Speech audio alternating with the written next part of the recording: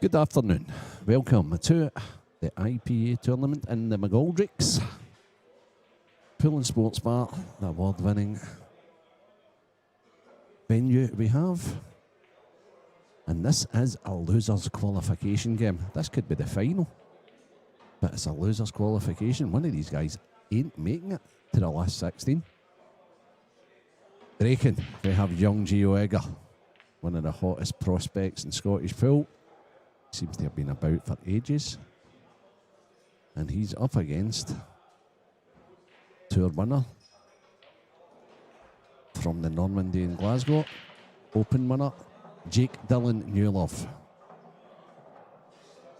So sit back, relax, and enjoy this afternoon's entertainment.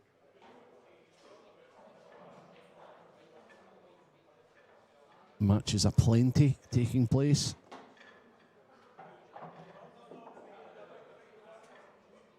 Mark Boyle, Lee Shepherd, Dave Adeno, Craig Marsh, Davey Markey, Paul Hartness, Greg McMillan, Mark McAllister Jr., Jake Dylan Newlove, Gio Egger, and that's all to get through. Who are the 8 qualifiers? I hear you ask me. These guys are all fighting to go in against Liam Dunster, the world number 1. Gavin Robinson, who's been scintillating so far this weekend, won a couple of Hill matches. Scott Gillespie, the informed Scott Gillespie, he's back to his best. Mark Farnsworth, who came through a Hill battle with Lewis McCool, and then he kicked on and he actually beat Gio 10-5 along the way. Gareth Hibbett, who won a titanic match last night against the pint-sized powerhouse Lee Shepherd. I think he was 9-7 down and managed to take that 10-9. Luke Sanchez, the informed Welsh start. Morgan McInnes, who was our last match on last night, a 10-8 victor on Dan Davey. And young Kieran Kay, maybe the surprise package in the winner's side. He actually beat Mr. Magic along the way yesterday. So they are the 8 guys that are awaiting these winners' qualification matches.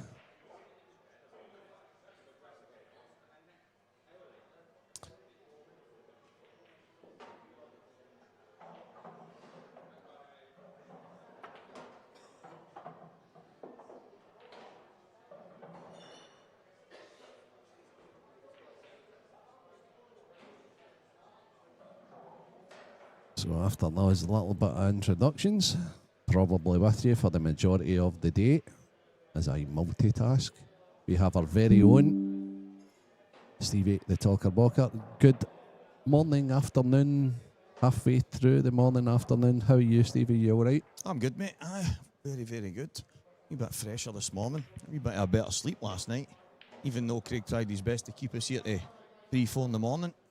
I was just highlighting the fact that Morgan looks tired himself.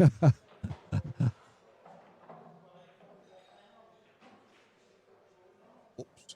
But Stevie's just come in, touched the button here, and the habit just went blank. I'm looking my back to.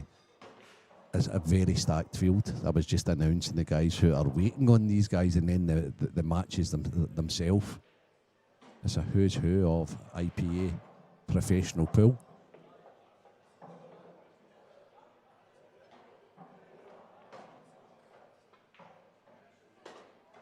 So one of the good, the Jake Dylan Newlove.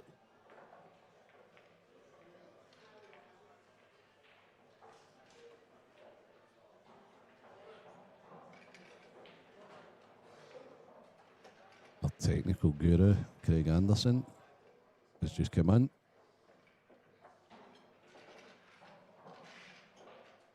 He's touching buttons and things like that. I have no idea what he's doing. Oh, right, okay. Yeah. I was trying to But do now- that and everything disappeared. Right, okay. So finally, it's Sunday, and we can. There, that's that screen I was Yeah. talking Now, about, if we get innit? disturbed, with somebody on a chat or what have you, we can actually look back at the shot. Right, okay. Ideal. As I say, if you've never been in McGoldricks and in the commentary booth, There we go, that's better. it's unbelievable. 6 screens right in front of you. Seat either side. All Craig's equipment all over the place. That's good. Thousands of pounds worth. And Craig's just sorted this. We're all set for the day. This is it. I mean, it doesn't get better than this.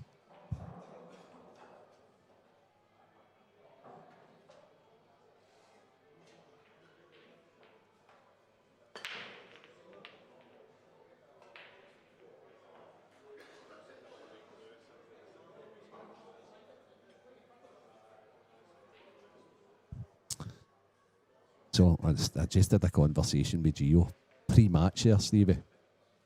Spec wipes, mate.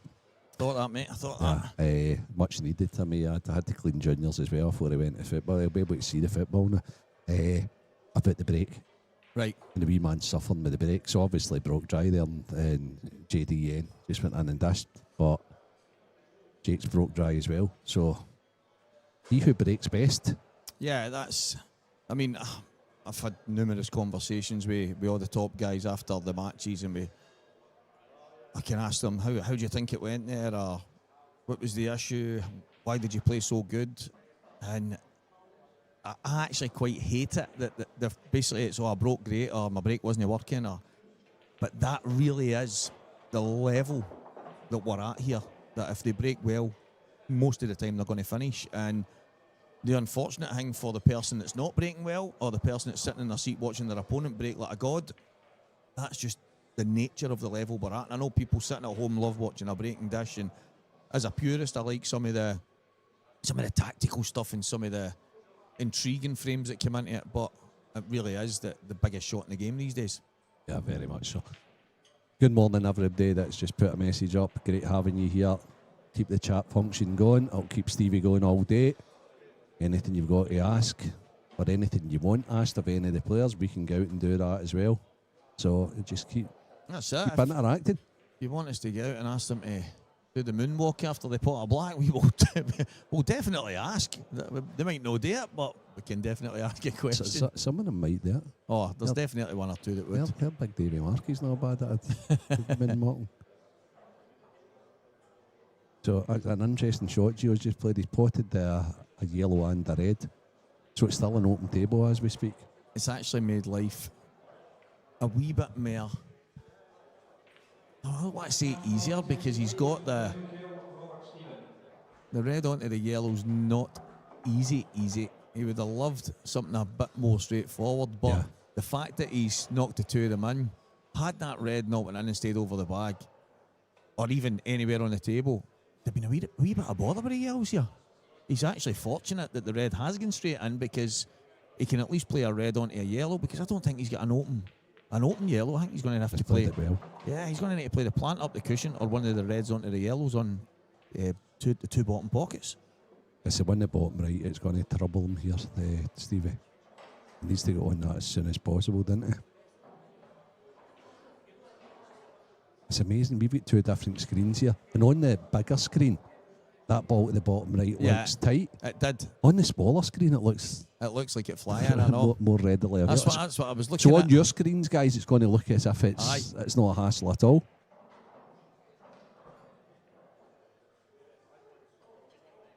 Still slightly awkward, but as you're looking to maybe the two yellows together, Renzi, I was going to say, is this the time to play that? Is he playing a wee snooker? Oh, he is. That's a pretty clever shot, to be honest. That's a sign of maturity, if you ask me. Yeah, I agree. He doesn't like handing the table over to Jake. However, if he does get another visit at the table, which percentage-wise you would expect, he's going to be in a much better place to finish with opening those two awkward balls. Yeah, that is a sign of maturity. So, while Jake plots his shot, Anthony Monarch, Jamie Burnett, that's to actually play somebody, to then play somebody. Yeah, exactly. Unbelievable, isn't it?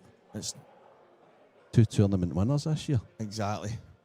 It's 5-4 Anthony Monarch, just now in a race to 7. Fernie, Ross Fernie's beaten Johnny McDermott, so Johnny's on his way home. 7 frames to 4. Johnny had a good wee weekend last night. Well, good wee weekend, last Friday and Saturday night. He was, yeah, they actually get the grandparents to come and pick up the kid so that they could enjoy themselves, and fair play to them. Good. They're a young couple. They've got to enjoy themselves as well. Definitely. And they're actually brilliant IPA members, and he's a great young IPA pro, Johnny. Definitely. And I think the fact that it's a big pool family should really be absolutely young. It's a cement, I think. And young Kieran, I better get that. Yeah, right. I know, Kieran. Called him the wrong name last night, and honestly, the full family were at me. I said, I mean, young Kieran McIntyre. The look that Johnny gave me. He's like, it's McDermott. I mean, I know Johnny. I was just winding you up. He's like, oh, right. I just. But he's turning up at events and all that as well. So that's it. A family affair. The wee man will be one of the mascots soon once he's running about. As you said a minute ago, Renzi, the last thing Gio wanted to do was hand the table back. And he's played a good shot. But Jake's played that swerve round the black, flicked the red at the bottom, and then went bottom cushion into the side. Made it so awkward for Gio. And Gio's basically had to give him a chance. Aye, very much so. And it's a good chance.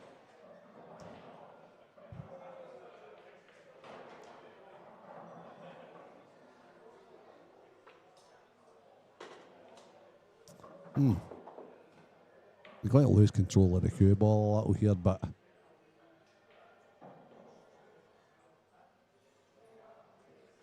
oh no, he's not. What am I talking about? He doesn't have to be on the ball he's closest to, because that goes into the bottom right. He's absolutely perfect. You can just drop this in. Back across, 2 cushions. That's fine. A little bit hampered possible. Oh, he's got a good touch here. And the thing is, he's a lot closer. I don't think he thinks he's anywhere near that middle bag. It's just took a wee slide. All the ball's all cleaned and ready to go again for this morning. It adds that little bit of extra grip. Christmas special. Maybe that's a thing for the, as I say, maybe that's a thing for the Stephen and Paul to discuss, and Brian and Nearly Toms and Craig. Listen. They can all sit down and have a wee discussion on that, and players' feedback, Stevie, which we forget is so important. Definitely. Absolutely.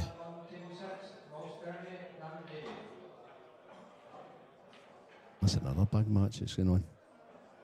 They're just all an all-pro match. I'm sure that was a final last year. Ross Fernie and Dan Davey, incredible.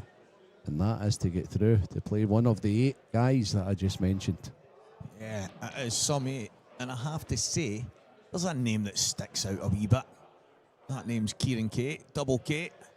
He's in with a host of professional, not only just professionals, really, really good, solid, top professionals.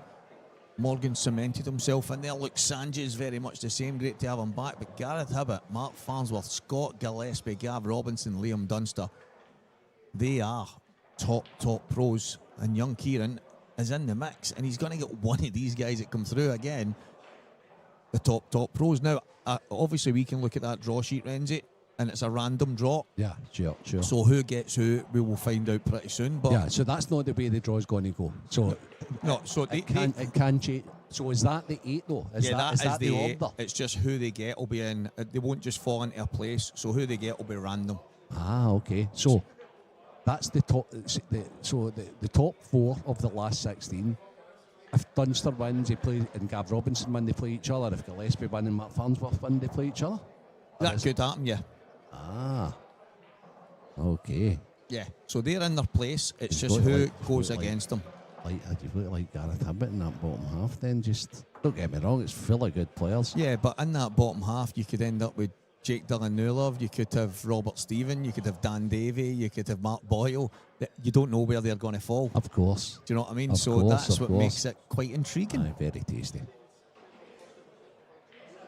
Aye, Jake's got a wee touch there. Oh my goodness. Oh, and I was going to say, Renzi, you pointed out, rightly so, Gio, the last thing Gio wanted to do was hand the table back.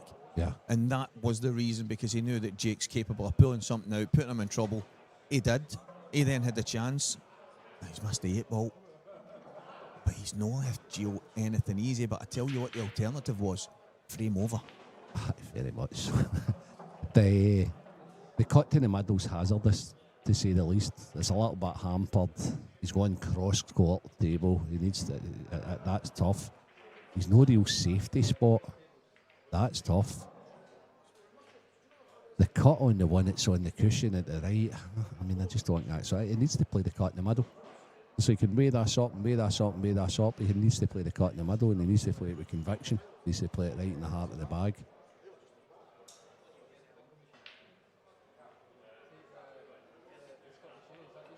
Just like that. That's a great shot under P, isn't it? Massive. I like... Obviously, he had nothing else that he could play. Let's be serious. He could... If he's going to go and thin nick the one at the top and try and get back in behind those two yellows, you're a maniac. If you try and roll the ball on the bottom and leave the black straight to the middle, then that was the only shot. Because in the defence of it, if it doesn't go right, you might land and leave him hampered, at least something like that. But that was a brave shot, and it was a very, very good shot. And it might turn out that the safety that Gio did play led to him winning this frame, because although he did leave, or let Jake back to the table, it was never easy. The 8 ball was always kind of awkward. Sure, he's just going to trust himself here and just pop it back to pretty much where the cue ball is just now.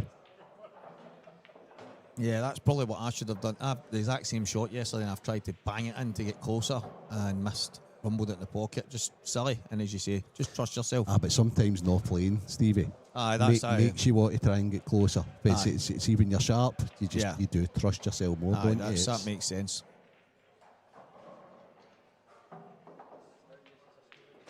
Yeah, good stuff. Good stuff. One frame apiece, barring some kind of crazy contact here.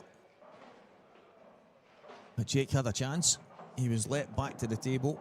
An opportunity arose. He didn't manage to get the double on the 8 ball, and Gio Edgar squares the match up. So I'm going to let you in a little secret. Gio's, the way he's going to break today, it was dead some morning about the break, his misfortunes of the break.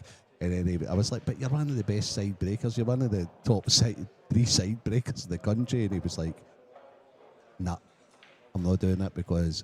So he's going straight down the middle, as hard as he can, all day today. That's what he said. So it would be really funny if his side broke after saying that. No, here we go. Look, here we go. Straight down the middle, as hard as he can, all day today, he said. He's placed the cue ball exactly where I place it if I'm going down the middle.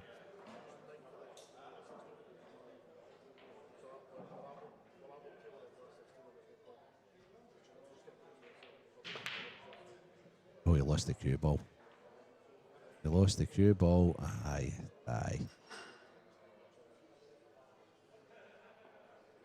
And lost the cue ball a bit, and he hit them. What's the word I'm looking for? He didn't hit them powerfully. It almost like skited the cue ball. And that's why balls haven't broke out particularly well.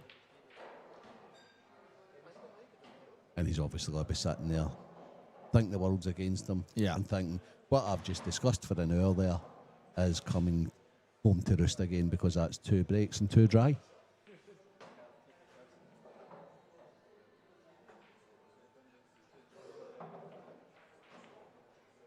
I mean, it looks like Jake's going to play yellows here. I thought the red to the left middle was the shot.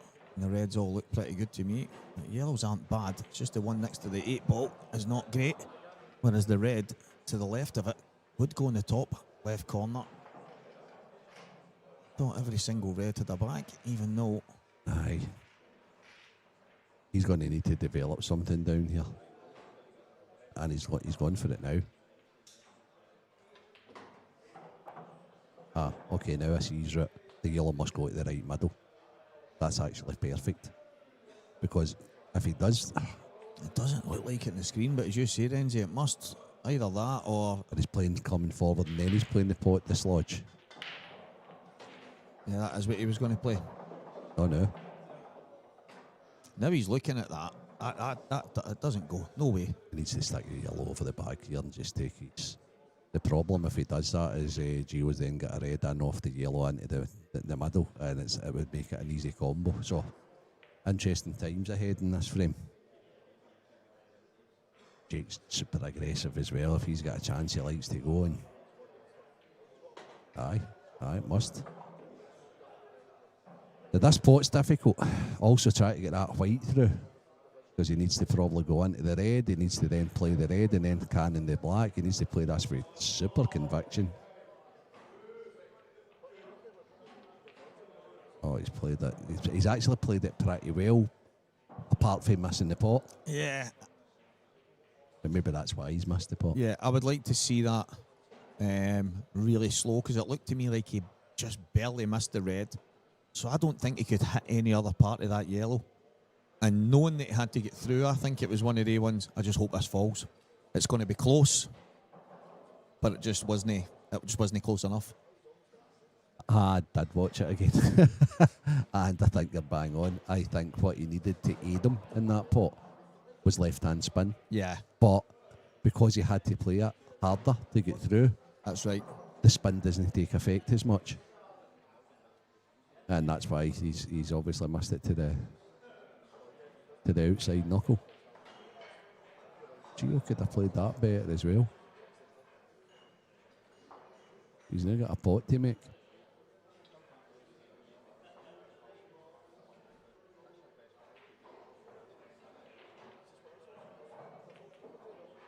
Which he has. Oh, he's got a nice little nudge there. Take that all day long. Dave Adenau, who joined us last night, I just noticed that he beat Dylan 7-1 in quick fashion this morning. He'll play Craig Marsh next. Lewis McCool beat Curtis Lee 7-6. Curtis is in a lot of deciding defeats. He lost 10-9 to Paul Hartness as well. So Dave's just waiting on a table, isn't he? Yeah. And the last loser's qualification, Corey Reese is awaiting. Oh, the Monk and Jamie Burnett is 6-5 to the Monk at the moment. Yeah, I mean, table 2 is readily available. Nobody's on it, and it's Dave Adenau, Craig Marsh is waiting for table 8 for some reason. I don't know. I don't understand that. Maybe it's just what the fans want. The Monk has got an 8-ball, however, to eliminate Jamie Burnett. It's table 8. Maybe is there anyone on table 8 right now? Table 8's right there. No, table 8's it's the Monk and Jamie Burnett. Oh yeah, right, okay. 6-5, so that's nearly done. That's fine. Well, it could be if he puts us. It's obviously to keep the three streams going. That's a brilliant shot. That's fine. Such a sensational player. What a season the Monks had as well.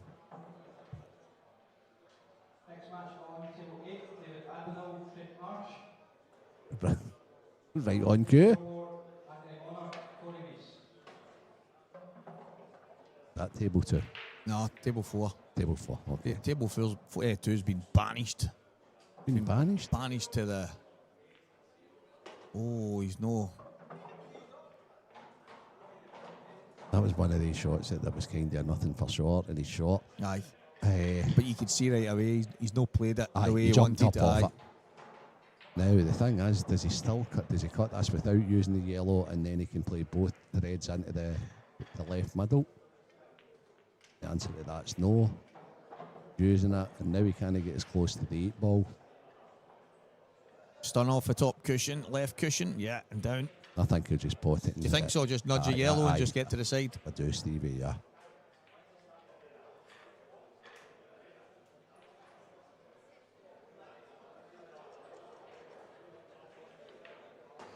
I didn't even need to touch it. Okay. Yeah.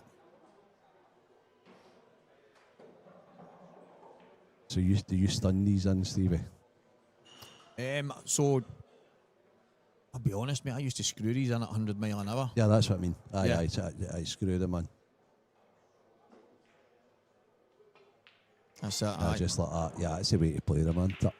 Because I was actually, you know, when you do the blackball shootout kind of thing, and it was funny because Jamie Burnett's just came off the previous table, and we were playing against their team. It was that Ellen Barris thing. It was the areas. It was more or less like Strathclyde, and so the areas were all put together for that. I think it was like a 9-man or whatever it was. And one of your matches went to. It was Lanarkshire and Strathclyde or something, I think. I think we had some of the Paisley boys, and I actually think Rooney was in our team as well, and a handful of the Glasgow boys, Chick and Maxie and whatever, and then we were playing, it was Jamie Burnett and a Gibbsy and whoever, it was all for all the kind of areas, and on the penalties, everybody was just going down and rolling them in, but I've just went boom and just screwed it in, and screwed off a side cushion, and the cue balls came back to the bottom cushion, and jazz it was, he said, Stevie, you're confident and you fancy just going and back. That's the way to play it. He went, it's just you won't get many people playing that shot like that, because everybody was playing it the same way. And I went, Jamie, I don't know any other way to play it.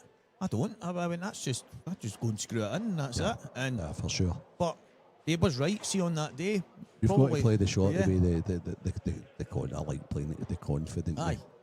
Even if it's false confidence at times, at least you play it. Exactly. I think we had that discussion a couple of days ago. What a break. Absolute monster.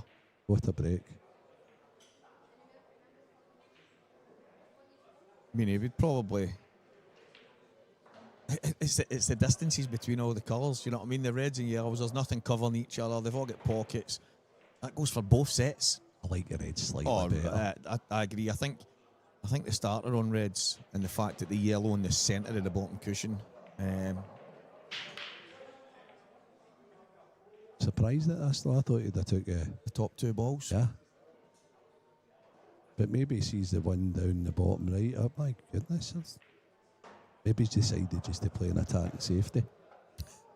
He's just obviously I'm no, I know. But that's a strange shot. Yeah, so strange. For a guy so good. And do you think that when he's down on that, there's a little bit of indecision there, and that's what makes him miss that, because he's not 100% sure that that's the right way, and he's, I don't know. That was a strange one. That surely was. So Mark McAllister, 3-0 down to Greg McMillan. Quick fire. That's about 30 seconds, and now it's 3-2. That's just the way Big Mark plays. Greg, he won a match last night, quite late. I watched that. 7-6? He ended up winning that as well. 7-6, and Keith had a wee chance, and table just turned a little bit on him. But Greg then had to go in and take a really nice finish away. It was a top class game.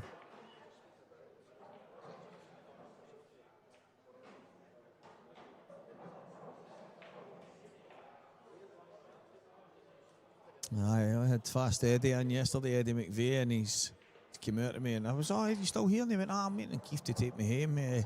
He's raging. And I went, all right. He says, he's raging, Stevie. He says, I gave the boy the motor to take home, and I said, I'll get Keith to take me. He's I've done him plenty of favours. He's raging. And I'm like, he's probably raging because he's in the middle of a game, and you've went there and says, by the way, you're taking me home 40 minutes out your way. I think it's 20 minutes out his way, but it's still out his way. Aye. It's Eddie's some character. Brilliant, absolutely brilliant. He honestly spent 2 frames in here, and it was good. The 2 frames, he was drinking coffee and splitting all the other. It was good fun, right? But then he actually walked round to the door a couple of times, and he looked in and seen that there was somebody with, and he's kind of shrugged his shoulders and went away. He's itching to get back in. He's wanting more. Aye, he's a character. Absolutely brilliant. He's another one with about 4 million sponsors. Fair play. Fair play. Gift of the gab. No scared to ask. Fair play. Gio's taking these well so far. That shot he played there to drift the gap between the red and yellow was fantastic. He's leaving the cue ball on the top cushion. I'll allow him to just push towards the baulk line as he wants to get himself the right angle for the 8. Just off straight, he can drift past it and take it into, I don't know if it goes in the bottom right. Might do it. If it does, it makes life a bit easier. If it doesn't, he's got plenty of other pockets. So what you suggesting for the 8 ball, the right middle, Stevie? Well, if it doesn't go to the bottom right, if it goes to the bottom right, he's just dropping this in. Okay. See, knowing Gio, he likes to just nick these, and I think he's putting the 8 ball in the left corner. Yeah, bottom left. Yep. I say he had so many options. I mean, if it went in the bottom right, it went in every single bag as well. Do you know what I mean? So he plays that little shot as good as anybody, though. I don't want to sound kinda, but it wasn't a tough shot he played. Oh no, it's not. It's probably the easiest shot in the game. A little jab out. Yep. But, no, it's not a tough shot, but it's a shot that muscle memory and playing all the time just like makes you. The thing, one of the biggest things for me with Gio was there's probably certain pots on a pool table, although I'm never one of these guys. Every now and again I'll say the long pot, because it's long on a pool table, it's not a long pot and standards to other tables in the world, but he makes certain shots that might look long and hard to others look so effortless and easy, Renzi. Very much so, Stevie. And the amount of times I watch him, that's a good observation. To be honest, I've actually said to him, and he's went, "Oh, I appreciate that, mate." And I'm like, "No, it's not even like I'm kind of giving you a big pat in the back. It's just like I just never expect him to miss them." But again, I'll maybe put that down to the work he's put in, the kind of hard yards to.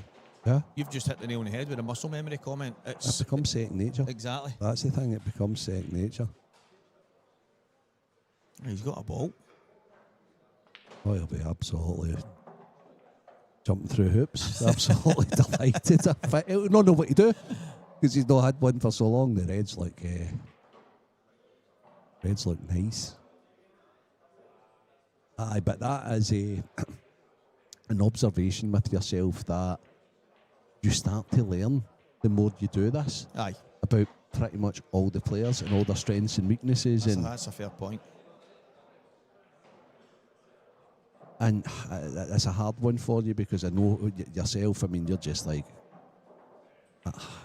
such a big part now in the IPA, but I still know you want to play the game, right? And you're caught in a heck of a position that, the thing is, when you're doing this, especially the commentary side of things, you're learning all the time. Oh, of course. You know, so it's making you a better player.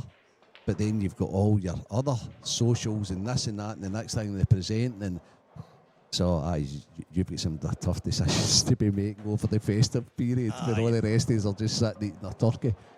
It's funny because, like, I'm at a stage right now which is so strange. I put a lot of it down to the fact that I sit here and get to watch the very best players and learn. But when it comes to playing the game, some of the simplicity and the way I've went about my business lately and how good I've played, and it is really the sharpness that when I'm coming away and going, if I'm sharp, I don't make that mistake. If I'm sharp, I don't miss that. If I'm sharp, what a shot!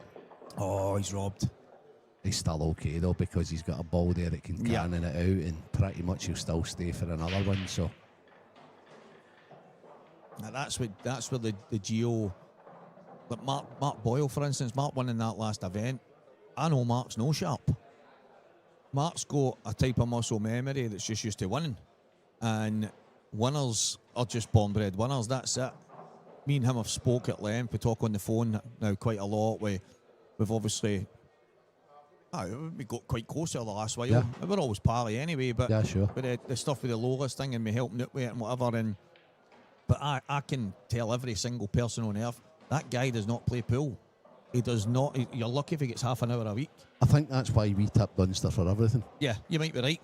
Innit? Because, you know, all these guys playing at the very top of their game, there's not much between them at all. True. Right? Scott, Mark, Dunster especially, for Scotland, right? Mark Farnsworth and Gareth Abbott, right? Just like two phenomenal players. That we know they're super sharp all the time, even though I hope they don't mind me saying, but they're getting to the latter stages of their career. But their work ethic, right, and their practice and enjoyment, they still do it. But you know, Dunster's doing it and doing it and doing it. And he's top drawer anyway. So he's easy to tip, isn't he? Because you know he's always going to be sharp. when you know he's having race to 50s with people, you kind of say to yourself, it's ridiculous, and we laugh about that, but my God, that's just phenomenal practice. And it's. I mean, obviously, I know. Me and him have spoken. He's invited me up a few times, and it's the kind of thing that would suit me when the bug's there. That's been away for a wee while in the sense of putting the hours in. Good shot. But probably go back 3 or 4 years, I'd probably be up at Dunster's 5 times a week. Stevie, I do tell that story quite a lot. Maybe bore people right now, but this is true. Even when I was playing, before stopping playing, maybe 3-4 years before, I practiced with him, right? But I only practiced with him when I was really sharp. Aye. And I'd go and get leathered, right? And see if I was to manage to win an occasional set, 36, I'd go home so happy because I knew if I could beat him a set 36, I could still beat anybody. Aye. But it would be maybe play 5 sets 36 and it would be like 6-2 him, 6-0 him, 6-3, 6-4. I'm like, okay, this is good. Then I'd win one, 6-5. Right, because I wasn't beating him 6-0 or that. It was right. And then I'd go home happy that I had practiced through the day, had a weekend with him at night, and I could still beat anybody. Aye. That's it. But still get leathered. It's funny that when you talk about Liam, I've spoke to you about when I was practicing with some of the guys that I've went and surpassed at that time, and I'm like, right, I'm destroying them here, and I can see that it was hurting them in the practice, set after set after set, so I would let them win the odd one. And then they would be basically saying to me, I've got you now, you're on the ropes, and I'd be standing there going, poor guy. And this is guys that were good players. Dunster's not letting them win one. Not. And that's, aye. He wouldn't let his family win. He wouldn't let anybody win, man. He loves winning. He just loves playing the right shot at the right time. I think that's why they all go far and wide to practice with him. Yeah. Gio, Fernie. Well, Gio's went up for the race to 50. Yeah. Morgan. Lots of them. Louis. Everybody. I think at some stage, everybody's went through to have a practice with him. He's got his rules. Yeah. No breaks, no eating, no phones, no. Yeah. Obviously, you can go and do the toilet, but that's your whack. Only once every 2.5 hours, I think. You need to wait till the buzzer goes and you can get to go to the toilet. But listen, that's the routine. That's the military styled kind of idea that he's got to be as good as he can be, and he's so regimented, Renzi. That's just the way it is, isn't it? And for somebody with his background, which I don't know millions about, but I'm pretty sure he didn't grow up in a flimming military background that's full of, do you know what I mean? I know some of the bases here, and just think the kid, and the reason we talk about him quite a lot is because he's quite Marmite. He is. For me, he's just, no matter what he set his goal to be in life, he was going to be, if not the best, one of the very best at it. So whether that was to be a bin man, pool player, lawyer, he was going to be top drawer at whatever he did. And he decided, fortunately for us, to be a pool player. And a very successful one. It's funny because I look at Gio. I mean, I love the way Gio plays the game. He actually plays the game. There's similarities to, they're not the exact same, but there's similarities to the way Boyle plays the game. Two of them, I'm not going to say Gio's went and watched. And Jason a little bit. Yeah, you people could say forget how good Jason was, and like, Gio's like, to me, Gio's like a hybrid of Jason and Boyle. I actually said to Gio a wee while ago about his cue action. I says it's quite snooker-esque. I mean, have you ever considered the snooker? I think it's because I see the way he cues through the ball. It's like a smooth release, and it reminds me of the way Boyle releases. And he's like that. But obviously, he's playing a bit of snooker now, and he's knocking in the odd big break. And I said to him, I went, so do you fancy yourselves the next Mark Selby? And he went, nah, Stevie, I'm nowhere near that. I says, neither was Mark Selby at that age. True. Now, in his 20s, neither was Mark Selby. How young he is at times, don't you? Mark Selby was a world champion pool player. He wasn't a top snooker player. But he decided he was going to go and be the best he could be at it and see what happened. And we can all see what happened. So Gio's young enough to still be able to compete at any of the Cuesports. 100%. Any Not of them. even in doubt, Renzi.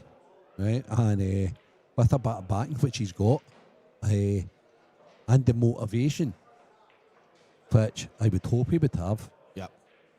and the opportunity which is so important, right? I think there's, as I say, like that Chinese game and all that. I'm watching like some of the boys. Oh, he's a bit unfortunate there, or he just went to the bell once too often. Aye, there's opportunities for him. Definitely. He actually played a 9-ball event, beat a couple of pros along the way, and actually won one as That's right. an 8-ball player. So he's talented, no doubt about it. That was one of the reasons why I said to him, I went, I think you're doing yourself a disservice, Gio, because, and he went, Stevie, I really appreciate that. He went, I'm looking at it in a realistic way and thinking that's just not possible. But I don't think he's being realistic there. I think he's being pessimistic. Aye, And there's a difference. probably. Because although I think he knows that he's very good, I mean, he's exceptional. And this is the thing that some people maybe go, nah. I don't know if he comes across cocky to people. He doesn't to me. I don't think he realises how good he is. Oh no, I get Jason knew how good he was. that. Aye, sure. Jason knew he had like Ronnie O'Sullivan type freaky ability with a cue in his hand. Gio knows he's good. Gio knows he's up there. I don't think he realises he's as good as he is, Renzi. No, maybe not. And he should, to be honest with you. Hey, Rod, let's hope that Dunster's the only guy for that side of the Scotland that comes through and gets a result in Glasgow today, my friend. Are you coming through to Glasgow yourself today, Rod? Or are you armchair watching, mate?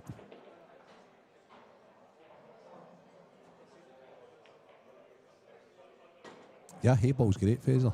It is, but there's not many places you can play. There is a little place in Dunfermline, however, the ballroom up in Dunfermline that has a nice hayball table.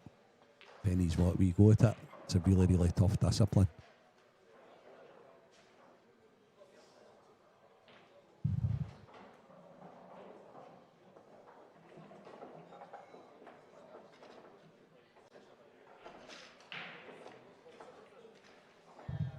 That's the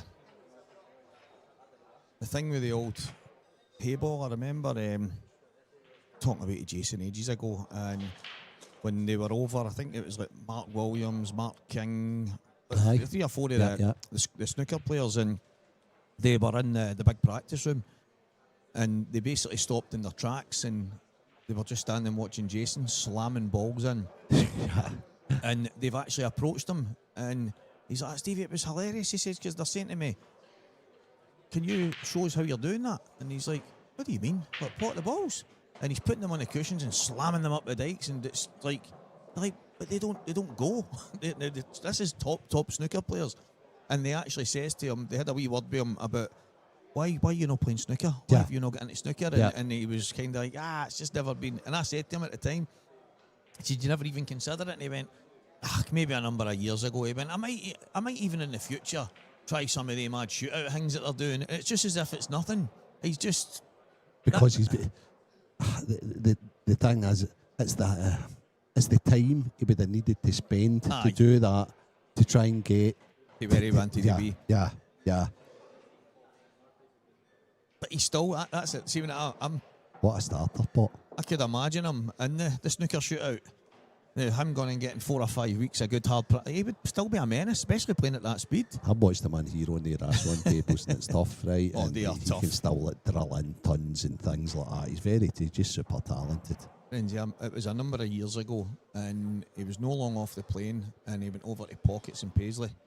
McGoldricks wasn't here at the time, and he went in and pulled his 9-ball cue. All right, I know it's not a tight Raswan table, but he knocked in, I think it was 108 or something, and he hadn't played snooker in about 10 years, and did it with a 9-ball cue.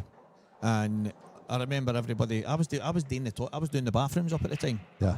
And I remember everybody being there in awe, thinking this isn't normal. Now, had I not been there, I would have still believed it. It wouldn't have ever been but the fact of the matter, there was people on a page talking about it, and there was loads of Yanks going, yeah, that happened. I mean, everybody's so far up Jason's back. And I'm like, are these guys insane? They don't realise how good this kid is with a cue. Do you know what I mean? He's just, but as I No, say, very much. Very much. Sorry, I was distracted a wee bit. Gio's just played a brilliant shot there. the Stevie. plant was different class, but No, then the shot I'm taken round the talking back. about that shot there because he's on all three. Yeah, he's came up the back quite well. See, I get to see it on the replay cam. This has been a really good finish and a breaking finish as well. Drifted the gap, brilliant. The plant to start it off was different gravy. Absolutely different gravy. And he's putting the foot down, Gio. And the reason He knows he has to, because this is one tough opponent. That's the reason why I'm mentioning all these things about obviously what the likes of your Gios and that have done, your Jasons and that have done, because I see that for Gio. I think the opportunities are limitless for him. I just he knows he's very good. He knows he's top. I just sometimes think you can just tell, can't you? Yeah. That guy's got it. That guy's got it. you just want the penny to drop, because whether it's as much as I would love him to be in this game forever, I'd also love to be proven right that he can go and really mix it in any Cuesport. But then again, Renzi, you've got to be passionate about it. He loves this. Oh, he does love it. He absolutely loves this. So at the end of the day, if this is his passion and he goes and does well and makes some coin playing this game, which he will do, then so be it. I see. There is a similarity because he likes a wee night every now and again as well. He likes his mates. He likes going to the pool night and having a couple of pints, and pretty much very, very similar to Jace. Yeah. He's got some. It's not just pull. No, he's a good character. He's actually, when we were, was it Bradford? It was Bradford at the Worlds, and I didn't realise that him, Fernie, there was about 4 or 5 of us, and we were all a door away from each other. Wow. Oof. But I've not realised that. So I'm walking into my room, and he's like, "Are you in there, Stevie?" And Fernie's, "And are you in there?" So they're doors away from me. Next minute, he's lying on my bed. Oh, he makes himself at home, doesn't he? Arm behind the head, t-shirt half up, belly hanging out. He's not got a big belly like that. Yeah. Stevie, I love you, man. Aye. And I'm like, He's had obviously had a couple of pints. he's Perfect. scooped Yeah. here. Yeah. But I just love his character. He's a diamond, absolute diamond, there, boy. That's another monster break that Jake Delanuelo's just had. Absolute monster. So they're starting to break the balls pretty good. I remember his last good break, Renzi. He never kind of capitalised on it. Oh, and I'm forgetting. Oh my. And then he's See, made I'm getting a another bit old mistake. now, Stevie. Right? I'm thinking this is a race to 10. This is a race to no. 7. So Gio's very, very close. This is the loser's Actually. call, mate. This is the loser's call. Oh, races to 7, guys, until we get to The last 16. the last 16. So there's a couple of people close. Matt Boyle's 5-2 up in Lee Shepherd. He's got to count his cell, unfortunately. He did have a chance to beat Gareth last night, though, and he was really sick. And Mark's actually looks as if he's just about to go on the hill there. That on table 9 for anybody multi-screening. Davy Markey 3-1 up, Paul Hartness 3-1, Lou McCool, Robert Stephen, Corey Reese 2 up in the Monk, Anthony Monarch, Dave Adenau 2-1 up in Craig Marsh, and Greg McMillan 4-3 on Mark McAllister Jr. That's Dan Davy 3-1 up in Ross Furness. So that's us updated. Jake Dillon Newlove needed that. Yeah, he took these better. Back-to-back dishes for the two fellas. He tried to get the first 2 at the bottom right. He didn't land on the ball he was playing for to start with. So he had to re-manoeuvre, kind of figure it out a different way, and he did so.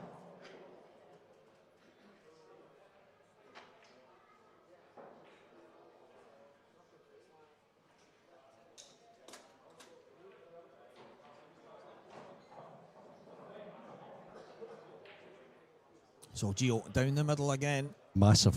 Actually, a massive break. Because if he gets one and runs, he'd be on the hill and feeling good. If he's dry and Jake, it's really match on.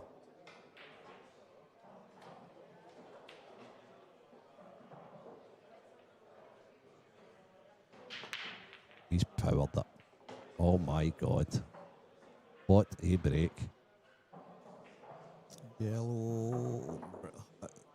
The problem is tough red to start, and then red left middle, and it's actually a pretty straightforward pattern.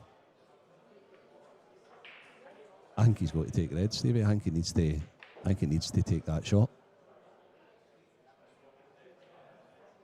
Yeah, I think you're right. He drilled one of these in earlier, didn't he? Yeah, he's not even thinking about anything else.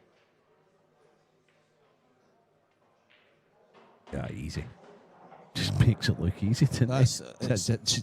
It's the shots that you think, right, okay, this could be awkward, and it's like, it might as well be over the pocket.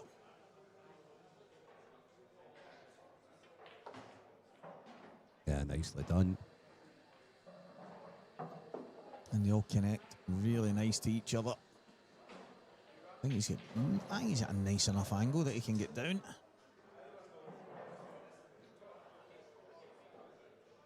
Just playing for the one on the side here, or are you coming to the middle of the table? Right, okay. Oh. Right, fair enough. He's not played that good. But look how, as you say, he knows he's not played that good and he should have been better, right? But it's how quickly he's just saying, right, okay, I am where I am, I'm just going to still...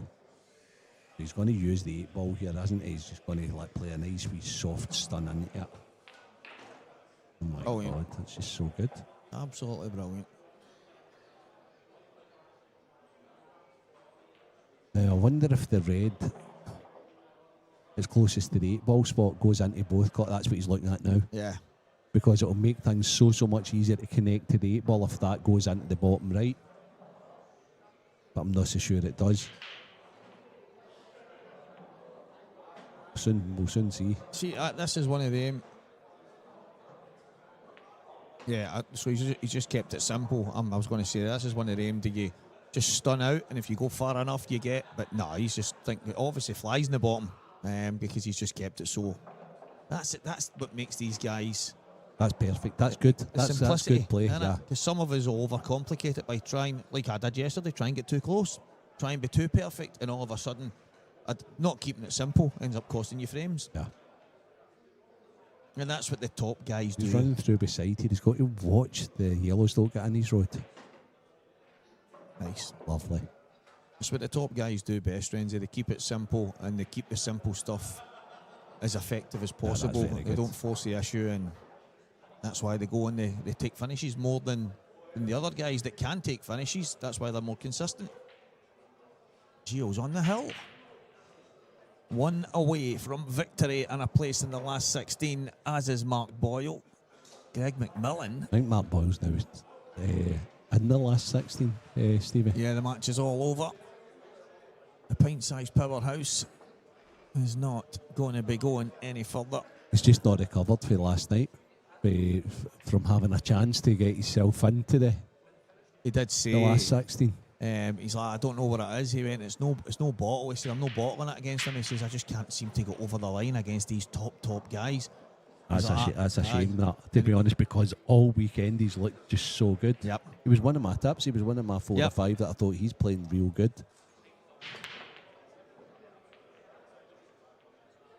But once he does that, he'll then believe more. And I know he believes already. But doing it is when you know, Stevie. Yeah, that's the difference in it, because there's those, I call them the penny drop moments, and there'll come a time where he'll get 1 or 2 big ones, and then he'll go, why is this taking me so long? And it's not, as you say, it's not bottle, because he's not afraid of them. It's just, sometimes it's so hard. I mean, the hardest frame to win's the last one. There's so many times there's someone 6 or 7 up in a race to 8, whatever it might be, and all of a sudden, and it's actually happened in the last. Morgan was 7-3 down. Stevie, that's really weird, right?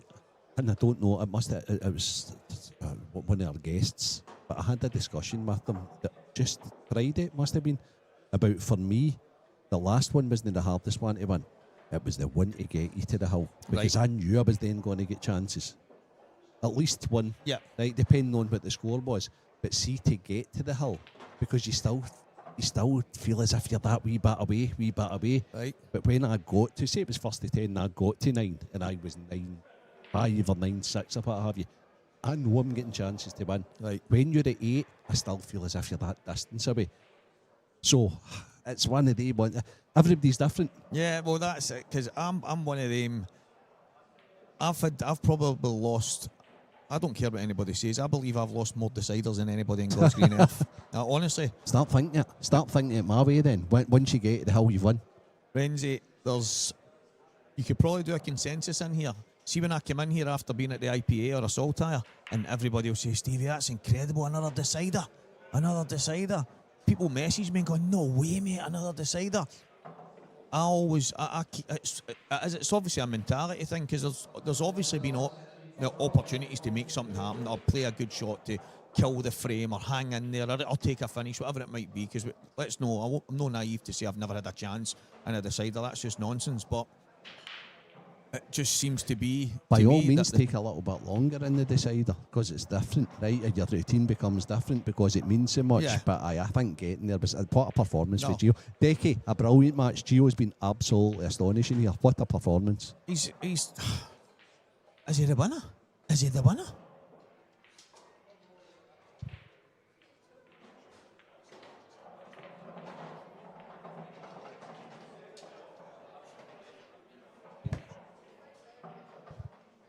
The draw is coming up, guys, for the last 16.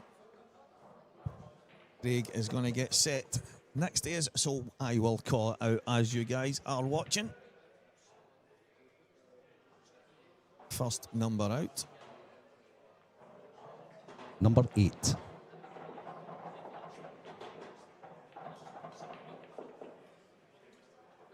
This is the last 16 draw. Oh, hi, Senior. He was brilliant there, Senior. All he did while chatting with me was moaned how bad he was, how his break was so bad, and I think he moaned that much that he's ended up absolutely buzzing, pal. Hope you're well, Senior. Yeah, so Gio Edgar will play Liam Dunster.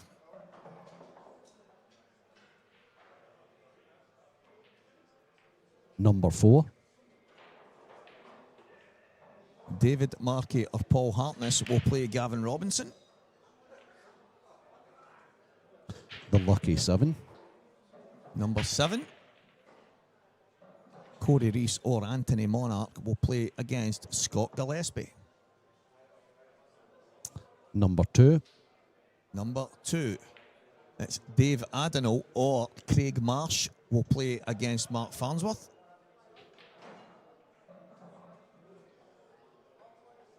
Number 3. Number 3. That is Ross Fernie or Dan Davey, and they will play against Gareth Ibbott. Number 5. Number 5. Lewis McCool or Robert Stephen, and that will be against Luke Sanges. Number 6. Number 6. Greg McMillan or Mark McAllister Jr. No, winner of that will go head-to-head with Morgan McInnes. And the last. And that leaves... number 1. Number 1, Mark Boyle or Lee Shepherd. And it's actually Mark Boyle. That game's done. So Mark will have a chance to exact revenge on young Kieran Kay, who took him out yesterday, 10 frames to 8. So that is the draw, guys. As these matches finish, these other ones will get set. But Gio Edgar, who just won the previous match, has got the luxury of Liam Dunster. Let's go and see if I can get him in for a wee interview with you, Stevie. Ask him where that came from there. Just say Renzi was like, just been moaning to Renz for an hour. And that's I'm just going to say, mate, Renzi says you've been all over the place and then you've come in and played like that. What's going on? What is going on?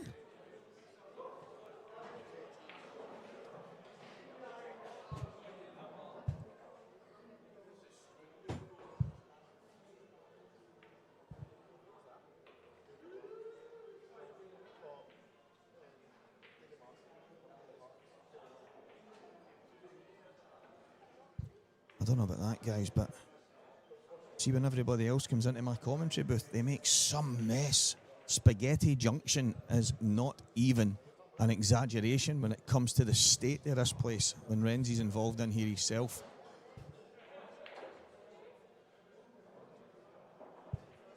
Young Gio. All right, Stevie. That was pretty good, mate. But time. I know you've had some problems with your break and you went down the front, slightly to the left. First one didn't go, I don't think it went great, but then after that it was no bad. First one terrible, second one terrible. So I broke for the right hand side, slightly to the middle, in the middle for like the brown spot. in the cushion. I broke through like the middle, so like maybe the yellow spot, terrible. Then I went to the left and I went kind of hard, and then it was terrible. And then I went to the left and back a wee bit, and I'm going to go. I just went, I'll kind of feather it long and slow rather than trying to power it. I'll just try and just pure time it, and then I think I got a ball every break, to be honest. Maybe one dry, but I was hitting them pretty decent, but still got to take the chance at it. I felt like the chances that were coming were always awkward, and but I managed to get them. It was about time I took out a few finishes. I've been absolutely terrible, I'm not going to lie.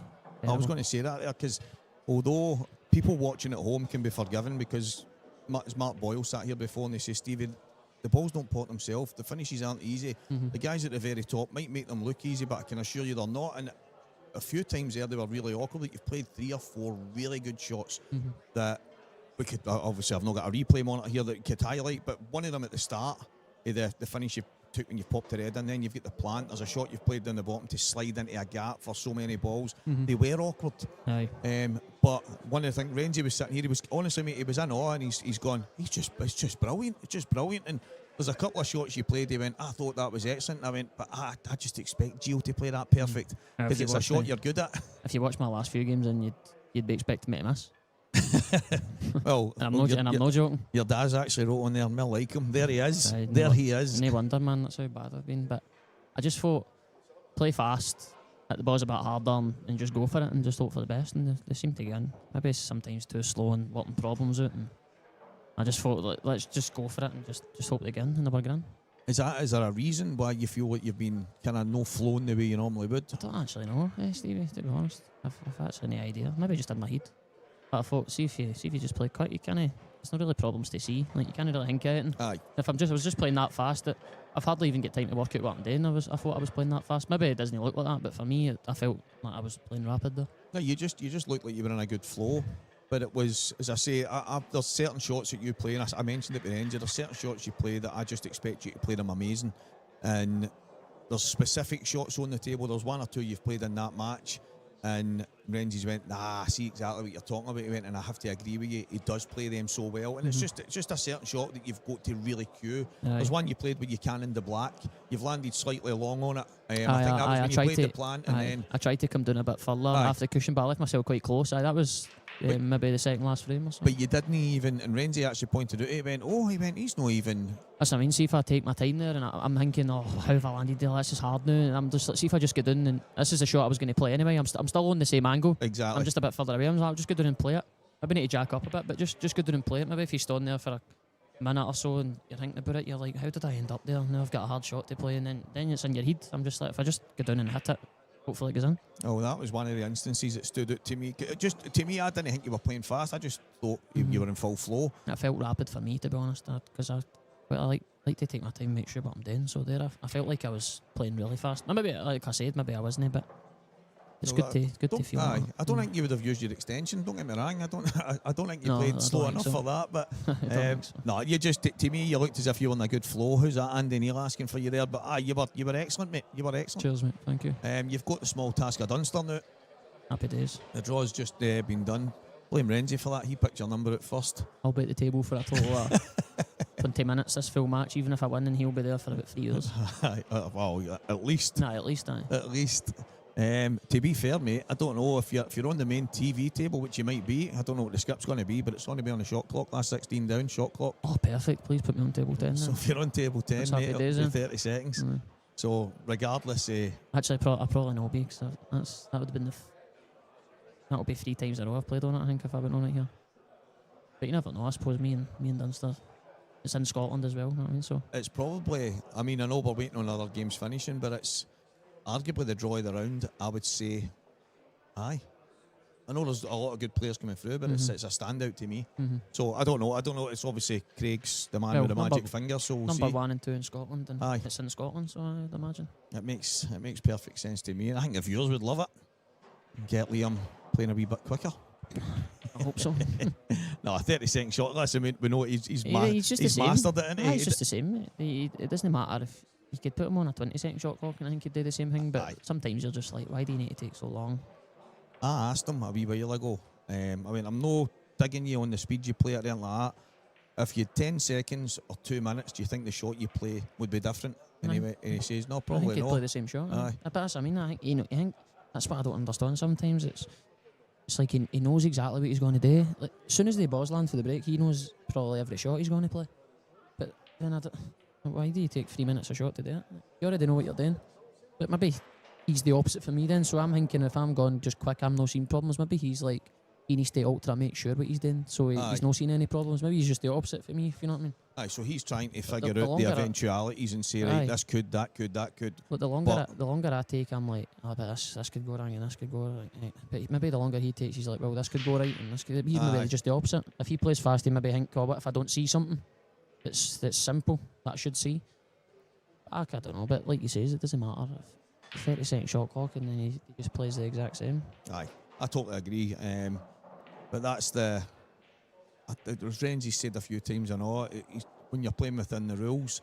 But I've also said this to Liam, technically it's not within the rules because blackball rules is a minute rule regardless. Yeah, so if you're taking 2, 3, 4 minutes, it's just that they don't get enforced. Yeah, definitely. So I know on the outside tables it's hard, and I know they try and look at what the score is and then they'll come out and say, oh, your game's getting cut or you're on the shot clock or whatever it might be. It is nearly impossible, but what does it take? Does it take opponents to go, listen, mate, I need you to speed up? I mean, even if you did that, see if that was a vote, like, should this rule be enforced if it's over a minute a shot? Dunster would be the first to say aye, because I don't think it would bother him one minute. You're right. I think you're absolutely spot on. I think he'd be the first to say aye, we should enforce this rule. It should be a minute a shot maximum.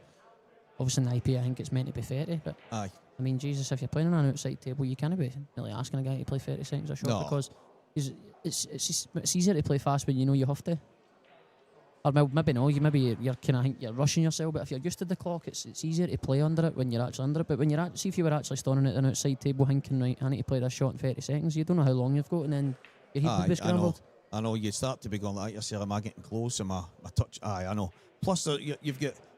One of the first times I was on the outside tables, a match that was on before me, Gio had ran over. So before my match even started, my game was on the shot clock. Mm-hmm. And I'm like, no, Matt, I said, I know, but it's because your match is now behind. Yeah. Fair enough. So it didn't bother me, but I wasn't clued up on it. I was all over the place. And I spoke to the referee after it. It was Brian Moss, and he said, Stevie, I've not explained myself properly. I won the game anyway, but I was all over the place. Aye. And I says, mate, see when there's people at the other tables and that, and I'm the players.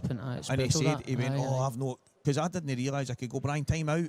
You can just stop the time. And I was all over the place, and I think that's where, on the outside tables, if you've not got somebody sitting there actually timing it, and you're having to, I think that you just hope that your opponent's just not taking the mick in it. He could be 15 seconds a shot and you would still say, well, that's just not true, because 15 seconds is really fast. I mean, the guy just plays ridiculously slow. I mean, look, when you're taking 3 and 4 minutes a shot, that is slow. Like, I don't know, but if he played 15 seconds a shot, then that is absolutely rapid. But I'd like you to show me where he does play 15 seconds a shot, because I've never seen it. See the finish he took last night to beat Robert Stevens? No, it was an unbelievable finish. Unbelievable. The last 2 and 1, he was incredible. And Robert he's hopeless at 2 and 1s. And he's like, I just didn't think I could lose the frame. I'm sitting there going, oh, yeah, beauty. And then he played a 2-1 before it, didn't he? 2-1 at the top, screwed down. The first one was kind of, you should get, but the last one, you're like, my God. It was about a fit for the bag. And it was off angle. Aye. Like, oh, my God. And he's dead-weighted it to hard for the black. No bother. Aye. I'd be lucky to hit the second. I'd just be lucky to hit the hanger. I'm just playing the plant. I'm looking through the TVs and I could see Robert kind of laughing. I went, oh, Robert's smirking. I wonder what happened there. And then I seen it back and went, oh my. He scored it. Oh my. Incredible. We were talking about you in here with different disciplines and 2 shootouts he won. But that's exactly what we're talking about. He won 2 shootouts. 50, but that's exactly what we're saying. If he plays 30 seconds a shot, or 15 seconds a shot, he plays to the exact same level. But it's when there's no shot clock on him, there's absolutely no need for him to take as long as he does. And I've told him that. It's something, especially when you're playing him, it's ridiculous. But you can't let it bother you. I suppose actually you saying it annoys him is probably even worse.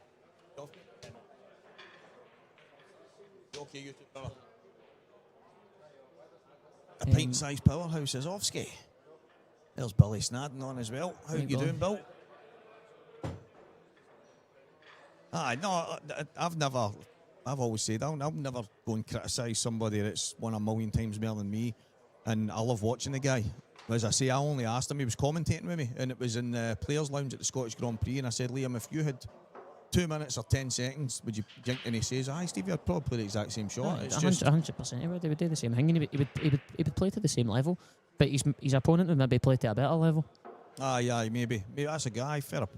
On the shot clock, I think his opponent will play to a better level, but it can be really off-putting when it's no on the clock. No, for me, it doesn't actually bother me in the slightest. I just sit and laugh at him. Like, mate, you've got 3 balls out of the holes. Like, just pot them. I remember he done it to Chris Mellon, and Mellon. Aye, you just started conceding frames and that, just going off his head. Aye, of course, but that's what I mean. Scarting balls. Folk, it can really get to them, but for me, even if I was allowed, I'd just sit there on my phone, laugh at you. Like, there's no need sometimes.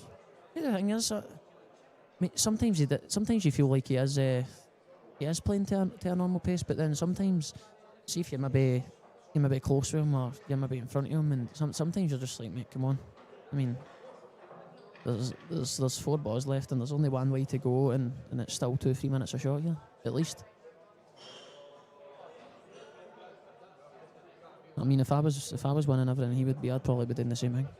Well. I just wouldn't enjoy any second it. The success is ridiculous, isn't it? Aye, absolutely incredible. Now, the percentage of tournaments he wins shouldn't even be possible for how much luck and run of the balls and the break and that's involved in pool. It shouldn't even be legal to win the percentage of tournaments that he wins. We were talking about it a wee while ago that you're coming into a lot of tournaments and people saying, who do you fancy? And I'm like, I feel like it's unfair to keep saying Dunster. I know, but it's the shout. Like, I mean, it doesn't matter what tournament it is. He's always the favourite. Aye. He's the best player in the world. He literally is. He is. He is. He's the best player in the world. I mean, he's got the bit between his teeth. He's just so. I mean, I know. I don't know if you've went up a lot of times, but I know you said you've had long races and. I played him once, mate. I don't never know. again. I was going to say I don't think I could. Honestly, never again, mate. See, me and Robert would come in here and have races to 7 because that's what the IPA was at the time. We'll have sets to 7, and we'll maybe have 2 or 3 of them, and we'd have a good wee hit and a blether at the same time. And although we would try and play right, we would be trying to not be ruining each other's day at the same time. Aye, of course. But oh, mate, he was relentless. I mean, like, first to 50 we played straight. Like, I mean, it was like first to 50. Mate, first to 50 we played that. Honestly, Stevie, I've never seen anything like it. The guy did the exact same thing for 80 odd frames. It's just like, you're having a laugh. Like, oh my god. We never even as much as stopped for a break. Like, I can't remember how long it lasted, but I think we started maybe about 4 and I left, must have been about 1 o'clock in the morning. I'm no joking, Stevie, and he hammered me. You know, like, you serious? Like, I think it was kind of, I think I had it quite reasonable at one time. Maybe like, he's maybe 39 and I'm 30. I'm still in it. Like, I'm there. And then I'm like, right, that's enough. Like, it's midnight. We've been playing for 4 o'clock. Like, I've still got an hour and a half drive home. And he's like, no. he's like, no, we're playing. There's a target here. He's like, you need to get used to playing if you're tired and all that. That's what happens. And I'm like, this guy, man, like, he's just not normal. He's genuinely a freak. Like, how do you do that? After an hour, I was like, just want to go to my bed now. Like, that's enough practice for me. And I used to play a hell of a lot of those, but at least an enjoyable fast pace. You know what I mean? Like, I was like, feel like you were playing him in a tournament to 50, and I was like, oh my god, straight as well. Like, see if you were actually playing him in a money match to 50, it'd be like the Crucible, but like 4 sessions to it. Aye, exactly. You know what I mean? Like, we just done it. It was torture. Best of 99 frames. Mate, but what an experience! But just playing him, like, just watching him all day, and you're just, this guy's not even normal. How good he is, and how. Oh, Marcy's fuming with that. Dave's missed that red by a mile, and how it's fell is beyond me. I honestly thought Marcy's coming back to the table there, and he is coming back to the table. He's banging balls all over the place. I seen Marcy missed a few there. When we were talking, so a couple of them he missed. I couldn't believe it, to be honest. I think he's said he was struggling this weekend, Marcy. Said he's been struggling. It's a lonely place, Stevie. No, that does not help. That's just exactly what happens when you're struggling, Stevie. And the thing is, you sit in your chair there and you go, I knew that was going to happen, because it just keeps getting to you. So that's genuinely a lonely place when you're sitting out there and everything's gone wrong. That's horrible, isn't it? That's the worst feeling in the world, mate. You feel like the world's closing in on you. And especially when there's like 500 folk watching the streaming, that everybody's just like, oh, he's playing terrible here, but they don't know. They're not sitting in your chair. They don't know what's going through your head. Oh, I mean, it's exactly. not just as easy as going and potting the balls all the time. Yeah, that's it. See, if there was absolutely nothing going through your head all the time, you would just go and pot the balls all the time. You probably wouldn't miss anything. That's a good way, because there's people, see when people say sometimes it's just your day, sometimes you're on it, sometimes that's it, because I use the phrase, sometimes life gets in the way, and it can be anything. It can be the daftest wee thing that when you come in and you're not switched on, or something's going to, Marcy's, he's not been feeling it the last wee while, and then as you say, that's what happens. When one thing goes wrong, it feels as if everything starts to go wrong. Aye, mate, it's a snowball effect, honestly. If you think one thing, see if you think, oh, I've had a couple of bad rubs here and all that, and it's in your head, every time you're going into a ball, you're going, this is going to go wrong here. And it does go wrong, it will go wrong. See, when you're just flying, just smash into this, and it'll be perfect. And it's perfect. It always seems to be perfect. But when the folk watching are like, oh, how bad has he been here, and stuff like that, like, it's always the players that have never been in that situation. Aye. They just expect. I think that's one of the things. I mean, I get to see it more than anybody with the chat function, and how's he missed that? That's a howler, and you're like, 100%. Aye, just you do it then. Aye, this is. I'd like to see you trying it.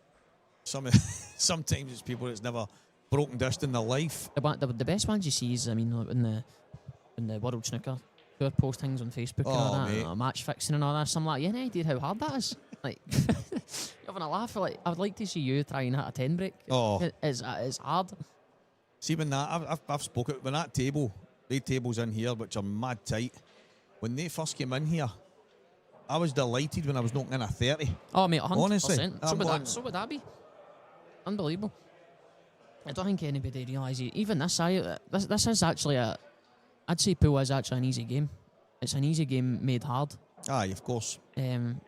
But mostly for us, it's a hard game made look easy to folk watching maybe. But to some folk, like, that's easy, Mickey Mouse game and all that. But I would like to see everybody actually go out and play Dunster in the first to 10 in the final of a tournament and see how you got on. That's exactly it. Even it was good fun. Obviously, we had the IPA and Moscone team, and it was a good laugh. It was a great laugh. It was a cracking night. There was one of the times, a couple of the boys have potted quite well that play the American game. Obviously, it's a laugh. They're saying how good they are at that. Showing us up. Oh, come on. And it's like, this game's that's a lot easier than they make out, and you're like, nobody's. Oh, come on now. Aye, trust us. We're bashing boss. Yeah. Aye, exactly. And it was actually funny when I think you attacked a 9, and it was and Jason's charged out to David Alcady, and he was raging, and he's like, yeah, attack 9, start playing right, start playing serious. I was howling. It's because I planted 2 9s in against him, but it was on the 8-ball table, but with the 9-ball boys. That's right. Aye. Well, he was going off his seat. He was raging. Right, okay, because Alcady was on the board. He had 2 shots on the black, and he was going to roll it down the rail, but then he ended up doubling it. But Jason was trying to tell him just to roll it in. How about you then? Just get it in. He's brilliant. That was a good laugh. It was really good. Big mistake for Dave. It's just like, I mean, if it was a serious game at 8-ball, you know the result against that 5v5, and if it's a serious game at 9-ball, you know the result. I mean, exactly. Bloody Gibbsy beat one of them at the 9-ball. Gibbsy won one. That doesn't make him. That's not. Oh, this 9-ball's a Mickey Mouse game because an 8-ball player beat a 9-ball player. I've won a 9-ball tournament and I'm terrible. That's because there was a couple of people on the IPA page going, what was the score? What was this going up? And I ended up having to say, look. I had hanging blacks in games. Exactly. Or swinging round cushions. Of course. I try to say that, but now if you watched it, you would have known you that would know. Although we did scores so that we could have a bit of fun and competitiveness with it, but it wasn't about the score. It was about having a good night with the two disciplines and getting us all together, and especially for the IPA and getting some viewing, and it was brilliant. Now the numbers were class, and the amount of stuff that was on the socials and the stream that night was just different. It was unbelievable. So it done exactly what we wanted it today. Aye. I've played 9-ball, Steve. You'll know. Aye. But a total of maybe 3 or 4 know. times in my life, and I've actually won a 9-ball tournament. I beat, I think, 3 or 4 pros You at did. it in a row. I've never seen any 9-ball player come and play a big pool tournament and win it. No, neither have Never. Neither Never. have So I mean, if folk are going, oh, the 9-ball guys looks how good they look at pool. I've never seen any of them coming and playing and winning. I went. I played. I beat Jason years ago in one of the tournaments. He was playing GB9 and all this stuff at the time. He hadn't really went to America yet, and I was using an old snooker cue, and I didn't pot a single ball in the middles. I always missed in the middle, so I just kept cutting everything up with cushions. Aye. It was only a race to 4, and so I've beat him 4-1.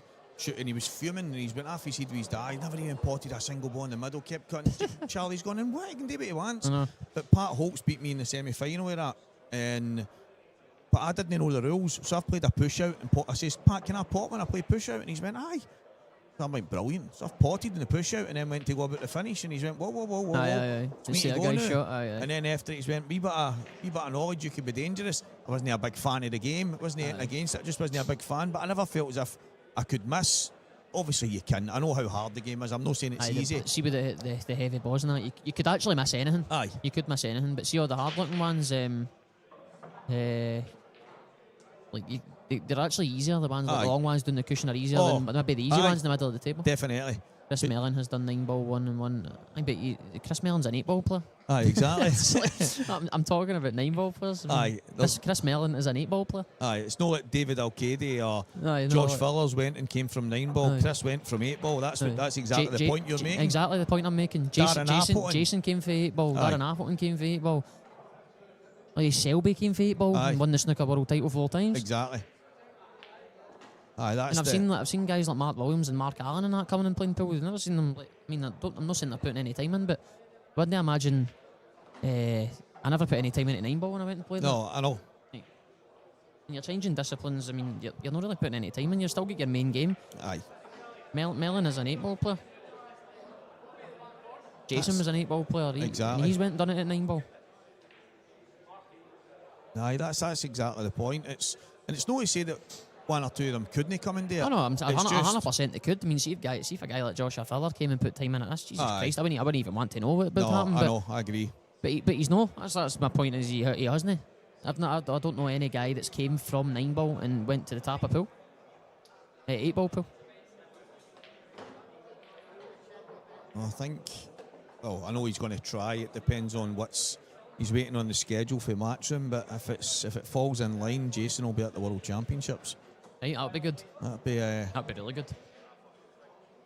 As long as I don't draw him. And it's not. I actually says to Paul, I went, it's probably perfect for him. The short races to 4. It's great marketing for the IPA. Oh, brilliant. Aye, that'd be quite handy if he Apart turned from up with wee fella as well. As long as he's not getting any his antics for the Moscone, man. Him and fella playing in the doubles. That'd be crazy. That'd be good, wouldn't it? That'd be mental. As long as he's know. not getting his antics for the Moscone, that's not good marketing. I was really impressed with Tyler Steyer's interview last night, because that poor guy. He got it here rotten, didn't he? And he actually says, "Listen, I would never change the crowd. I would never. That's what makes this." He went, "I know people complain and they want to be like the purists," he says, "but that's not what this event is." Aye, of course. Although I love the loud atmosphere, I love team events. It's the couple of nut jobs that when they meet, they weird screams. I'd expect my Waynes to do that. It's a drink, Stevie. You know Aye. the only way to stop that is to stop serving drink, but then the venue's going to ban it. No, exactly. The venue's going to make money. Exactly. Pointless. It's but I thought he was honestly. I thought he took it like a champ, and 2 nights in a row he was the last guy to leave, getting 40s, signing stuff and all that. And I thought, now big respect to him, because I was just about to say the exact thing when I seen the video that Matchroom put up. He was last in signing autographs, and I thought that's class, because your head would be in the bin if they're missing a few, but he missed, and the crowd's getting on at you. You'd feel like you just want the world to swallow you. I mean, you didn't even want to be there at the end. Let's be honest. You don't even want to be there. That was E.T. Miss had put on, and I already knew anyway. Fin here when it was a Scottish Open and SVB was here, and people were asking him for photos and autographs, and he was saying no. All right, okay. But Shane. Aye. Right. Shane's quite a nice guy. Aye, he wasn't too keen with certain ones, and maybe caught him on a bad day. Aye, but again, Steyer was here, and obviously all the other boys are all pretty good, but Shane refused a few.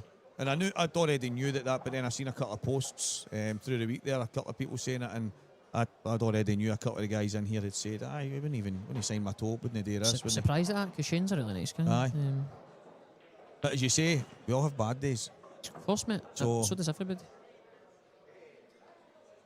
Everybody can be a bit of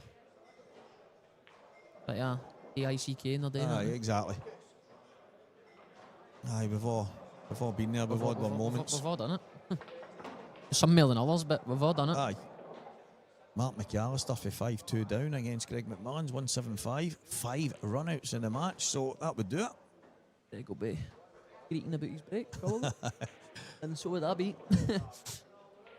I mean, that's kind of the only way that can happen, isn't it? Aye, Dish I 5 know. and he was 5-2 down.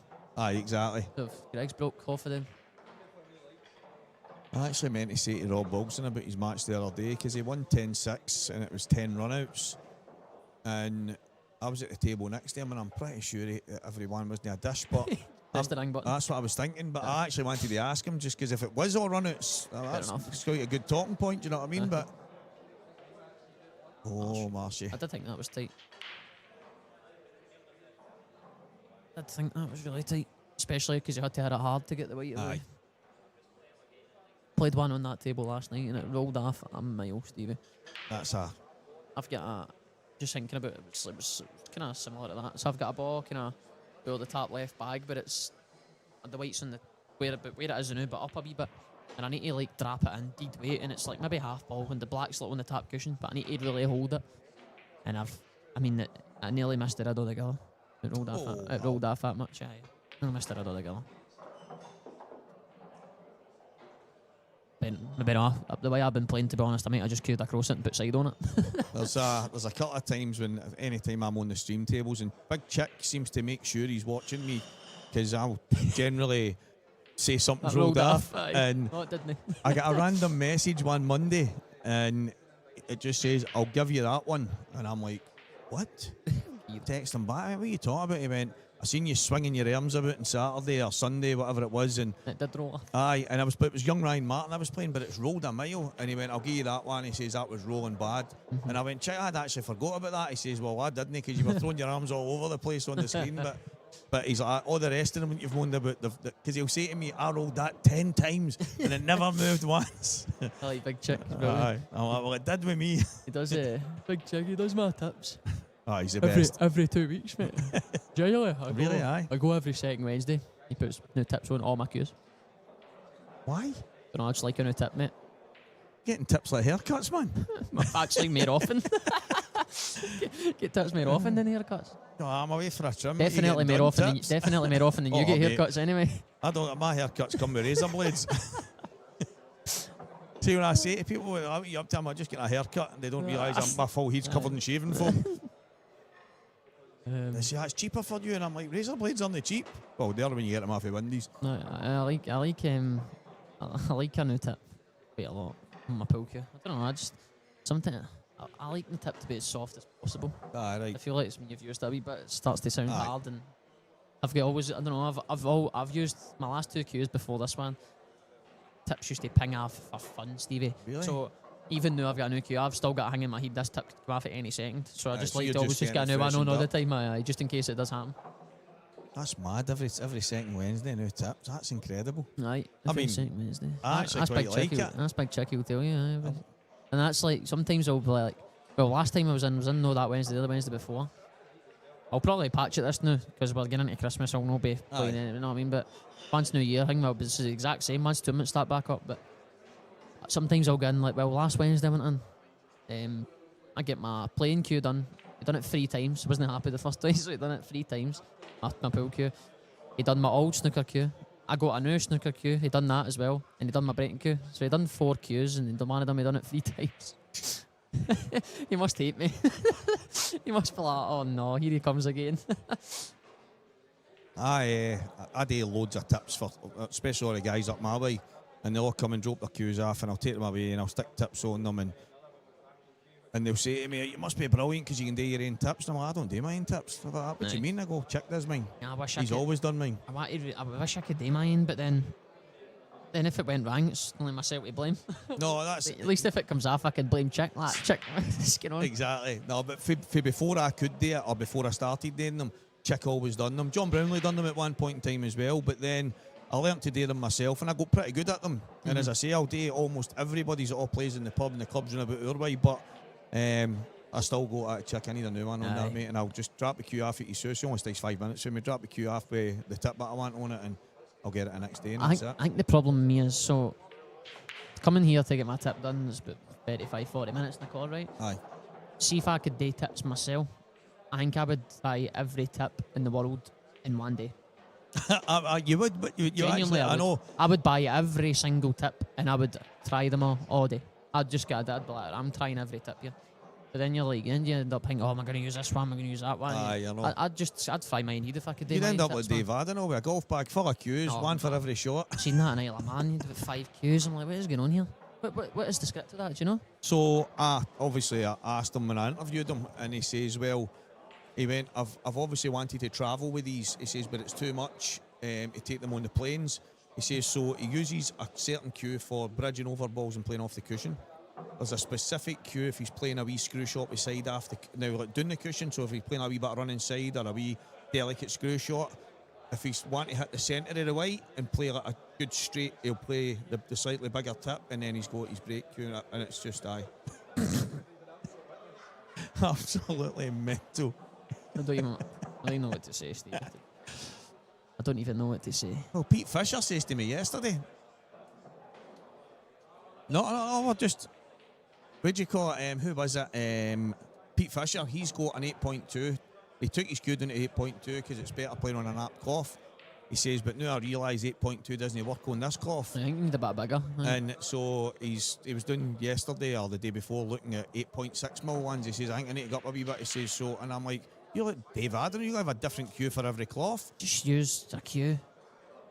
Just get a cue and use it. But I've never thought my tip's too wee for this cloth. See if you can cue off the cushion, but you can't play a wee.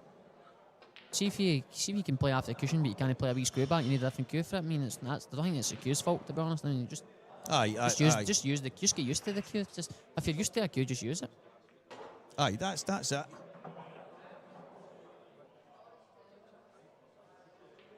Well, that's what I said that to you last night. Aye. You know what I'm like. You could give me any cue similar to my specs, and I'd just start using it straight away. I mean, well, remember I was talking to you at the Scottish. Aye.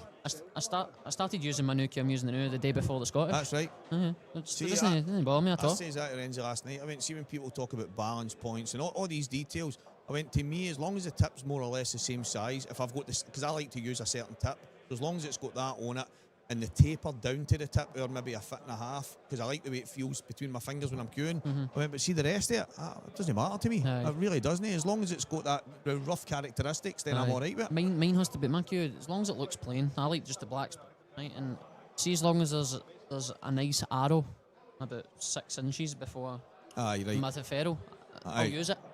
But if there's no, like, see if you maybe put a maple on my horn, I'd blow it off. Jesus, Aye. I'd struggle. I hold the cue same way all the time, arrows straight all the time, and so there has to be a nice arrow that I can see when I'm doing on the shot. See. Aye, has to be an arrow in the last 6 inches, doesn't there? Well, see. Aye, of course, because that's the only thing. My old cue that's in the house has got, I would argue the arrows on it are up there with the very best that anybody will ever get. I remember Slacky's reaction to them, and the reason he reacted to them is because I didn't use the arrows, I held the cue Stevie, twisted man. round. Stevie, man. Right, so I'm no joking, mate. I'll even take a picture and I'll show you. These arrows are unbelievable, but I ended up getting a maple. Because it was Grant said, Stevie, you'd be as well what's the just point? using. 100%. You don't use the arrows, and I went, I never thought that. I didn't realise that's what they were for. I don't even know if it is really what it's for. I think it's just the way the way the grain looks. It kind of follies it, but I couldn't play for it. I'll actually show you my first cue, Stevie Bill, the one I used for about 6 or 7 years. My first Tom Classic cue that, like you're saying about the arrows, I'd put a bet on me and say this will at least match it. Aye. The arrows are that good on the cue I've got, at least match it. The arrows are unbelievable, but there's hundreds of them. Like there's hundreds of arrows on it, but they're perfect. Like, unbelievable. That's it. But I remember when Slacky reacted to it, and I'm like, what are you talking about? Arrows? And he's like, and I'm playing down these long lines at the opposite side of it, and I'm like, what is it? And he's like, I can't believe you. And so I've kept the cue because I've had it for a long time. And I says, maybe if a wee man decides one day he wants to play pool, it's not something that he's really bothered with. I think if I took him a lot, he would probably go, but he's more into his football and other stuff that he does with his pals. And I'm like, I'll keep it for him. But there is many people that have offered me. It's a Northwest cue that it was made to a very similar spec of John Higgins' snooker cue, apart from made for pool with a smaller tip. But, but I just, as I say, I never ever really bothered with the arrows at all. I had no idea. Arrows, I'm like, what are you talking about? Totally arrows? freak me out. I'd be the same as Slack. I'd batter you if I seen you doing that. It would freak me out. It would genuinely freak me out. I'd be like, what are you doing? What's the point? But if you're not using them, just use maple. That's what Grant said. 100%. Because I actually asked Grant, I said, see when you make the cue, can you twist the butt so that the arrows are... And he was like, what? He's like, mate, just have a... Because I'm listening to the other eye. And I went, well, that'll do me. I take it did you hold the badge and like your fingertips? Run at the palm. And your palm? So it was underneath, aye, basically. right, I get you. I get you, aye. So it was basically twisted away from me rather than the badge up the way. Aye. And that felt uncomfortable to me. But it probably wouldn't make a difference in the cue I'm using now because Grant's made it a tiny bit longer. I would say it's a wee bit too long for me, but I'm very rare that I've got the badge bit in my hand. I'm generally you're holding up, you should be holding further up. Right, okay. Should be holding further up. Aye. So that's probably where I went wrong before because I used to have the badge. I actually had to sit a certain way so that I was comfortable. Right. Aye, definitely. Your horn should be. Aye.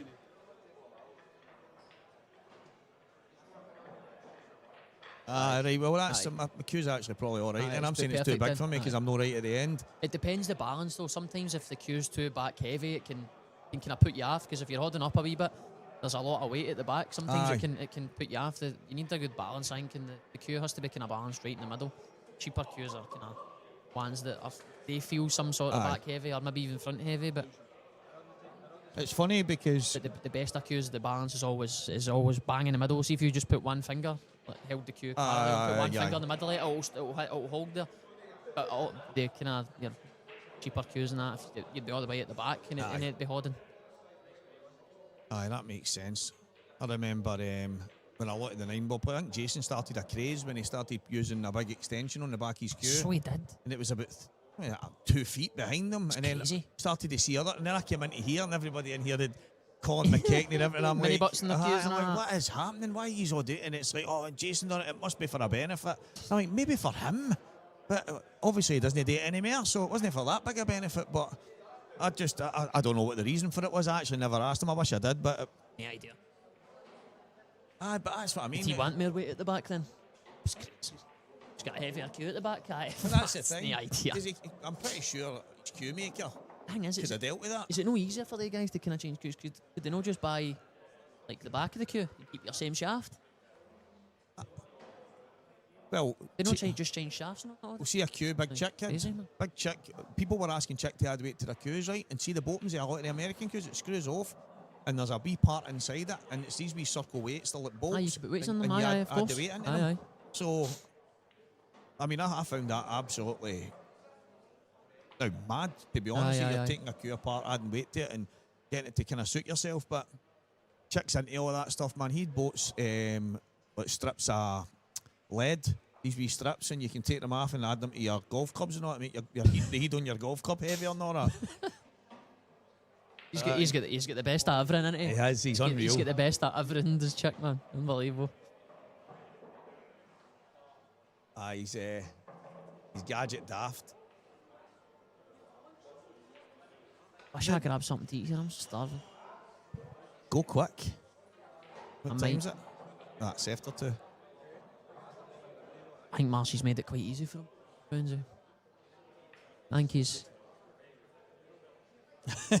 he feels I think he feels the way I feel. Marshy. It looks like that way everyone's you're not playing great.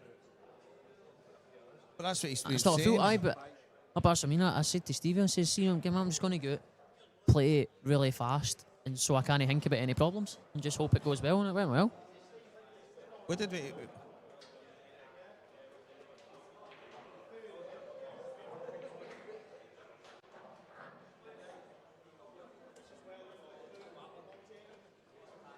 Aye, you just switch on. Aye. You just start flying. Aye, that's what I thought there. I'm like, I'm just going to play quick here and just hope for the best. A couple of times if you run out of position and I take as much time as I usually do, I'm like, why do I keep running out of position? Why am I so bad today? Like, why is things going so wrong? But if I'm just like, if I just get down and knock it in, you feel fine. Table 9, Liam Dunster, Gio Edgar. That's you, Gio. Table 10, Scott Gillespie, Corey Rees. Aye, if it wasn't. Aye. Right, cheers for having me, Stevie. Right, cheers, Gio. Good luck, mate. Cheers, mate. So Gio's going on to the other stream table, table 9, guys, if anybody wants to tune into that. But the main table, Scott Gillespie and Corey Rees will be starting in the next couple of moments. So bear with us, guys. Bear with us. We're about to get kicked off.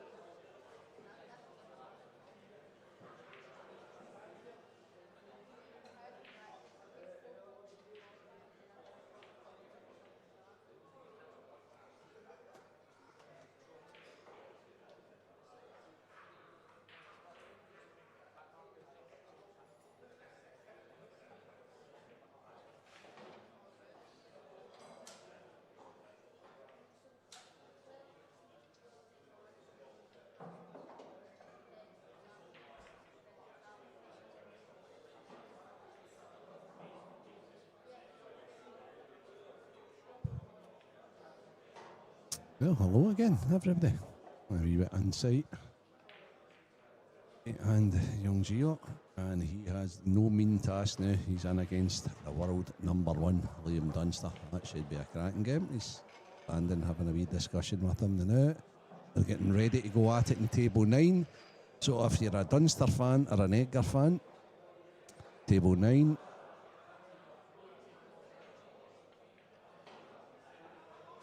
Marcy's just about to get back on track in this game against Dave Adenau. And then our featured match. And these are now races to 10 again, guys. Not this match we're watching now, but the match that's going on, Scott Gillespie and Corey Rees. The last 16 matches are all races to 10.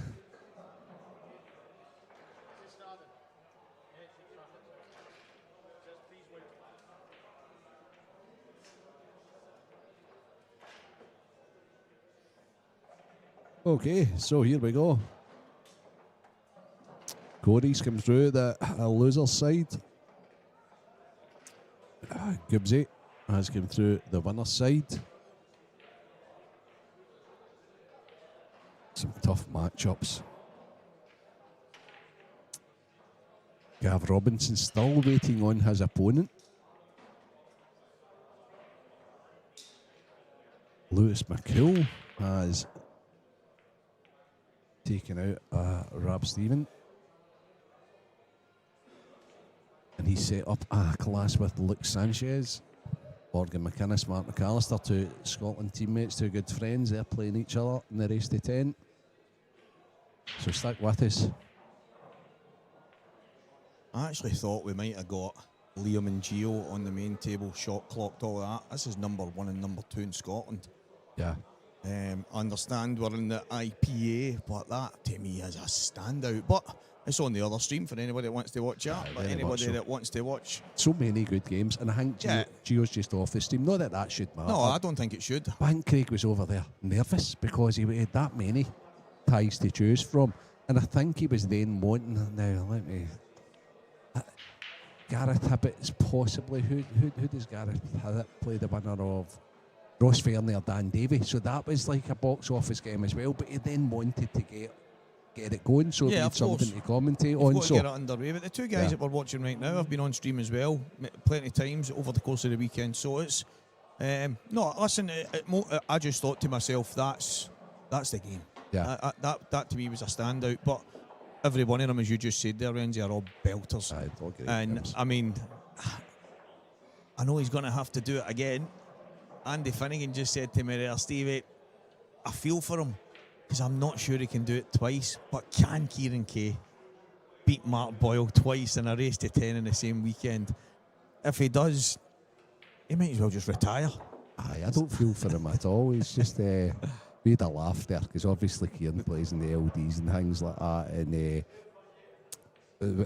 was Junior. Junior's obviously away to the football now, but there's been because Kieran's went on and says, or somebody's went on and says, he beat him, blah blah blah. They're all saying, you shouldn't be playing in that and all that. And Junior was like, you shouldn't be playing in that, wee man. And it's because he started winning a wee bit more. He's like stealing Junior's accolades away from him. Listen, but he's such a nice boy, Stevie is. And listen, where are you? I was telling a few of the guys in here yesterday some of the details yet, and they were like, come on. And they were, because they've just watched him beat Mark Boyle, and it's not just that, it's obviously the results that he's had through the years. I've had some tasty battles with Kieran myself. He's a cracking wee player. I'm probably a wee bit of a bogey for him. We've had a couple of games I've managed to win them, but I seem to always get him late at night where he's having a wee struggle. It's good to see him fit again, that's what I will say. Oh, that's what I mentioned. I was telling Marcy about him yesterday. In fact, it was maybe even Friday, and I was saying that the boy has had some horrendous times. He's been struggling with health, eating, and now putting foods down, and you name it. He's had so many things, and it's just, listen, I just love seeing the wee guy happy. He's such a pleasant young. He was on one of the streams when I was commentating, and I said, I think he's one of the kids. He said a hole in one, a 9 darter, a 147. He said it all, but no, he's a cracking kid. Yeah, interesting times ahead, that's for sure. Gibbsy is doing Gibbsy things at the start here.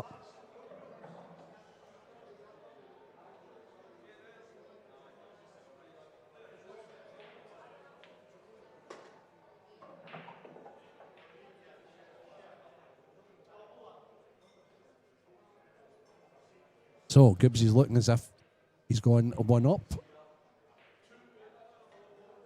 Give him a little wait. Straighten this, he should be fine.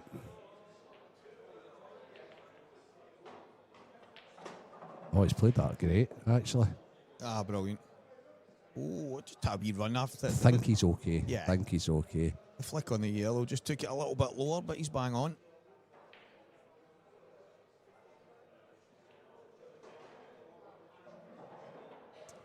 Good start, Scott Gillespie. Good finish.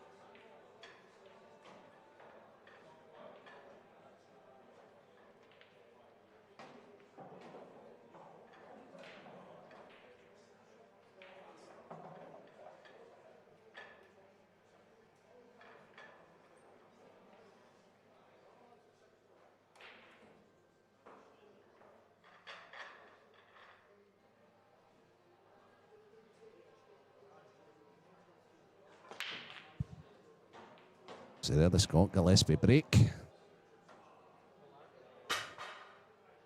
Good opportunity, yellows to go to in front, Stevie. Yeah, just looking at Craig Marsh, quite dejected there. He didn't play his best stuff, and Dave Adenals came through 7 frames to 3. So Dave staying away for the commentary booth for a while. He's back into the 10s. Brilliant, Dave.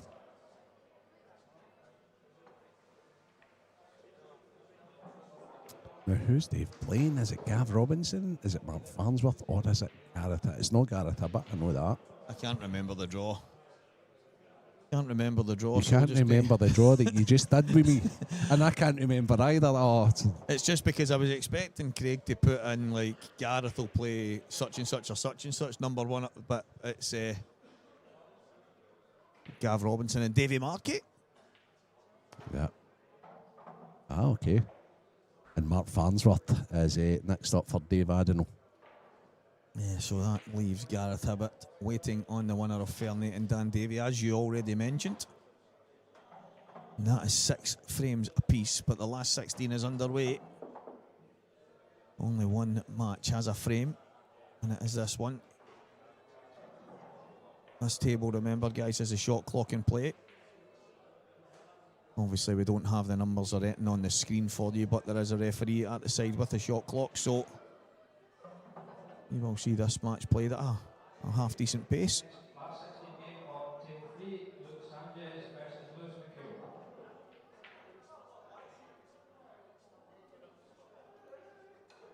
It's funny when you hear the Scottish guys call Sanchez, and all the Welsh guys are like, his name's Sanchez. Sanchez, yeah. Sanchez. I think Luke's been called a few things. Sanchez. He was you were calling him Sanchez a while back. I know. I think I still do. I to think be in the honest. world you were calling him Sanchez, and it was one of the ones I'm looking at the draw and I'm going, Yeah. eh, Yeah. you got a Mexican. Yeah, in where there. that's the Mexican fella. Yeah. He's a good lad, isn't he? Aye. Table 1 will be Mark Farnsworth versus David Adnan. So Mark Farnsworth, Dave Adenal about to get started on table number 1. Gibbsy's still not far enough. I think he's got to take one into top right now.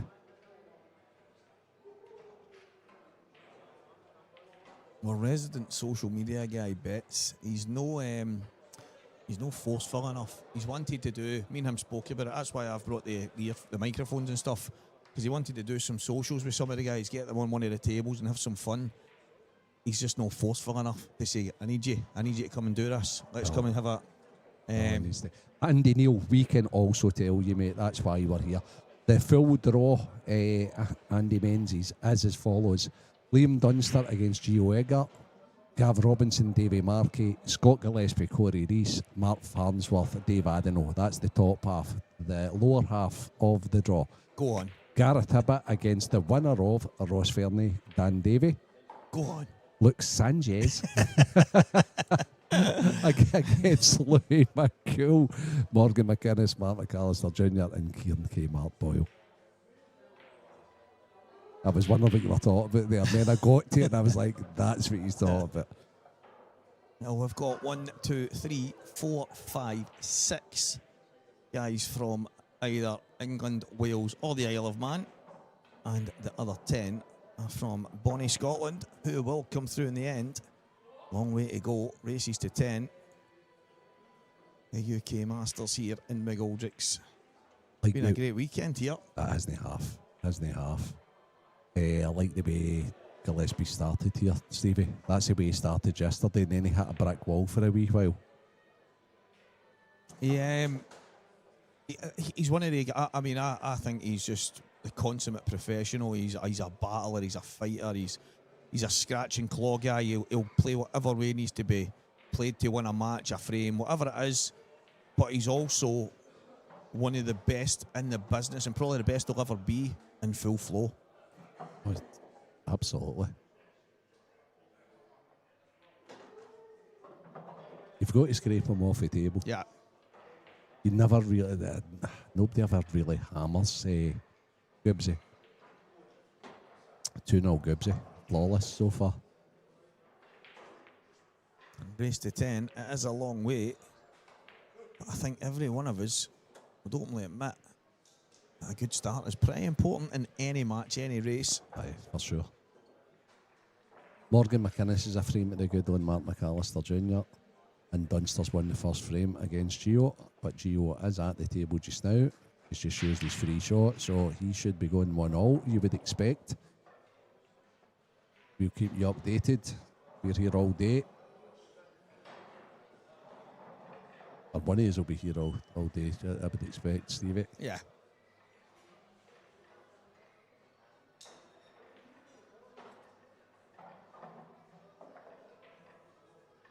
I tell you what, Louis done brilliant, hasn't he? Incredible, mate. Absolutely incredible. He's obviously the number one. He's in the amateur. He's cemented that spot. He's also had a bit of a mad weekend. Yeah. And he's still standing.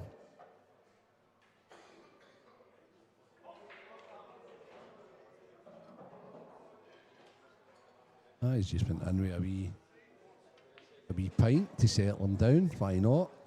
Sunday afternoon.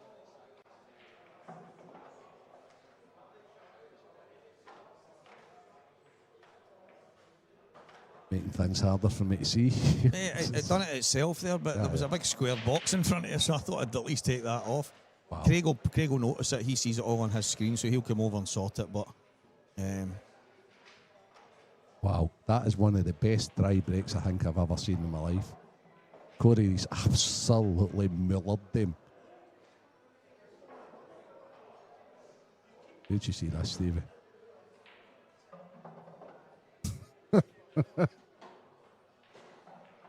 no worries with the 3-point rule there. Aye, no worries there. That's incredible. Martin Shades yesterday went off the back, Yeah. and only one ball came up past the middle. So I wasn't sure if Martin knew the script, and I said to him, Martin, do you know the IPA is a 3-point rule? So I didn't get involved in his match. I didn't want to be. And he went, oh, I do. Why did they not come past there? And I went, no, they didn't, mate. I said, only one ball came back. He went, I was wondering. And I'm like, wondering? You would have to be, but he actually says to but his opponent noticed anyway. Yeah. And they had a wee chat. But his opponent, rather than re-rack them and have a go at breaking, he basically, he played a couple of crazy shots and it allowed Martin to continue to play in the frame. But I'd already heard Martin was doing it initially in the weekend against Lewis. And a few of the guys had said he'd foul broke quite a few times when he was tapping the pack, and Lewis was just going down and playing, no noticing. And I thought, right, I'm better just at least say to him. And he went, no, I knew. He went, I knew, I just didn't notice. But he straight away went, no, it's a foul, mate. But that's where the old Ted, because he was coming off a back cushion. Yeah. So he's trying to just play as tight as possible and just grind away. Yeah, of course. That's the way Martin plays. But the fact that obviously the IPA needs 3 balls past, you've got to at least hit them a wee bit harder.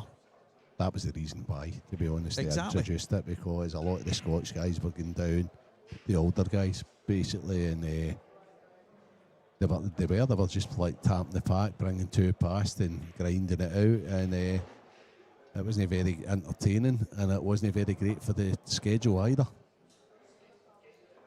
I think that is one of the great things that the IPA introduced. See, I actually thought, I was corrected on it obviously, but when I'd heard the 3-point rule of the IPA before, I thought it was past the bulk line, 3 balls, and I was like, I love that. And then I found out, well, it wasn't, it's past the middle, but looking for a similar idea, you're just basically, I mean, I would keep it so simple. I would just say, listen, I expect you to crunch them. And if by accident they don't open very good and the ball doesn't come, well, it's not your fault. At least you've tried to crunch them. I would just keep it that simple. But obviously they've got the point rule and that's it. Yeah. Because there's guys out there that are clever enough, Renzi, that know how to get a couple past Of manipulatively. Do you know what I Of mean? course. So, what do you think Gibbs is doing with his bad one here, Stevie? Oh, I think I was going to say there. I think he's going to. Oh, I think he can get it now, Renzi. Cut it and kick it. Nah, I think he can. I think he's. I don't know if that's. I think he was trying to play that full in the face, so the cut was a bit more controlled. Now he's thin nicking it, but because he's caught the wrong side of the red rather than full in the face. But I don't see unless that yellow goes to the bottom right past the black. he could drop that in and then stun into it, but then you're leaving it to last. I like playing it right now. I don't, because I don't think he falls back on anything if he plays it in it. And you know what, I'm not a big advocate of leaving it to last, but I just think he's got more control. Yeah. He'll know better than us, Stevie, that's for sure. I wonder if he can screw off the bottom cushion, play it in off the red, and come off the bottom cushion into the bottom of him and clear the middle bag at the same time. I don't know. It looks like he's going to try and play something. So he is playing your one. Is he playing down off the cushion to come up, back up and kick it? Oh, he's missed the pot. He's missed the pot. Would you believe that? And would you believe that? He could not have put them better. I know. But he's forgot the most important thing. And every now and again, I actually say this to a lot of people, every now and again, you will see incredible players missing the easiest pot because the last thing in the world, believe it or not, that they're thinking about is the pot. Aye. Because it's so easy, they've pretty much taken it for granted. That's one of those occasions. Everybody that ever's played the game has done it, Stevie. Yeah, exactly. And it's funny because probably say it every week on a league night. Told you he would come. I told you he would come and fix the screen. I told you. Good to know he's listening though, Stevie. Told you. Right. Oh.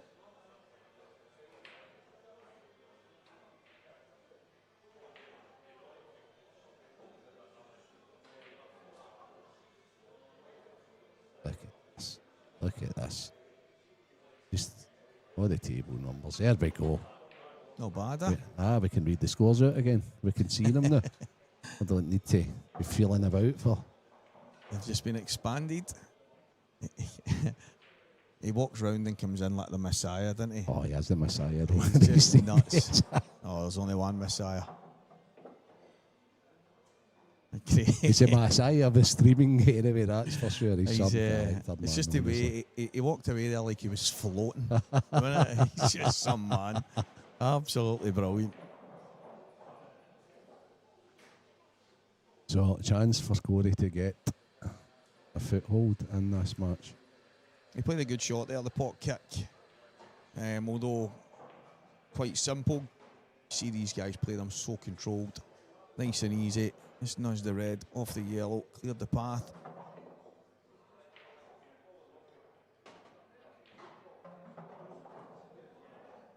The red on the left-hand cushion is it's the one shot that's going to be slightly awkward.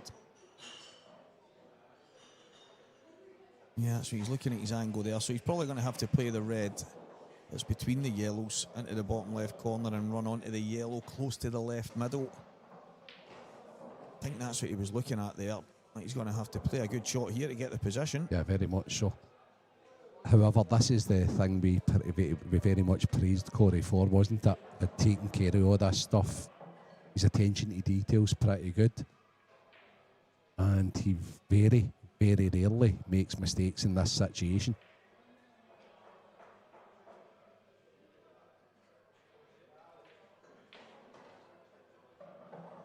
Commentators looking through the screens. He's like a meerkat looking through the six. What are you watching there, Stevie? I was watching to see. Oh, that's perfect for young Corey. I was watching to see if Kev was on the shot clock, but I don't think he is. I don't think there is a shot clock. Well, I think it's starting at the round of 8. Oh, is it? I think it's starting at the quarter-finals. So it was meant to be 16, now it's the quarters. Aye, Craig's just doing as Craig pleases. They need to make their mind up. And his bosses as well. One's down in the EBS though. Steve's down there.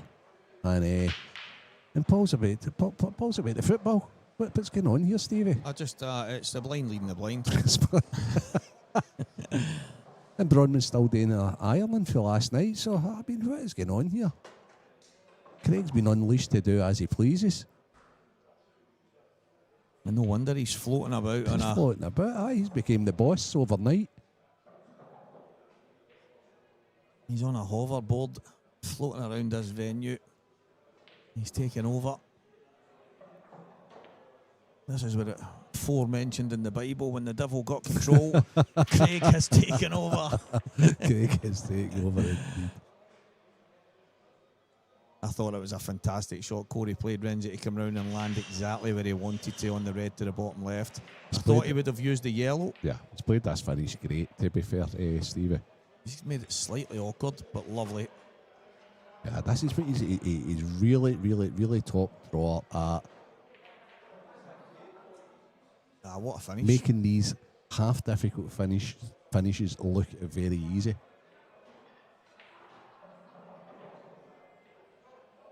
There's some fascinating ties. Gav Robinson, Davy Markey. Davy was here till late last night watching all the matches. He's one of our local guys. What a finish. Good stuff.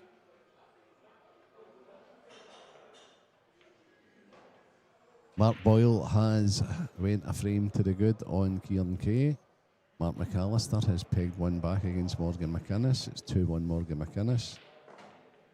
Dave Adenau's won the first frame against Mark Farnsworth, so Andy's at the table as we speak.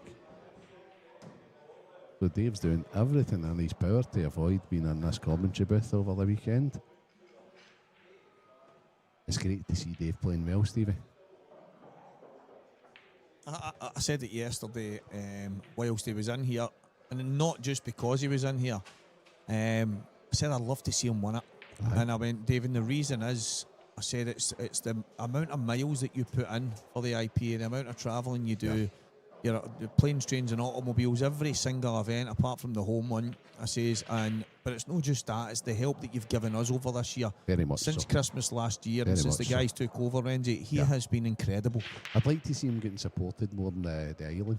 Yeah, I agree. Because, I mean, it's such a wealthy island. I agree. I don't think anybody deserves it more, to be honest, than Dave. So, hey, you're listening out there on the Isle of Man, even if you're not really involved in businesses or anything, but you know people that run businesses, you've got a guy who is a top professional. Get him supported, guys. He's an even better guy, isn't he? He's just... very much so. If you want somebody that ticks the boxes for your brand or for whatever it is, then there really isn't anybody better than Dave Adenau. So, yeah, I would love to see him really go deep and get the rewards for the work that he puts in, Renzi, and as I say, that the hard yards and the miles, because he's not just doing the travelling, because there's loads of players that do the travelling. He's given us a bit as well. I think Dave's getting better with age as well, because I remember Dave, and I just think he's probably better now than he's ever been before. Yeah. Because he has to be. Well, the standard is getting so good. Yeah, Andy, you know him better than most. You're an Isle of Man resident.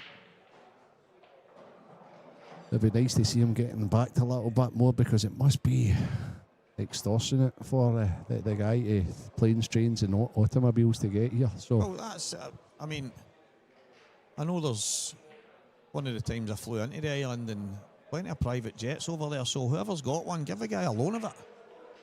Teach him to fly. Come on, that'd be funny. Dave coming back and forward in a private jet. Pilot. Oh, that'd be a very class. own pilot in the IPA, that would be. Okay, Gibbsy, that's not worked out perfect.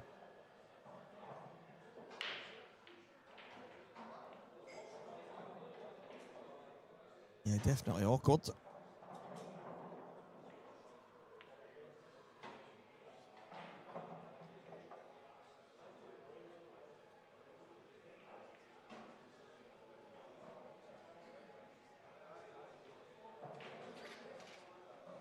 What's he thinking here, Rens? What's he? I don't know, Stevie. I'm looking and I'm thinking to myself, can you play the one? See, he keeps on looking upstairs, right? And my first thought was play the one into the bottom right, the one to the left middle, leave a little angle, pot the red down the rail, and then come across. Yeah. But it's such a small gap. Then he plays the one top left, and then leaves the one up that he's closest to, last to get down onto the 8. But he doesn't like it. But I think it's the way. I think it's the right way. And the reason he probably doesn't like it is because he's got to put the cue ball in a sixpence. Yeah, exactly. From the ball down the rail. But I don't see an alternative. Unless he fancies just cutting this along. If he pots it, he's got a finish. If he doesn't, he gets the bag, but he doesn't really think that way. Yourself, Stevie, you the same as me. Yeah, I mean, But it's a tough positional shot. It needs to be between two yellows. But yeah, that's the one he's playing. yeah, and this is what I would expect Scott to play. But that's not the way the game works. Do you know what I mean? He's perfect though, Stevie. He's absolutely plumb. Yeah. I just think that's again, we talk about people's strengths. That's one of Scott's. However, Playing the big shot at the big. Right, sorry for That's all interrupting right. you, Stevie. He's actually perfect just now. Where he would want to be 2 balls for now, Exactly. Is this a gift toss in the mouth moment? possibly. Because he could leave the cue ball where the red is, and he's still playing it that way. And that's where he wants to be 2 shots for now. I think he'll be playing this in, and then I think he'll just come on the outside, Renzi. He's too straight. He's going to have to come between the yellows now. Can he come between them? Do you want to need to play a bit of pace in this? He'll not like that. Oh yeah.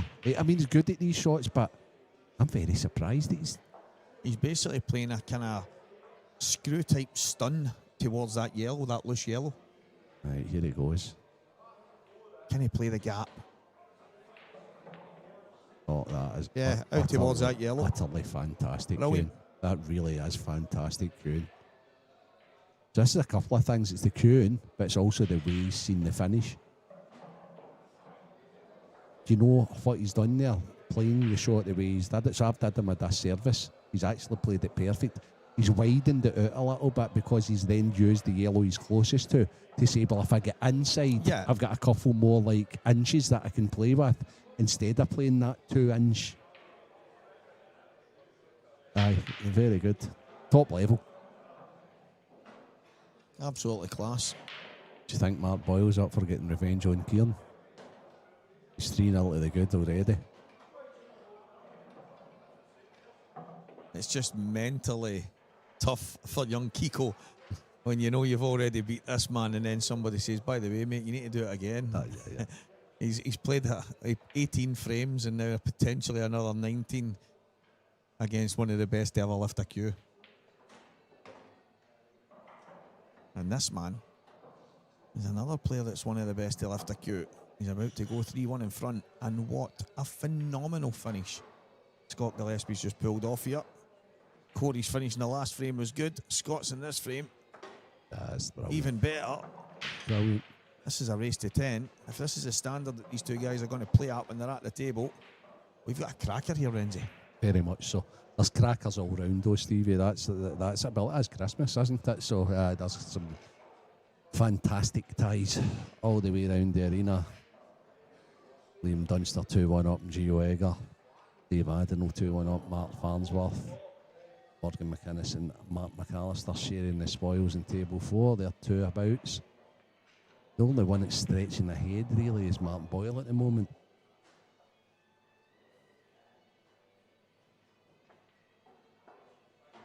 Yeah, the IPA UK Masters up here in Bonnie, Scotland at Christmas time. I just wish we had some snow for yous. Oh, don't say that, Stevie. I love it. I love the snow. So they are, but do you I bought know, you. see when people look at their window on a wintry morning and the place is just white, and then I go on social media and all I see is people complaining that they can't get to work. Who are these people? Who are they? People that run their own businesses, quite obviously, Stevie, because... Who cares? Aye, yeah. If nobody can get to work, so what? Now, there's worse things in life than having a lovely snowy winter. Go out and make a snowman with your kids. Go and make a snow angel. Go and slide down a hill. I believe we're in a world that's forgot how to live, forgot how to have fun. So anybody watching that 200 noddies, see if you wake up one wintry morning, don't complain that you can't get out. Toss the car keys away. Go and have some fun with the kids. Have some fun yourself. Go and throw a snowball at a guy walking his dog across the street and then hide behind the bins. Just have some fun, man. Andrew Menzies, it's first to 10, mate. It's first to 10 in the last 16. It must just be a technical glitch. By the way, 225, I went to 224 quickly there. Somebody's just switched off with that It's 22:30, mate. Oh, it's 22. Here we go. 229. That must be the same guy. Is that Stevie still there? I'll come back when he's not there. He's still talking about Christmas. Yeah, he's away on one. Nah, I'm one of the guys that looks out and just goes, this'll do me. I can complain, Renzi, but I try and see the best in every situation. Big news from Table 7. Oh, big news, big news. Kieran Kay's got his first frame on board. Kiko hits back. Big news from table number 9. Dunster's just about to go 3-1 up in Rio. Yeah, that's weird that it says first to 7 because we've got Cuesports in front of us and it says race to 10 rounds. Yeah. It must just be a wee glitch on the main one. Yeah, it's race to 10 on the main Cuesports as well. Yeah, I don't know. Is it maybe on our main screen that we can't see it? I don't know. But yeah, races to 10 all round, guys, all the way to the maybe very a wee end. refresh, Andy. Stephen Leslie, how are you, my friend? How Hope you you're doing, keeping well. Stephen? Hope you're good, mate. What's the weather like in sunny Fife today, mate? Is it good? I'm going to be in the big city here for a few days yet before I head back through.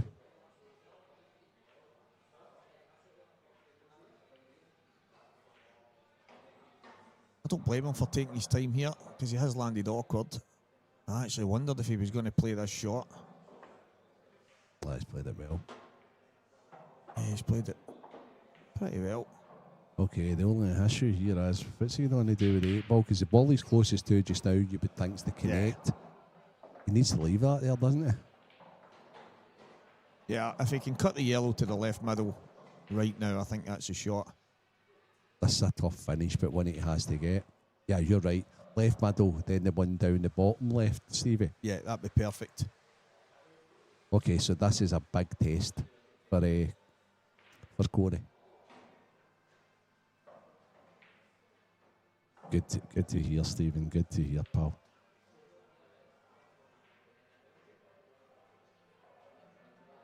He's so tempted to take this ball next to the 8.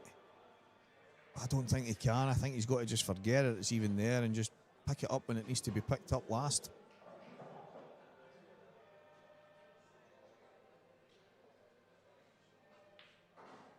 Oh, he's playing the double. So he's going to play. He actually came down and looked. I was wondering what he was looking at.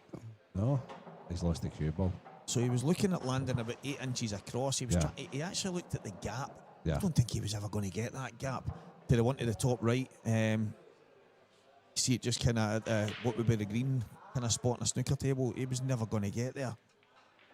He's going to slow down now, Stevie. He's up against it though.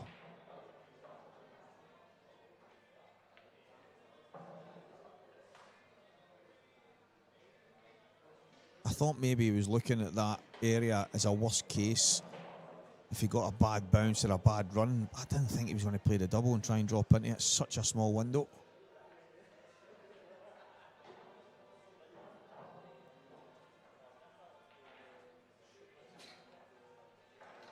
Okay, so has Gibbsy got a starter? Well, he has got a starter pot, but it's whether he chooses to go for a pot or not. Get one down to the bottom left. It's not a million miles away from a shot to nothing. It's only a shot to nothing if he's got a finish after it, though, Stevie. Does the red closest to the black, does it go in the middle? If it doesn't, he's got a ball very close that can bring it into play.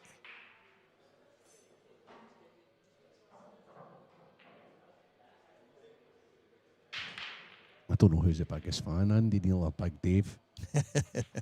Andy, thanks, mate. Andy, just a legend. Andy does a wee bit for the IPA as well when we're over in the Isle of Man. He does, and he does it fantastically well. He's just got a passion for the game. He's got a love for the IPA, and he loves to be involved, and we love having him involved. We're in McGoldricks Pool and Sports Bar on the edge of Glasgow, and it is the UK Masters brought to you by the IPA. That is the last event of the calendar year. And which one of these absolute legends is going to take it down? Gibbsy's just played a little safe. Yeah, he's put it in an area where all he was leaving was a plant. But it's an opportunity, to be fair. Exactly my thinking. But now as opportunity knocks down because Corey's forced into it. I don't think there's any hiding places, no safety. And Gibbsy will attack and go for it if he doesn't get it. So it was Gibbsy obviously wanted the cue ball further down. Yeah. I think he would have liked to just drift past the red. There's no doubt.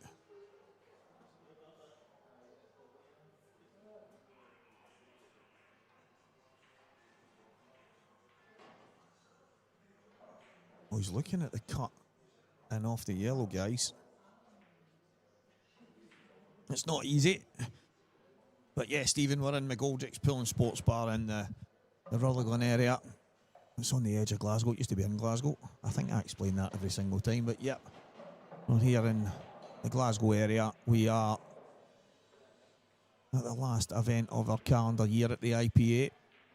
And also, massive thanks to Supreme Pool, Strachan 861, 8 Ball Direct, Aramis Pro Cups, all the support and all the help that we've had all year on board Sportswear. You see the guys wearing the tops right now. You usually see them flashing on your screens. I don't. It's obviously something that's we've alluded this weekend, but these guys have helped us all year round, so a massive thanks to them. Oh, what a shot, Corey Race. Brilliant shot it was, Renzi. Sorry, I'm on the delay here. Yeah, you're on because I the- went out to check something out there. It was a brilliant. He's close to getting off, but at the end of the day, he had to be brave. Played it in off the yellow, and it still doesn't get much easier. But he's in a lot better position now than he was prior to the shot. Stevie Cochran sub character. Hello, Stevie. How are you? You all right? Dunster's doing Dunster things against Gio. He's 2 balls away for a 4-1 lead. And we just seen how well Gio was just played that last match. So Stephen Cochran, Super Ali goes ballistic. Remember that Super Cali go ballistic? Mind the old headline all the years ago? Renzi? yeah, I hated that headline. I thought that was Socko there on the telly.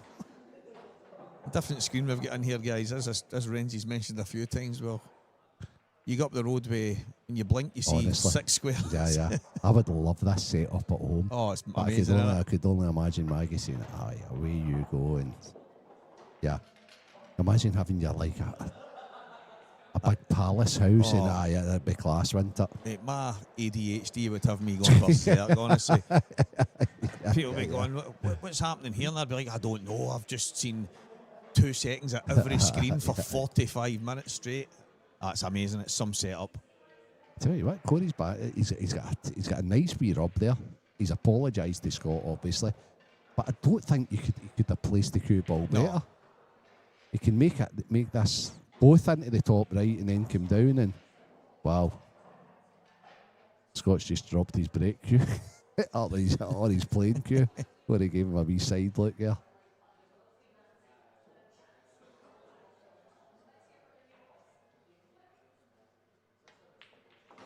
Do that in good. Perfect. It's one of the fortune favours the brave type finishes, mate, because he was back to the wall, and as you say, we spoke about the possible plant, but he's ended up playing it in off a different yellow. He's almost getting an off, but at the end of the day, he's played a great shot. You deserve a wee bit of reward. And here he is, 2 balls away.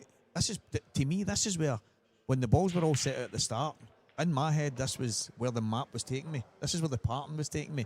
Ball along the cushion, slide down, we trace aside, get yourself on the last ball for the 8 ball. It's the wee rub along the way, but still, he was always leaving this one. Oh, Well, but I think he's deliberately played that, Stevie. yeah, I'm surprised. we can see the delayed cam here. I don't think he did. His reaction wasn't great. Okay. Okay. So maybe it's just ran loose on him a little bit. Okay, very interesting. Kind of. But at the end of the day, I think, I don't know if he's maybe trying to play 2 and down and he's just no hit it.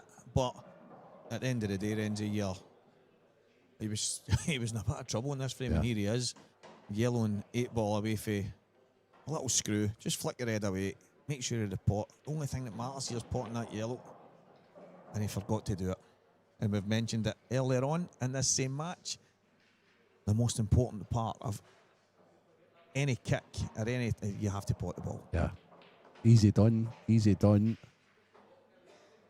But I can't help but think if that the shoe was on the other foot there, the Gibbsy would have most definitely potted that yellow. Yeah. He'd make a snooker to sell, but he'd have potted the yellow. You know, I would be happy with that, Stevie. I would happily go down there and start a wee bit of Sid Waddell. Is right in the lipstick. Right in the lipstick. Maybe we should do that every time somebody pots an 8 ball now. Yes. Gibbs is going to sweep these up. That could be. I was watching when I was in here last night because we were here pretty late. And the lakeside stuff was on the centre table, Renzi. And every time one of the players won their match, and there's Big Pup marching out like a big penguin with his tuxedo on, marching out. That's one of the guys that works here in McGoldricks. He is a legend, Big Anthony Dundas. He's a master of ceremonies at the lakeside darts. And it was just every time the last dart went in, it was as if he was on the starting block. Boom, here he came. Tuxedo and microphone. Now, he walked on and just took the mic off the guy on the stage and then went about his business. I thought it was class, just the way he marched on there as if this is my show. I love it. Did Craig give you the overtime form? Well, you better give me overtime form. Yeah, I've got mine. That's fine. Because it was his fault. He delayed his to. He was gutted when I said to him about it because he knows all overtime comes out his pocket. Keep the guys late. It's on you, Craig. 4-3 Mark McAllister Jr. against Morgan McInnes. Well, Mark, I mentioned You're not messing about. Mark's match, obviously, when Gio was in having a wee chat, and we were watching. He was 5-2 down to Greg, and he's ended up winning the match 7-5. And in the process of winning that match 7-5, he had 5 runouts. So queuing well. We've obviously mentioned that over the course of this weekend. He's been queuing well, and again, he's another guy who would be a very popular victor in a tournament like this. There's a horde of guys that are still in the tournament that would be very popular, but we've also got the usual suspects. We've got the Mark Farnsworth, we've got the Mark Boyles, we've got the Scott the unpopular guys, only because they're such big winners. The Gareth Ibbott, the Liam Dunster. So if you guys decide you don't fancy it, and let one of the other boys fire in, then we would appreciate that. Gav Robinson's obviously had a big win in the McGoldricks before. I think he won the Scottish Grand Prix. It's also 3-1 up on Davy Markey just now. However, probably the biggest problem that Gav or Davy has is I'm watching Dunster here. Right, I'm obviously watching Gibbsy and I'm watching Dunster. I have both for years. And Dunster's doing a job on Gio. Yeah. He's not missing anything. And he's 2 balls away from going 5-1 up. Gibbsy's going 2 balls away from going 4-1 up. So it's ominous for their opponents. It was funny, as I say, me and Gio were having a wee chat, and we were talking about the time he went up for the race to 50, William. Yeah. And he went, torture, Stevie, torture. He said he was like, just say 39, 30 or something at the time. I can't remember where it finished, 50, 30, 50, 32, whatever. He says, and it was like 11 o'clock at night, and Gio says, right, Liam, we've had a lot. I've got an hour and a half drive home. Just call it a day at that. And he went, you agreed a race to 50? And he's like, Stevie, he went, he made me play the race to 50.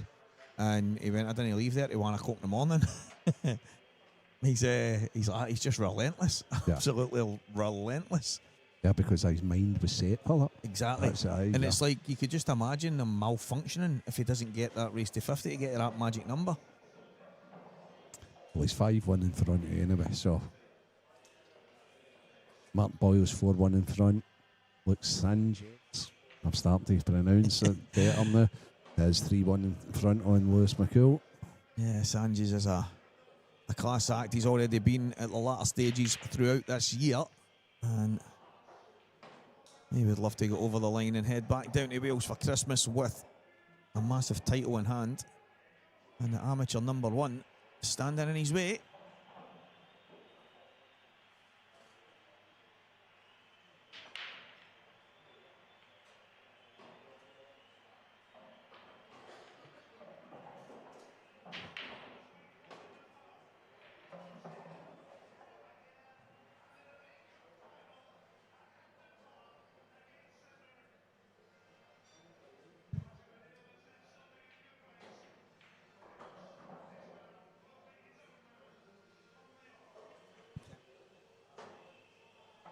So, a little bit of bonus action here from the Geo match against Liam Dunster.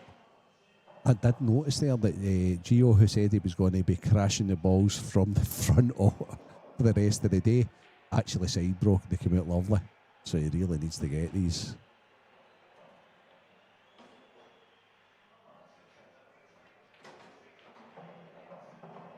To get a little foothold back in the game. Yeah, that's spot on. Stevie Cochran helping us out there with that. Greg was 5-2 up in his last match against Mark, but Mark's played great to win that match. But a good run and good battling for Greg. He's not had the best of years in the pro ranks. He was really considering his options. I'm glad that he started to find a wee groove towards the end, because he's getting into 2026 a bit more positive. That's good. Nice guy. Class act. Dad's a great guy as well. Shiny's different gravy, isn't he? Played a wee bit of pool himself, so he's got the.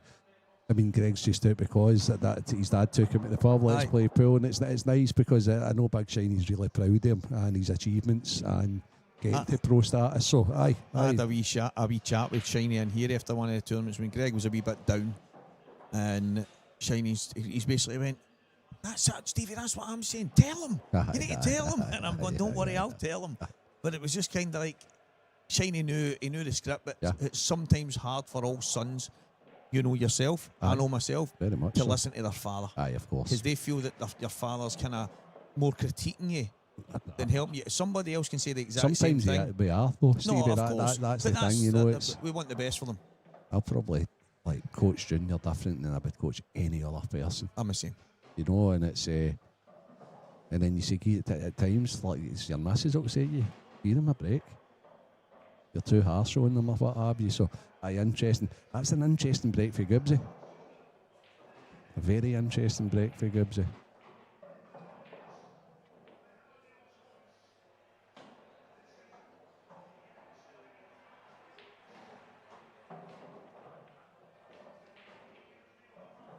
Still plotting his first shot.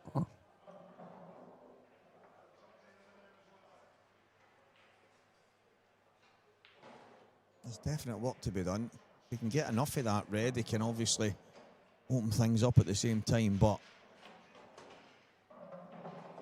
I was going to say, is there a shot to pot and crash that yellow out straight away? Screw the yellow into the right middle and just and take the bad one into play. He's got a couple of choices. He can play the red as well, and I think he's gone reds. Yeah, I think Stevie. so. Trying to play devil's advocate there and see what options are on. I mean, there is a couple of pot kicks on in the yellow, top right. Swing into it with loads of left-hand side, but getting the 8-ball and the yellow into play at the same time, unless the 8 goes to the top. I mean, if that 8-ball does go to the top, then I would probably personally be going yellows. I'd be trying to kick that out. Gibbsy's another guy. There you go. Right? The 8-ball goes. Yeah. He is taking yellows indeed. He's took his time on this. He has.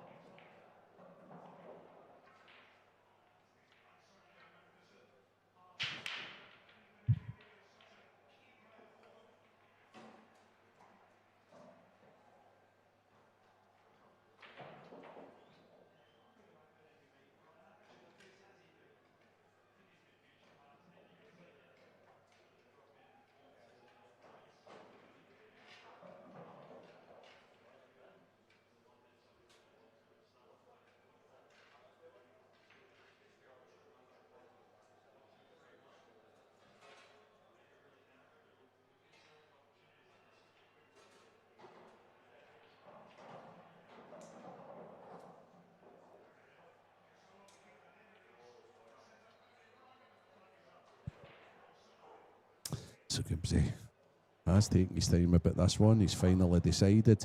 Is he now going to attack the bad one, Stevie? Well, he's going to be really, really unlucky not to have a shot after it. Yeah. And he's going to be so unlucky if he's not got a shot. I think he's done it right. Yeah, I'm not questioning it. I guess that the one to the top right was probably a lot thinner than it looked on the camera. So Gibbsy's obviously playing the percentages that wee bit more than maybe somebody a wee bit down the levels that's trying to just get into it as quickly as possible. He's got a shot at it. Yeah. I think he's got a shot at it in the right middle. He has. He's got to watch his cue ball, however. Especially with where the red is, it actually makes the bottom left corner suck the cue ball in even more.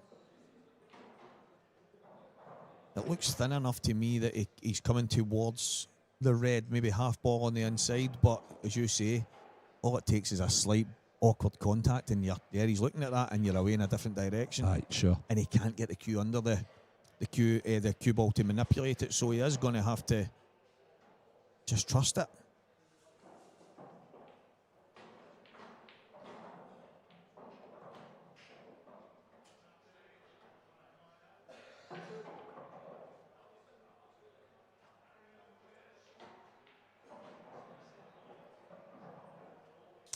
He's forced.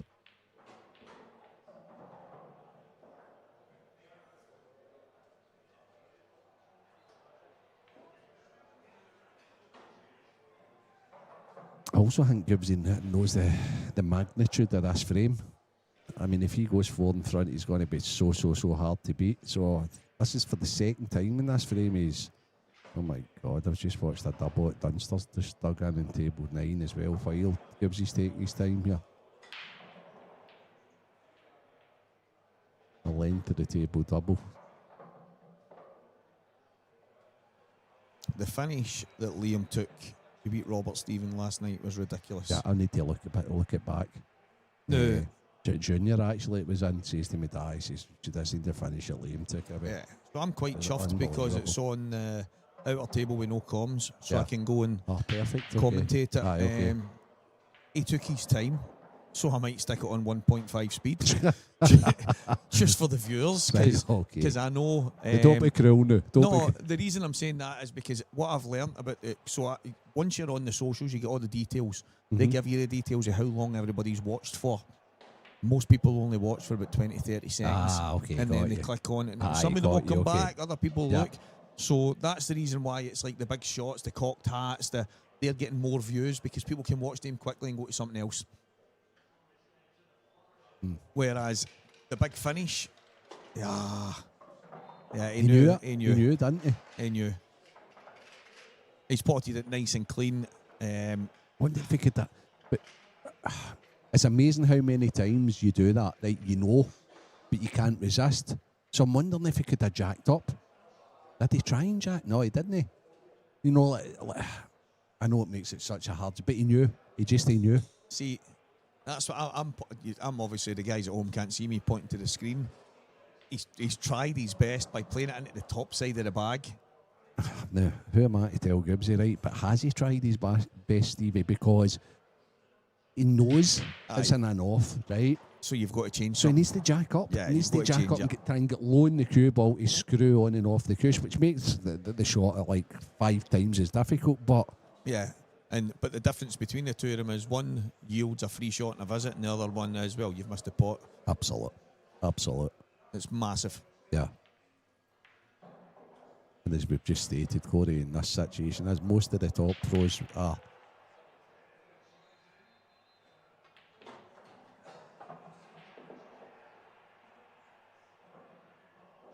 Yeah, it should be 4-2 now. I don't see any way. Corey makes a mistake here now. Gareth Hibbett 4-2 in front of Dan Davey. I've just clocked 6-1 Dunster. Dunster's a 6-1 Mark Boyle as well. Dave Adenaught and Mark Farnsworth all square at 3-all. Morgan McInnes, Mark McAllister. So those two matches finely poised. Davey Markey miles behind as well against Gav Robinson. So a couple of big results. Players are quite far ahead, and other ones pretty tight.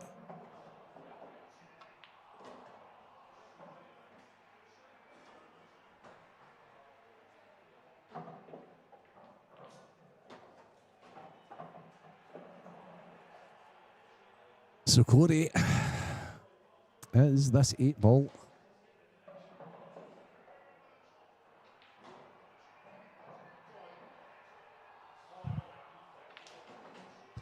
Is this 8 ball away from? He's waiting. I think he was watching the football there. I think Corey was watching Aye. the football and Aye. he took his time. 4-2. So, match still back on. Scott will be gutted about that one.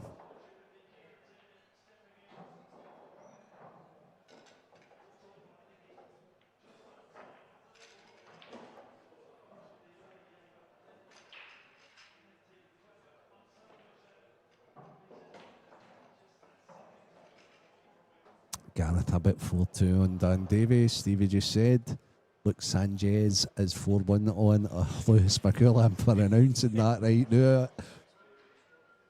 I do an event in here, Stevie, the 9 ball, when all the players from all over the world come just before they go down to London for one of the matchroom events.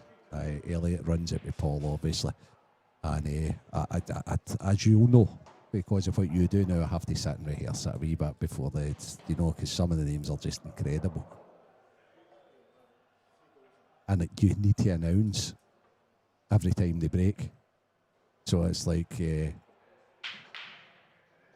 rack number 7, Piers Labutis to break, leading by 6 racks to 0. Well, that was when we did the Moscone IPA thing in here, which was absolutely brilliant. Great viewing figures, great numbers, all the stuff, the fun that we had, having the best of the best, going and having some fun together, and it was really all about creating a little bit of fun element between the two disciplines and getting. Enjoyed it, I watched it. It was excellent, but one of the straight away, I'm speaking to Andy Betts and I says, how did these names get pronounced? I mean, I don't want to go and ask them because they'll probably not even understand the word I say. So, straight away, I'm like, right, so Piers Labutis, and Craig turns around and says, it's pious. No, it's not. Right, I know it's not. And right? because he told me that as well, and then Elliot says to me, listen to you calling him pie. Right.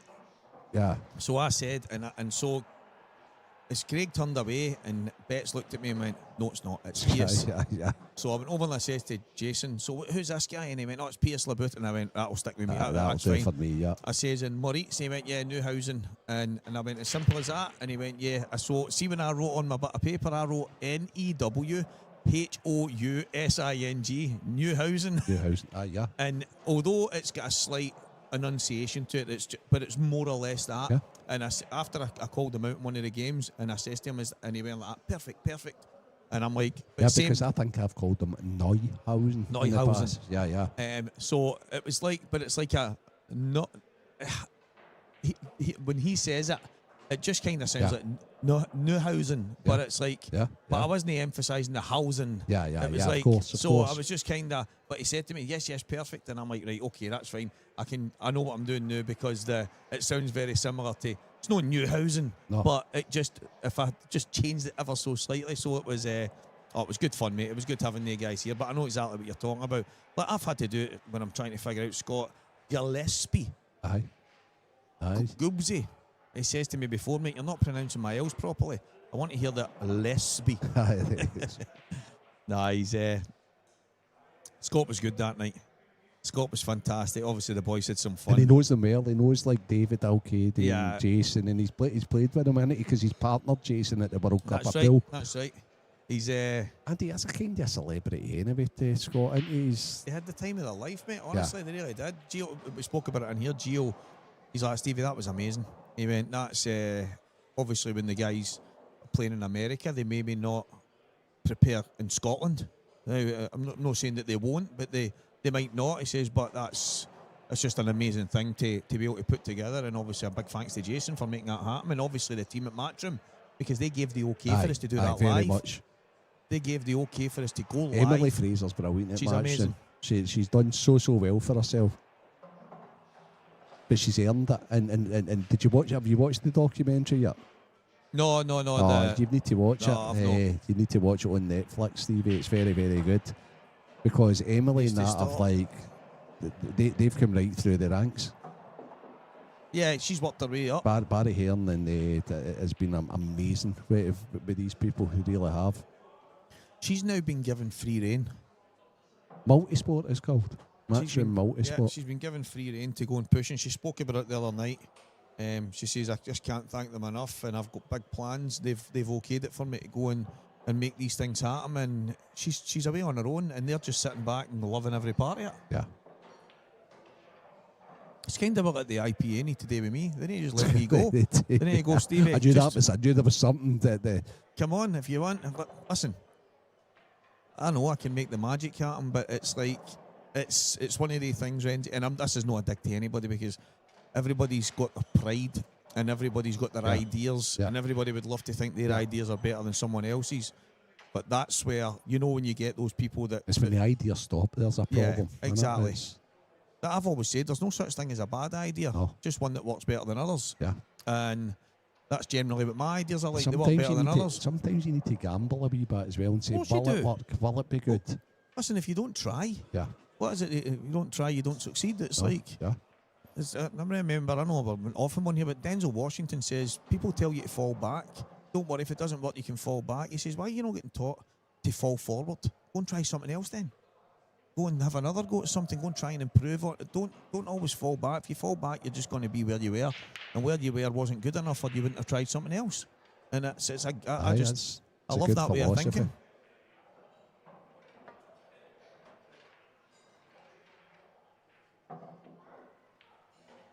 I was wondering what Scott was doing there. I'm looking at him. I don't know why he overstates it. He wants to keep that yellow over the top for some reason.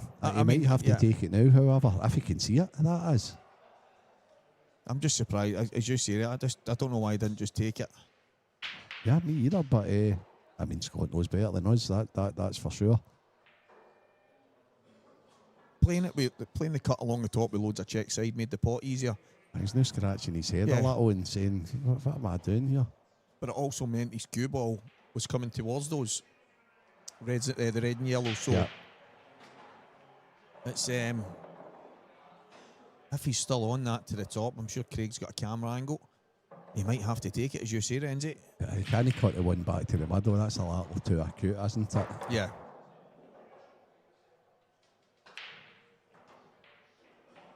Okay. The other side, please, Craig. That's the one. That's the one. That's the one. Can I get past that? Awful tight. It does.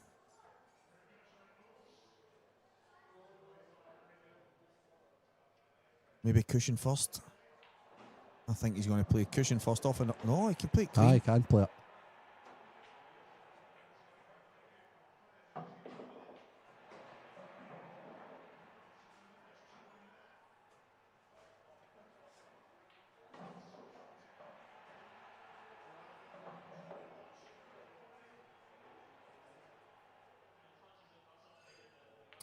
Obviously, this ball was his ball for the ball down the cushion. So the yellow to the right middle was his connector for it. That is nice. That's good. I like that. Yeah. I like that. I like when Scott does a grafter's finish as well.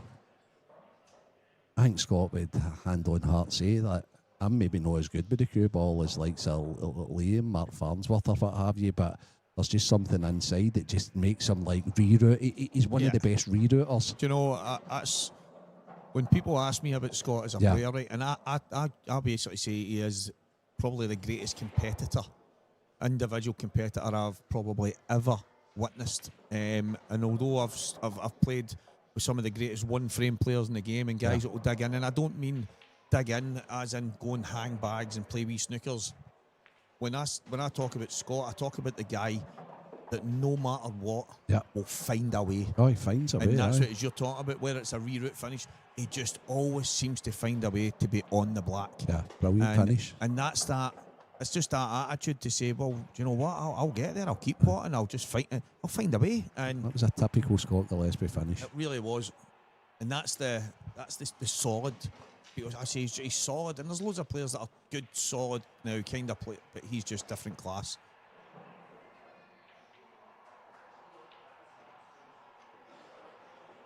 Looks a horrendous day outside, Stevie. Nice here though. Yeah, well, I was in gonna this say, commentary booth, look- nice and yeah. Looks like a day for 6 screens and a couple of Yes, chairs in a yes. square box. That'll Aye, do me. absolutely.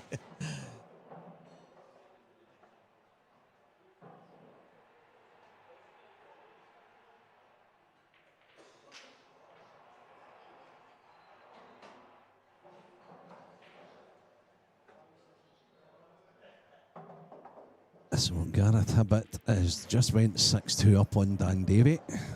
Dunster 6-2 up on Gio Eggert. Luke Sanchez is 6-1 up on Lou McGill. Every time I say that now, Stevie's laughing. 7-1 Mark Boyle against John Kieran.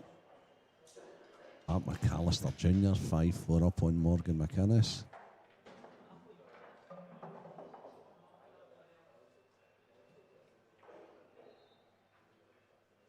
And Dave Adenall 5-4 up on Mark Farnsworth.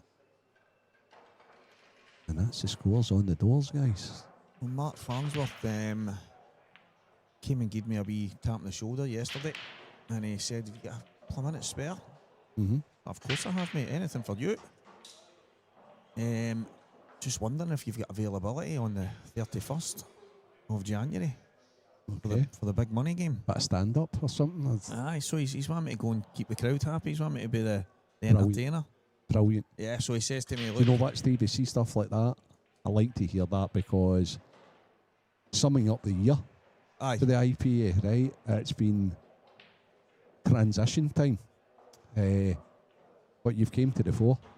And I know you don't need me to tell you that, but I think it's maybe on behalf of Stephen and Paul and that as well. It's you've basically just been thrown in the lion's den. You've done really well, so it's great to see you reap the rewards of that. aye, I was... You must be doing a good job because people aren't just saying that for the sake of... No, of course.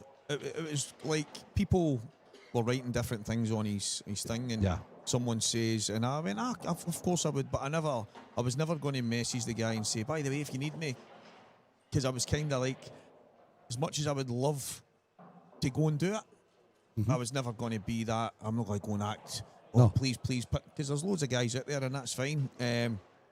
But the way he came to me yesterday, Aye, that's class. it made me go, I've obviously done something right, because Good. this, to me, all these guys like Mark, I know all the Scottish boys, and I'm mates with them, but to me, I still had to go and earn the respect of all the top guys, all the pros, whether it be Gareth Hibbett, whether it be, and to them, I was just a random Joe that could play a wee bit of pool, and I might go head to head with him. I've done a wee bit of commentary and all these daft things, but it's I don't know. I feel that.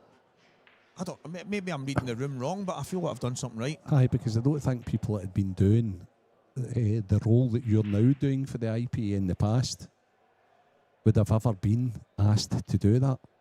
So I think it's... I'm trying to think of what word I'm looking for. It's maybe the flamboyance. Nah, I don't think that's the right word, but yeah, you know how to keep a crowd going, Aye. entertain, read the room. Yeah, A lot of which you have to do. Good ball. Oh, yeah. I'm.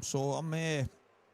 I think he's. And when is that? January sometime? January 31st. So I think he's asked Craig for his availability, and I'm sure Craig has said, well, I think it's a distinct And possibility. is, that So a game, and is that the Mark game against Stevie Dempsey? yes. Aye, that'll be a cracking game. So- Stevie Dempsey's a cracking player. So Mark has obviously asked us here to go in and do our thing. So Aye, yeah, I've I had a wee check, and I said I'll make sure. I said, but I think I'm okay, and obviously Craig said he's okay, so that should be. And that game will be in the Sky Lounge in Newcastle, would I be correct in assuming Yes. that? So I must admit, I'm looking forward to that.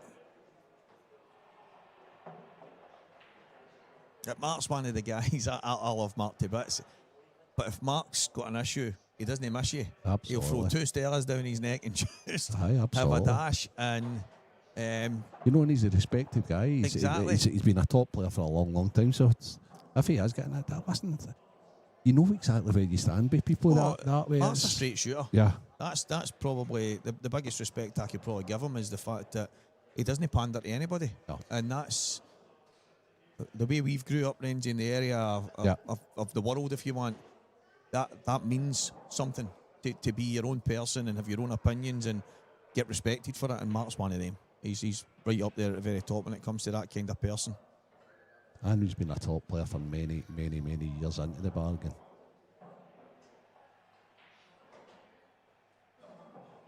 So while we're chatting about all things next year, Oh, good shot.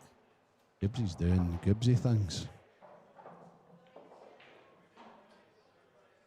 Yeah, Fish, my man, I will be heading down there on the 31st of January, as far as I'm aware. So, yeah. I thought the Masters was after Christmas. No, Billy, this is Hillbilly John. This is the final IPA event of 2025. But the UK Masters, the IPA Masters, will be in August next year. So, people will be able to get a suntan and play pool at the same time. I don't know who I'm trying to kid. We don't get any sun in Scotland. Tell you what, it wasn't bad last year. It wasn't bad Wasn't last it the worst, year. It was was it? all right. Wasn't it Aye. the worst? I'm enjoying global warming now because it's we've had a prolonged period of good weather. Certainly not today, however. No.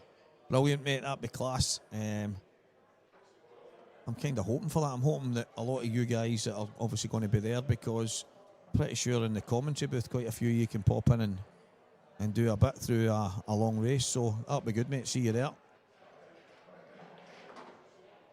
Good shot. Brilliant. Good shot. He just got Absolutely it to brilliant. bite at Yeah. the right time. Dunster's just came out of snooker, full length of the table to pot the black over the top. I mean, it was over the bag, so I expect him to get it, but 7 frames to 2. 8-1 Mark Boyle. Gareth Hibbett 6-2, 7-2. So there is a couple of matches with big margins. Morgan McInnes has fought back. He was 5-4 down against Mark McAllister Jr. there. He's now 6-5 in front. So when he was 7-3 down last night to Dan, and I says to Dave Adenall, listen, Morgan could dust his sail off, come back tomorrow, race to 7, work his way back in. I says, but I can tell you right now, it's not who he is. No. I say that this match will likely go all the way, and A great finish. sure enough, for it Gillespie. did. Turning the screw. Yeah, legend, Pete. Absolutely. We'll keep you off the sauce until Oh, get him on the sauce. until- get on the sauce, mate. Yeah. Oh, I like money matches, and when they all go in the sauce and go in, it's fun time. 7. Is it 7-2, 6-2 Scott Gillespie? 6-2 Luke Sanches against Lewis McCool. Dave Adenall 5-4 in front against Mark Farnsworth. Boyle 8-1 now. So unfortunately for Kieran, Mark was not about to let history repeat itself. Absolutely not.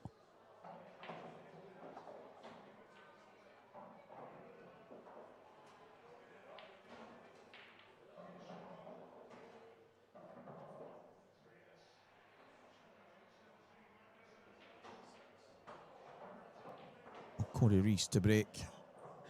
Sporting the foul break. That looks a heck of a break cue that Corey's got. Oh, The cue ball desperate to go down the hole. But it's dry. Let's try and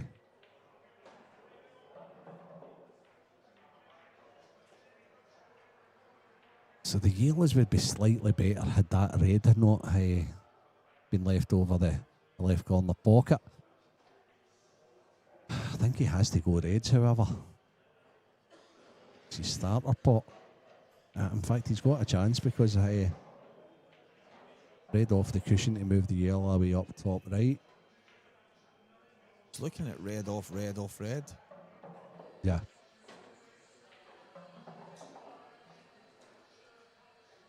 He must really fancy this because he's actually knocking back a pot to play it. Yeah, there no you problem. go. Lost the red a little bit though that he's cannoned into.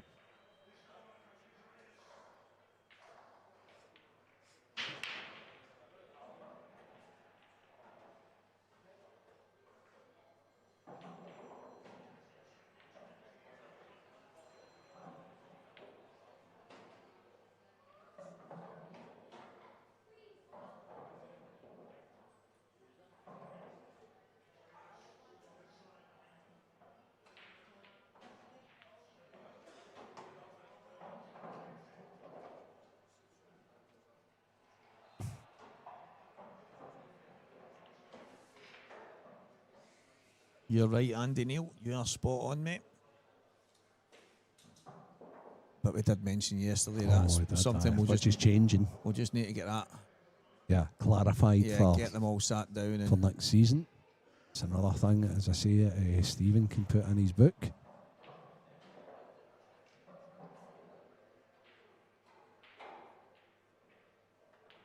Scott's playing the big bag double. Brilliant. Now he might have to take the one over the bottom left.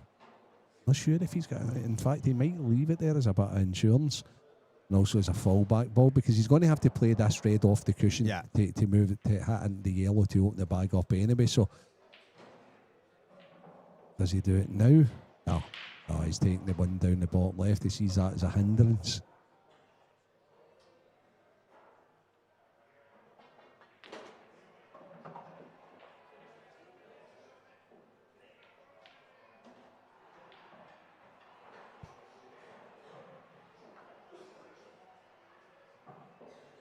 Okay, so playing this is okay. It's what he connects to. I think both. If he plays this right, both reds are going to go to the left middle, aren't they? I think he can drop it in clean. Yeah. Oh, can he drop it in clean? Okay. I'm just wondering if there's enough to just drop it in, but he couldn't get much better on it anyway, No. Stevie. Regardless of whether he plays cushion or if he goes cushion, he's going to have to come. I think he's playing it your way. I think it is clean. Yeah. Yeah. I wasn't sure. Good spot. He's went a wee bit further than he wanted. Yeah, but still nice. He's okay because all he needs to do is spot this, and he will have a shot at one of the other reds.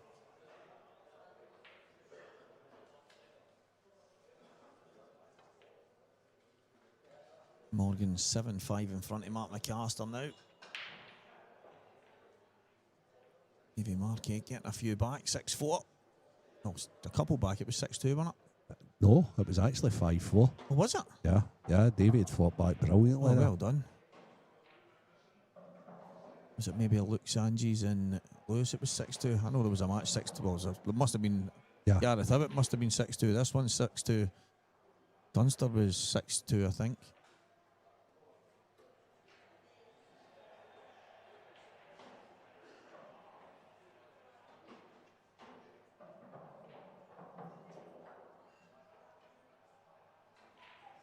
That's a great shot Gillespie's just played. Absolutely fantastic little shot. He's just screwed with side, round off the two cushions. Placed it brilliantly. Gillespie's getting away for Corey now. Yeah. Brilliant.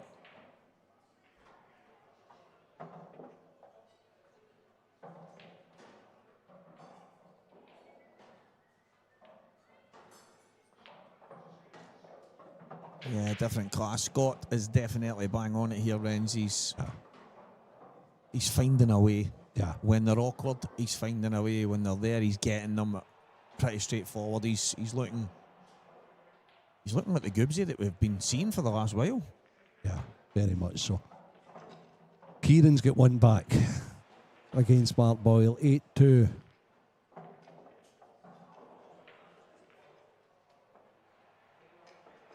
Dunster 7-2 at the good on Geo. He's setting the balls up the moment to break.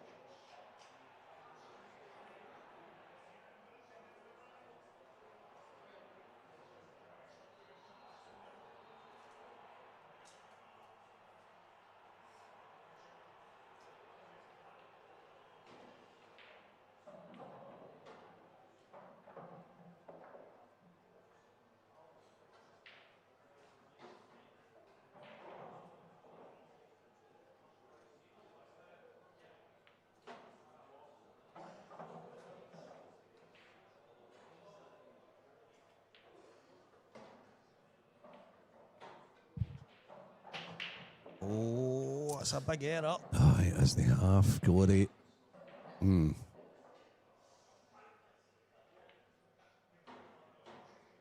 So Corey just pushed the boat out a little bit there.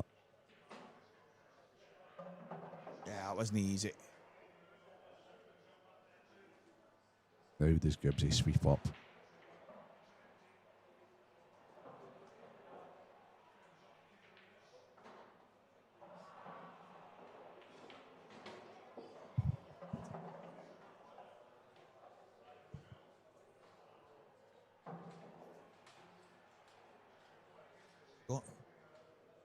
Scott just mapping these out.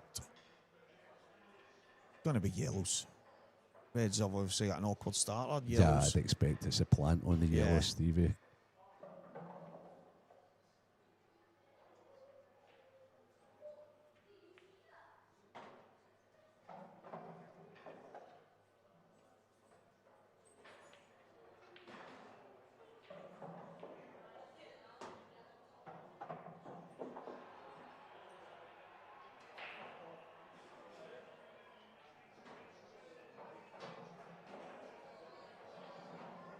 If the 8 ball goes in the right middle, struggling to see where he's going to go wrong here, to be honest. Yeah, it also goes bottom left, top right. Let's get numerous bags. Maybe it not as didn't. much now. Maybe not as much now. I wonder if it didn't, Renzi. 'Cause surely he wasn't playing through that tiny wee gap. I don't know what he's did there. He's just had a switch off. You could, Gibbs's expressions are brilliant as well. I love when he puts the thumb up when he goes in off or something like that. He's aye, wears his heart on his sleeve, doesn't he? Gio's back in things. 7-4. She went back to back there.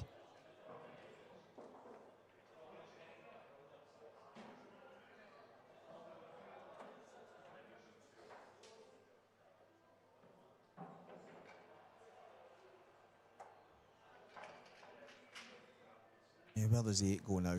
Needs to move it. Needs to kick it. Definitely doesn't go top right. Possibly goes top left. Don't think it goes anywhere. No, No, I it don't, does go Renzi. top left, but I mean, fair to you. No, exactly. Fair to you put the cue ball to pot at top left. It's You need to be where the red is, just below it.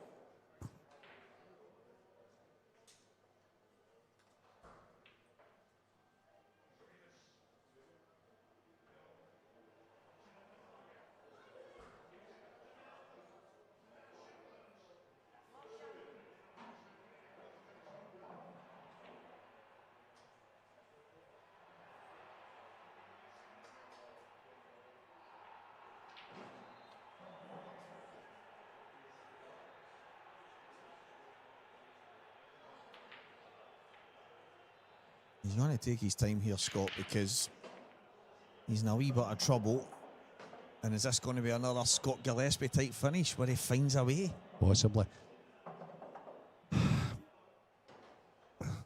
I'm just wondering if he play. It's obvious he's going to play well, it's obvious to me that he's going to play the pot into the bottom left. Wondering if he maybe plays a plant or something after it and then or uses one of these yellows downstairs to try and bring the 8 ball into play.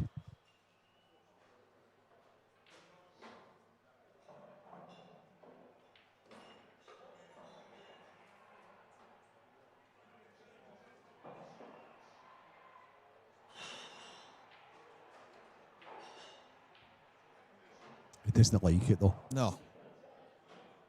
It's it probably could not have landed in a worse position Yeah. because he could pop this yellow in the bottom left. No guarantee to be on the yellows at the bottom. No shot at the top. He was looking at maybe a delicate screw past it and then playing the plant. And is he maybe going to play it in off the yellow, try and hold it so he can? So he like has that. played to come I round love the that back. shot. Good shot. Absolutely love that shot. So that's what all the deliberation was about. It's maybe just a tad unlucky the way it's come out.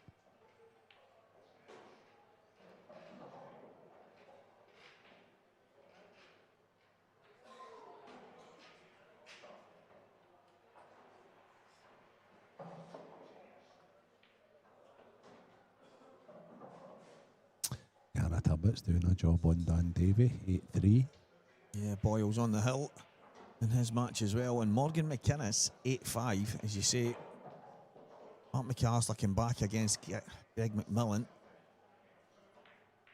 But this is another comeback he's going to need now. If he's going to... Well, it's now 9-5. There's a long way back if he's going to get Morgan.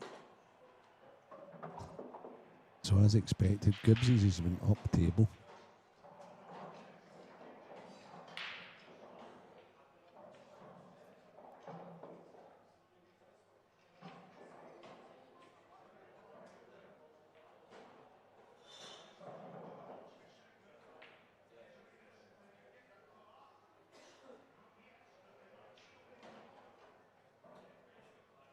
Is he going to have to play?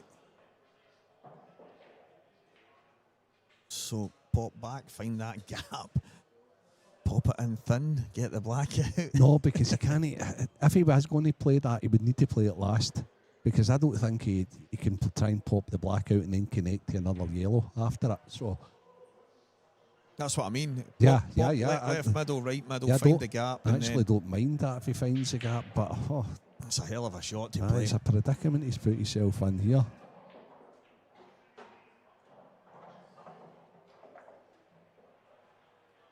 And it's all his own doing. That's what will be troubling him.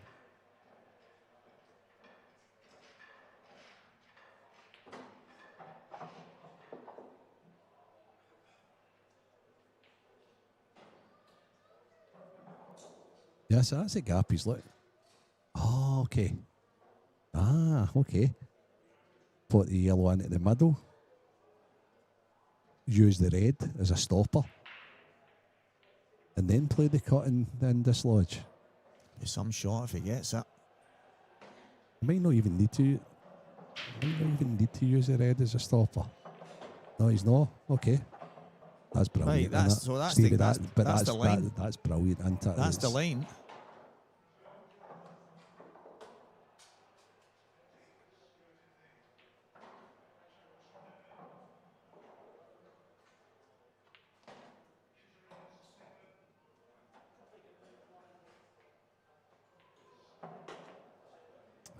Oh, by the way, he's got a lovely wee turn there on the left.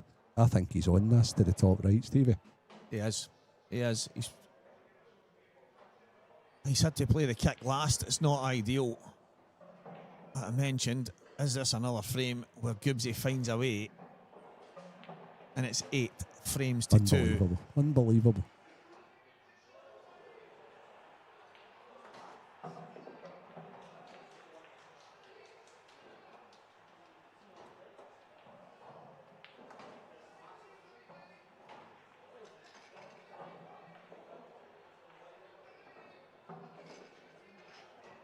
Scott Gillespie, 8-3 Gareth Ibbott against Dan Davey, 9-2 Mark Boyle against Kieran Kay, 8-3 Luke Sanges.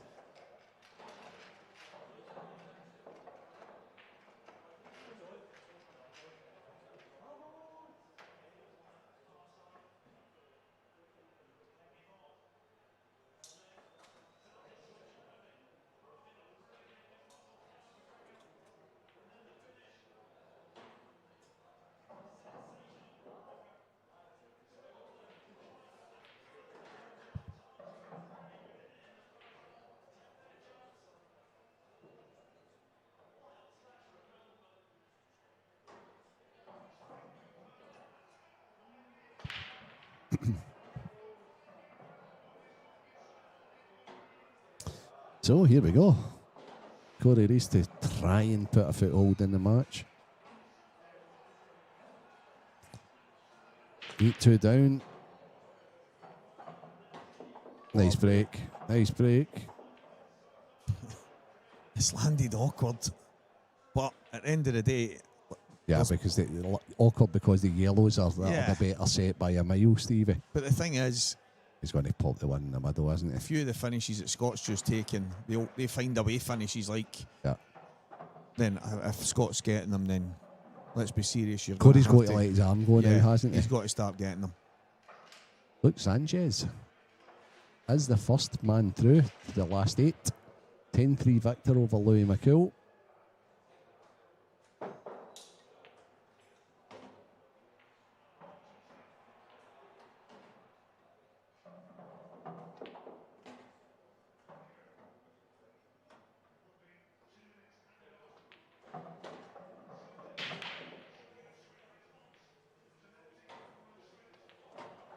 Yeah, quick fire finish.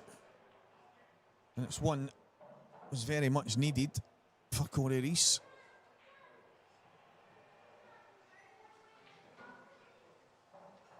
And it's a good one as well. Few more of them and he's back in it. However, unfortunately for him, it's Scott Gillespie's break.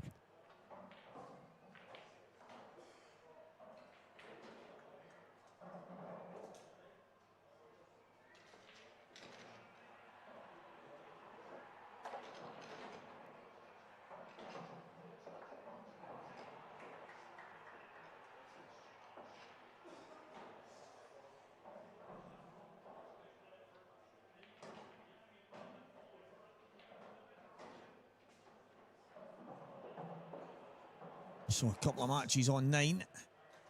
Will it be Mark Boyle, Gareth Hibbert and Morgan McInnes to go over the line, or will there be monumental comebacks? That is probably unlikely, but you never know.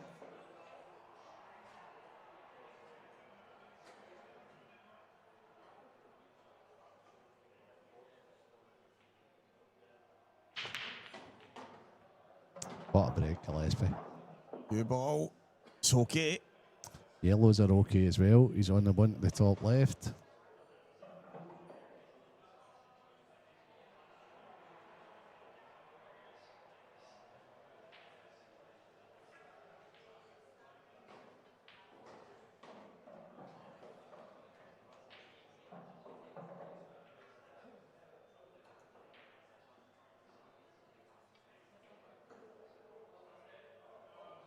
Yeah, I get what everybody's saying. On our main screen, Craig hasn't changed it to first to 10. So on our main screen underneath where it says Scott Gillespie, Corey Rees last 16, it says race to 7, but it is races to 10, guys. It's races to 10, it's all on our Q score and on the main draw. But on our main screen, it does say race to 7, which is wrong.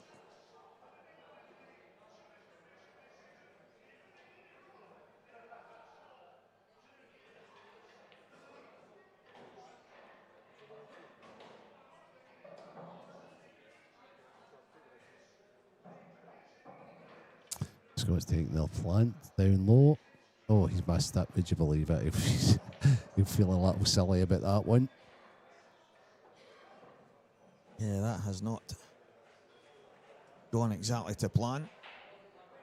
And just right on cue, the man from Del Monte changes it on our screen to race to 10.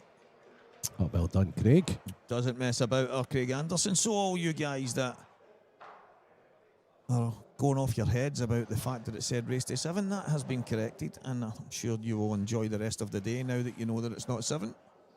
Okay, so the only game, the game not what Gab Robinson's just went 8-5 in front of Davy Markey, so it's a Mark Farnsworth Dave Adenau game. It's a slugfest at the moment.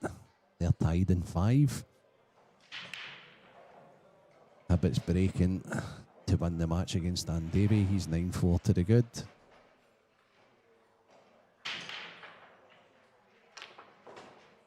That's a great aggressive shot with Corey, who is letting his arm go now. Yeah, he's unlucky that the way the contact was made with the cue ball there. It's ended up kind of double kissing and leaving it still in there. Morgan McInnes is at the table. Got lots of balls on the table there. He's 9-6 in front of Mark McAllister Jr.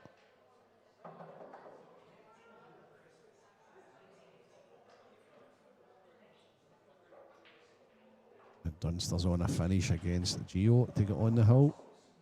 Just waiting on Dan Davy getting out his road.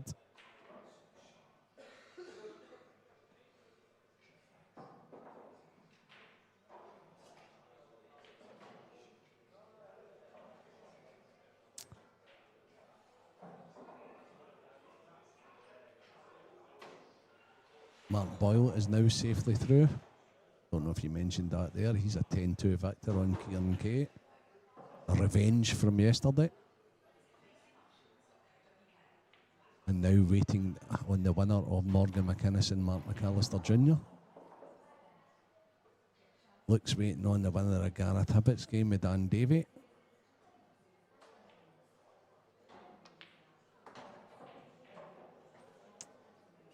just dug on a nice pot.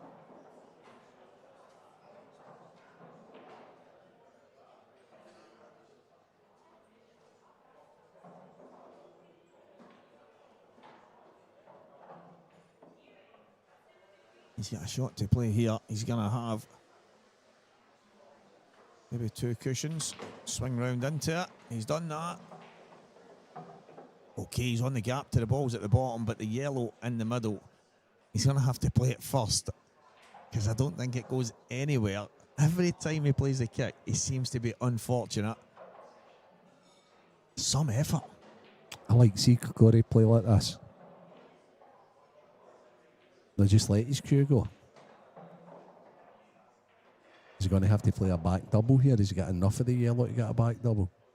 Dunster's just about to go in the hole. 9-4.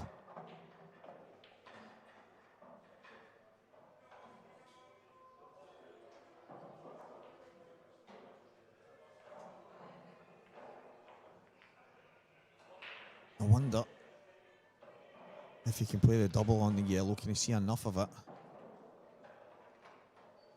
Play the double and kind of screw. That's what he's looking at. Yeah. Maybe screw towards the red. Just down below the line. I don't really think he's got anything else, to be honest. He's not going to play the thin cut, and that's not hard enough. He's overcooked the double. Yeah, I think if he plays it harder, though, it would check up a wee bit. It's not only that, Steve. If it's even worse about that, is he's let Gibbsy get the ball he's closest to, and he can get in behind the difficult one away. Right away. Morgan McInnes is through. 10-6 Victor on Mark McAllister Jr. To set up a nice all-Scottish tie with Mr. Magic, Mark Boyle.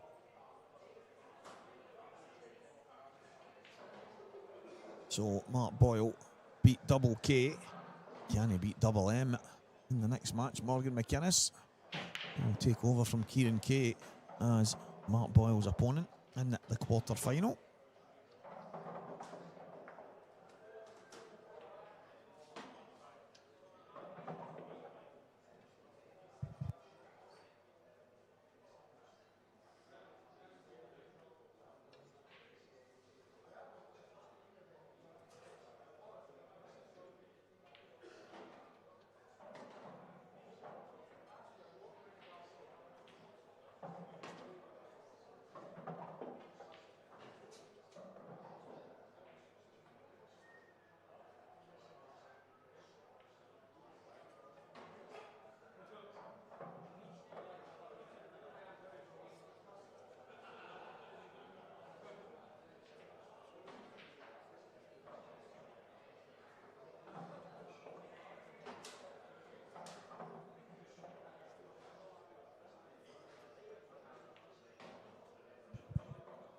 So Gibbsy has got rid of both of those balls.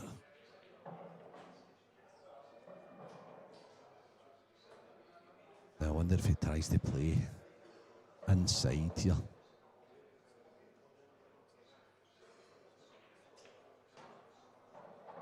Or he is just happy enough with a double on the red.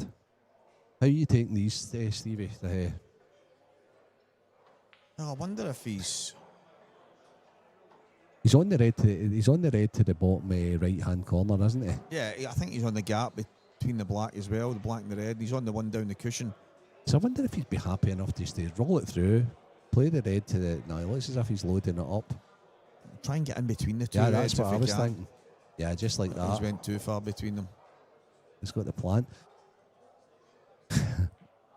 Right, okay. So to me that was quite on Gibbsy like, right? I thought what he would have done there was just fought that, run through, played the red to the left middle, just left the double. Yeah, bump the double in from where the red is. Yeah. Bump the double in and no. The good thing is, if he makes the plant, he's screwing the white across for the red into the bottom right as well. So he's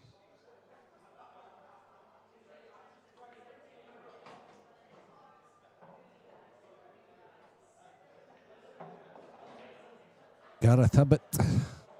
So the bottom half's complete, guys. Gareth Hibbett, Luke Sanchez, Morgan McInnes, Mark Boyle.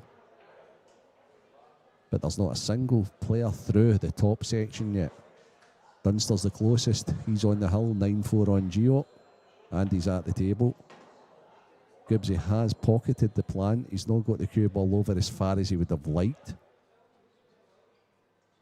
So, I'll ask you this, Frenzy. How do you play this? Do you go bottom cushion, side cushion, top cushion and down? Or do you just try and swing round two? I think he'll swing round. He's going to play this and run it side screw. Towards the yellow? Yeah, look at that. There we go. Lovely. So we're running side with screw, round off two. That's a John Tiger Kerr shot. That's one of his favourite shots. It's a shot that Gibbsy self-admittedly, I'll tell you that he's had to add to his arsenal recently. Not recently, but in the last few years. He's got a good mate called the Buzz Bomb, Paul McCutcheon, and he was like just different class at all those shots. And Gibbsy self-admittedly will tell you that he wasn't the best beside, but he's much better now. Yeah, and it's added an extra. See, it's a good shot, and the reason I asked you was because yeah, I know probably 99% of amateurs are looking at that thin cut. They're not putting any side on it. They're just playing it plain ball and trying to travel the cue ball. Sometimes there's simplicity there. He could have went bottom right and went two cushions near the jaws and came out towards the yellow in the middle. The shot he played was lovely. Yeah, very much. 9-3 Scott Gillespie on the hill. 9-4 Liam Dunster on the hill against Gio, and he's at the table. Dunster is just about to cement his place, so Dunster is the first one out the top half. 10-4 victor over Gio Eggert. He just keeps doing it. The other scores in the doors: Gav Robinson 8, Dave Markey 6, and Dave Adamo 6, Mark Farnsworth 5.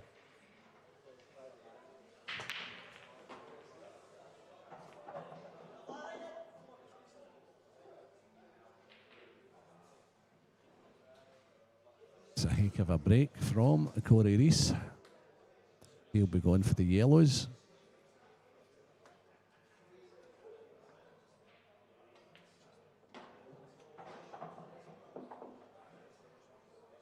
Evening, Simon. Hope you're good, my friend. You're tuning in at the right time. Some of the pull-on offer just now is just magnificent, mate.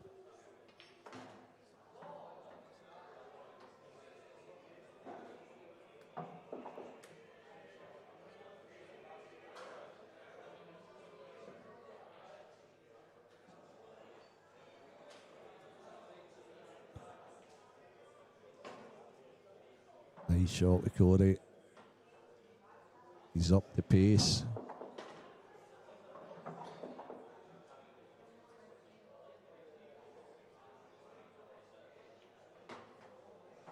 Another dish, but is it all but too late?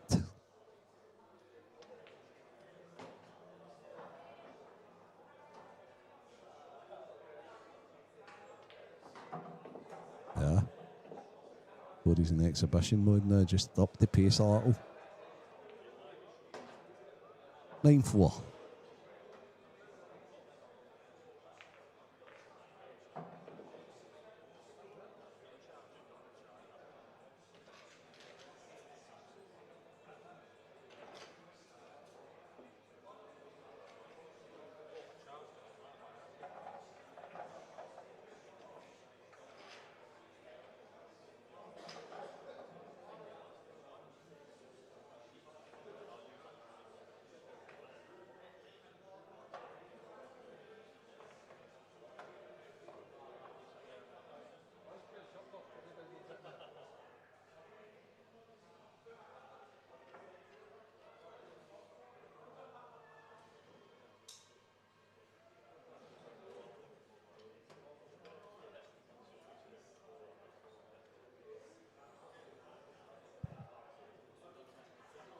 So here's the Scott Gillespie break.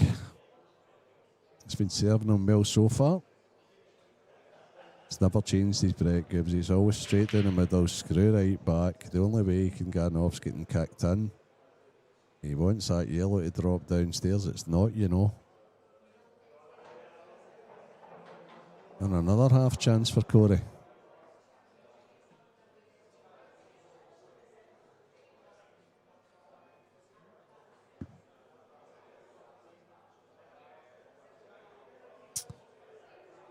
So he's not messing about, Corey. He's straight back at it again. He's almost playing with a freedom now.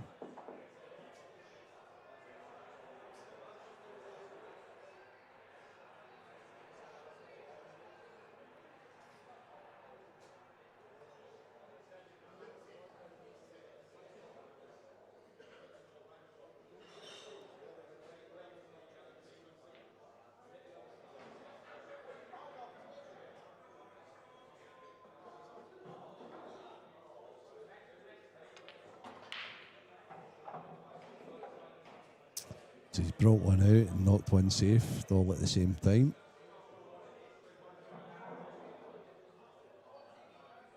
He's on a double. He's taking it on right now. Looks good. Now, is he on? Not the ball over the left corner, but the ball next to it, that he can pot that. I'm less sure with his facial expression. And no, he's coming over to look at it just now. Can he play this plant and come over and then nestle into the one beside the no, he's having to play the ball over the bag. He actually wanted that back a few inches so that he could play the one into the bottom right and go into the one next to the 8 ball.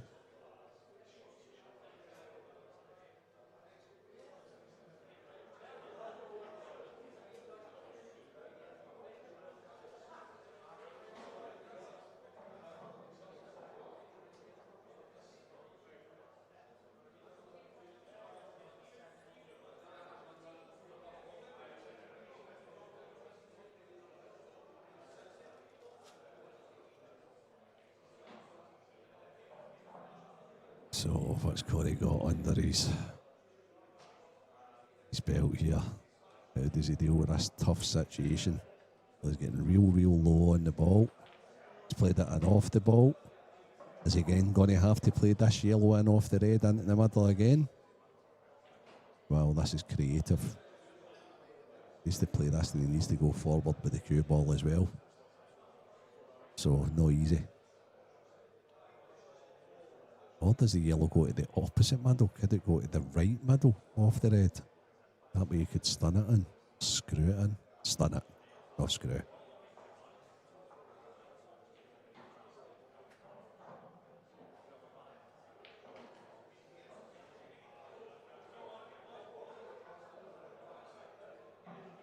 Okay, so it's going in the left middle.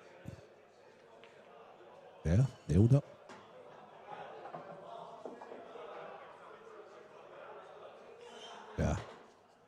Yeah, good finish. Like to see Corey playing a bit like this more often. Excellent. 9-5. It's not done yet. Corey's breaking again. 8-6 Gav Robinson against Dave Markey. 6-5 Dave Adenau still. That is a heck of a match against Mark Farnsworth. We have quarter-finalists sitting waiting. Gareth Hibbert, Luke Sanchez, Morgan McInnes, Mark Boyle, Dunster's waiting there.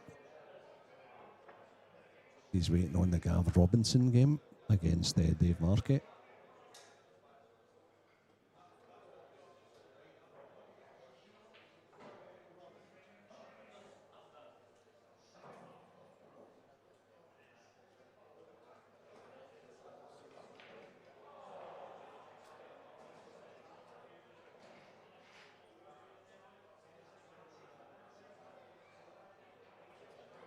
It's Craig, isn't he? He'll be trying to decide just now what game's on. That's a bag of riches for the quarterfinals, to be honest with you. It must be hard. It must be a toss-up at times to say, oh, who's going on, who's going on. Certain guys we've not seen this weekend that are still in the tournament. But every game now is pretty much a glamour tie.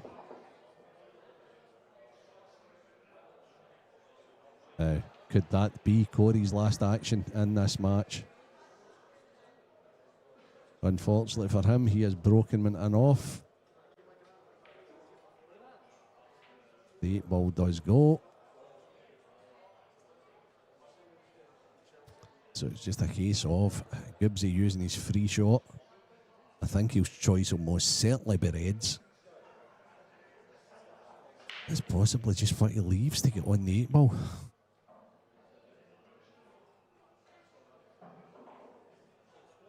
The 2 yellows to the right middle are not in good shape for getting on the 8 ball on the Reds, so just wondering if he'll do something with them.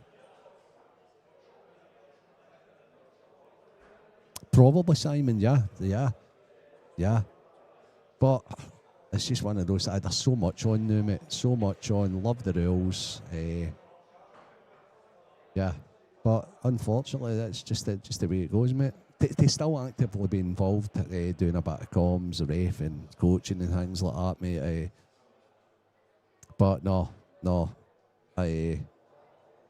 Obviously, Father Time doesn't turn the clock for anybody, and yeah, I do. At times, I do wish I was still playing, but that's where I've got to hand it to guys like Gareth Hibbert. Wow, I mean Gareth's like Masters. He's still playing at the very, very, very, very top level. Just a great cruist, and more than capable of winning events.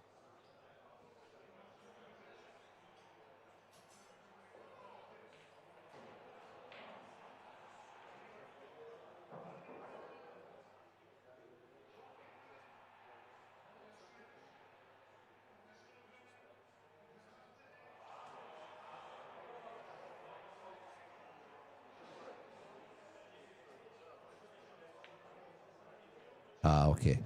Very, very, very clever for Gibbsy. I was wondering, I knew that 8 ball went. However, I knew the key to this finish was making it easier.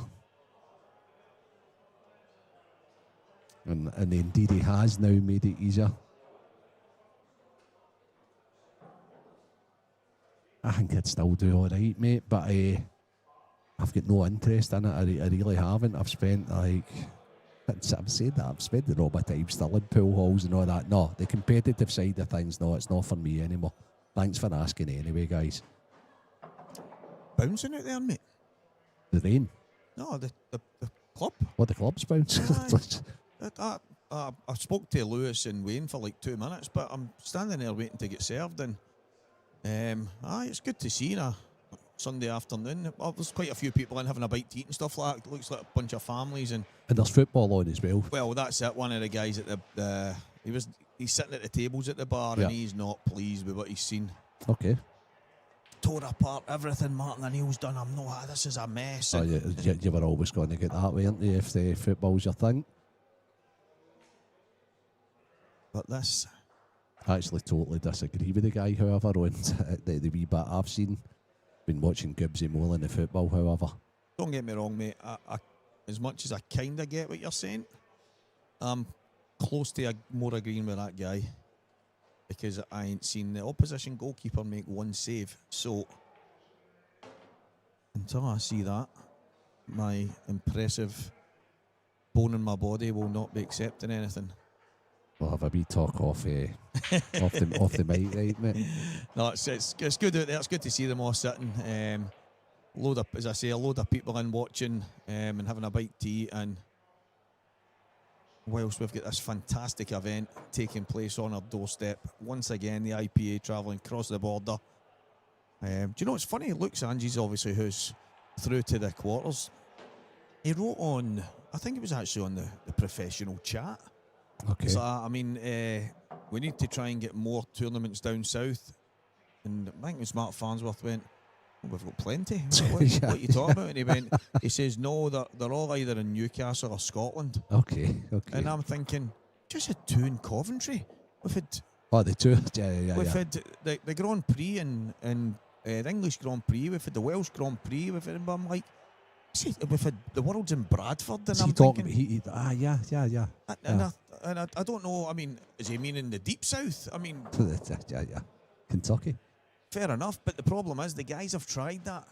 And it's not the fact that they don't want to go there, it's the value in the hotels. They want crazy amounts of money for the rooms. And it just would not work for the players.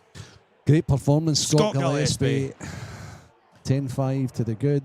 Cubesy. Well done, Scott Goobsy Gillespie. Don't know what's up next. Don't know if you want to have a wee word with Scotty. Well, I mean, if he wants to come in, he can come in. There's no game pedalled in yet because we're waiting on the other I'll match see how he finishing. feels. I'll see how he feels, Stevie.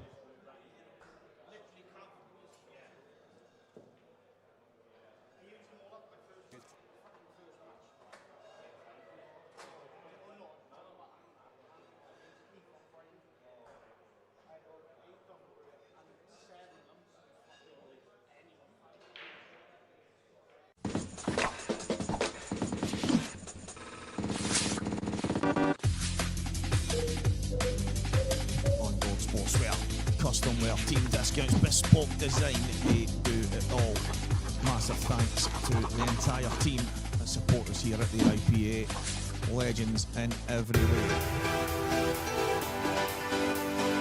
Direct, sport in the smart rack. It is a wonderful piece of kit. They are very innovative when it comes to the world of Cuesports. And again, big support for us here at the IPA, and a massive thanks goes out to them.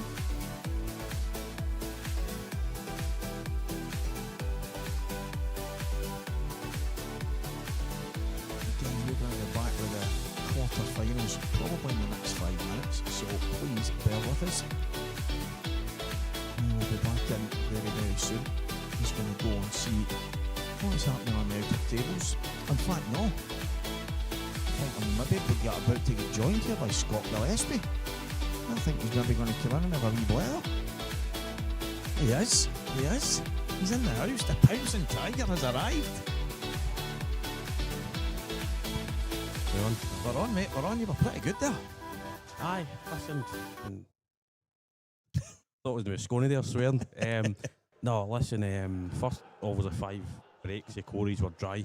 I mean, obviously, as his opponent, I'm wanting him to go dry, but I've been in that situation. I mean, it is tough to take, but you just need to take care of your work and obviously and go on and play the way always are.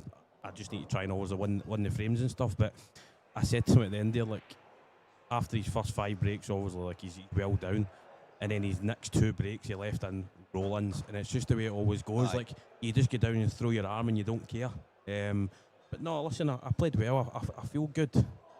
Obviously, I've got the odd error and stuff in me. But I just settle, like, I can if I can take that. Because I don't play the game now. Like, I just play tournament play. And obviously, it's good that it's races to 10. It's good practice and stuff. But, listen, I'm playing well.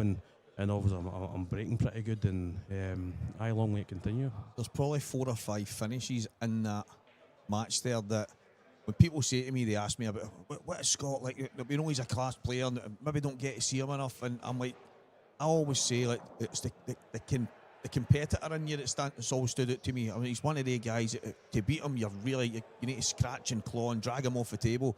But there's finishes that you take that you seem to always find a way. They're awkward. You land in the gaps. You have to play the plant. You maybe have to play a kick last. Whatever it is, I just think you probably get more of the finishes than more other guys. And I'm probably doing you a disservice with your cue ball, but you just seem to find a way. And there was a few in that. And that's when I kind of look at you and go, that's the Scott that if you're going to beat him, you need to beat him. You need to beat him well. Early doors, one of the finishes I went for. I had to play into a gap off my third last red, and it was a tough red down the rail. It was just I was just below the middle bag. Right.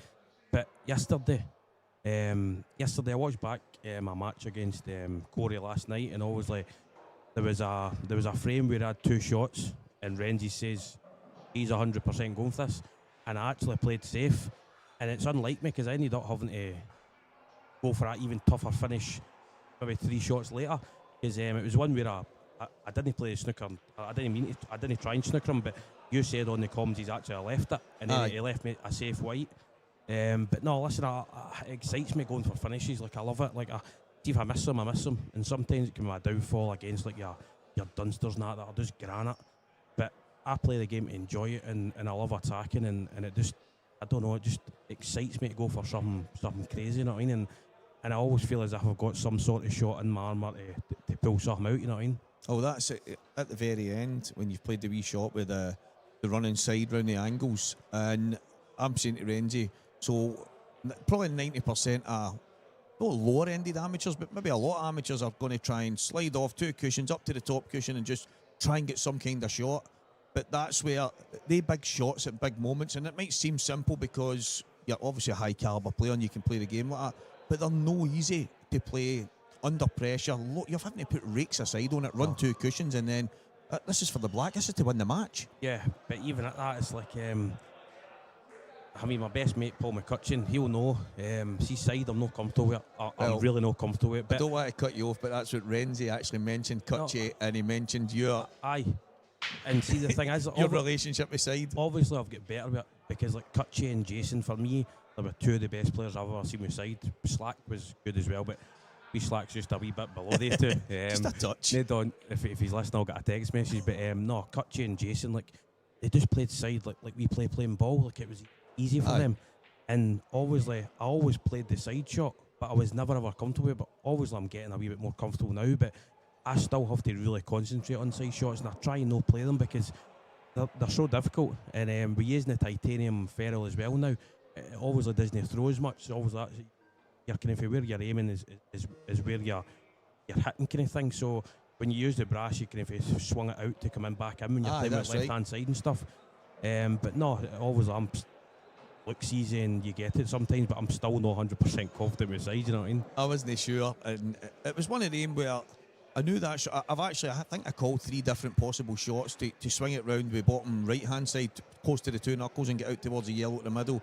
Play the shot with running side or up and down, kind of running up and down the table, going 3 cushions. And the shot you played, Renzi did highlight it that your relationship with side wasn't great. Yeah. And he mentioned Paul McCutcheon. He mentioned the fact that he was one of the guys that you would maybe look to and say, well, I've said it myself. Big Chick McKaig's one of the best at it. Yeah. He'll play a shot the full length of the table as if he's potting a ball straight, and next thing it comes off with loads of, and I'm like, has he done that? Yeah. Full, as if he's just potting it playing ball. And see, the thing is, back in the day when I was I hated side and stuff, like I would try and get around about a finish without having to do the side, and it would sometimes make it harder.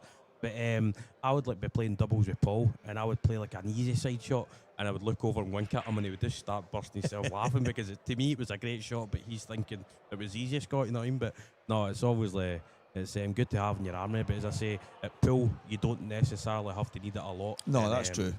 Obviously, I mean it's running. I'm not a fanny. I don't mind playing with like always a wee bit of checking stuff like that. But running side, I'm not really like swinging it off a 3 and all that. But I'm getting better. And obviously, as I always say, you can always improve, you know what I mean? Oh, you played a shot with check side and ended up landing between the yellow and the red, didn't you? That's right. It made the pot easier, but you're kind of unlucky to land there, to be fair. But fucking, that's the way it goes, mate, innit? Is this a Moscone we're on here? But you know how it is. It's tough to not swear when it's your daily sentences. I know, that's we'll stick to the pouncing tiger, mate. We'll stick to that. There was another one I threw in as well, though. I can't remember because that's how I brought up the pouncing tiger. But no, if you need anywhere, give you a shout, mate. We've got a few. We've got a camera on the big match.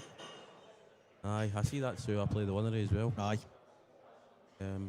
So Big Dave, he's a fierce competitor, isn't he, man? I seen he got a new cue off EBS. I don't know if that's what he's actually using this weekend, but I did see the EBS boys post up that he'd got a new cue this weekend. And it's tough when you always come for Isle Man. Like, he's not got a lot of, and I don't mean to be bad to like Isle Man people, but he's not playing week in, week out against all these top stars, you know what I mean? And that's what I heard you saying earlier on, and I think it was yourself, Steve, it says about always like Lee Shepherd saying like up in Scotland we're spoiled, and we really are. Aye. Like we don't have to travel for saltires. The IEMs have been great. I mean, they could do a wee bit of an improvement because they're always like used to be majors, and it's kind of I agree with you.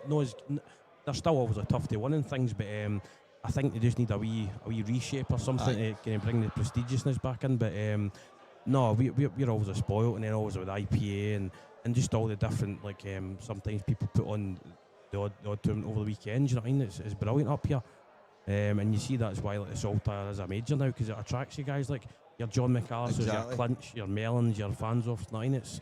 It's so hard to win, and always I'm in that bracket of 1-1 now. You I don't mind talking about them.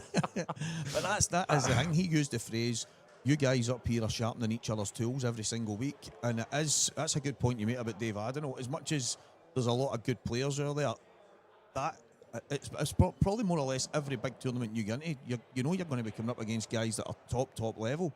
Yeah, you need to be sharp for the off. And that's always like, just personally where I struggle sometimes. See if you come into back into the IPA as a newbie and you're always drawing tough guys right away, and sometimes I'm not sharp at the start of tournaments, so I tend to think if I hit the ground running I'm dangerous, but if I get in there and I'm sloppy, like I mean my wife Mel could probably give me a game, you know what I mean, but she has improved a wee bit, don't get me wrong, but no, it's we're fortunate, and really we can pick and choose and stuff, you know what I mean, which is a good situation to be in. Well, that's a good point you say that, you pick and choose, because Lee, he talks about, I know we have our handicap stuff and that up here, and it might be a king of the hill or whatever it is, but almost every tournament down his way is either a handicap where he's maybe starting -5 in a race to 5 against somebody that's now decent enough level, or he's not allowed in the tournaments. It's a tough school. You can't get going either. No, really, you've no chance. The thing is, it's like, it depends how they always structure that. You don't mind races to 5. Obviously, he would need to then start off -5 probably, but it's like, this is how, like, see these tournaments, see week in, week out, if you're getting races to 10, it's not viable, obviously, because you need to play on the Friday. No, of course. But the races to 10 and longer races is what kind of, it gets a lot of guys' juices going, because you've got a wee bit to settle in. Aye. You're unlucky if you, I mean, Corey's always went dry kind of your first 5 frames, but first 5 breaks, sorry, but normally you've got a wee grace to settle in, and you're unlucky if you don't get chances in the match. So is that what you are then, Scott, right now, when it comes to these? Because I know Mark Boyle's in a similar boat because he's busy elsewhere. Life does get in the way, you know that yourself. You're turning up to these, hoping that you can play your way into them, and if you can, then that's your practice done. And when you get to the deep end, you're hoping that you're sharp enough to take it the full way. Aye, when there's not a run of tournaments, like obviously when I won the Saltire IM back-to-back stuff, I got I think it was the semi, the Grand Prix in Santa's, the IPA Grand Prix. Like, that was like three good weekends in a row for me. So right. I tend to not worry then about like the following weekend, because I know I've had my match practice like the weekend prior, and that's enough for guys like always a good level and stuff. But if I've not had maybe a tournament saying like 6 weeks, I've not played in these 6 weeks unless it's the odd frame on like a Thursday night in the league. But apart from that, I've not put in solid practice. Whereas that's what, wow. There's one guy in this commentary box pretty happy, and there's another guy that's got me by the throat. I've actually got Celtic recruitment disaster. Sack a board. So that's where I'm at. It's like, obviously, they say like we 4-6 weeks off or something like that. But on the other hand, I don't mind that, a wee 4-6 weeks off, not because obviously I'm looking forward to this tournament's over. Now you can go and spend a bit of time with family. I've got a Caribbean cruise in January. That was my 40th there, so I'm buzzing for that wee break. And obviously, pool's always been a big part of my life, but I'm now starting to get to the end of the part of my career, and I just take it kind of tournament by tournament, year by year, and see what happens. That's it, mate. At the end of the day, it's a hobby that you can get a wee turn at it and stuff like that, and you can win some tournaments and get some joy, but at the end of the day, it's just a part of your life. There's a lot more to it. Yeah, and the thing is, it takes a lot of weekends away for you. You know what I mean? See, if you do like a full circuit, it takes up kind of a lot of your weekends, and you can't really, sometimes I'll miss out and stuff with my wife or like family stuff and that, but listen, see, as long as I always feel as if I can still win a tournament, I'll keep playing, you know what I mean? That's good, mate, that's good. Well, you've obviously got, is it the winner of Farnsworth and Adenau in it? That's still a wee bit to go, right enough, 7 each. Dave, I don't even want to call him an underachiever, because he's one of the guys, he's got the talent, but obviously, as you say, his tools aren't as sharp as everybody else's. And probably Dave getting a wee run in this, like races to 10, this will sharpen Dave up. And like, now he's getting to the latter end of the tournament, Dave's going to be always like feeling good, and obviously he's got the potential there.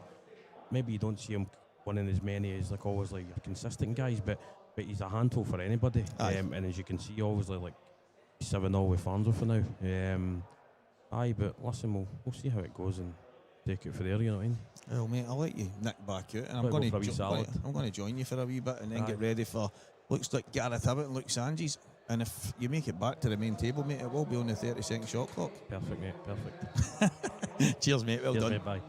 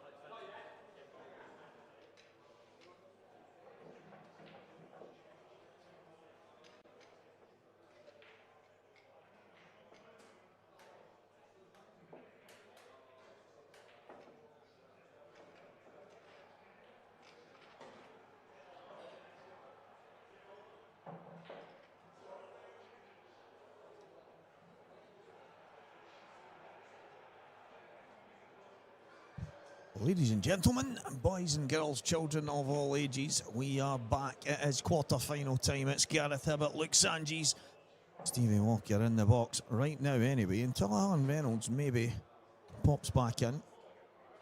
We've got a lot of guys watching the outer sports that's on the go.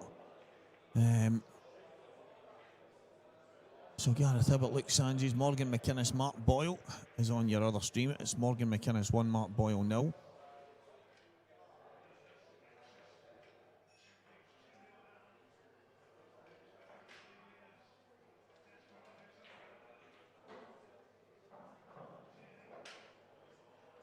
So we do have shot clock in play now.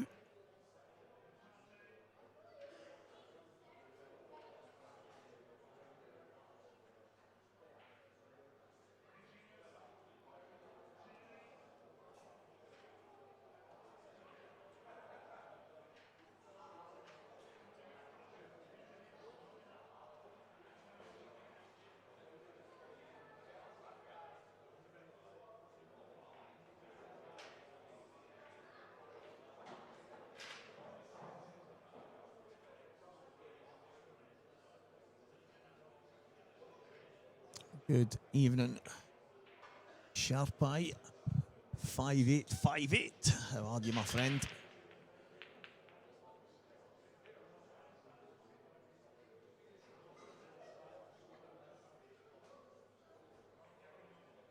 So frame number 1, you can see then the numbers on your screen just popping down. So shot clock in play, quarter-finals all the way down to the final now.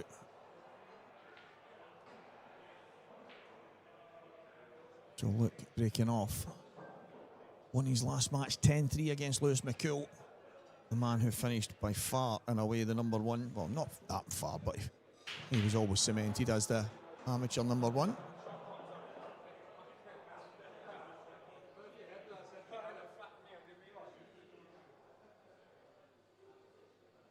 So what's Luke thinking here?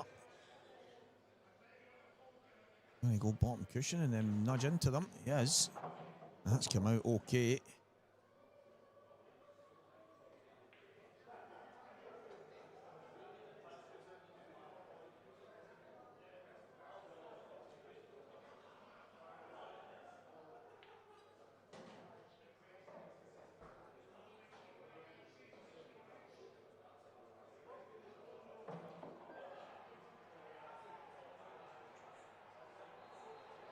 Thin cut. Got it. Again, not get much joy out of it. I wonder if he can play a delicate little snooker. Just slide off the red on the right hand side and back onto it. So this is what he will play.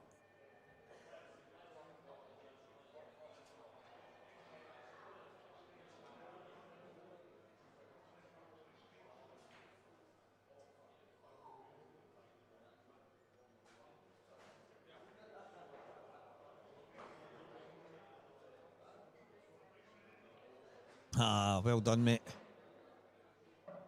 Very well done, and looking forward to having you at the Worlds. It should be a fantastic week of pool, obviously, with the singles, the doubles, the mixed doubles. I think we've got the seniors and masters and all sorts of stuff going on, but it's just a fantastic week. And a number of world champions will be crowned. Who knows? It could be you, my friend.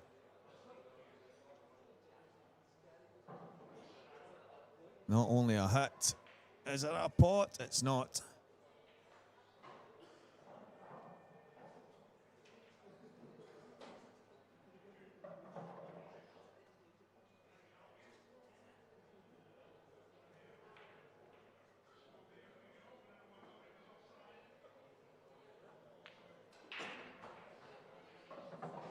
So look, gonna kind of push the boat out a bit here.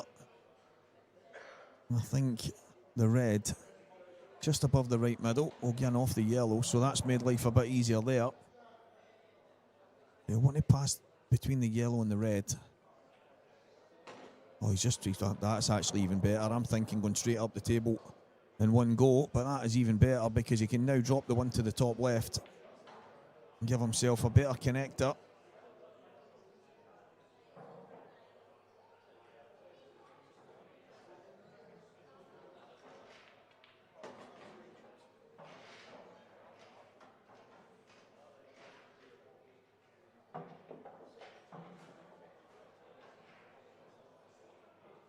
Little jab back, and it auto connects to the 8 ball.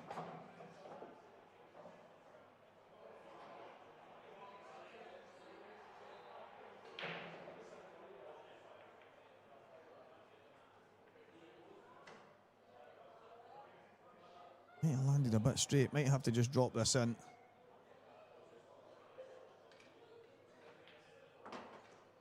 And using the yellow to try and flick down towards the kind of middle pocket. So not an easy cut. Not an easy pot at all.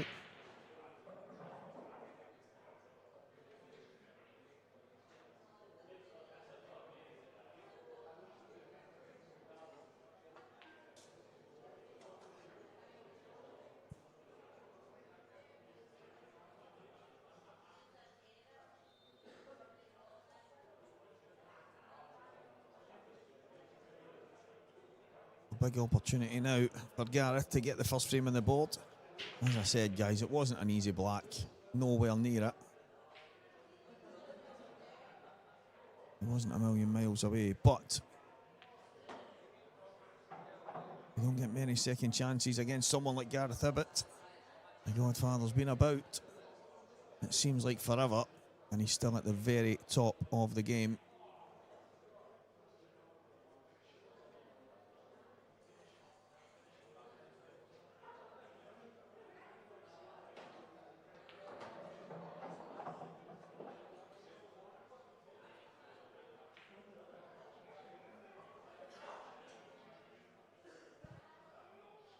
Might play a similar shot to what Luke played at the very beginning. Bottom cushion, and then in behind that yellow. Bring it into play, especially with the... Oh, it's not come out the way we would have liked. Now, he's probably fortunate, because if it's touching, even if it's not, tiny wee bit in it, he should be able to just drift in behind the yellow at the top left. Or he might be super aggressive and take the long yellow here.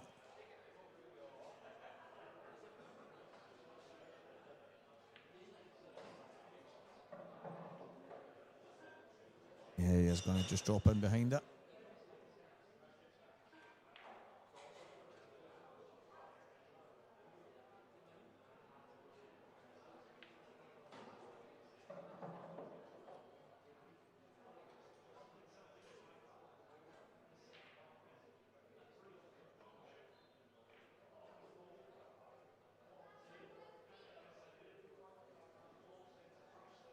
Unfortunate for Luke there, didn't manage to get out of it.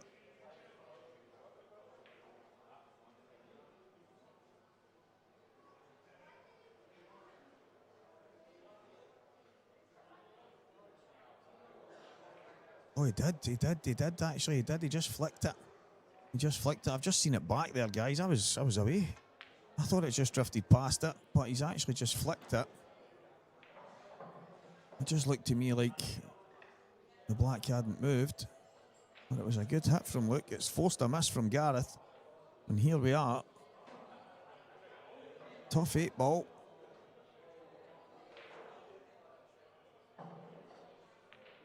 Great finish. Oh, great black, should I say. Absolutely fantastic. Not exactly the greatest first frame of pull. Luke missing the first chance on the 8 ball, and then Gareth had an opportunity, didn't get the yellow into play. It's ended up going against him. Played the snooker. A little flick from Luke ended up saving grace because it got him a go. And he popped in the black. So 1-0 Luke Sanjis in this one. Mark Farnsworth, Dave Adenau is the only game still playing out from our quarter-finals. From our last 16. I just clocked the quarter-final there. It's Liam Dunster, Gav Robinson. That'll be getting underway very soon. We're just waiting on this match between Mark and Dave coming to a close. And that match between Liam and Gavin Robinson will go on to table number 1.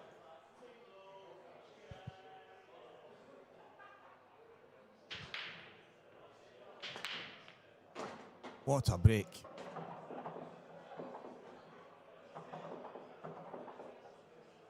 8 ball tied up at the bottom left.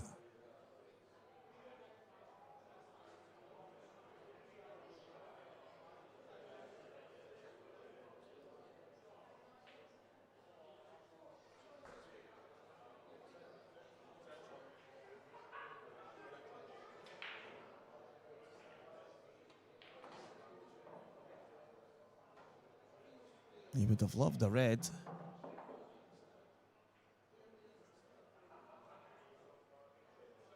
Maybe crash into the 8 ball.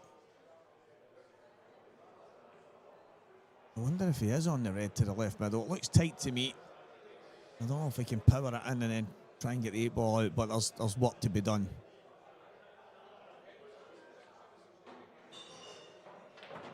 Well, there you go. That is what he tried.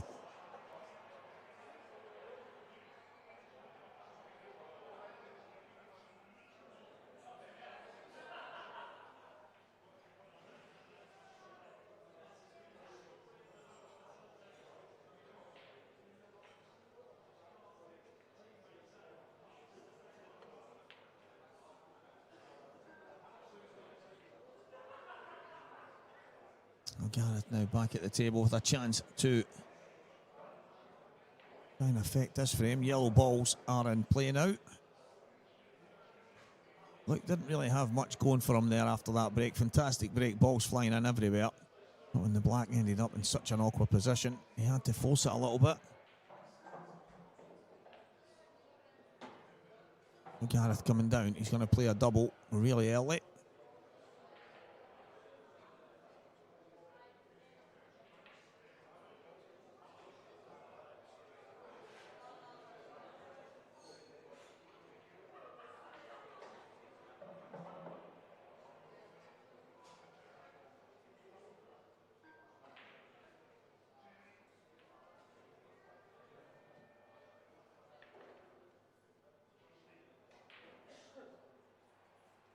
I really like that shot.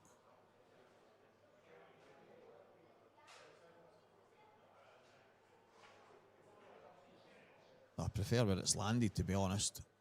He's not left much on for Luke.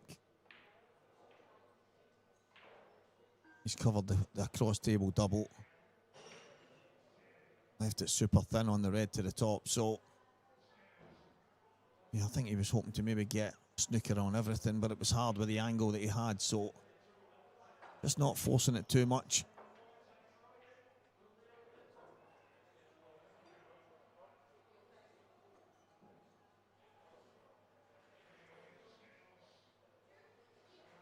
Maybe drop the yellow in the... Maybe drop the yellow in the top right.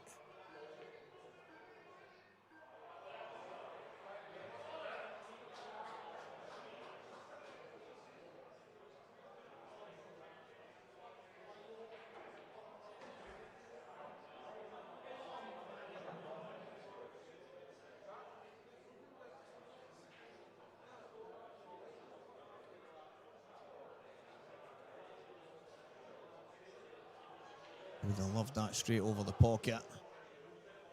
A chance now for Luke. Bang this in.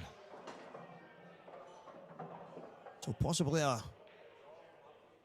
is there a double on the black? Does it double to the bottom right corner?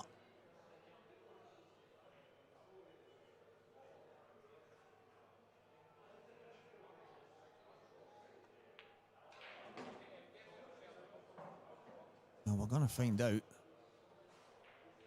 I think he'll screw this in, a little bit of reverse side. Get himself down towards the middle of the table. Unless there's something I'm not seeing on the screen here.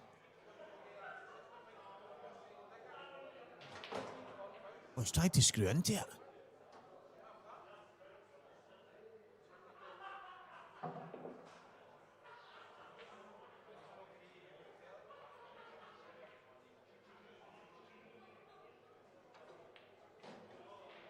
Back cushion. Oh! That was not a million miles away. Yeah, it's still, just looking at that, Stephen Appleton, it is still 8 each in that one. It's been tit for tat the whole way through.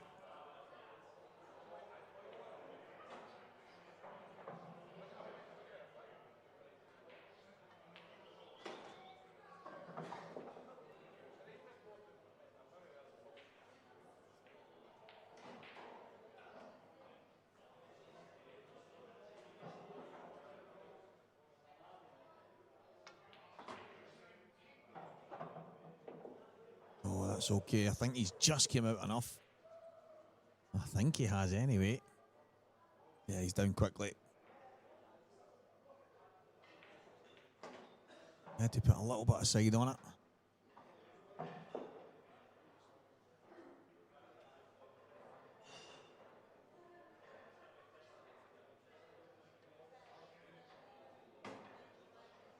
There should be one apiece here.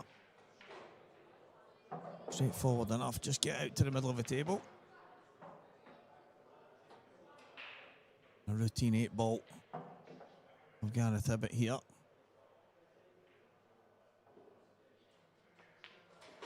One frame all. Gareth Hibbett, Luke Sanges. Morgan McInnes 1, Mark Boyle 2 is on the other stream table.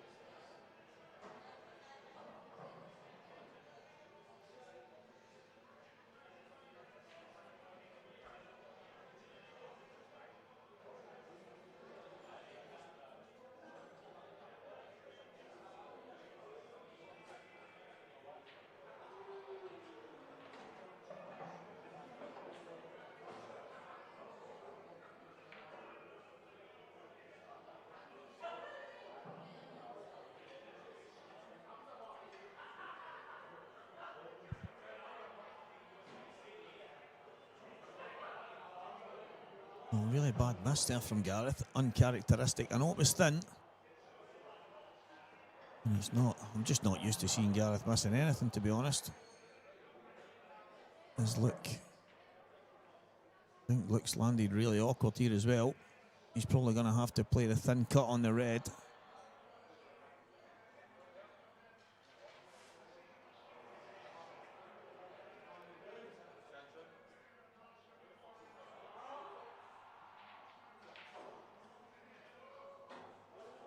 Thin cut back on the red into the bottom right corner and then drift over to the left hand side. But I think the red closest to the yellow, I don't think it goes anywhere. So that's obviously an issue.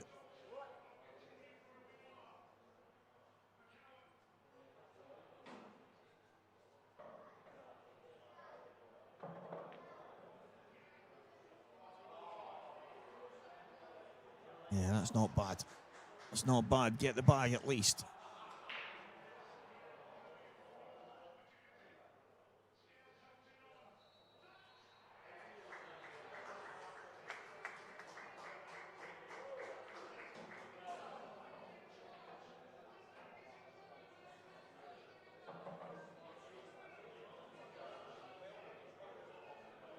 He'll back kick the yellow across. Pace isn't bad. I think that red might still pass through the gap.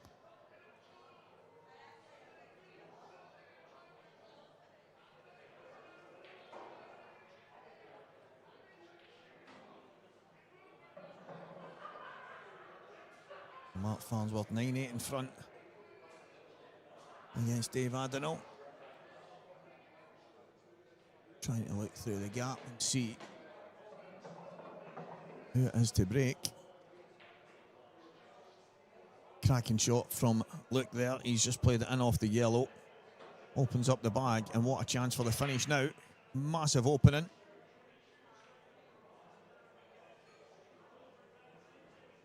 Just drop this in. A wee kiss on the yellow would be perfect. Nice, ideal.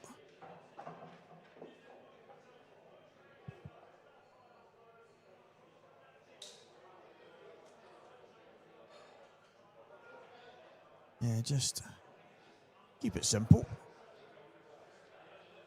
I think you go left, middle, bottom, right, and then just use the hanging red. Well, he's got a lot closer than he probably had to, but that's absolutely perfect, Renzi. Yeah, yeah. Well, I was just a bit of hospitality there in the club, as you do. So I know you'll be going shortly to get your most definitely sustenance. Go and get myself looked after. Stevie. But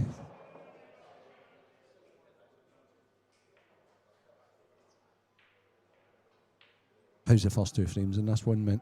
Yeah, there's been a couple of errors in each frame, if you want, and although there's been like kind of half chances, having to force it, trying to kick balls out. But that there is that's probably the best that we've seen yet. He's played a good shot. Again, this frame came with a couple of wee errors. I'm saying errors. Luke's tried to kick a ball out. It's not come out right. So then he's got the bag, and then Gareth's played like a back kick, try and get the opposite bag, and then Luke's took a cracking finish. So, yeah. But one of the kind of weird starts. Both of them maybe not firing on all cylinders just yet, but 2-1 looks Angies. I'm sure that'll come. I know it'll definitely come for Gareth anyway, that's for sure. But I like this. I like Luke. I think he's a class act. So it is Dave Adenau. I was looking through to see who was breaking. The two guys have took a wee comfort break, as they call it. Yeah. And it's 9-8 Mark Farnsworth. So Dave Adenau's broken off. I don't know quite what's happening, Stevie. Do you know with the setup? Because I know that Craig's time in one of the quarterfinals, this match up, obviously, that we're commentating on, Kev is time in the other game. I'm floating about as the ref if required. Yeah.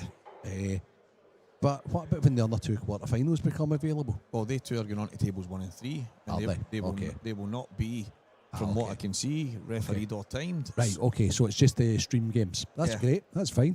And it might well be that... what a break, look. If one of them's pretty far behind. Kev might be asked to go over and just help the next one along. I've no idea. Okay. But I have noticed that it's table 1 and 3 for those 2 matches, so they'll be coming soon. Okay, so the show must go on then, so we know what's happening. It is Mark Farnsworth that's at the table against Dave Adenau. But back to our featured match.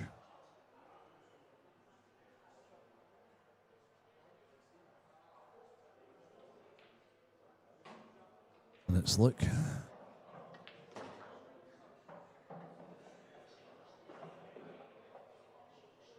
Who's at the table on the Reds, looking to go 3-1 to the good.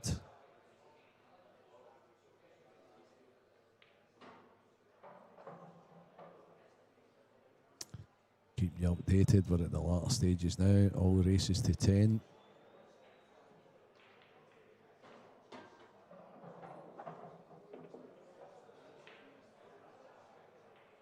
Now can Luke take the one at the top left and pinch an angle?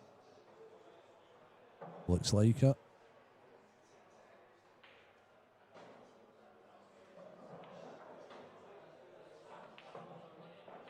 Straight back he comes.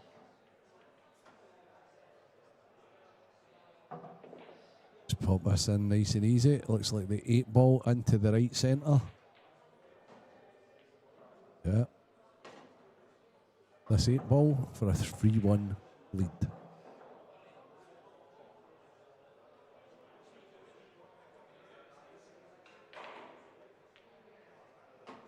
Luke Sanchez.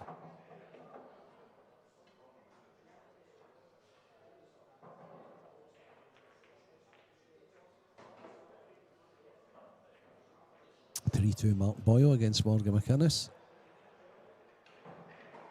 That's on a little break at the moment. And it is Mark Farnsworth that has made his way through to play Scott Gillespie, which I can only imagine is going on to table 3. Because Mark... Table 1, Liam Dunster versus Gavin Robinson, and on table 3, Scott Gillespie, Mark Farnsworth. So as you heard, our tournament director and streamer, Craig Anderson, has just announced that Liam Dunster on against Gav Robinson on table 1. And on to table 3 goes Scott Gillespie and Mark Farnsworth. So that is all our quarterfinals are going to be in action. What a break that is. Oft.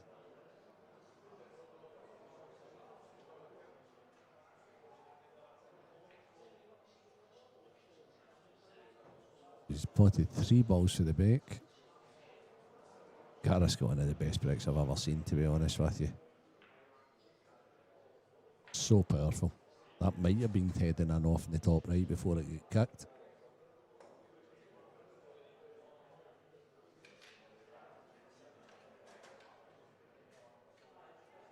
What Gareth also does is he doesn't take long on his pattern at all. He's been playing that much pool over the years that pattern play is like second nature to. Although he could have probably played that first shot better.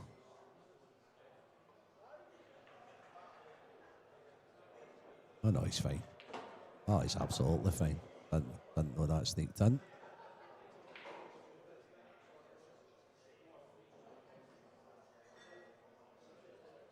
Yeah.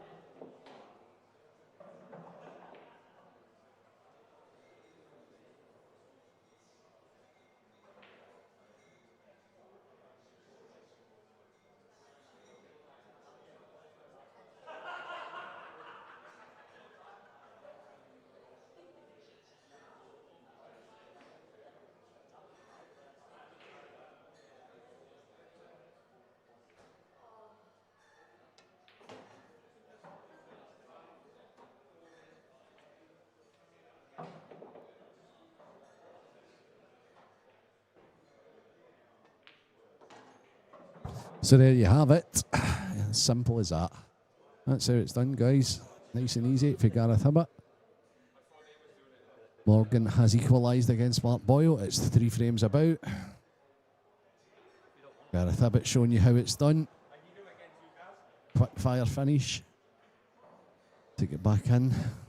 He's only 1 frame behind Luke Sanchez now.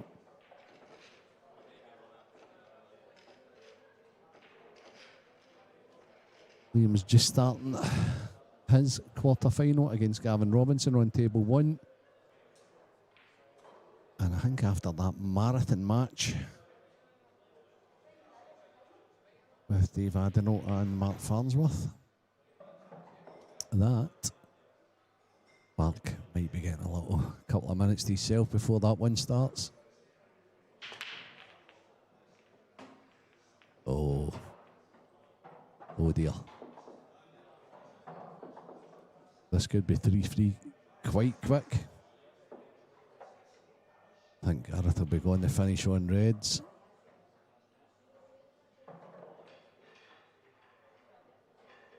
Just a little awkward, couple of awkward. I think what he will be doing is clearing the pathway downstairs.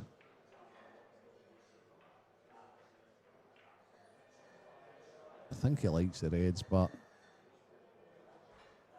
it's just a little section downstairs where all the 4 reds are congregating, and there's a yellow there. If it wasn't there, the reds would be pretty simple. So I think that's what he's going to do with his free shot.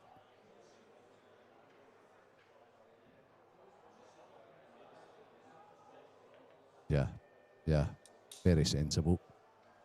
Move the awkward yellow out the road. I might even start with the... No, he's thought better of it. I thought he might start with the red to the left middle. However, if he can screw... No, he's just coming back out. Okay. Yeah, it's pretty good. That's the perfect angle. And all 3 reds will be going into the same pocket. And then probably after that he'll be finishing middle.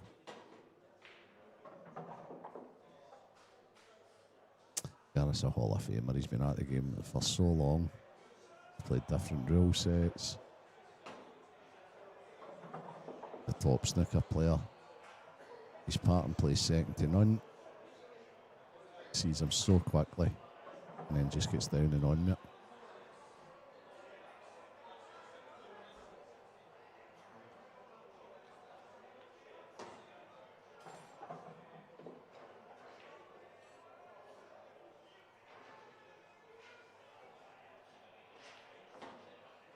Just went quietly through. He won a massive match last night against Lee Shepherd. He was 9-7 down.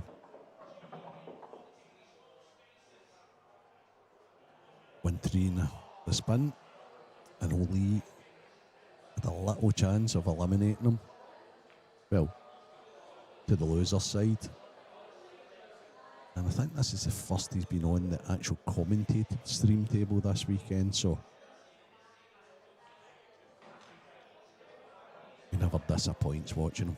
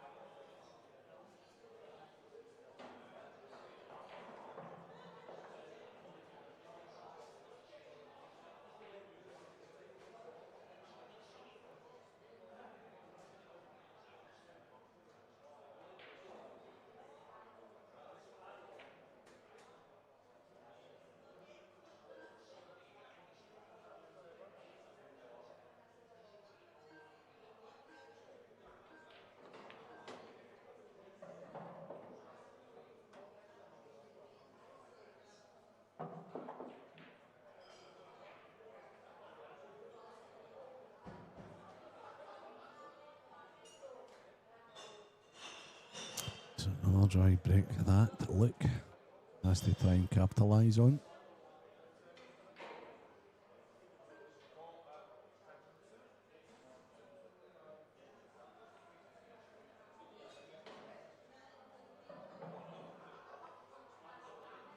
Sensible shot. Got yourself on the yellows. And Gareth is into a load of trouble on reds.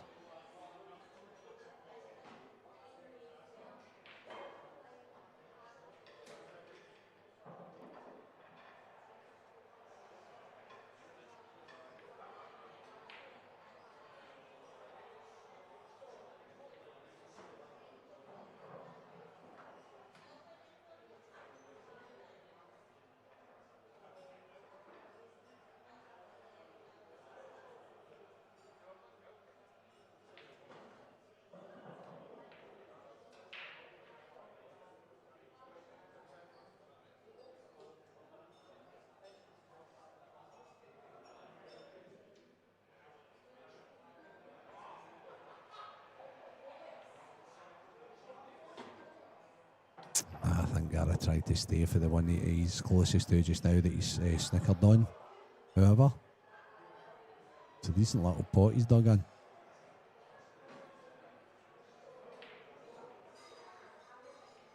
And he has got an alternative pot.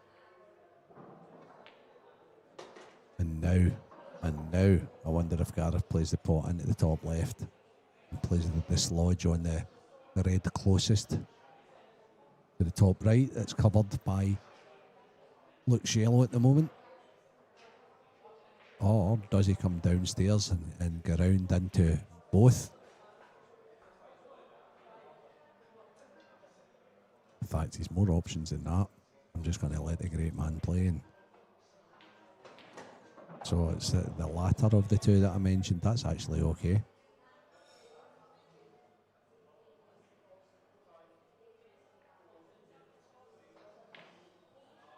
What a great potter Gareth is. If you do it, I mean, if you can do 100 breaks regular late snooker, back-to-back 147s, which I know I've mentioned before when Gareth's playing, but I mean, for someone that's not like a professional snooker player to be able to do that, it's just incredible.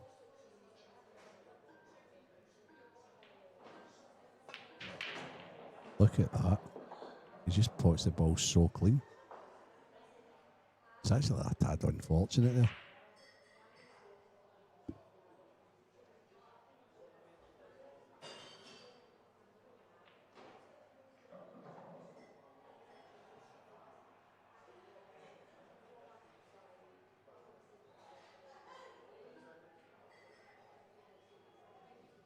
Okay, so what's his next trick? Okay.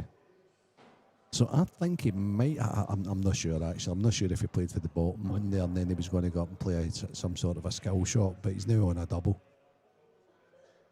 But it's more than a double, it's a double and he has to play a positional shot.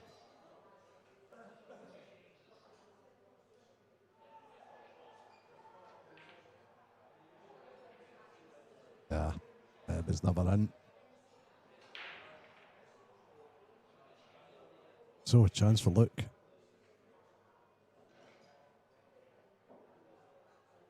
A good chance for Luke to get his nose in front.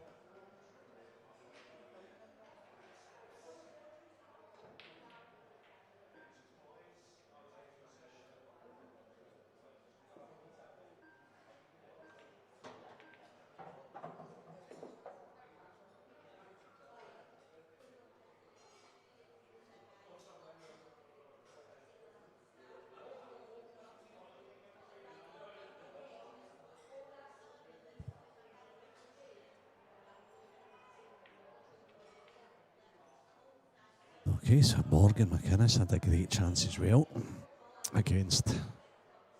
That's a clever shot. Clever shot for Luke. First shot went wrong a wee bit and he knows when to slow down pretty well, young Luke. And now Mark's torturing him, but he had a great chance to go 5-3 up and put a bit of distance between himself and Mark. And it's just gone 4-all because he's just potted the 8 ball out of turn. So 4-all, Mark Boyle and Morgan McInnes.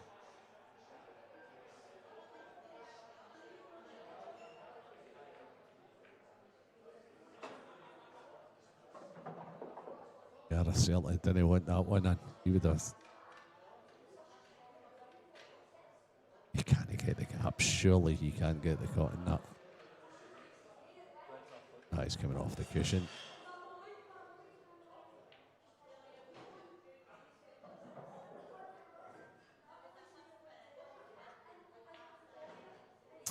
A little containing shot, but you would say looks still favourite. But just mind what he's doing here. Can't leave Gareth any edge of that, so you would expect the cue ball to be over this left-hand side. Just got to watch he doesn't get off in the bottom left corner pocket. Oh, he didn't want that. He certainly didn't want that kiss on that, and now Gareth's got a chance. And he's a good single ball potter, as we've just discussed.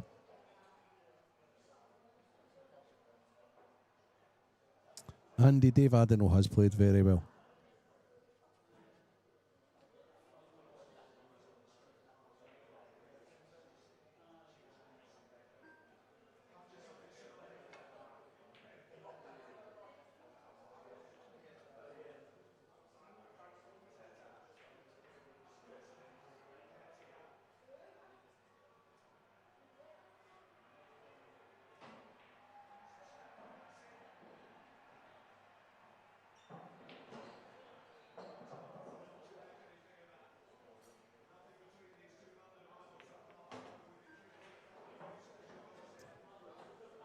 Okay, so Gareth had his chance.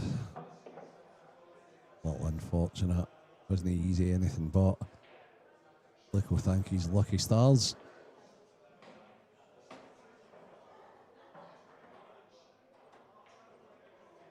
And it should be 4-3, look. Just minds his work here.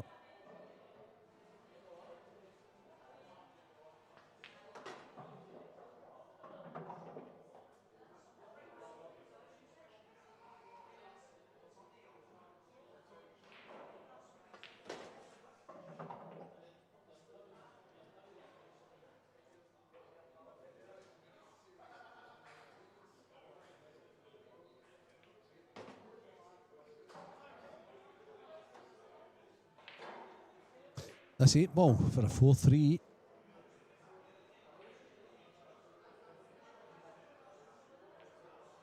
Never any doubt. 4-3 look Sanchez. Or Sanchez. Let's stop that. If he'll get me into trouble.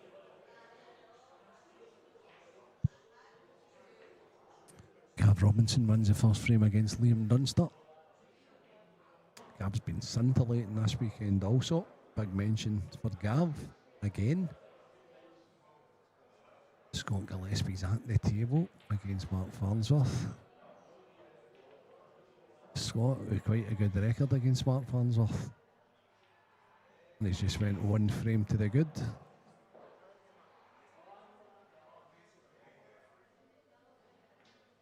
Who do you fancy, guys?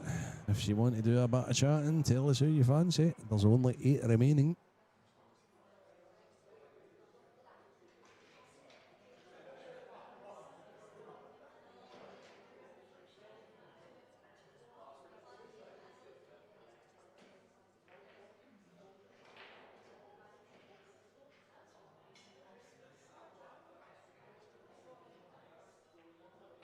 So we have remaining Liam Dunster, Scotland, Scott Gillespie, Scotland, Morgan McInnes, Scotland, Martin Boyle, Scotland. And we have Mark Farnsworth and Gavin Robinson and Gareth Abbott of England. And Wales's, look, Sanchez. Gibbsy for Andy Neal. Dunster for me.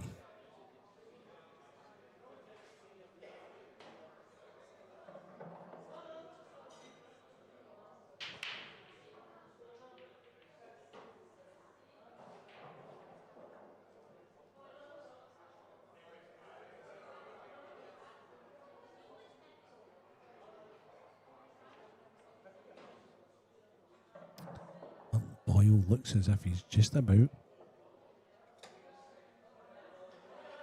to go ahead of Morgan. A few balls still on the table, but ones you would expect Mark to probably get more times than not.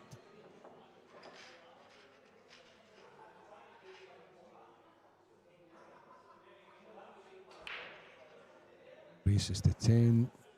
PA Masters event. McGoldricks Pool and Sports Bar.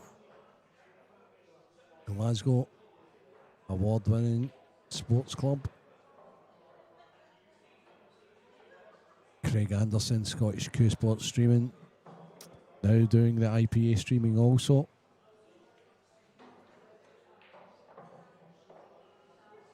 This is wrapping up 2025 for the IPA. It's been a busy year. Let's not forget the IPA sponsors. In no particular order. What a big mention to Supreme Pool. First in their field for over 40 years. They provide the tables for the IPA. Our Strachan 861 cloth.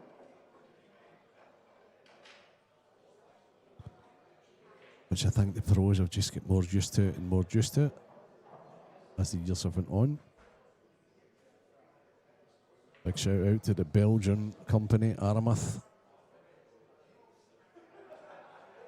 for the Pro Cup balls, onboard sportswear,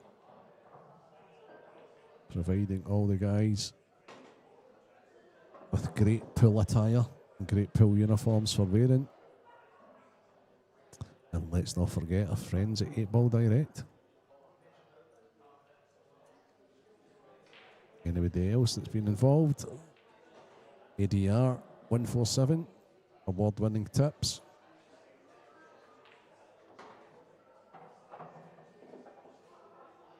Hope to see you all back next season.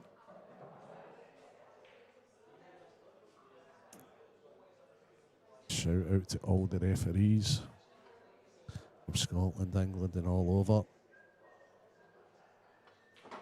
Brian, Rick. Good having Ben back.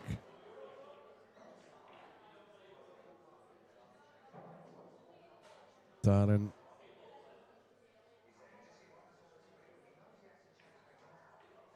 Fiona, Kev. Everybody involved. Big shout out to Bron.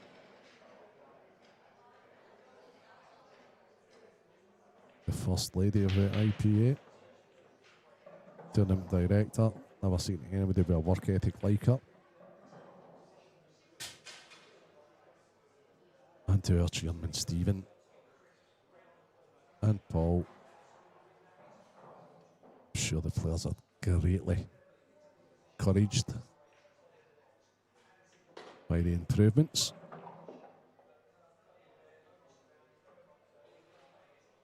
And good luck for next season. Anyway, while I mumble on, Luke Sanchez has been about his business here of I thought he'd missed that. I thought I'd put the cursor on him. Tidy little finish. When and if he makes this 8.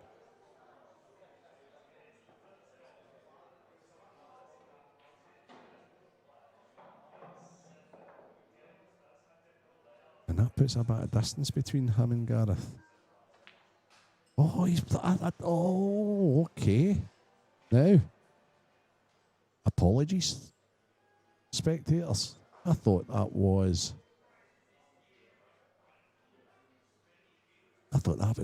getting into the left middle. Didn't realise it was as difficult. Oh, so there's no distance because I think I can guarantee you Gareth will be mopping up here.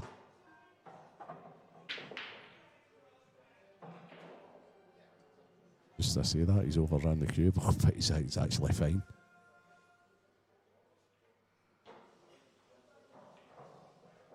Scott Gillespie's 2-0 up on Mark Farnsworth.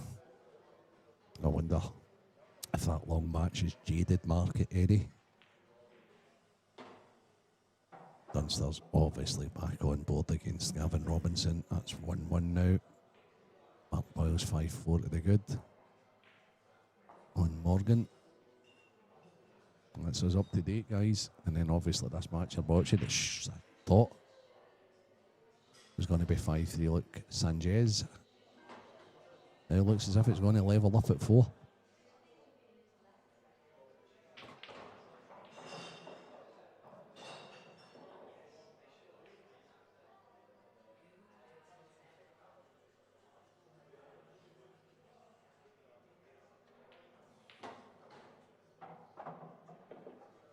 Is that a little heavy contact that Gareth got there?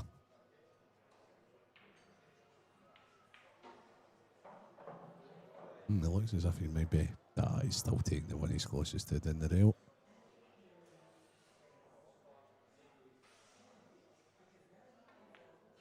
Yeah, played excellently. Sure, when he puts these two, he might give the cue ball a little clean.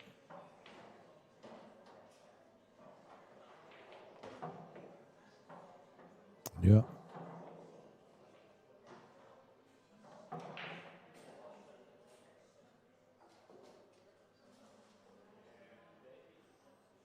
Yeah, I feel as if he felt as if he had a bad contact there. Morgan's in good shape here, good position. In fact, he's grimacing. I don't think he's left enough angle. If you are watching on all your devices. Morgan and Mark Boyle on table 8. 5-4 Mark Boyle. Morgan has got 2 reds left, but he's to kind of force this last one up the left rail. And he's made it brilliantly. And he's telling the cue ball to stop. But he looks absolutely fine, as if he's going to level up here. Scott Gillespie's at the table again against Mark Farnsworth. Here comes the Gareth Hibbett break. Wow. Wow.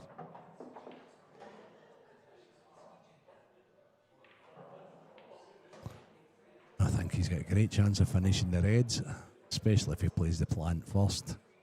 Just coming down to look to see if they all go just now. One of the quickest brains in the game, I would say.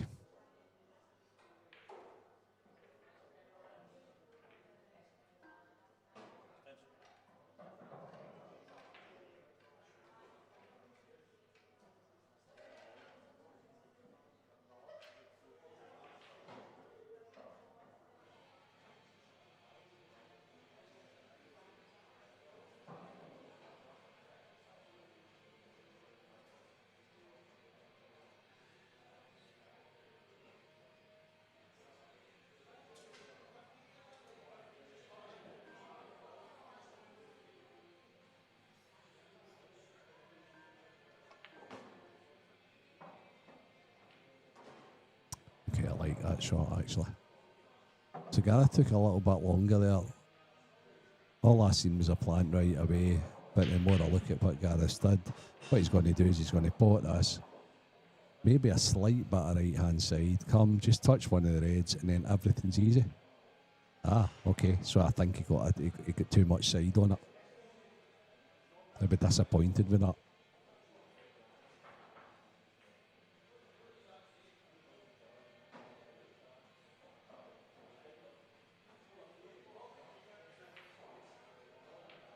So can look finish this or can look stick in and try and hang into the frame.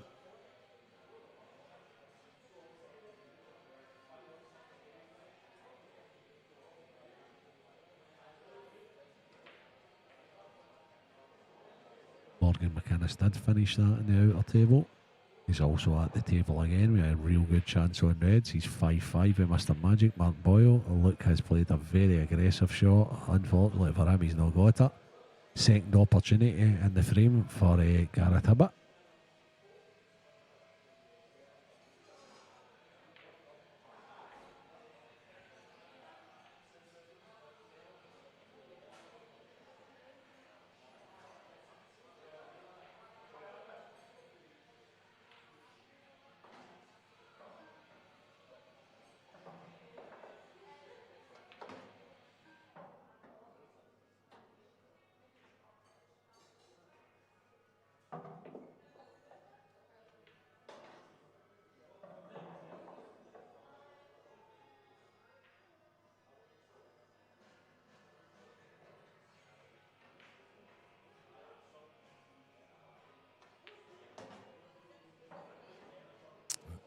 That's a good shot Gareth's just played. That's actually an expert shot he's played. Excellent.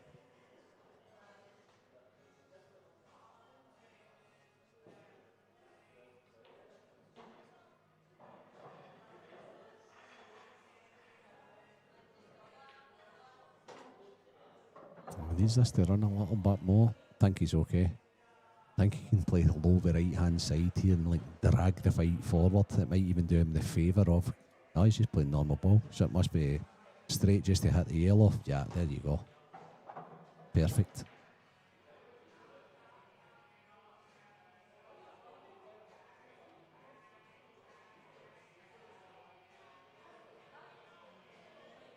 So Morgan had a brilliant opportunity to go 6-5 in front, but see Mark Boyle's back at the table, so a little unforced error.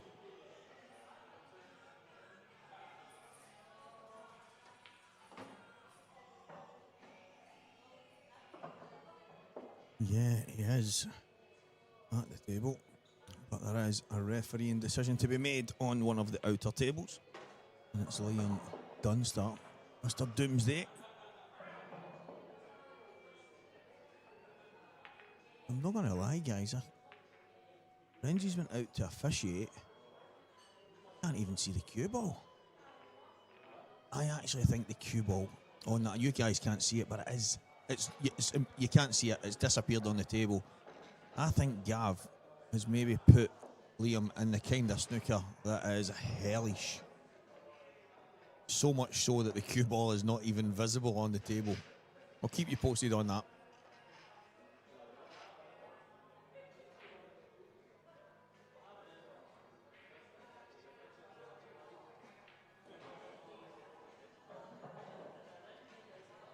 And while Luke sets up the balls, Jimmy Van Schie, I think that's his name, he's the #1 seed at the Lakeside World Darts Championship, and he's just missed double 18 for a 9-dart finish in the final.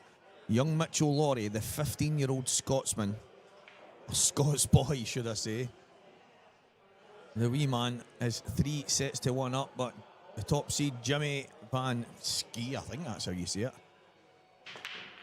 is on a double to make that 3 sets to 2.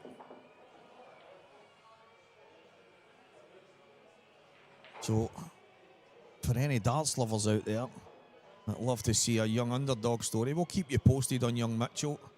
15 years of age, just turned. And someone said to him, Renzi, are you the next Luke Littler? And he went, no, I'm Mitchell Laurie. He says, Luke's Luke, and I'll be me. For him, that's Jimmy Shea. Jimmy Shea. That sounds more Scottish, doesn't it, than Mitchell Laurie? That's what I said. I went, I'm thinking, is it maybe Ski? Ski. Jimmy Van Schie. Jimmy Van Schie. Jimmy Van Schie. There we go. Jimmy. My Jimmy Shea.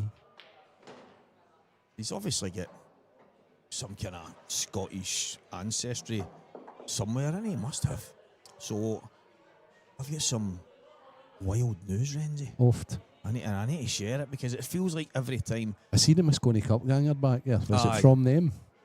No, I'll leave that off air. No, it's as you know, I seem to be the shop steward for the IPA players these days. Oh, what have they done? And we're fellow comrade who joins us quite a lot. David Dingle. He's came off after losing. It was a close run match. He's lost 10-8 to Mark Farnsworth. He's then came in and said, I'm sorry, Stevie, but I need to speak to the guys. I'm not getting a ball off the break because of that cloth. And I says, Strachan 861. I went, I'm not going to lie to you, mate, but I think that is the best cloth in the market. Yeah, sure. I went, I really do. I went, it's on my table. I says, it's not on my table because you've got it on yours. And he went, no, I want to speak to them because I wonder if there's a way it can be sorted to make it where it's not as thick. And I'm like, what? I don't know if anybody watching plays on 861, but it's anything but. Renzi, this is what happens in the jaws when you're in the jaws of defeat and you lose a match and it means a lot to you. But Dave's quite madcap that way anyway. I hope he doesn't mind me saying. No, right? Listen, I said because I think he's great, right? But he really overthinks. Big time. Really, really, really overthinks. So he said to me, he went, has he none of these cloths over by? so he uses I actually think he thinks it's something else. He said it's very like this, but it's grey. The 860? That's what I said. I said it sounds like 860. He went, no, I don't think it's that. It looks like that, right enough, but it might be different. And then I'm like, I love Strachan 860. I loved when Santa got it on his tables a number of years ago. It was only a stopgap because the guys have got an amazing deal with. Oh, so it's Strachan to me, but I've got a feeling that's what it is. I think he should get yourself one of these cloths. Get it on his local table. Look after it. Because if you do, it'll keep, the fibre will keep. 100%. Right? And the grip will keep.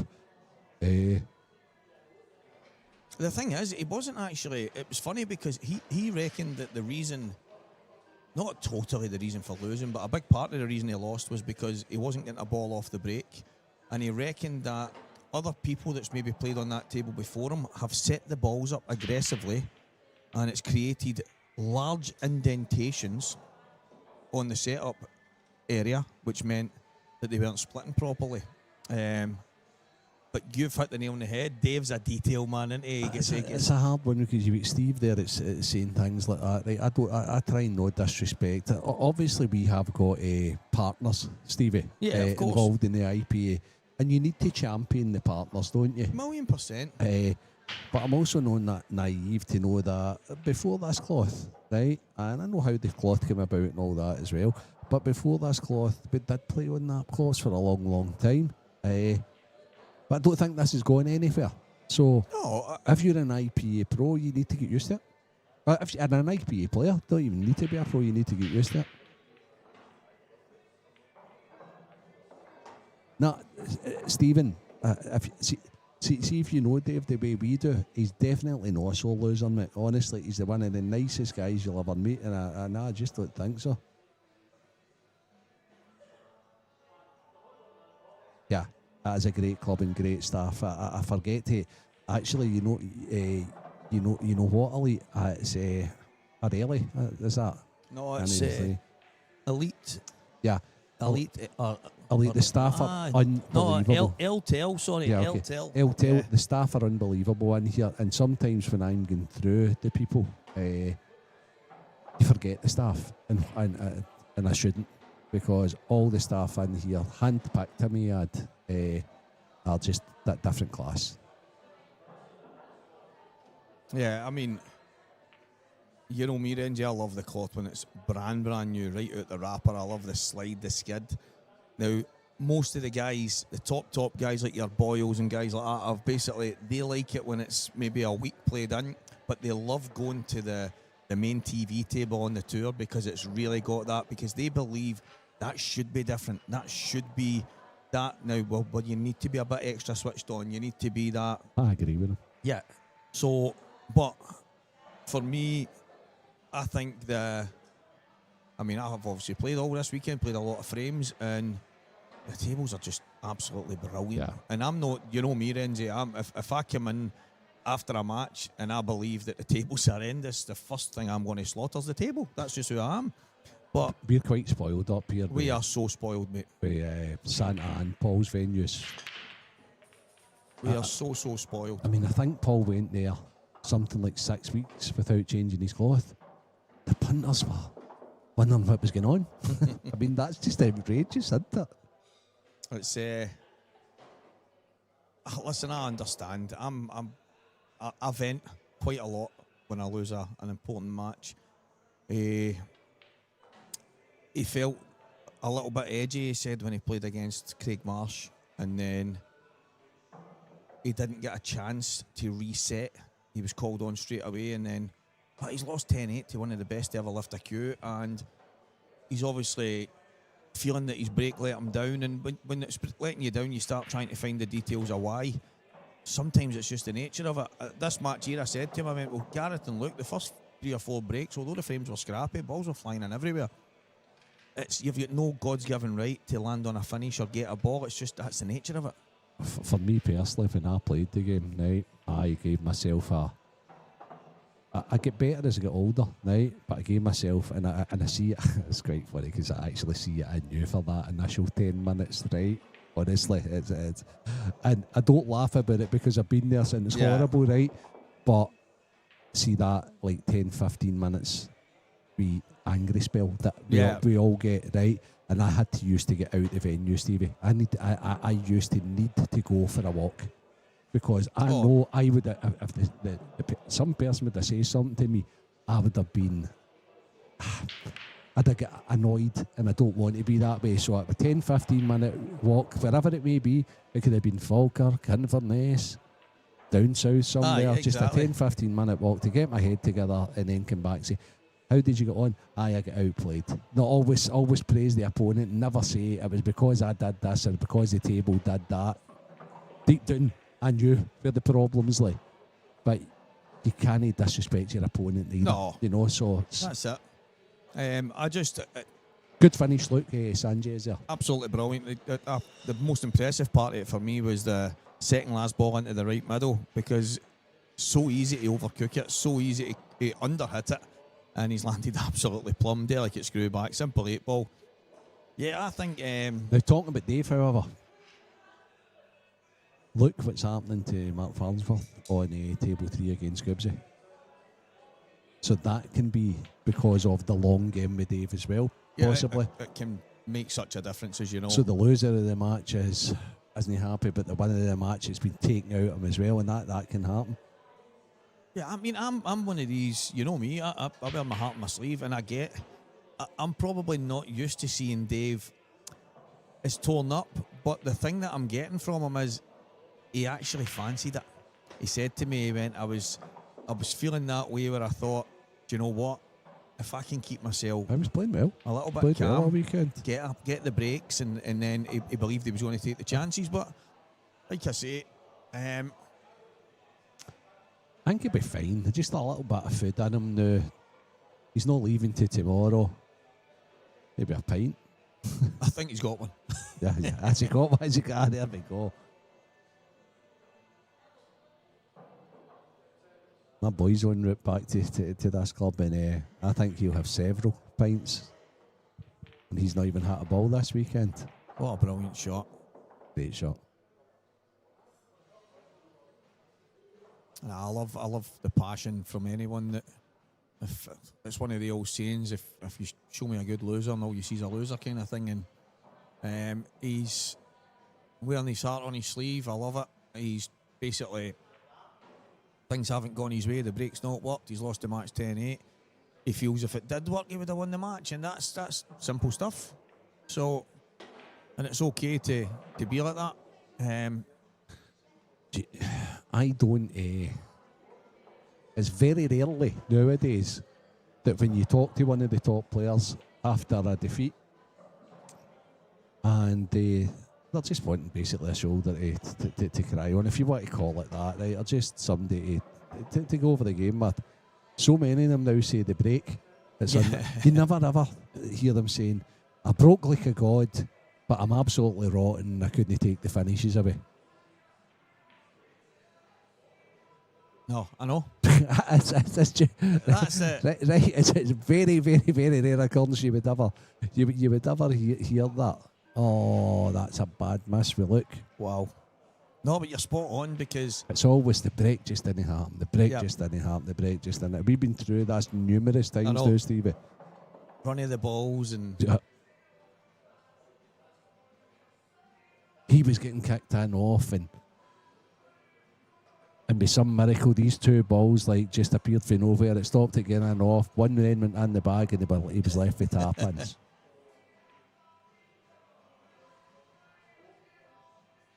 3-1 Dunster against Gav Robinson. 4-0 Scott Gillespie against Mark Farnsworth. 7-5 Mr. Magic, but Morgan's at the table. 6-5 Gareth Hibbett in the match we're commentating on. However, a little error by Luke. And could Gareth put distance between himself and Luke? I know, I was talking to Marcia, and they have a flight booked for about 9 o'clock, so he's going to be leaving soon. And if Luke continues to win, he'll be getting left on his Todd to book another one. Okay. That's good though when you're free rolling, you're going through the money and you're thinking, okay, well if I do this, I do this, I do it. Where are the boys flying to? Cardiff or Bristol or? Well, Marcy, I think he's running about the Swansea area, isn't he? So I don't know if there's an airport there. I don't know what the script is. No, I think that's why I mentioned those two airports, because I think they're both to close. Unless Swansea now have an international airport, I have no idea. Do you know what? I actually think it might. Oh, never. I don't know. I just remember Lewis saying about booking a flight to get down to the Welsh Grand Prix and at Bushy's place being like half an hour or 40 minutes for Swansea. Something like that. I don't know. Yeah. I don't know. Maybe I'm tripping. Gareth made light work of these. Yeah. 7-5. Cardiff, Cardiff, yeah. Steve Abbott saying Cardiff. Cardiffio? No, it doesn't. I didn't think it did.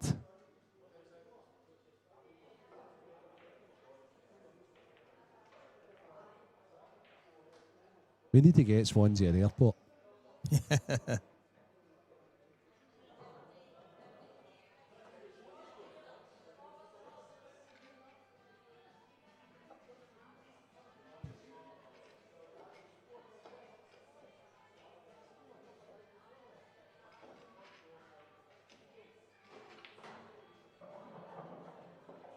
That boy's just played that absolutely magnificent shot there against John Morgan.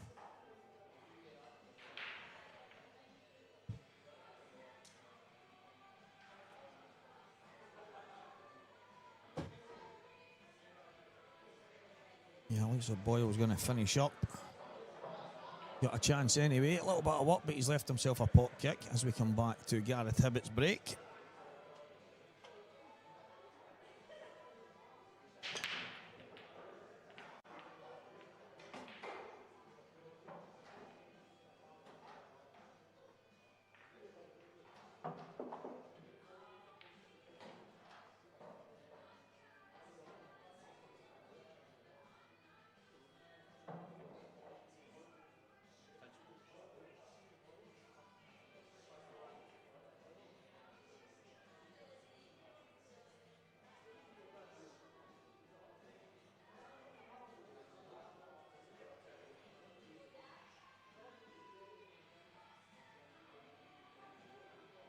Snoop Dogg.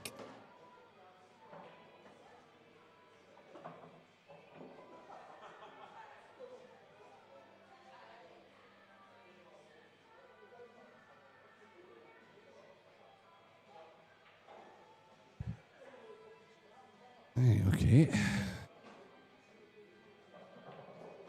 So Morgan's back at the table. It's an unforced error from Mark. Gareth's just doing what he does in potting balls. I think he's just apologised. Lost the cue ball a little bit. That'll fluster him none.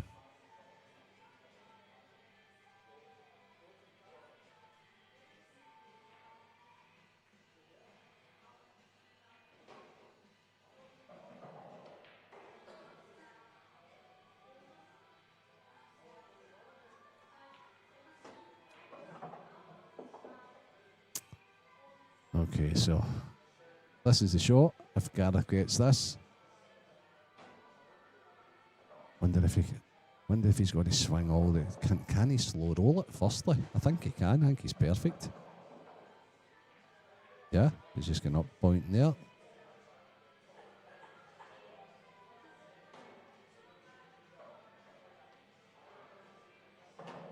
And Marcy's flying to Bristol. So, Dale, I was right, wasn't I?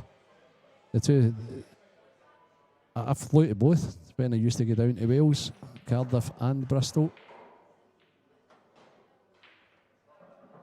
Never to Swansea. Gareth Hibbett, 2 balls away from stretching to a 3-frame lead. Yeah. And he's breaking, Stevie. Oh, he just broke. Oh, he was just gathering the balls together for like, okay. That's a waiting. Yeah, I think that's where it was. I think it was Bristol me and Lewis were going to fly into. And then we drove. Well, I ended up going with Jamie Craig and he went with Morgan.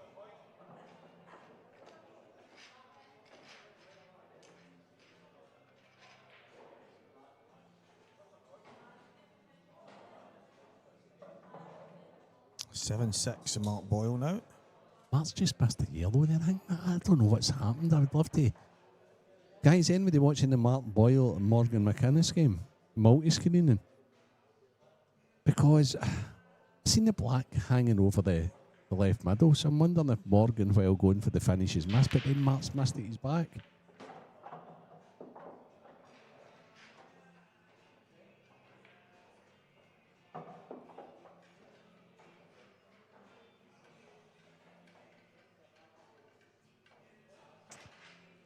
So look, Sandiz. It's the red below the yellow.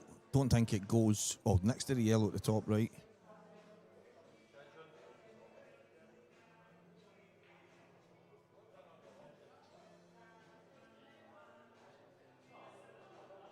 That's overheard Mark saying the shot he played along the cushion. He says it looked like something kicked it out. He said because I couldn't play it any better. Okay.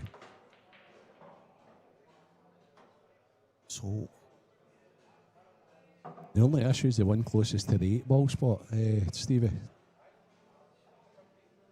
How does he get on that? So you think that one at the top right goes? That tells me it didn't. He miscued, didn't he? But what was he playing? Because it doesn't look like it goes. I was asking the question because he was perfect on it a moment ago if he was going to play it. As if he was trying to play some kind of deep screw right and just totally miscued. And yeah.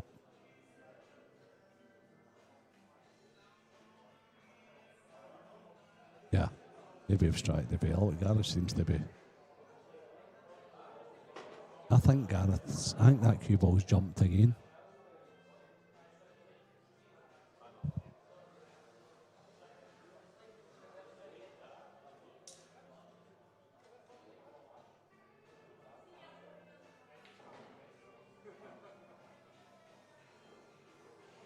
okay, Renzi was on his way there.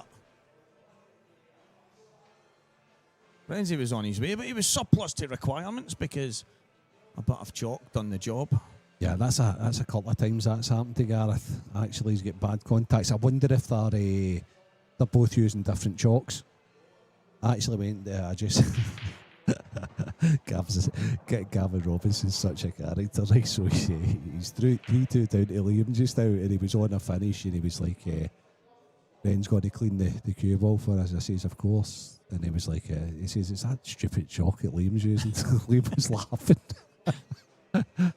He's some character, honestly. So what has Liam changed to now? Oh, I have no idea. He was using the tail and he didn't like it. I think he's back to the Russian stuff. He was miscuing. He said he's like, I had to find a balancing point, and he said it was just the amount of miscues. He said he's never had them in his life. Oh, with the tail. Yeah, I get it. I do get it. So he's obviously, and then he was going to go back to the. Oh, it wasn't the Russian. It was another one. It was one of the American. No, Kamui, and that makes a mess of the cue ball. Aye, of course. That dark blue Kamui stuff. So I wonder if Dunster's tried all the different tie-homes. Because I used V10 I used V10 a couple of times, and I felt as if I miscued when I was near the cushion. Right. But I felt as if I didn't do that with the pyro and things like that. However, aye, I'm sure anybody listening here like, aye, neighbour. Junior gets a little bit of sponsorship for tie-home, and it's always V10 he gets. So anytime I am having a game, it's V10 I use because that's what's in his case. Aye. I'm no the gimmick guy, and I don't buy into the nonsense. As long as it works for you. But there's Big John McFarlane, who was struggling. He was struggling with a lot of miscues and stuff like that, and so I gave him a wee bit of the thing I was using, the Pro one, and he messaged me and says, "Hey Stevie, that was amazing. Use that the full weekend if you don't mind. I'll keep it. The Triangle Pro. And I'm like, mate, Yeah. I never gave you a loan of it. I gave you, take it. It's a block of chalk. But he absolutely loved it, and that was the reason why he changed, was because he was really struggling with miscuing. And he felt as if any time he was bridging over a ball or playing off a cushion, he just had no confidence in himself playing the shot. Yeah, for sure. Aye, pocket is my charger in there.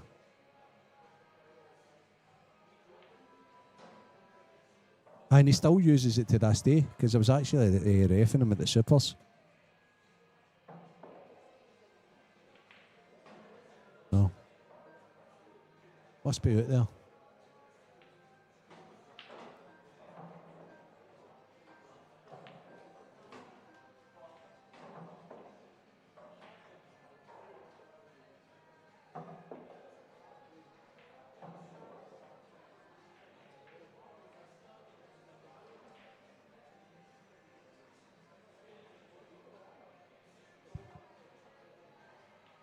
Sorry about that, my lads just came in.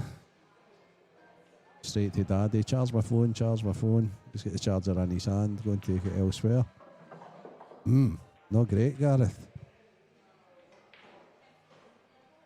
So how are you going to manufacture a shot on the 8 ball here?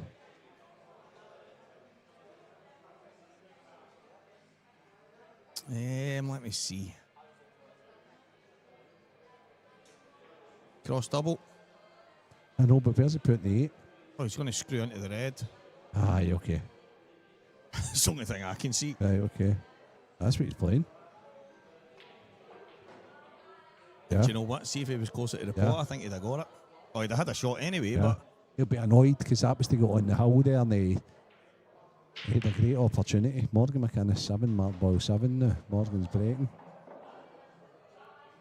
There must be a fudge fest there frame between Goobsy and Mark Farnsworth by Gray. Because it's still 4-0 there, and that has been for a considerable time. However, I do see there's only like 3 or 4 balls on the table.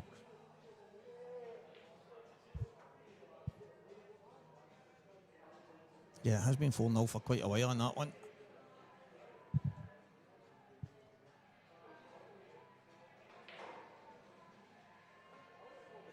Two cushions. That's not good enough. That's not good enough. That's not good enough. Oh my God, that was nearly another highlight reel one. Oh, did you check that shot back last night with Gibbsy and Corey? That seemed for that. Do you remember that, Steve? Oh, yeah, that's right. No, I didn't, but that was quite late by the time we get home, right enough. Aye.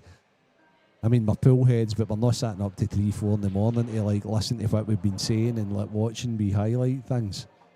That's the night we do that. Okay. So look, straight for the juggler. Yeah, no problem. Easy meat for Mr. Sanchez.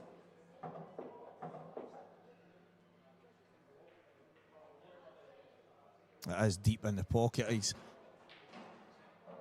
I would actually have said that 3 or 4 days ago that slides in, because this cloth's only just over a week old. I'd say 3, 4 days ago and that goes in. Yeah, it's a good shot. How'd you play this, Stevie? Just off 2? I think so. Screw with a wee touch of... I mean, right? I think so, because... Yeah.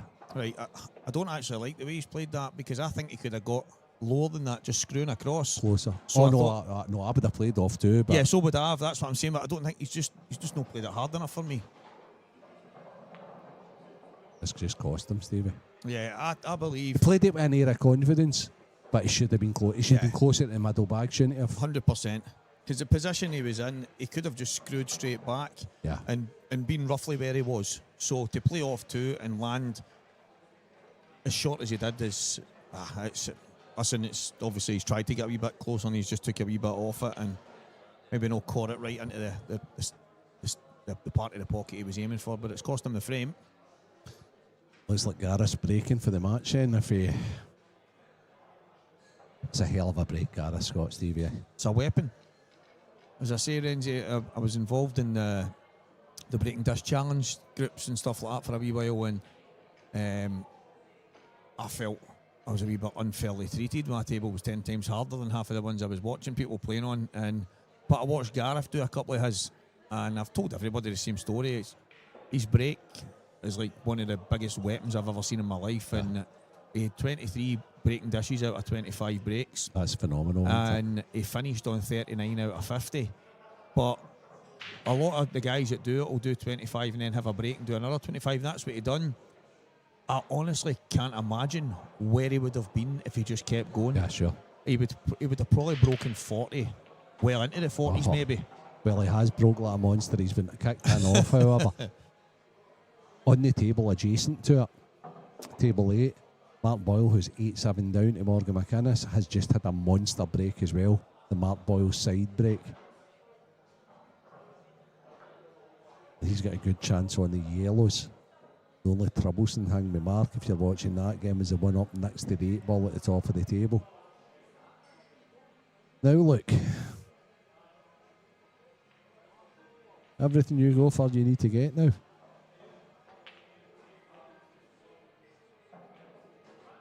I think that's okay. It's going to be shooting at the reds. Mark's on the yellows on the other table. Mark Farnsworth has won the long frame 5 against Gibbsy. Gibbsy's setting the balls up. Yeah, it's going to be Scott to break.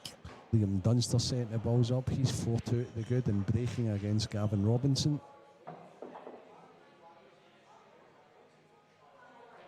Mark's getting up for the baddie right away. Yeah, nudge on the 8. He's on it. Luke's not played the greatest positional shot ever. Is he just on it? I think he might be a little bit. He's going to have to swerve it a touch. Swerve. Yeah, perfect. It's fine. It's that little transfer, making it go straight. Luke will be thinking, okay, if I break this here, I'm back in this match. Yes, that's it. Screw straight back across. Auto connect for the black. I think he's He can taught. run one cushion. Aye, Yeah, that's fine. aye. I thought it was just a wee bit too straight, but perfect. Played it good. Absolutely perfect. Okay, so Stevie's commentating on the Gareth Abbott like Sanjay's game. Mark Boyle has just played the banana style shot. 3 yellows out against Morgan McInnes. He's needing these to go 8 apiece. Craig's doing the shot clock on one table. Kev's doing the shot clock on the other table. Yeah, so Gibbsy and Mark Farnsworth are just getting on with it, basically. And Boyle's played at dislodge, which has put him in the back foot. yeah, he has. He put himself in a I'm lot not of sure he danger. had to play that. Who am I to question Mark Boyle? And now he needs to dig a pot in.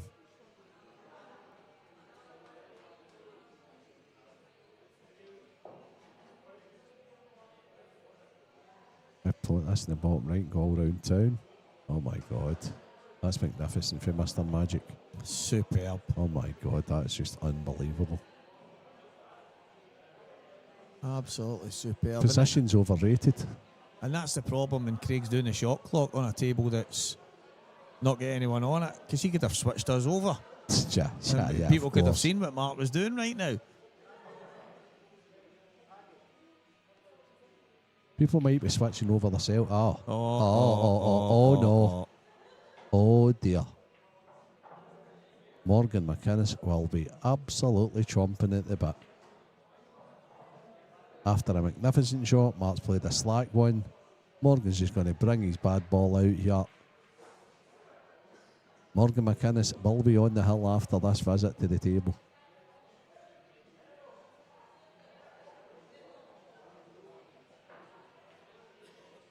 Maybe as straightforward as a finish as Morgan's going to have all weekend to go 9-7 up on Mark.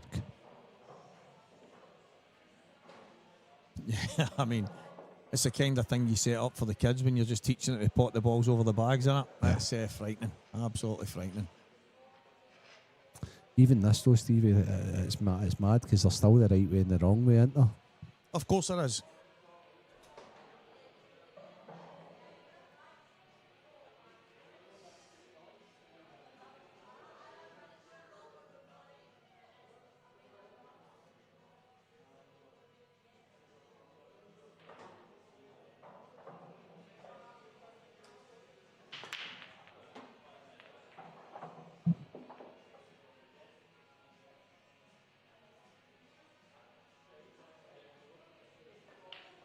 He's got a yellow. Not the worst. Not the best either. No, the issue is there's lots of play down beside the 8 ball. Or there's a red down beside the 8 ball. It was as if... Do you think the yellow goes top left? I don't. Okay, if he's looking at that then, does he fancy the plant here? I think if you're... Well, I think he must think it goes.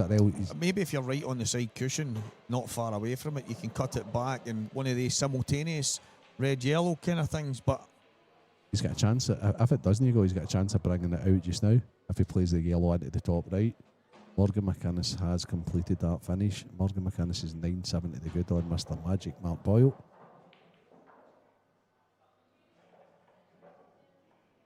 I think this goes, Stevie, because he doesn't look as if he's trying to kick it out. He's overcut it.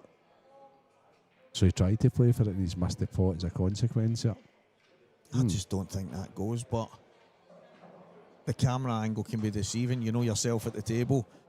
I was talking to you about some of the stuff when players are saying to you, I thought you would have done, and you're like, well, I couldn't. Yeah, but sure.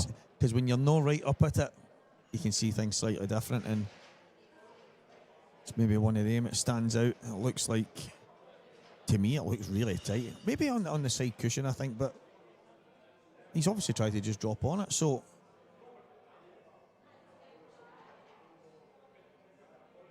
Big Rod's having a good day. That's my big Jambo, mate.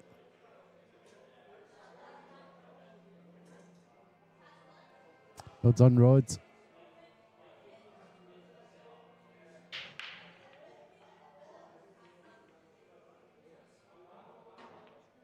Loves his pool, Rod. Good shot. Work to be done, though. I suppose if anyone can do it, it's the Godfather himself.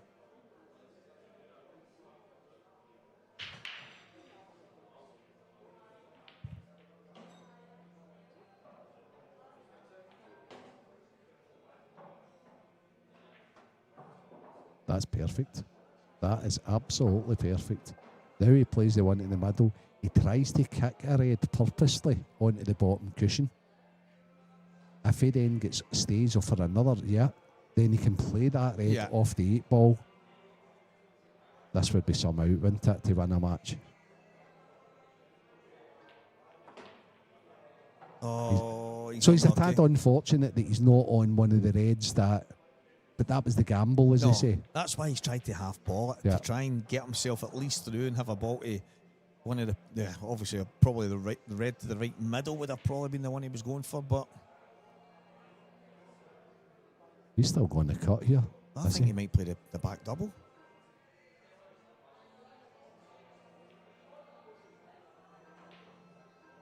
Oh, wait a minute. He is playing the double as if... He's... Oh. What do you think he played, Stevie? I think he played do you think 2 he played and 1. To hide the fight? I think he played to double it. Yeah. And if he got it, great, he would take the finish out. No, in fact, that would have been no good to him because that red's still there. I think he was playing the snooker. Played the safety. I think he's playing the snooker, yeah. I think it's got to be 9-7.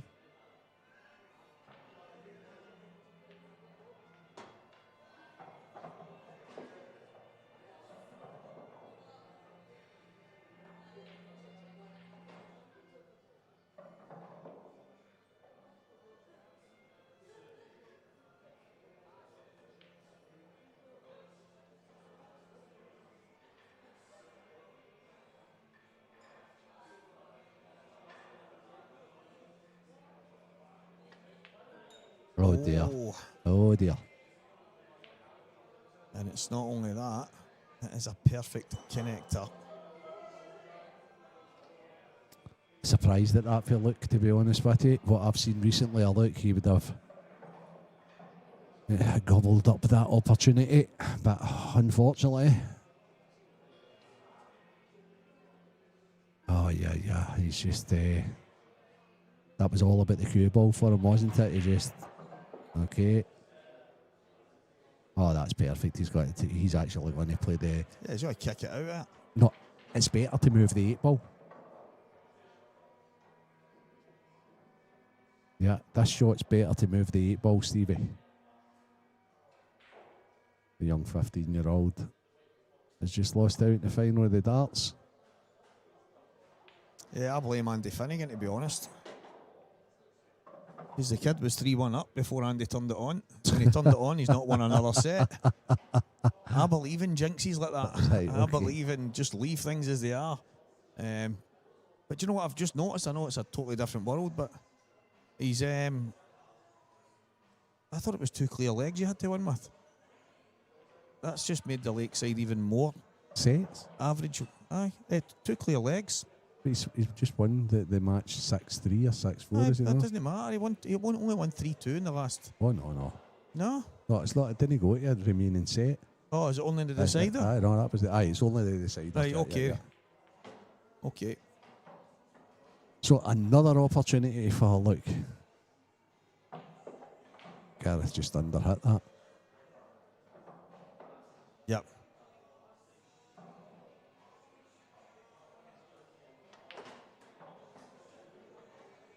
Little stop ball. It should be 9-7. We have our first semi-finalist, Stevie. And it's Morgan McInnes.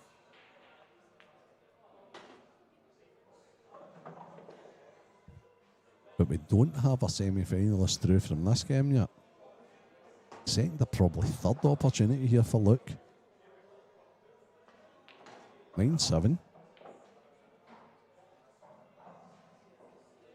5-1 Gillespie, so he's back on the horse after losing a long tactical frame.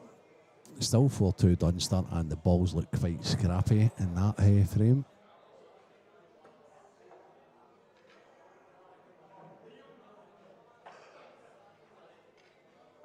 Stare at Liam, sat beside him. What? Oh, you were still on, mate. You were just talking about Liam and beside him, and I'm like, Oh yeah, what? it was a brush. Sorry, Stevie. I just realised that there. Kev Chalmers, a referee, was in. He was wondering what I did with the brush, and I left it beside Liam in case he wanted to brush the tables between frames.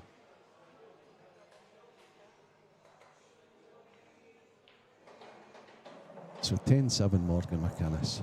He now awaits the winner of this match. Gareth breaking, the monster break. There you hear it. Now you see it.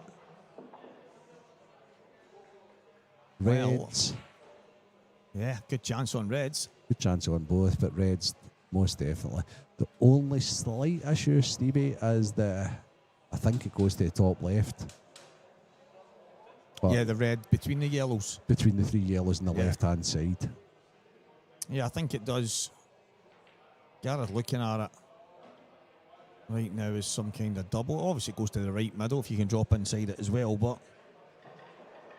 You could also cut across it and get it, yeah, as you say, at the right middle. It doubles and it cuts in, and it's... no, it is not possible to move the camera on table 8. It's a fixed position camera, that one, and the other cameras. There is a movable camera, but it is fixed to this table, so the only way you can get it if there's no match on this table. So Absolutely perfect.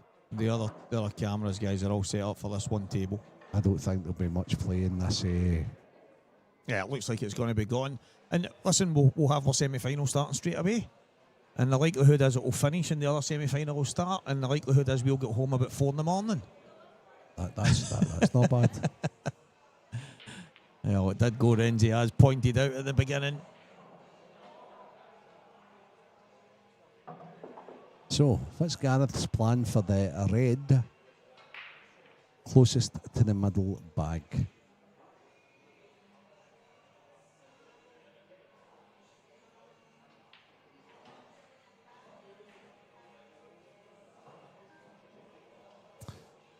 Dave Charles is preparing table 8, so one of the semi-finals is going on there, probably the second semi-final.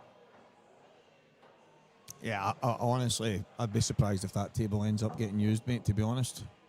Unless the other 2 matches finish quickly, which is fine, which might be ideal if they do. But obviously, Mark Farnsworth, Gav Robinson, might look like a long way back for Mark, but we know how good he is. So, do you think Gareth's just going to take his medicine? Oh no, maybe not now. He's gone this way. Ah, okay. See, I was thinking was he would take the one down to the bottom right second last, and then the one at the top right last. Yeah, I've got a feeling he's going to screw inside the 2 of them here, and because I think the red goes to the left middle, so I think he's going to screw inside. Just like that, yeah, and give himself a choice. Obviously, he's came a bit far, but it's fine. Absolutely fantastic. Yeah. You know what I mean? Yeah, good spot. So now we'll just use the top cushion. Yeah. And then put the last red and the 8 ball probably in the same bag.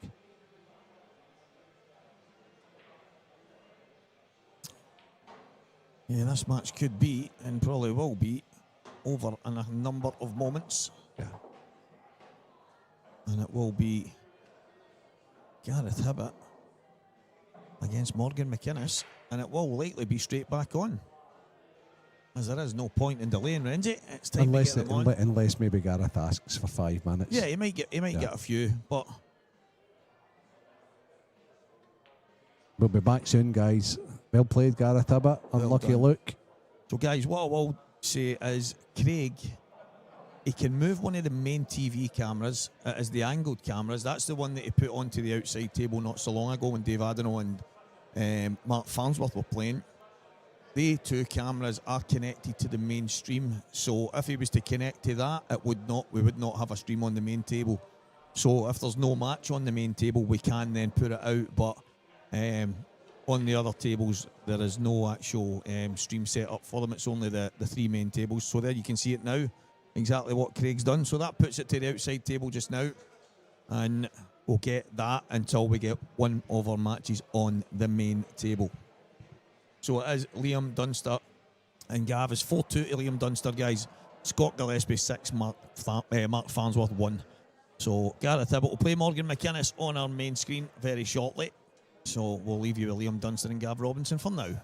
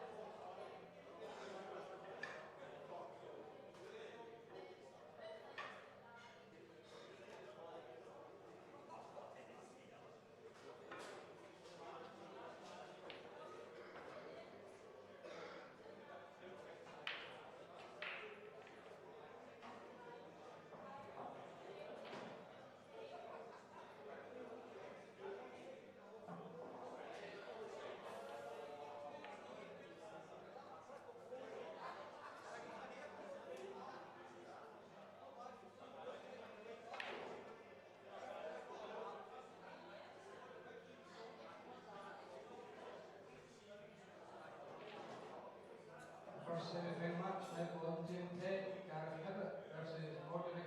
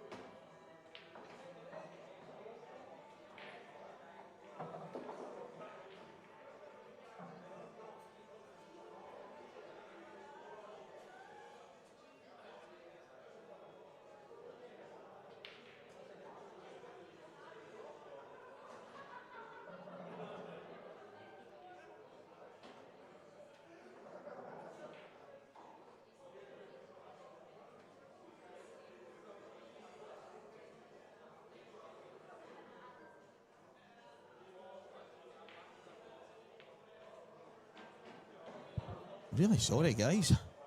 Really, really sorry. I've just ran in here. I actually feel like I'm out of breath.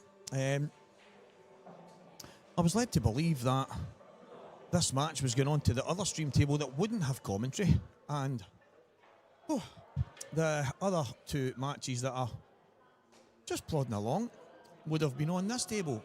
However, for your viewing pleasure, it's Gareth Hibbett and Morgan McInnes. Give me a second.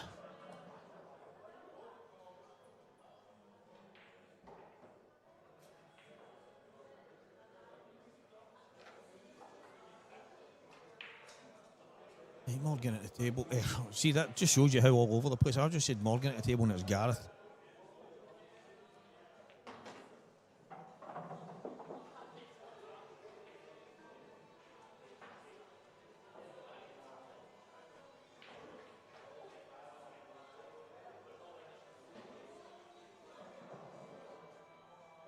And off the red, possibly.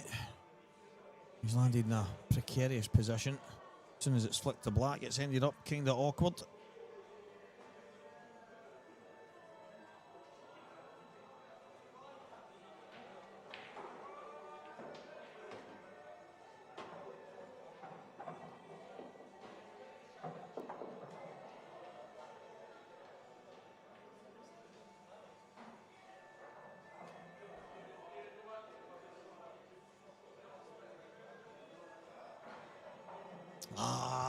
There's the legend himself, Sebastian Coleridge, all the way in South Africa. This guy is just legendary.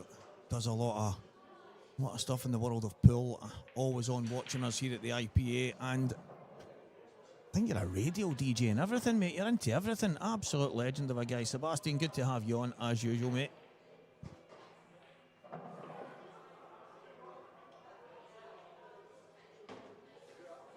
Yeah, I thought you misspelt something there. Good evening, my friend. I hope you're really, really well. Glad to have you on watching, as everyone else. Gareth Hibbett was in a bit of trouble there. And here he is on the 8 ball into the bottom left pocket as we look at the table. And a couple of people watching last night said they would like to know what balls the players are on, etc. So on your screen above the names Gareth Hibbett and Morgan McInnes, you will see the red and yellow line will appear, and the shot clock directly above it. Race to 10.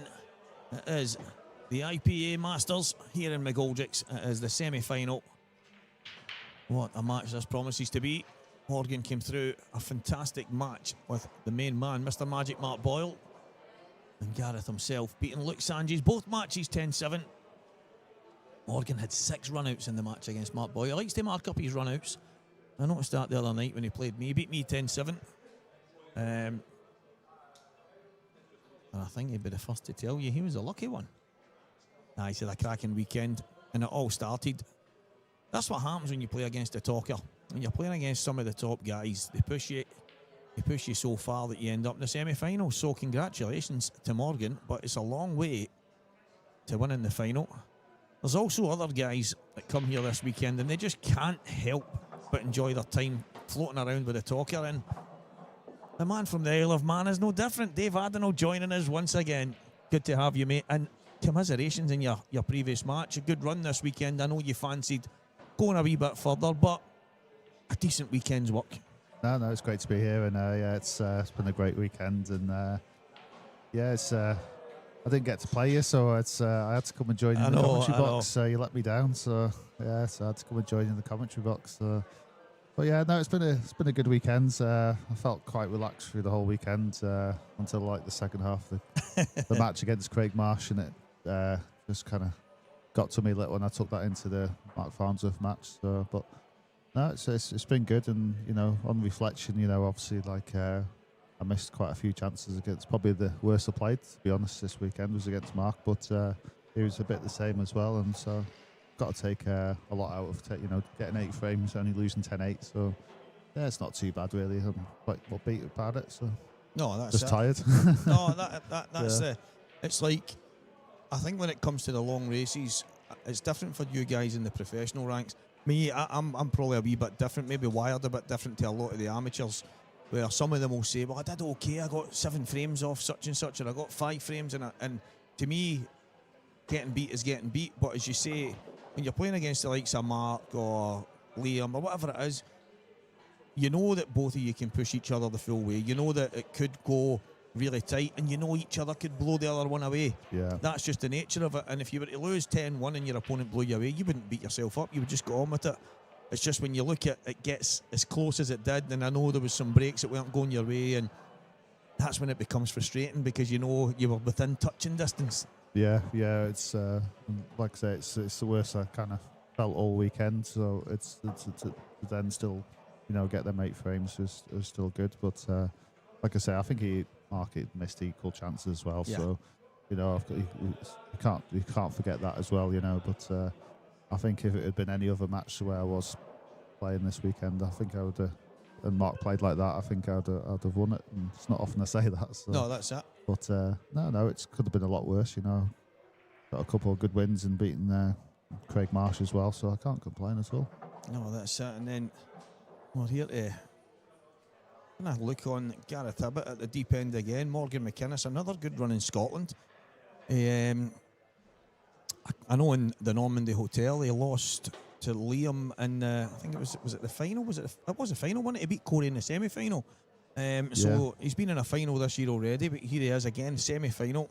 I know he's done a little bit more than that. There's probably some stuff that's went over my head, but not a bad run. But he's got a tough task here. Gareth Hibbett, just a guy that's been there, done it a million times over. Yeah, exactly. The grandfather. Godfather. I know. I said that away. I said, is it the grandfather or the Godfather? He just gave me a look. I was like, well, okay, it must be the Godfather. Well, do you remember the nickname he got a while back? The Codfather. That's when he opened the fish and chip shop. Yeah. I'll have to. I did keep it, but yeah, they said something funny like that. Someone on the chat. I'll have to find it actually, because I did actually make a point of keeping it. A little drag in, and he does get it. So Morgan hits back instantly. 1 frame all. We're getting a little bit closer. Scott Gillespie 9, Mark Farnsworth 5. Scott is at the table, I can tell you that. Liam and Gav 6-5. That match, I think Liam was 6. I could be wrong here, but I think he was 6-2 up. It's 6-5 now. I know Gav has asked for the white ball to be cleaned about 10 times. Liam's back to using that mad chalk. I don't know if it's Russian magic or if it's the Kamui stuff that he was using, but it makes a little bit of a mess. But 6-5, Gav Robinson not going anywhere. Yeah, I feel better about being out of the tournament now. Suddenly feel a lot better. Suddenly feel fine since he's gone back to that.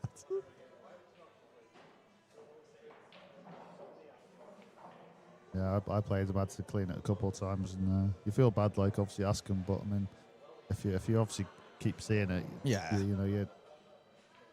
you need to say it so it doesn't put you off your shot.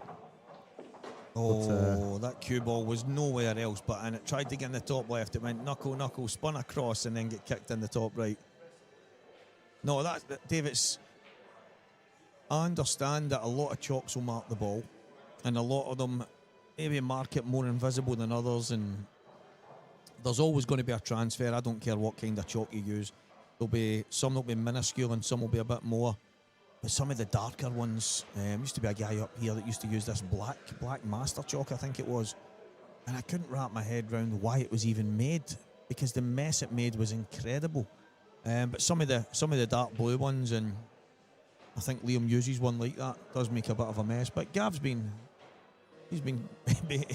basically saying to Renzi, can you clean this? He's using that crazy chalk. And Liam's just sitting laughing. He's just smirking away. And Scott Gillespie's won the match against Mark Farnsworth.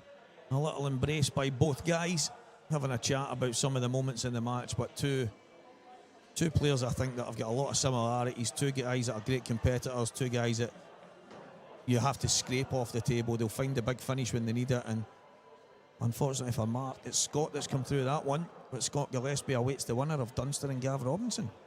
Yeah, the 2 that beat me as well this weekend. Is that the two? Yeah, That's the two. Yeah, so it is. So it is. Yeah, Scott beat me 10-3, and weirdly enough, I come out of that feeling good. You know, it's I didn't really do anything wrong, so it was a bit of a contrast in 2 matches. The yellow below I was going to ask, would you be just screwing back and just dropping on that? Yeah, just screwing back. You'd want to screw back a little bit more, because then you could play off the bottom cushion or 2 rails. And then it avoids having to play into the red here. Would you prefer leaving those 2 to last, or does it even matter because the black over the left middle is wide open? Yeah, exactly. It's wide open. So, but luckily the way he's played it well. He makes sure that it doesn't come in the way of the 8 ball. But it just means he has to play from distance. I mean, I'm sure he played for the cue ball to be a bit higher up. I mean, he's got options. He could kind of just slowly up the planting, but there's an old guy that this place is named after. He didn't like you playing a plant unless you had to, and he absolutely despised it if you played one last. That was the great McGoldrick. And that's what I mean about that distance. That's why the cue ball had to be higher before, so we could get closer to it. Yeah, I mean, he's expecting to pot that, but of you know, course. I know it sounds mad, but I don't think that plant's missable. So me personally, I know I'd be looking up and saying, Mick, I know, but I'm just making sure. Yeah, well, it might not be missable, but do you control the object ball? Yeah, and that's the thing. Is, if the cue ball goes left and the object ball goes right on the bottom cushion, you've suddenly got no shots. So, to be honest, I'm saying it's not missable. Everything's missable. Everything. I know. I've seen you play. That's why me and you didn't end up playing, because I kept missing. Let me down. You wouldn't have done if you played me. I know. Mate, see if I knew. I know that's the thing. See if I knew it was you, I'd have probably been that much looking forward to put the possibility of me and you having a go at each other. I might not have got as wound up as I did with some of the stuff that was going on. Yeah, I might have been that much kind of switched on, and I know that sounds terrible because you should be in the right headspace, but as Renzi says to me last night, he's like, Stevie, you're not playing enough pool, you're not practicing, you're not out with turning up to these events, and then you're expecting to beat guys and win long races. He went, and it's not that you can't, it's just on most occasions it's not going to happen because you're just nowhere near sharp enough, and that's probably where the frustration comes in your mind, and you get a bit more wound up because probably if you're sharp, you've nothing to get wound up about. You're just going. Yeah, I don't. Although it makes logical sense, I also don't buy into it either, because sometimes just coming fresh and not practicing at all can sometimes work better. And like this week I've played one frame in 4 days on the lead up to it due to circumstance, and that's 4 days. And that's probably the best I've played for a while, on the IPA. But I've had one practice session in 18 months, and that practice session was 1 hour that I had, and guess this is the problem.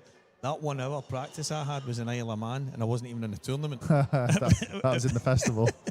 So no, I've just listen. I'm not going to get. I was absolutely gutted that I didn't do any better, but that's just me as a competitor. But it's just a mental game. That's all it is. It's frustrating. I mean, I once went for a practice in the evening and was on the table for about 30 frames before my league game and won them all, and then come to the league game and lost. Yeah, it's frightening. It's crazy, isn't it? So I don't even practice for league match now. I just turn up. Just turn up, and what will be, will be. Yeah, you got no good, bad, or indifferent memories on the lead up to it. So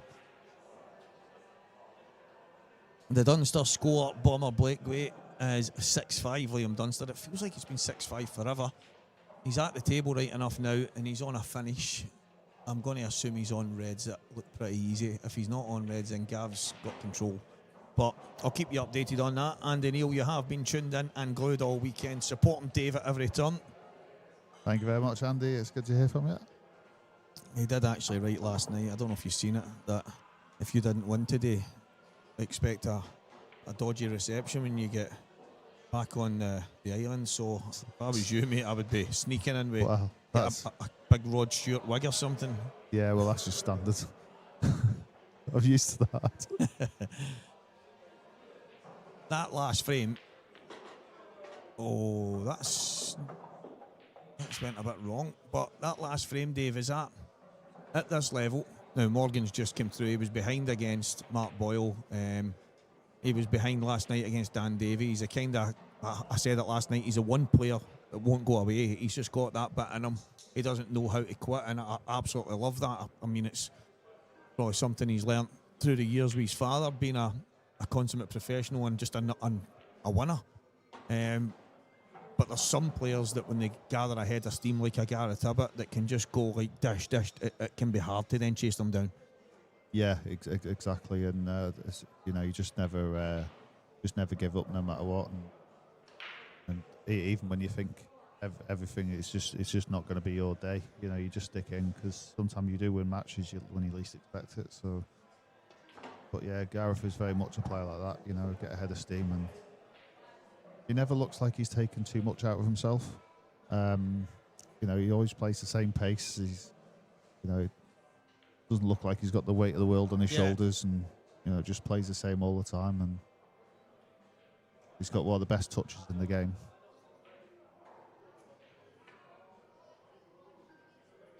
And he's one of the players I would say you'd least see it decelerate on a shot. He always hits it well. Right down to 2 seconds there. Mind you, I'm scared of saying that now, because he's got to play a couple of those kind of shots. I'm assuming the black is in the right middle, so he maybe just drop on this, and if he does, it's been a fantastic finish. Thinking he'll stun over, yeah. Yeah, brilliant. I think he'd have had to put too much side on to go 1-2 cushion. So, but normally you would want to play that if you can. Let the weight of the cue ball do the work instead of stun over, but he had to that time and played it well. Yeah, fantastic finish, 3-1, and that's what I mean. That's the kind of, again, Morgan won't let it get to him. He'll just shrug off. I mean, I think he's away to the toilet just now, but Gareth, he can do that to anybody, but so can Mark Boyle, so can Dan Davey, these guys. So Morgan will just be patient. He did it last night. He did it again not so long ago there. I just think at this level, if you break the balls well and you take your chances, it can be a tough road back. So Morgan's going to have to just be patient. It's Gareth to break next. He's going to need to get the break working, and I can't help but talk about the break, but it's just became the biggest weapon in the game. Gareth has got one of the best breaks I have ever seen. Yeah, and look at his break cue. Just gone out of shot, the break cue now, but it's one of the best looked after cues on tour. Normally see it lying against a wall somewhere. It's another thing with Gareth as well. He seems to always be, as you say, he never looks flustered. He always looks as bright as a button towards the end of the tournaments. And I didn't know. I've always known about Gareth in the world of Cuesports, but I didn't know up now that much about his personal life. And I didn't know that he was like a gardener and he worked outside and he did like all that kind of whatever goes into that. So obviously the winter months he can rest a wee bit more, but he's obviously kept himself in decent condition. It's incredible. He just to me, I don't think he's changed and I don't know how long. No, exactly. Yeah. Well, the funny thing is one of my best mates in the Isle of Man, Alan Coventry. He actually used to play in the same team as Gareth about 25 years ago. And so, like, me and Alan were talking about him. And then, but yeah, when Alan seen him again, he said that he's literally not changed in 20 years at the time. And it's absolutely crazy.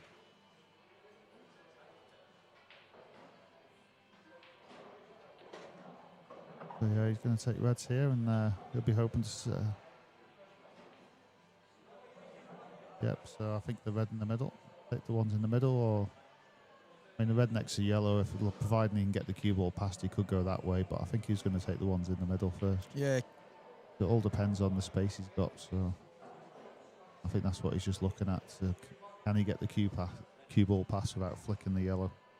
I think that will determine which way around he goes.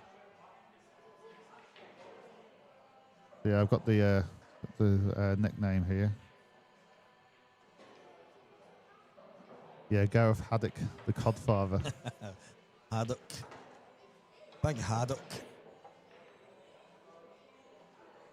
Just a nice nudge on the yellow. Doesn't want to knock it into the path of the the 8 ball, because that will be into the left middle. And that nickname was from Alf Garnish. Is that that was Unsey, wasn't it? Paul Unsworth? Alf Garnett? Yeah. He's now Unsey. He's on there right now. Because I think brilliant, yeah. YouTube changed a lot of people's names, because I started to notice different names and numbers and letters next to them, and that's where it ended up. Well, I said left middle, it's bottom left, so he decided to just pull the cue ball straight back, and why not? 4-1. Yes. What a break that was. Yeah, I like that nickname though. Gareth Haddock, the Codfather. I think it works really well. So, classmate. I made sure I kept hold of that when that one came through from Alf. See, it's the name of I would imagine there's probably ones all over the place, but there's a chip shop up this way and it's called the Codfather. Ah, yeah. And it's Codfather Fish and Chips, do you know what I mean? And it's...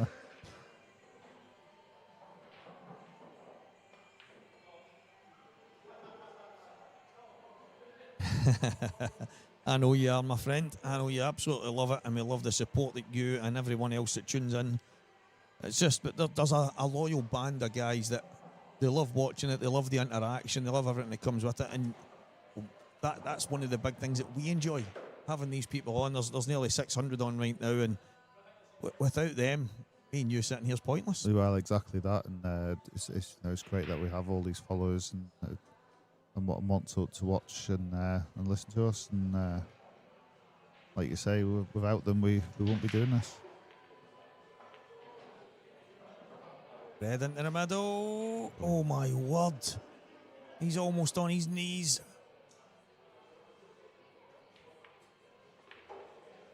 Wow. Then when you go dry, you always look for clusters. Yeah, I wonder if, but there doesn't appear to be any. I wonder if Gareth might play the 2-1, the skill shot on the yellow, or if he can play one inside the red. It looks as if it's so far over the pocket. Like you say, if he can play the skill shot, then it'll still be open table. But if he doesn't make it, he really doesn't want reds if that yellow stays over the middle.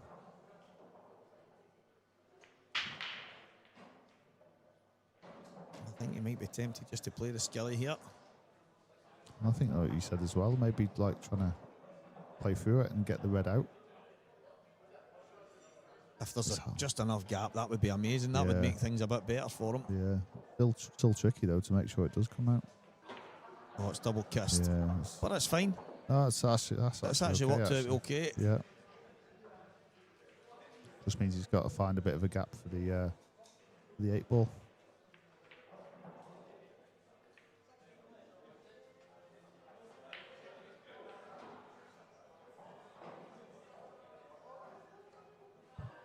Yeah, so with that shot, he's obviously got the natural angle to go for the awkward red. Play on that straight away. Just doesn't want to be straight. Does appear quite straight, but as long as he's got a shot, I'm sure he'll be okay. Get the cue ball out enough and play long.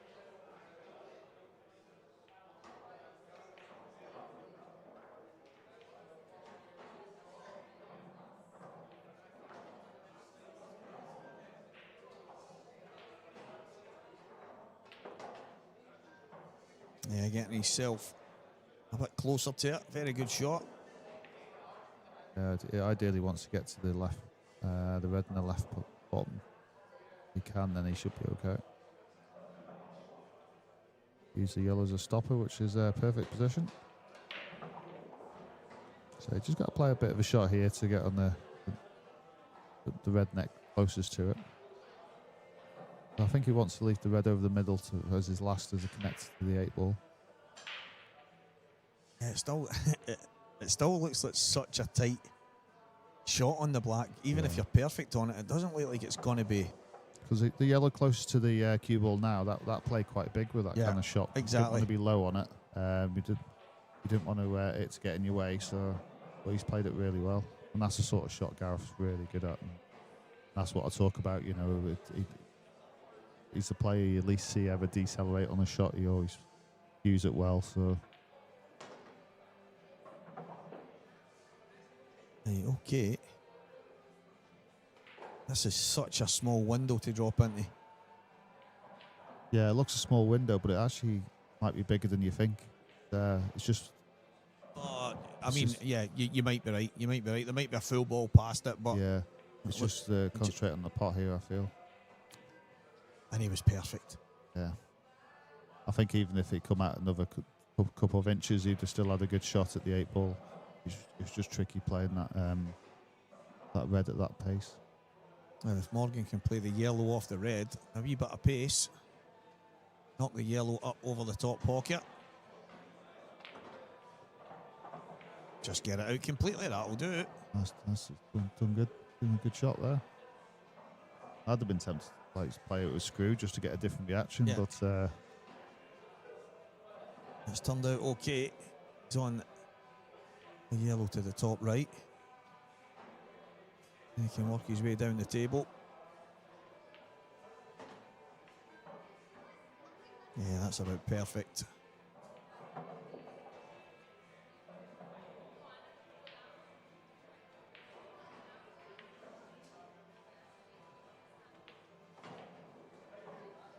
And again, that'll do it. And what way you go in the last 3? Bottom right. Yeah, I think leave the one on the cushion as your last ball one for on the connector. bottom. So Morgan's going to go. He's got I suppose he's got a choice. I think if he was a little bit wider, he could have just went the one he's closest to the bottom left, and then just went bottom right, bottom left, and up the table. But he can play the same kind of thing. Stop the cue ball and then just a little screw down. Yeah, as long as he's not off angle. Or what he could do is play this one and then the one down the rail and then the other yellow into the right middle. Yeah, because it's close to the 8 ball. But I think this is the shot. It should be able to just. It's a good line. Yeah, good line up to the 8 ball. Just as long as he's not straight on this, that's the only thing.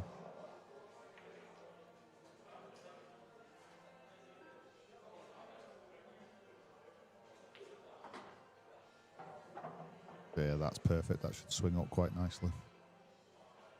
Yeah, it's with these kind of shots, it's you want this angle so the natural weight of the cue ball is doing the work for you.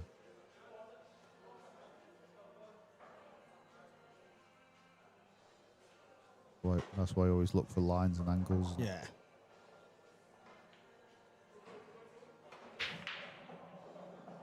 Yeah, good stuff. And that's it. That's probably a good thing as well, Dave, that little bit of insight, because there might have been a load of players that play at all different levels that look at the yellow that's closest to the black.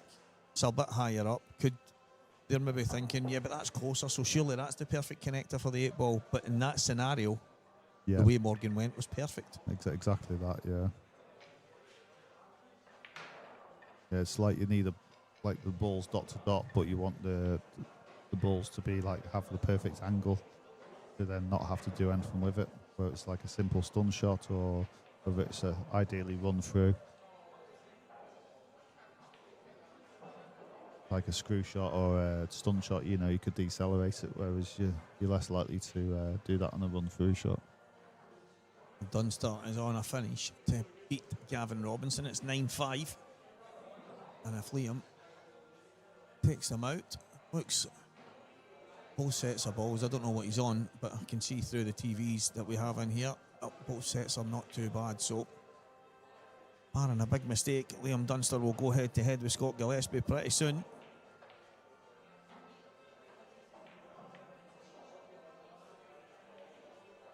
So yeah, there's Gareth's break cue we were talking about before. Looks like it's well looked after.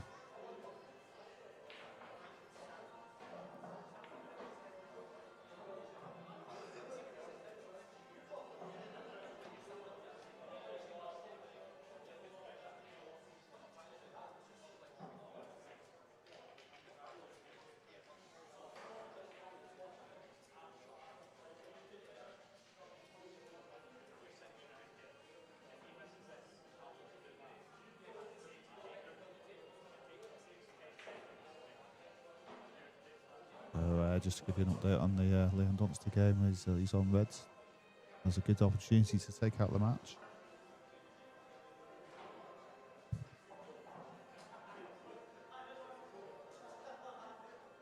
There's Gareth returned from a comfort break. Are we gonna go down that avenue again? We've been the avenue we've been down multiple times. I know. Every time I say that, I get slaughtered. Just call it what it is. Well, long as you do, that's fine. Well, I'm quite happy to bring it up. Yeah, brilliant. Mr. Comfort Break. Yeah, I still remember that. Oh, there he is, Mr. Comfort Break. Yeah. Hence why I brought it up. It was obviously our old Pickers. It was his favourite. It was his favourite saying. It was his. Rather than say, I think someone's away to the toilet or away to the bar, or I don't even know. I mean, call it what you want. But I don't think there's ever been a time I've left the table in the middle of a match and went somewhere to be comfortable. Do you know what I mean? So, but fair enough. And there you see it. Liam Dunster is through. Wins 10 frames to 5. So Liam. And we'll have a match up against Scott Gillespie. Liam Doomsday Dunster and Scott Gibbsy Gillespie. A very similar feel this to the Welsh Grand Prix. Scottish Grand Prix in Falkirk. It was three Scotsmen and an Englishman, was it? So Boyle beat Dunster and Dunster in the final. Scott Gillespie. Yeah, Dunster beat Scott Gillespie in the. Who was it? Boyle beat again? Was it Farnsworth? That was Farnsworth. Farnsworth, Yeah. So same situation here, 3 Scotsmen in Scotland and an Englishman. But this time Gareth Ebbett. Yeah, can Gareth stop the rot?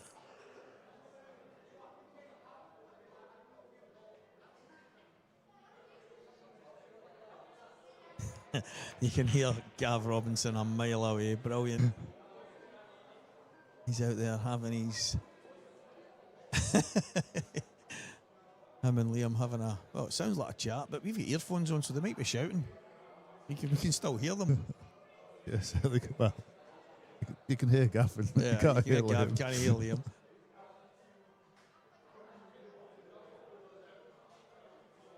I'm glad Gav came up. I know he's had a bit of a time of it lately, so... Yes, of course, yeah. It's good to see him have a good run. And definitely. Yeah, well, obviously, under the circumstances, things can get difficult at times. So, yeah, it's good that he's had a good run. And I think good to remember as well, 2 years ago he won this event. Well, he's obviously had success in here. One extreme to the other, he lost 10-0 in his one of his matches. Yeah, Robert Stephen beat him 10-0. 10-0, and then he goes and lifts the title. Maybe that's where I'm going wrong. Too consistent. You need to take a 10-0 whooping, mate, before you can really kick on. Exactly, yeah. If that yellow still goes, that's a fantastic shot. I mean, I think he tried to use the red to kick into them, but the cue ball came flying round. If you watch it again, we've got a slight replay. There's a lot going on in that shot, wasn't there? Yeah. I think that yellow might still go at the top, so call it slightly fortunate, call it a good shot, call it what you want. Well, Gareth has a chance. Well, he's tried to make something happen, so... Oh, this is it.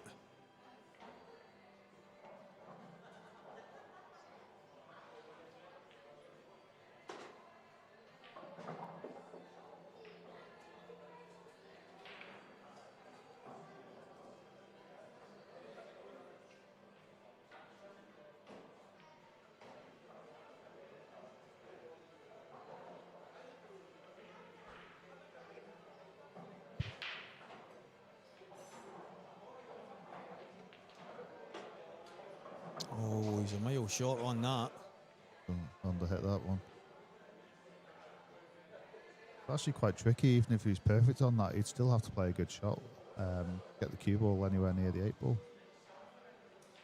Yeah, provided he could avoid cannons on the red, of course. Well, I was going to ask you, could he even easier, but possibly screw off the red by cutting the yellow? But even at that, as you say, contact has to be so perfect to get yourself down. Which wouldn't even be a problem really if that red wasn't there on the left hand side of the table. But you're obviously wary of the cue ball going behind that.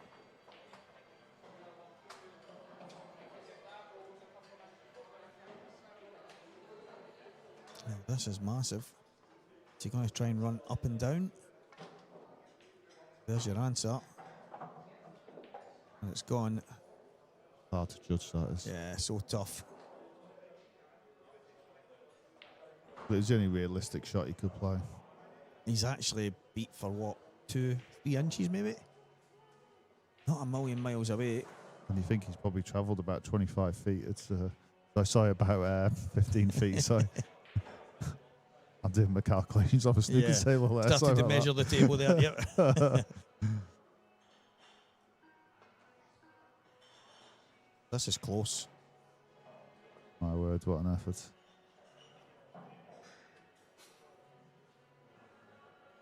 Well, what a chance for Morgan. So he's got two options here. Does he just pop the yellow to open everything up, or does he maybe get the 8-ball out? Where the cue ball was, and get the 8-ball out and then go for it, because as long as he's behind the other two reds, that yellow won't affect him. Now this is the answer.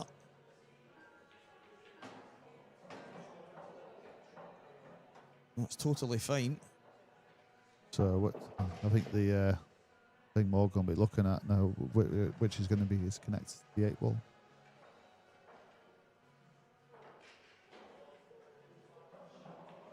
Is there a case for the one to the right middle? If you pop the hanger at the bottom right and leave an angle and just a little jab across, even if you land too thin, you can cut it in and go up and down. Yeah, but here we go. Here's a decision. I was thinking the one over the pocket is the connector. Right, so Morgan's thinking pop this in, go back up the table, take the one. And that's why in the last frame when Gareth went about his finish, I had said about the one you would think was the automatic connector. And you would, if you were up the table, but the good thing about the one at the top right is you can play it off 2 cushions, and you're always going to be the right side of the table. And the one with leaving it over the pocket is exactly. If you underhit it, you ain't got a shot. This way, if you underhit it, then you've always got a shot. That's what I mean before about the natural angles of doing the work for you. You want to pop this in and then go 1 cushion? I think he's off angle, so he's obviously going to have to go side cushion across. But I would have preferred the other angle to come up high and then play off the 2 cushions, but this is fine with a bit of right hand side, I'd say. Sometimes I like to play these off both side cushions, just to give it that extra pace. Hear it properly. Yeah, there you go. And the fact you're going to get closer to it off 2 cushions as well. I think that way it allows you to really commit to the shot as well, Dave. So you're not being a bit tentative and then land 2 shots. So that way you're guaranteed to get that little bit closer. And also the fact that you're higher up the table because it's come off 2 cushions. Good finish, Morgan. 4 frames to 3. And that's what I mean about being patient. For all love or money, you would have had Gareth Hibbett finishing those there. Morgan just waiting to pounce when or if Gareth makes a mistake. And it's 4-3. And the mistake was actually the shot to play on the ball in the middle, Dave, that he didn't get on properly. Then had to thin cut it and go up and down. And then it's all gone wrong. Yeah, it was just a matter of underhitting it.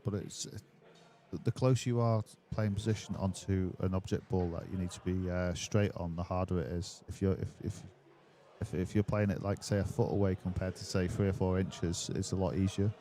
But because he was having so close, that means the line is tighter and harder to play position on. That's a good way of explaining it, because if he's a little bit wider, as you say, then even though he might be on the same line, but the angle's totally different. Yeah, and you can manipulate it a little more when you're further away. Now Morgan McInnes, I'm going to see a little cut break. Will we see some magic? 1, 2. Yeah, we've got a couple down. And we've got a huge opportunity here for Morgan to get himself all square. I like throwing that in every now and again. There's been a couple of people that came and said to me, Steve, I was listening to you and what's this opportunity? And it was actually a guy I used to work alongside for years. And there'd be certain things happening on the job, and he'd say, "Hey, Steve, I think we've got a wee opportunity here." And he used to say it all the time. And a wee opportunity, make some extra money, and it just comes to my head every now and again when I'm going to say opportunity. But the amount of people that say to me, they think I'm maybe getting mixed up with something, but it's I know it's meant now. One of the guys I used to work with, that was his thing, opportunity. So I'm not even claiming it for myself. Yeah. I'm not that guy. I'm far too honest for that. Well, the IPA's missed out on a trick there, then. Copyright opportunity. If we find any other Cuesport using it. Wow, he's really gone into the net to try and disturb them. I'm going to ask you, Dave, did he have to go firing in at pace? Could he have just dropped that in, maybe bag weight, just flicked the yellow and still been? Yeah, I think he probably had to, because the red was in the way of the yellow to the bottom left. So I think he had to. But that yellow at the time went to the bottom right, did it not? No. Yeah, because the red just came down there. Yeah, but the other yellow, was it? Yeah, the yellow into the left pocket wouldn't go. So by playing that shot, he moved the red, but then obviously the red then went over and covered the other corner. So Gareth looking to drop the red into the left middle, and then use the red to the bottom left and screw across, disturb the two balls at the bottom right, and then deal with the aftermath. But still got a bit to do before getting to that. Yeah, just to let you know, folks, the other semi-finals also started on table 8 on the stream as well. So Liam Dunster is one frame up against Scott Gillespie currently. Yeah, and both matches are on the shot clock. So we do have two of the guys at each side. The second semi-final is manually done with the referee at the side of the table, and the main table match we do have the full shot clock with the beeps and everything on your screen with the extension and everything IPA related. So, and the chalk, Liam Dunster chalk compulsory for all players. I'm glad I found your chalk that you left lying about earlier, mate. That was good, well done. Oh yeah. You need to be more careful. Some would think you deliberately tried to get rid of it. Well, if it was that stuff, yeah, I wouldn't have even allowed it in the build, and never mind forgot about it.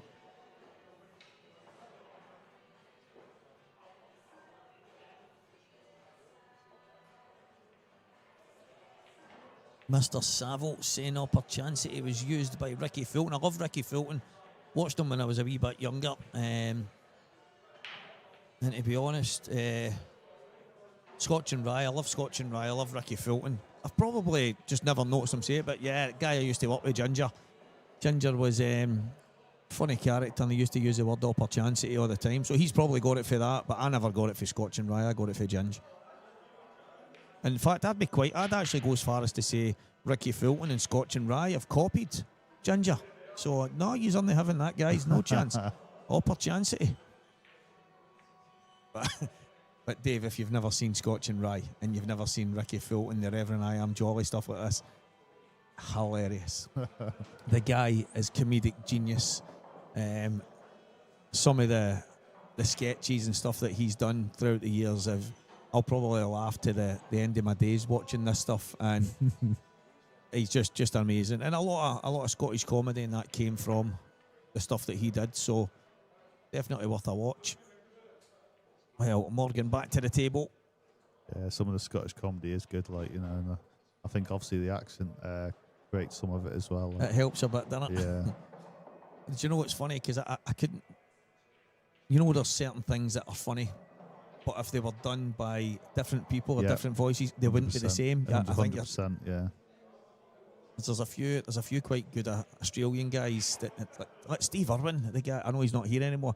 I used to love watching him, and I know he was deadly serious, but I couldn't imagine like a Scottish or an English being as mad and as passionate about animals, but now be serious and funny at the same time as he did. And no, I think you're spot on. So, bit like Jeffro with the Gloucester accent. Yeah. You know, certain the jokes he tells don't think would sound as good in a different accent, but Well, I mean...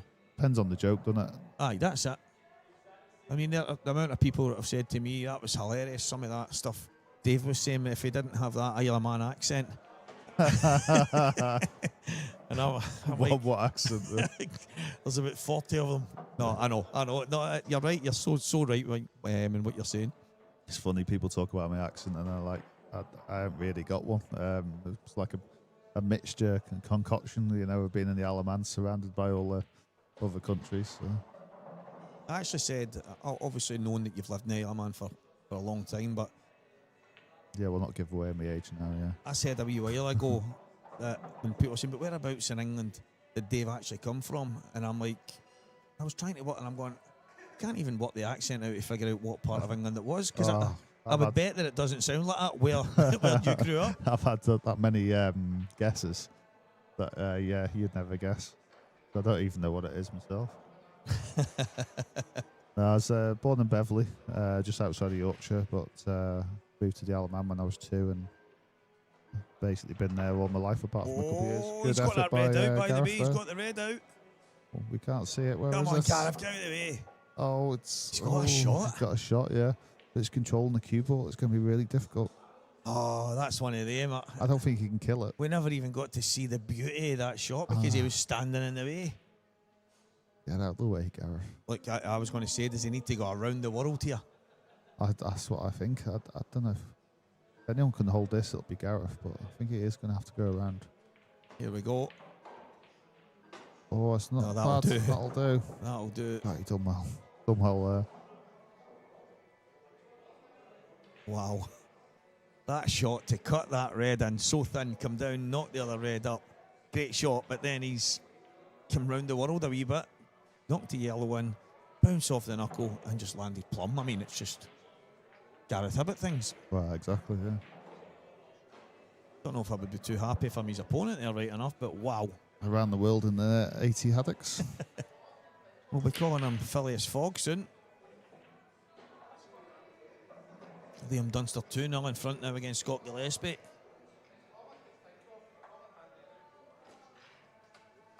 Colin Smith. Please refrain from using the Lord's name in vain, especially in the festive season, if you don't mind. Peace be with you.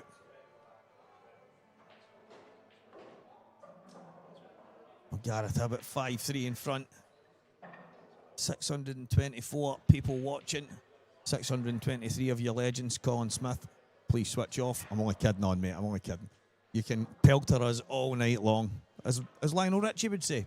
I won't start singing. Or do you want me to start singing, Dave? No, okay. no. Dave's trying to get me Please don't. It's been a long day as it is. Please don't. Oh, that shot from Gareth there was absolutely unreal. And do you know what? He never really had much else he could do, right? So he's going to try and bang it in thin. I don't even think you know.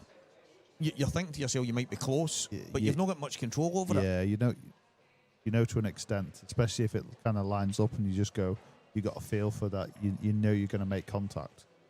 But after that, it's in the lap of the gods. But, you've got to play them shots to, give yourself a chance. Oh, what a break. Absolute creamed it, and the cue ball's gone. Oh, it's not. It's still harsh, but I mean, that would have been really harsh if that had gone in off. I wonder if he can get all the way through to that red at the top. I don't think he can. I think the yellow's just in the way. The yellow just in the way.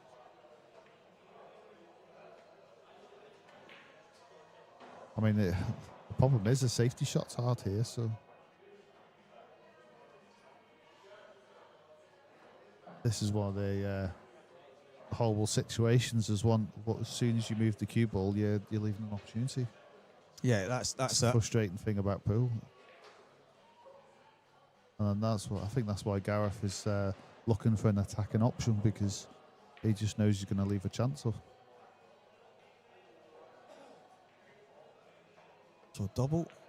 No, bring the cue ball. He has found a safe spot. Yeah. Oh, good shot, Gareth. Not bad. Yeah, Colin Scott, as you say, lap call zone.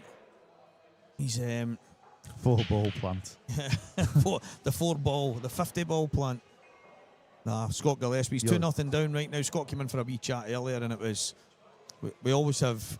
I think we have too much fun when Scott comes in, because he's one of the characters. He's just bubbly, but I've never let him live down the. We were doing the World Championships and he was commentating one of the games, and I honestly can't mind who was playing, and I don't even think he can. But whoever it was, somebody missed, and the player jumped out their seat and he said, "See, Stevie, I love that. He came flying out his chair like a pouncing tiger." And I remember looking at him and going, "What's a pouncing tiger look like?" And the two as well. And ever since then, he always talks about this pouncing tiger. But you could just imagine the way he was acting. He was getting all excited in the commentary booth. It was class. But Scott's a big character, but he's a great player, and he is one of Larkall's favourite sons. He loves the area that he was brought up in, all the kind of friends and people that's run about there. So Colin's obviously one of them, supporting his local top class pool player. I don't know if he's a local hero. I don't know if I'd go that far, but he's a class act, Scott. Oh, exactly. You need to see when he went that 2-year spell that he went through. He's had a good few runs in the IPA recently. He said a really He'll good. pick up a title soon, maybe even this weekend. Yeah, he said a really good year. He's won a few things up here in Scotland. He said some decent runs. Obviously at the IPA, when you're on the tour as a newbie, you're not seeded, so the chances are you can walk into a Dunster, Boyle, Farnsworth, etc. straight away, and instead of like getting a match under your belt and getting. Obviously, it's a very similar level, but it's more the fact of getting a match under your belt can make a difference, can't it? Before having to face equal quality. Yeah, yourself at that level, you're playing there every single event that you're in, Dave. And I think the big thing up here, Lee Shepherd mentioned, the players like Morgan has just been incredible the last while. He's won a Scottish title. I actually thought he'd won two, but it was an IM and a Scottish he won in the same year. He was a Scotland #1. He just did incredible things, and I just think that the level of player that's pushing each other. Lee said all the guys up here are sharpening each other's tools, and Scott Gillespie, Liam Dunster, Mark Boyle, Morgan McInnes, Gio Edgar, Mark McAllister, Johnny and it's probably why there's always another generation coming through and pushing each other. And there is, yeah. I mean, when I moved away between 02 and 05, and it's quite a good stable, really. Pretty much the Welsh build team, and it's sharpened my game. This has been some finish. It's one of them where I don't expect Gareth to go and make mistakes. I don't expect him to miss, but every now and again you get an awkward roll or a cannon doesn't go right, and he's in absolutely blinding form here. Not much Morgan's been able to do to alter the scoreline. I can't remember any big mistakes, any bad misses. It's just the thing is with Gareth, you just know what you're going to get. Yeah, it's just so consistent. You just find that the only time Gareth really struggles is maybe if his brake's not working, which can happen to any of us. I was asked. He never really makes any mistakes hand on table. Very rare. Well, there you go. I've asked players about brakes and who's got the big, and everybody loves the famous Mark Boyle Cup brake. And I've been asked who do you think's got one of the best brakes in the game and stuff. And Gareth's, he's a standout to me, a clear one. But the funny thing, it was probably maybe a year, 18 months ago when I was talking about it. No, it wasn't even that long ago. Probably started this year, and a couple of people saying, "Oh, really, Gareth? Is it a good break?" And I'm thinking, surely this is common knowledge that he's got one of the best breaks. Yeah, you'd think so, wouldn't you? It's an absolute weapon, Dave, and it doesn't even look like he's hitting them hard. Yeah, I mean you can hear it from space, so I'm surprised it's not more common knowledge. Cue ball, that's okay. Needs a chance. Yeah, not getting. That's a good break, and he's not getting any reward. No, it's a difficult first shot, if anything. Even the safety shot is difficult. Hard to see anything attacking. I think he's looking there at the yellow straight through the line into the bottom corner. It'd have to be yellows if he can't pot a red. But it's like trying to deal with the two yellows at the bottom. But I think maybe even just pot that and then go for the yellow down the rail and try and get the cue ball out, or you can play a safety shot, just cover the pocket and leave the cue ball in there, so Gareth can't go anywhere.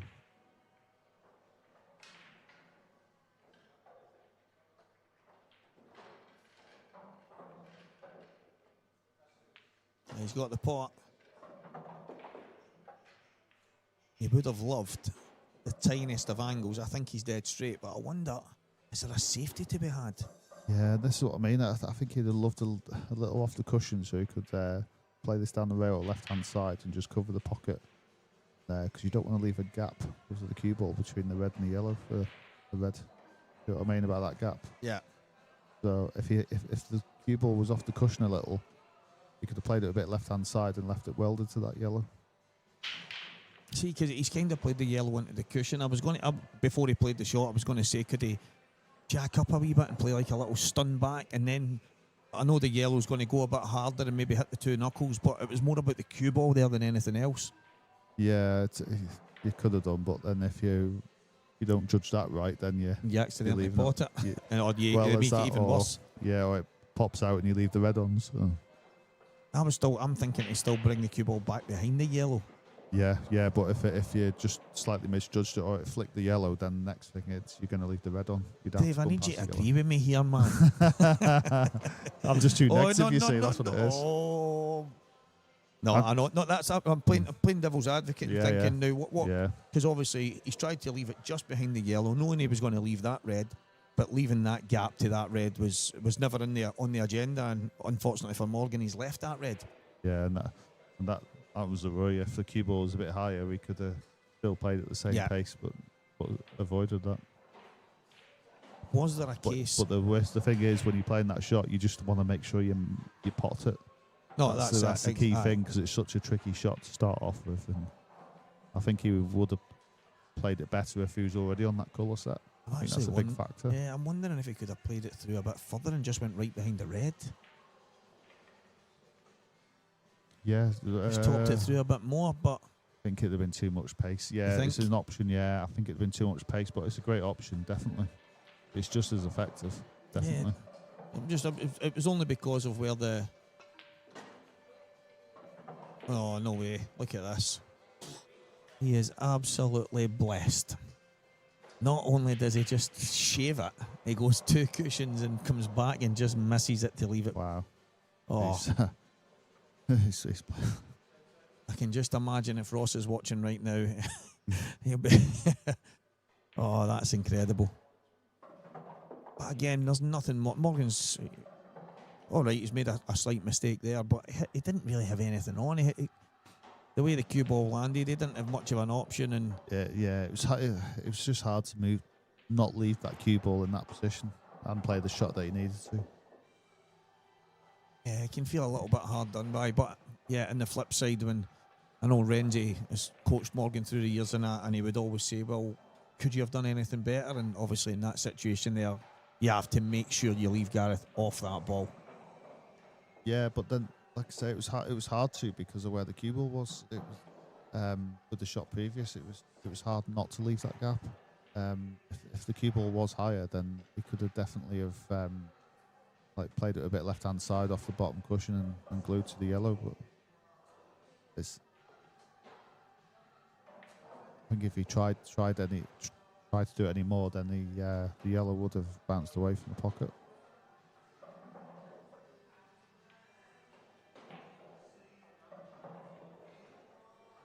Because then you risk it bouncing. Yeah, you like jacking the cue, and then you're risking the yellow ball bouncing out. So it's a bit of a catch-22. Yeah, no, it was one of them. It was just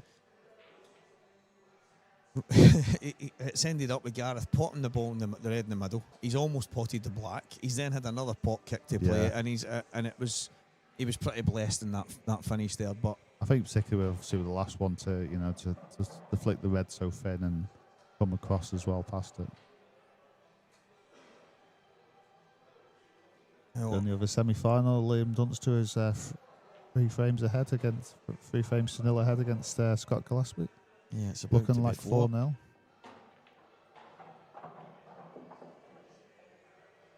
Right, Morgan McInnes. He's coming to the table again, Dave. With it, there's work to be done. Goes without saying. I think the red next to the yellow obviously the one on the cushion's in a bad position, but the one next to the yellow towards the right middle doesn't look like it goes in the bottom. It goes in the top left. don't think it goes in the opposite middle pocket either. So he's a little bit of work to be done. It's a lot of factors in this. Yeah, I don't blame him. Yeah, I don't blame him at all.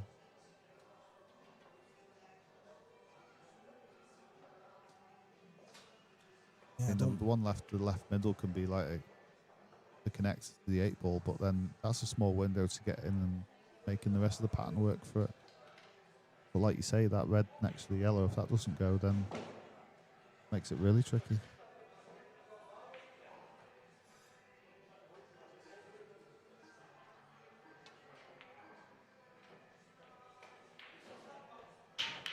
And Gareth was trying to leave that cue ball as close to the red as possible, but I think there's an opportunity now for Morgan. yeah, this goes down as a little chance. It's not an easy one, but I'm thinking pop this down the rail, then bottom left and then bottom right and get behind that red next to the yellow you mentioned. Just see there, he hit the straight into the cushion.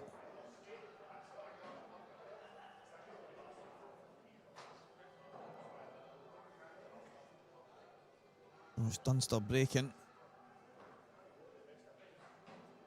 against Scott Gillespie, 4-0 up. Yeah, it was Liam being very particular with where he puts the cue ball. I thought it frozen there for a second.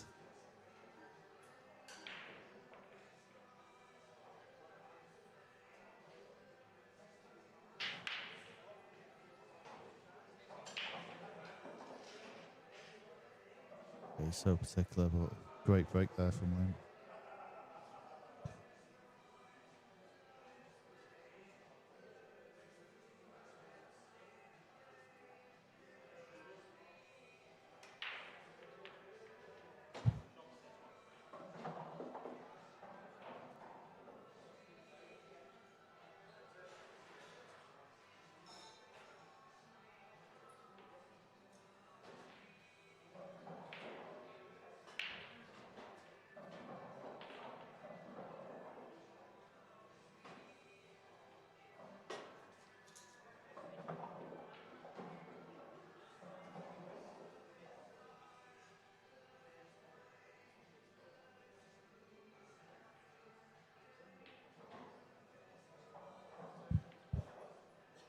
The visit of Alan Reynolds there, he's to get himself a Tesco meal deal. I don't know if that was information we needed. I don't know if the viewers at home needed that information, but Craigie Martin, Scottish senior European champion, running with his team over in, I think it was Ennis and Ireland. Congratulations, mate, and welcome to the live stream.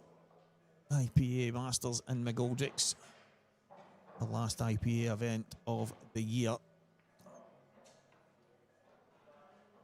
Gareth Hibbett, Morgan McInnes, Liam Dunster, Scott Gillespie.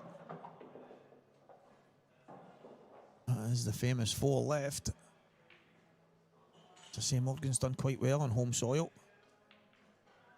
It was a semi-final of the Grand Prix. He was in the final of the tour event in the Normandy Hotel, and here he is in the semi-final once again. So definitely likes it in home soil. Yeah, it must be. Yeah, it's like you say, a lot of great results there. Funny how that can happen, isn't it? You know, certain venues you seem to perform well at for no particular reason. But it also could be it's like a comfort thing as well, not just because it's in the country, but like, you know, with events being here and at Falkirk, you know, you'll play a lot of events at these 2 venues throughout the year. Oh, good shot. Very good shot. Great shot. Well judged. Brilliant shot. He knew it was not. The line wasn't good for it, so he had to make that cannon. Yeah, it was an all or nothing type shot, and he's judged it to perfection as Morgan McInnes.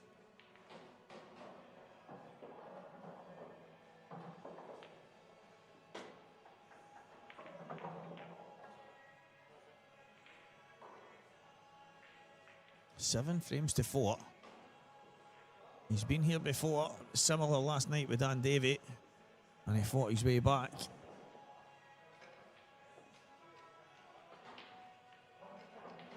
Is it me being in the comms box again? Is it another decider? It could be. I've been called Decider Dave before. On the table and obviously now in the comms box. I've been called Beat Decider Steve many a time because I don't think I've ever won one, but I went through a stage. I'd end up counting them. I think it was about 8 deciders on the bounce that I lost. So that's where I got the Decider Dave from. It was like if I was my opponent was one off the hill. I was like, well, if he gets to the hill, I can't win. It was getting that bad, it's quite funny. But then it turns around, it's you just got to wait for your time when it comes around. I mean, the stat was like my first year as pro in 2018. It was like the other way around. I won probably about 7 out of 8 deciders. And it makes a difference. I had once when I got away with one in the last 64 and ended up getting to the last 8. So it's not just that match. Make a tournament as well. Yeah, that's it, exactly. That's sometimes just what you need, and it's just that little momentum push that getting through one of the deciders, especially when you've maybe had one or two that's not gone your way, and all of a sudden things can kick into gear, and that can be massive. One thing with Morgan with all these runs this year, once he's had his full 2 years, you expect to see him quite high up in the rankings. Oh, straight through, flicked off the balls travelling and into the middle bag. And as I say that,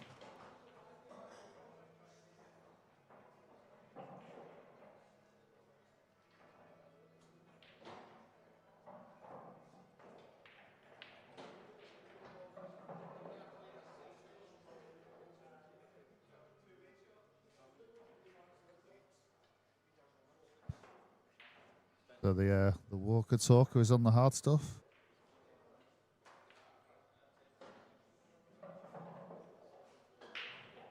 That Scotland's finest refreshment, is it?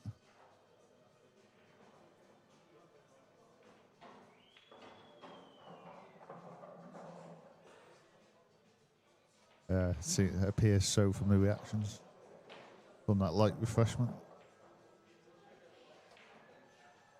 Absolutely sensational. I thought you'd be an Iron Brew man. Oh, it's... If I want a wee bit of energy, there's nothing that beats Iron Brew. There really isn't, but I don't think that the diet, although I have a diet Iron Brew or an Iron Brew Extra, they're all right, and they've got they just don't do the same job as Iron Brew, and I don't drink a whole lot of full sugar juice, mate, so it's water for me or some kind of milk. I'm a real rebel. I go.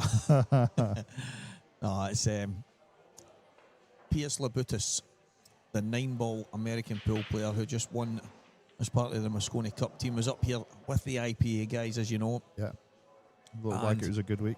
That guy, good day. That's why he probably done more Iron Brew in his week here than most Scottish people do in a year. And Iron Brew sells a lot. He was loving it, absolutely loving it. But a good lad into the bargain. Did he not sell it from where he's from? Well, Lithuania, they probably do. I think it's like a novelty that. I think it's. Or is it just the fact he was in Scotland? I think Scotland and Russia are the two places in the world that Iron Brew outsells Coca-Cola. I think everywhere else it's different. That red, the red just dropped in the middle, so they're just replacing that. Oh well, Gareth, that's dodgy, mate. Was that you while you're having your refreshment? You just dropped in. The thing is, I don't think that red at the top goes. So,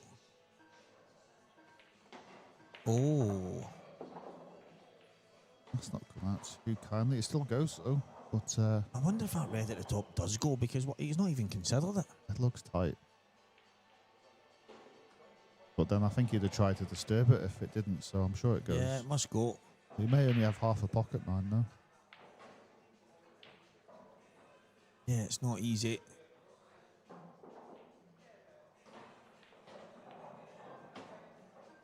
Now, gonna have to play this red long.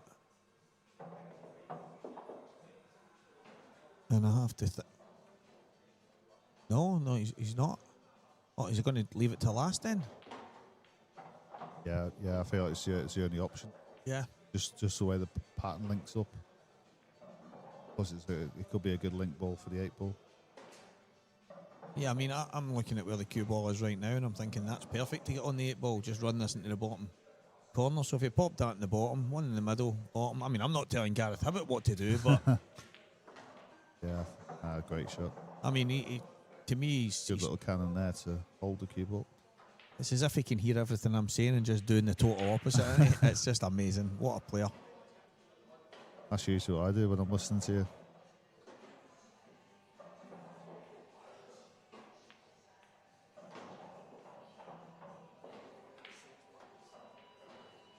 Yeah, the fits, there is some unbelievable pool getting played. I don't know if I'm believing you with the commentary stuff right enough, because we've just rabbled about chocolate milk and stuff like that there. But no, cheers, mate. Cheers for tuning in. That goes to every single person that's watching this. On the other table, it's 4-2 now. Scott Gillespie's come back. 8 frames to 4. Gareth Hibbett. It says 3 a moment ago, but Morgan must have forgot to put his score up, so it's been corrected. So 8-4, race to 10. And then the other semi-final, Liam Dunster is 4-2 ahead against Scott Gillespie. Liam just racking the balls for the next frame. Yeah, Scott needing to get a couple on the board. He's done so. Oh, the man from Del Monte. He say yes, Liam Dunster. He's from Dunfermline. Dunfermline, and Scott Gillespie from Mark Cole, Morgan McInnes up in Dunfermline, and Gareth Hibbett. You know what? Where is Gareth from? Southport. I thought that. I was going to say something. I was going to say something totally different, and then I thought he's I not. wish I hadn't said anything now. No, mate, I was, and set you up for a fall. Then I was thinking to myself, he's not got that accent. It cannot be South Shields, which is in Newcastle. Yeah, that's Newcastle. Yeah. There's no danger that's where Gareth's from, so I had to say to you, where's he from?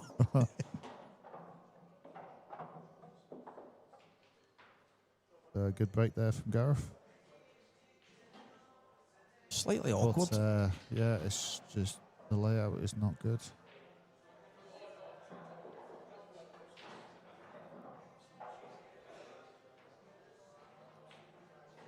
No, Gareth, I think he'll will he attack? No, what he's how Gareth is, but it's so tricky. Like the red and the yellow at the bottom left, the red goes, but the yellow doesn't. But normally in that circumstance, you go right. I'm going reds, but then you've got the problems at the top of the table as well. That's very difficult to get that red out. It doesn't seem to be like a breaker ball. He does, and I've mentioned it loads on here, and I was doing them myself, but I was watching Gareth and Gav Robinson and Arf and Dad. There's loads of guys involved in the break and dish challenge things, and they still do them. There's a lot of money in them. It's a handicap type system, and it's really good and fun. Gareth does them quite a lot, and he's like the lowest handicap that you can get. I've never seen anyone break and dish as much as he does in my life consistently. But it's the way he plays the game now. It's as if I asked him about it on after he won the World Championship. He won the seniors and the Masters, over 40s, over 50s. And I said to him, and he said, well, Steve, you know, I'm not a big fan of practice. And obviously I'm assuming that if he could get good match practice with somebody, he would go and have it. Or if he had some kind of, I'd say Mark Boyle says, you want to have a few, I'm assuming he would do it. But he does that because he's competing for something. Yeah. So he's got to keep pushing himself, and it keeps. I mean, to me, you don't see him play many snookers or safety shots unless he really, really needs to. Yeah. But he's just in that habit of constantly going for that finish. It's probably the reason why he's got such a high success rate when he does. Yeah. No, it speaks volumes really, and I can totally relate to like having someone to play for, because like playing as many competitions, it's like a great shot there from Gareth. The like match practice is like I've always described it as like a battery. You need to keep it charged, and if you don't keep it charged, then it just runs flat. But that's a good little technique that you can used to do the. It's funny. Keep that match focus up. Yeah, when I was speaking to Piers Labutus the other week when the IPA guys were here, and he said that Jason Shaw and Josh Filler, he says these two guys, it was actually Moritz and Piers were there, and they said these two guys, there is something wrong with them. They've got a nuclear battery up there. He's like, they just don't calm down. They're just 100 mile an hour. He says, but they're the same when they play. They're the same off the table. Yeah. Some people have just got that energy, and for me, Gareth, I mean, his longevity in the game, but not just in the game, at the top. Yeah. I would love to know what kind of batteries he's using. Well, yeah.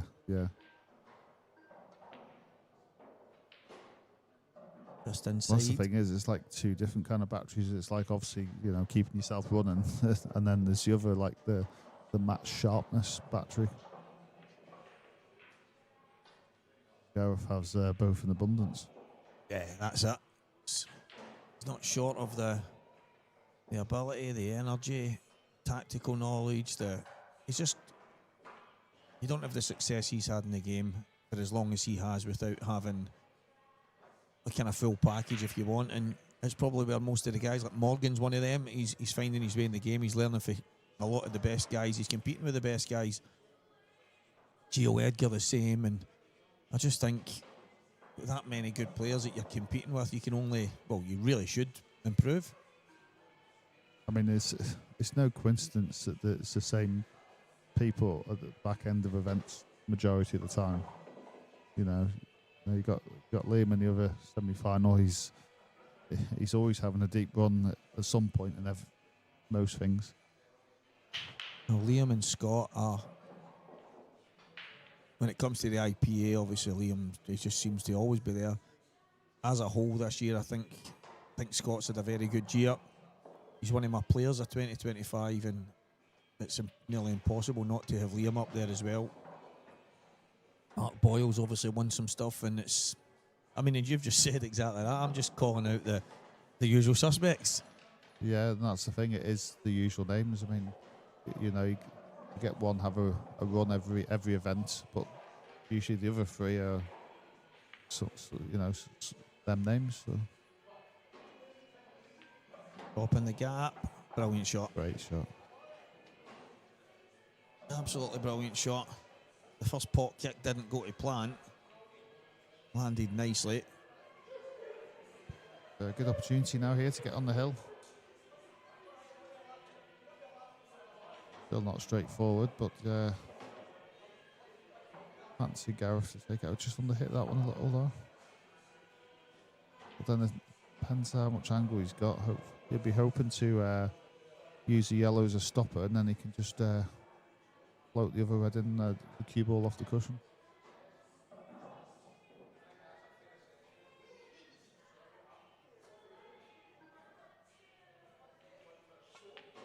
I don't know, maybe it was too much angle, so he's had to go the other way.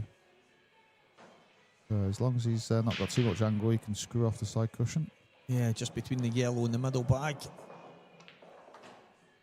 Yeah, the angle was perfect and cued it well. Yeah, he's going to be one away after slotting home this black, and he's put on a bit of a clinic. He's had a couple of wee flicks here and there, but the aggressive way he plays the game, that's to be expected. For me, out with the shot at the bottom, that was really tough for Morgan not to leave him anything. He's not really put a foot wrong. It's just Gareth's he's been excellent. Yeah, he has. But it's just Gareth being Gareth. You know exactly what you're going to get from Gareth. Just seems to play the same all the time.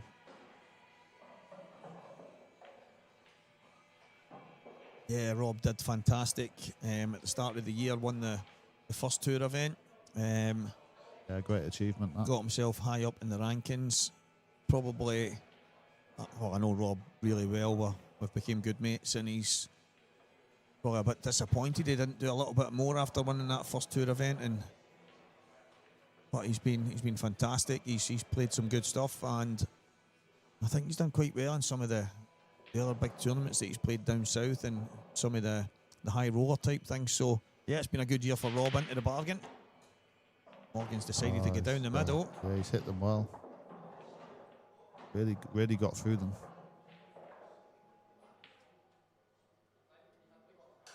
Yeah, both colour sets still have the problem though.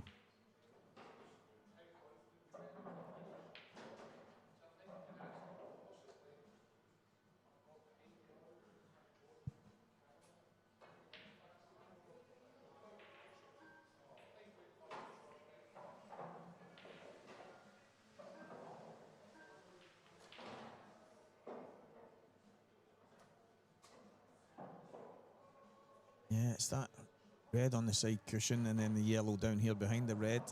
But that yellow down here for me goes to the opposite bottom pocket. And I think the balls over the middle bag could get you on that. I know the one to the right hand side slightly awkward, but I like this. I like him taking yellows. But then you can't also go for reds because the red on the side cushion at the time didn't even double.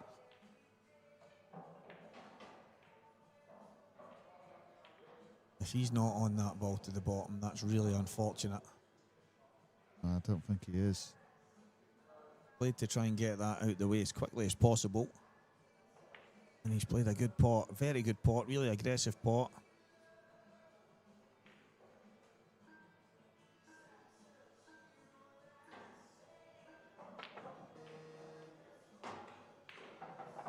Well, that nearly worked. He's got away with it. Yeah, the yellow doesn't go past the 8 ball though.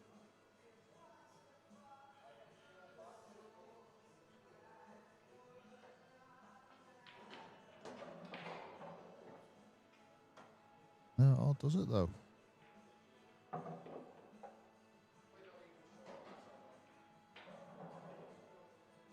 You know, I would have actually known. Someone, I think it's Scott Gillespie, has put his jacket on the middle table, and I can see through the window and I can normally see the table to see if there's a tiny gap, but his jacket's in the way. This will tell us. One job done. He's done well there. That must go. It must go.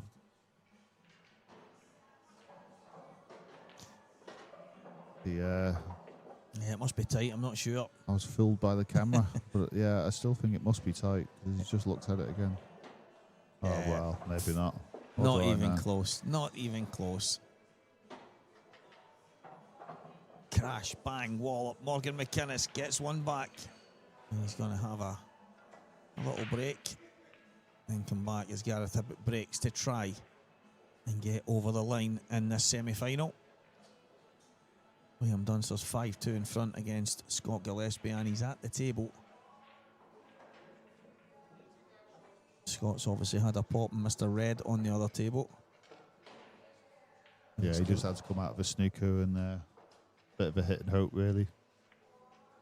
But good chance for Liam. All Liam's balls was open, so Scott had to go for a bit of hit and hope there. And yeah, it's a good chance here for Liam. Take a 6-2 lead.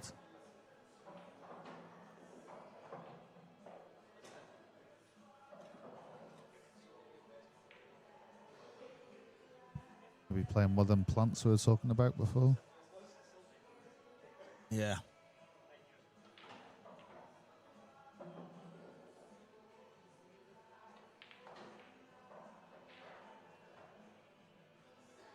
Yeah, it's looking like 6-2 in the other match between Liam and Scott Gillespie. Right here. One away. Gareth Hibbett looking at a place in the IPA UK Masters here in McGoldricks. A big thanks to all the guys that have supported us throughout the year. It is the last event of the calendar year. 8 Ball Direct, Onboard Sportswear, Strachan 861, Aramis Pro Cup, pool balls, and of course the Supreme tables that the guys are playing on right now. Gareth Hibbett to break off. Is this the frame that gets him over the line? What a hit. His break is ridiculous. Hit them so pure. So obviously reds. Yeah, I think it has to be. But it's not straightforward still, but I think with the red over the bottom left, front of the 8 ball, it seems that is the colour set.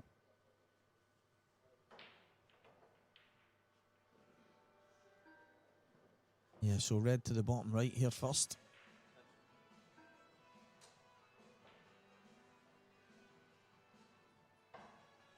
Yeah, it has to be red to the bottom right, I think, and then the one to the top right, probably left middle after that, and then Yeah, that's what I think as well. work his way around it. But Liam Dunster does take that opportunity and takes a 6-2 lead against Scott Gillespie.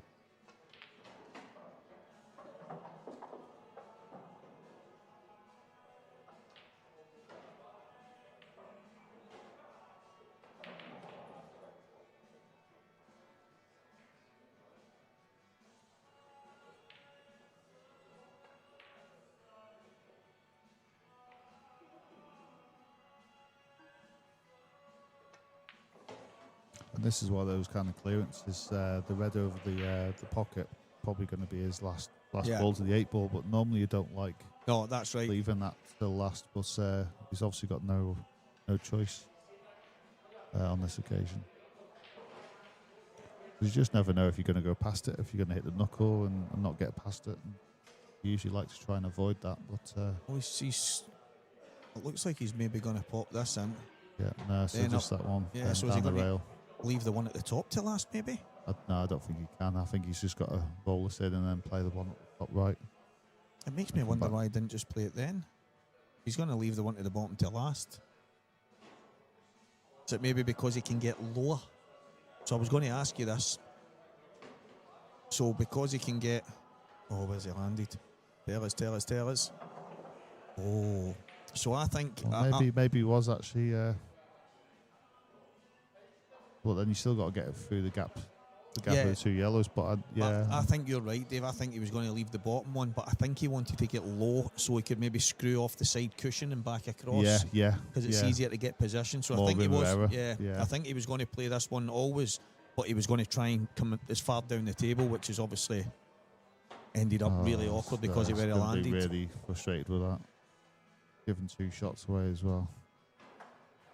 The only saving grace is the fact that where the red's gone, it's tied the 8 ball up a little. So whether that 8 ball is definitely going to come out. Because if that red and the 8 ball was a plant, then the red would come out if he was clearing this. But you just go bottom cushion and back kick it up. Yeah, I like that. Okay. Don't think I'd have done that.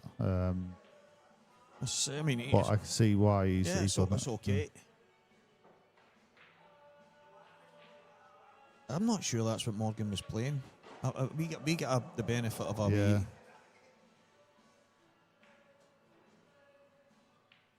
No, I could actually see the benefit of it. He's trying to pop the ball and play the plant, so he clears the pocket and plays the plant. But obviously, because he's hit the plant thin. Yeah, it's just because he hit the knuckle first before the ball over the bag, and I understand it's going to come up the way. Yeah. But to me, if you're playing that shot that he's just played, if that double kisses that red inside, he could have been stuck in behind it and absolutely welded. So I don't know. Now he's put that yellow even safer. Yeah. So he's probably going to have to play a snooker now. But he's got all the good shot.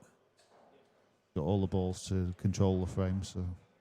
So 2 cushions. Gareth went really close not so long ago into the top right hand corner and almost potted the yellow at that time. He's on the red now. Pretty good at these shots.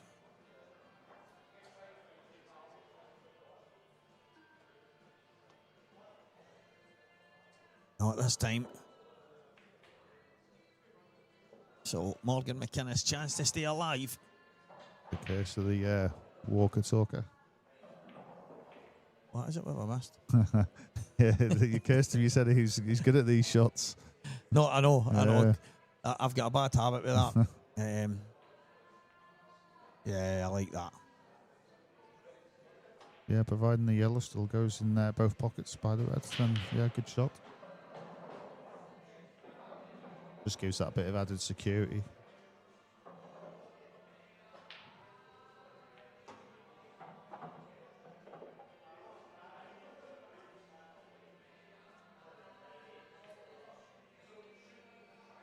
Now, it just depends on what's going through his mind here.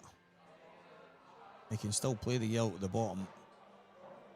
He should be on the one over the bag. I can't see him doing it. So he's going to have to work his way back down or play something. He's going to have to maybe play another safety.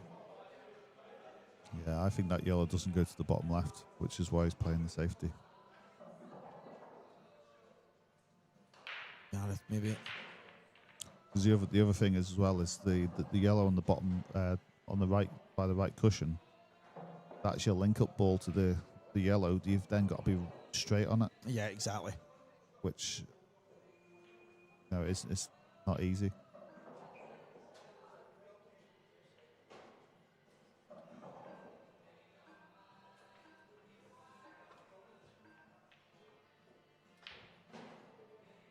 That's the beauty there for Morgan. You know, Gareth's kind of done his work for him there.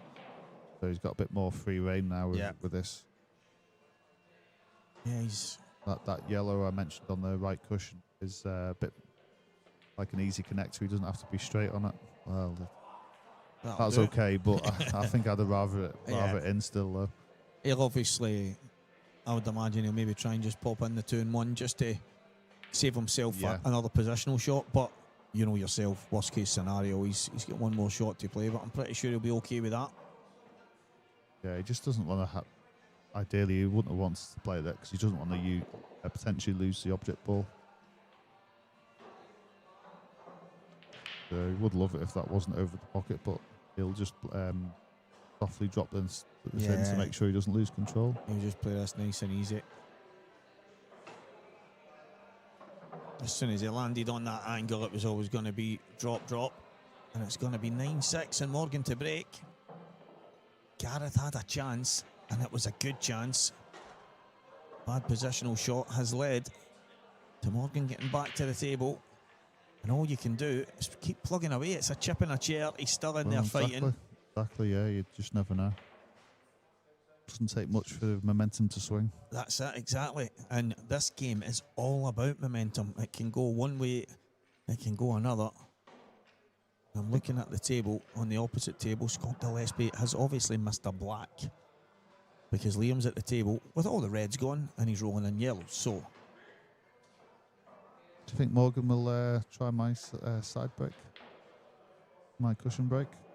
Well, he's actually said to me that if you ever do it against him, he's going to call a referee to just double check and make sure you're not cheating. I know, yeah. So, so I thought I'd bring it up, yeah. This boy's a stickler for the rules.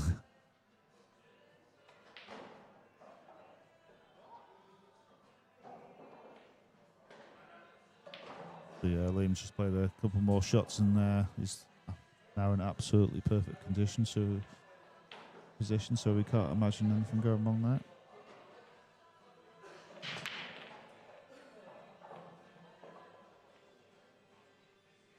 This is going to be a dry break.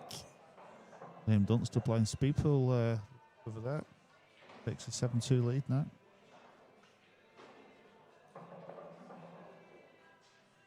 Yeah, it's not like him to play like the speeding Dunster that we just seen there, but they were straightforward. Maybe he's just getting fed up and just banging them in. Aye, it's a 30-second shot clock on that table as well.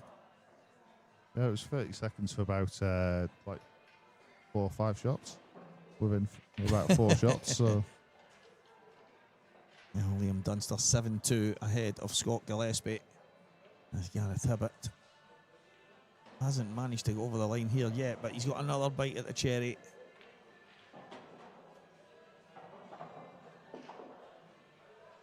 Thing is, when you're in Gareth's position, you want to get an opportunity and see out as quick as possible. You don't want to be putting it into the lap of the gods. I don't think there's an opportunity here, so I think he's looking at the safety here. You'd fancy him with 2 shots. Go gap through to that. Yeah, he's left the gap. He did another small roll. He didn't get it. And all of a sudden, chance back at the table. I don't know if he's left Morgan any kind of pot. I don't think he has, but it could have been a lot worse.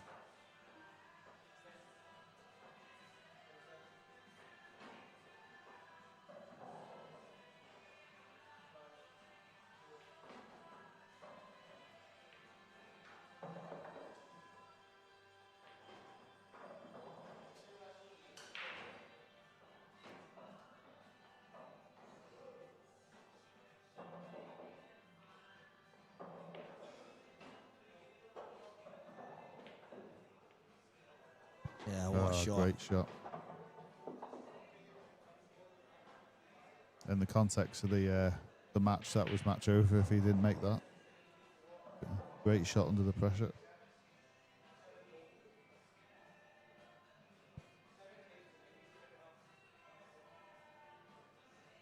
Oh, if that red gets through that gap, that's even better.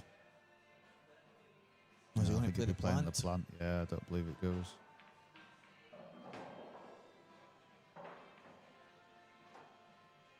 Yeah, it's not ideal. No, I mean, I was actually going to ask you, would you leave those 3 up there till last? Just because he wasn't in a perfect position. He was going to have to slide that in, try and get a bit of check side, come inside it, and obviously it's not come out.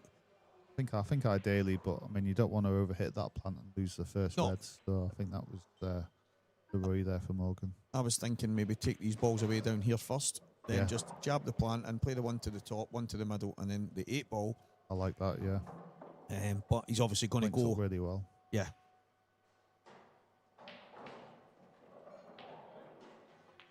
He's in good shape here.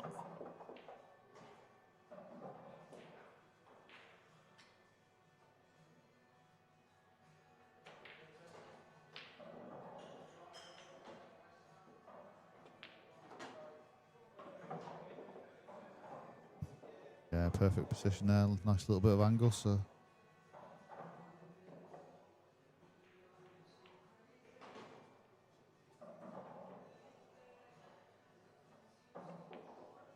Yeah. Keeping this match going a little longer. So that's nice and straight, so he needs to roll through about an inch or two.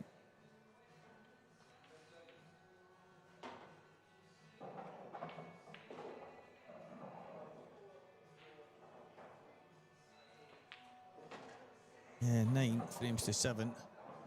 Gareth with another chance to break and get this one done and dusted. Morgan needs a good break of his own and 2 bad ones from Gareth to get this match won himself. He's in there. He's not going anywhere.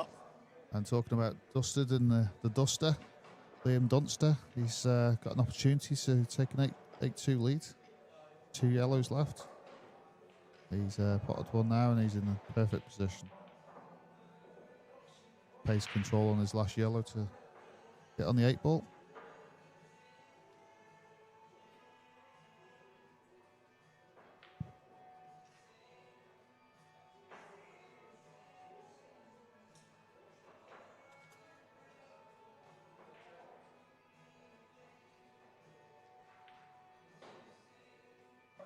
And Liam plays it perfectly.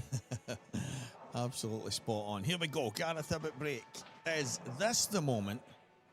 The last time he broke it wasn't. Ball's flying in. Is the cue ball one of them? It's not. How close was that? So, not straightforward, Dave. It's not. It's very tricky. I think Reds look the better out of the 2, so that leaves just the one problem at the top right.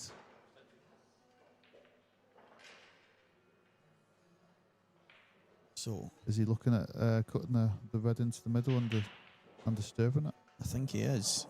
I don't know which one. I think probably the top one of the 2. Yeah, it will have to be the top one, I think. He could probably play the lower one and knock the other red up there, but it will be pot kick here. Pot. Whoa! Yeah, I will bet you he did not even give that a second thought. I think he'd have possibly have known, but he just had to go for it.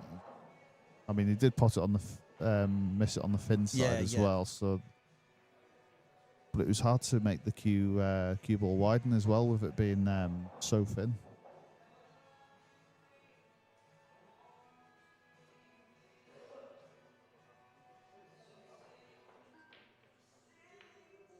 Gareth must be thinking, where's his next chance coming from? They've not been straightforward.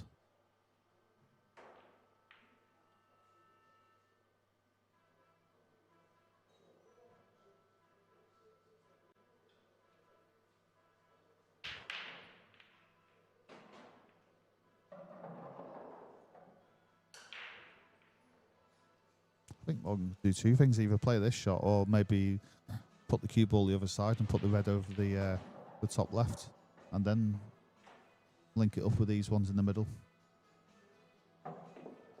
Instead of screwing it back, he could have just play it down the rail and then play it, but they're both just as effective.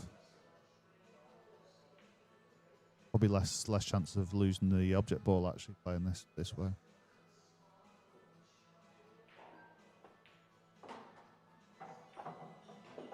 So it's just the red on the left-hand side above the yellow. Are you just dropping on it and playing it long, or even dropping it in the middle, or are you trying to give it a little flick? No, I think they're all fine as they are. I don't think anything needs to disturb them. And just float this one down. I think you can leave the red into the middle really as your last red. Making sure when you come down here you leave yourself straight, so you leave yourself angles thereafter.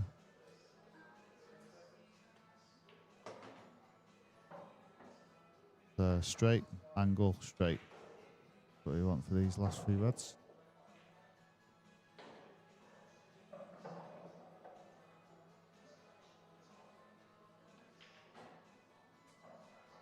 Liam's on the march again. There's another opportunity.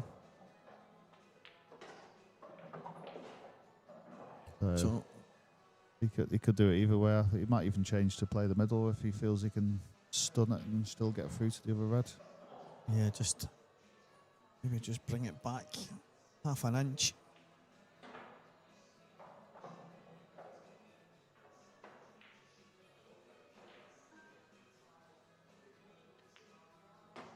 Perfect. Is it perfect? His reaction tells me it might not be. Has to be, surely. Yeah, he's okay. He was just playing for the camera, I think, there. He's all good, Morgan. Just needs to jab this in. And that's what he does. 9-8. Morgan to break. What a flip. In the last few frames, the last few moments.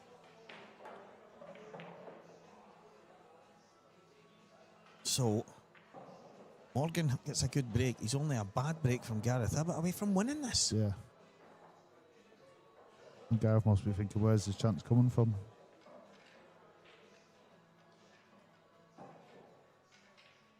So Liam now looking like he's finishing off that chance I previously mentioned. Currently 8-2, looking like 9-2.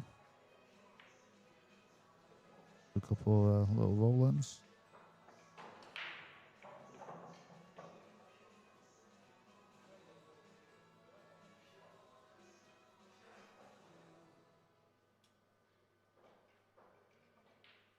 And in it goes Liam Dunster on the hill, ready for potentially another final this season.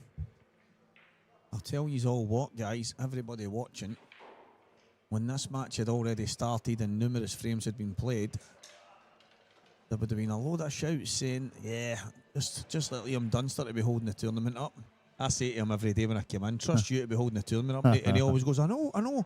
Even though he's standing waiting to play, he's not on the table. He's the one that's waiting to get on. But everybody will look at the draw and think, oh, it's Liam's fault when it's the matches before him and stuff. But we have a joke about it. Here he is. Gareth's on the hill. Liam's on the hill. Out with a Scott Gillespie masterclass, taking fire all the way back. And Liam's almost in the final. And he could be in the final before one of these two. Yeah. I think if anything, it was me and Mark Farnsworth holding it up before. Yeah, that played its part, to be fair. But sometimes you get those matches.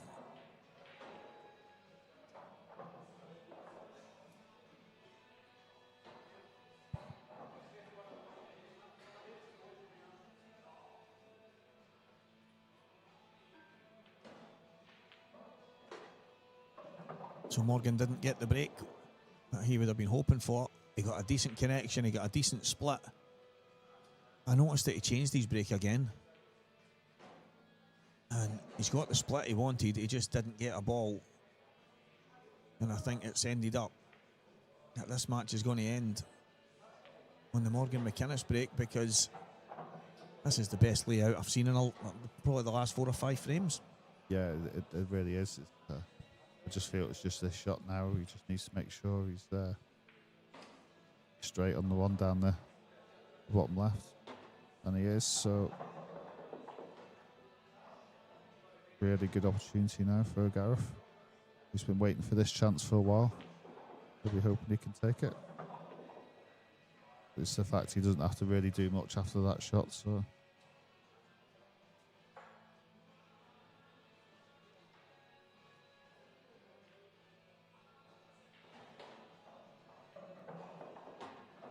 Yeah, I think that's all she wrote.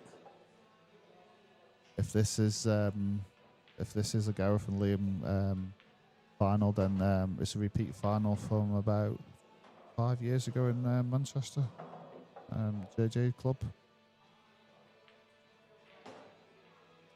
Well, that will be that. Gareth Hibbett, the man they call Haddock, the Godfather, well done. And again, Morgan McInnes, I have to give props to him, because that young man doesn't go away lightly. He'll never give up. He'll never shy away. You can be 10-1 up in this guy, race to 11, 20 up in the race to 20, and he just won't go away. And he should be so proud of the season he's had. Good to have him on the IPA, in the pro ranks, mixing with the guys. He's proved his worth, and another good run this weekend. But it's Gareth Hibbett that's in the final, Dave, and he's been... I mean, he's just an absolute legend, but he's been worth it. Yeah, no, he definitely has. And it's just no surprise. It's, for me, Gareth always, just gives exactly what he says on the tin, really. He's the same all the time. And like you say, a big shout out to Morgan as well. Another great run. And you feel he's going to get a few more goes at it. The pint-sized powerhouse. Yes, mate, it is quite lucky for Gareth there, because he was making a meal of it. He was not managing to get himself over the line, and then the Morgan break has ended up the difference in the match. And yeah, but maybe it is destiny for Gareth to go and get over the line. But he's going to have to do it, most likely against Mr. Dunster. There's 9-2 in front. He's on your screen right now, guys. But the final will be straight on the main table. As soon as this match is finished, we'll probably give the guys a couple of minutes, but we won't be long. Hopefully not too long, because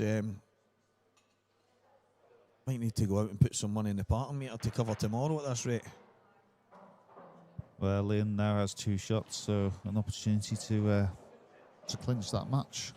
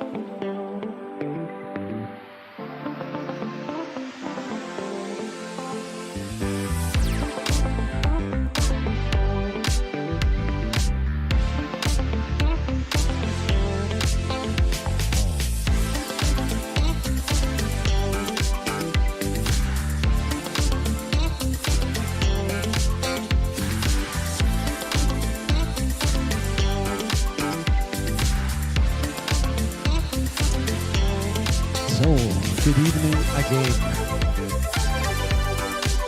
There's 300 of you watching just now. I'm sure I think we're going live, which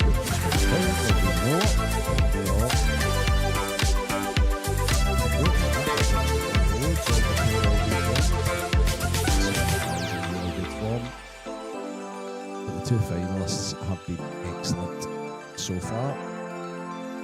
It's just a very tight final for me.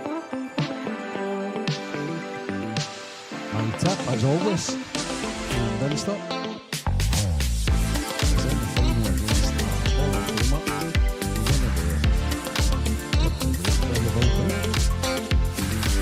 Godfather, got a cover. Children have significantly different weights.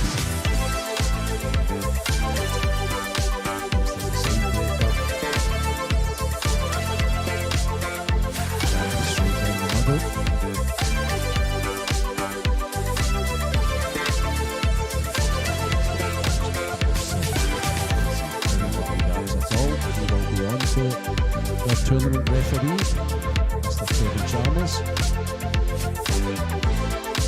Johnson's now. He's on the line. And he is about to break off in this final.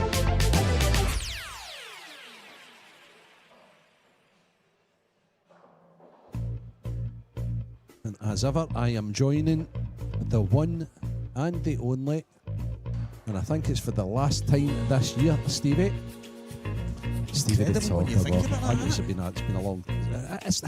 Has it been a long year? No. See, as you get older, Stevie, years go in quicker, my friend. Can I tell you one thing before he breaks off? My ma says to me, Stephen, stop moaning about because I want to get to this, I want to get to that, and all this kind of stuff.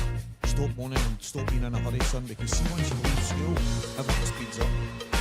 Renzi, it's like a switch, and it just doesn't seem to slow down. Yeah. And then Liam Dunster, in his last match, he's been likened to Speedy Gonzalez. That's brilliant, isn't it? Dunster's phenomenal.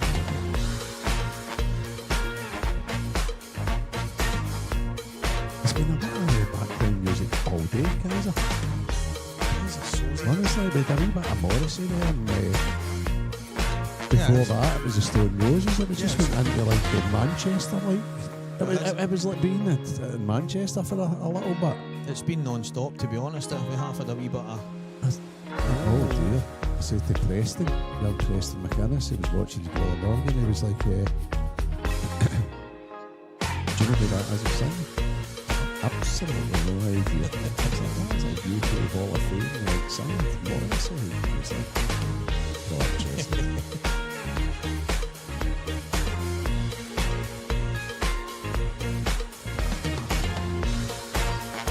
Okay, so can you not hear us, guys?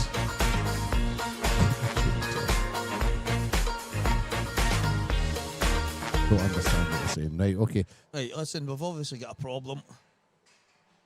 The music has been on all day, but for some reason it must be... I'll go and sort it. It must be affecting... One of the speakers must have kicked on, Renzi, right above the camera or something.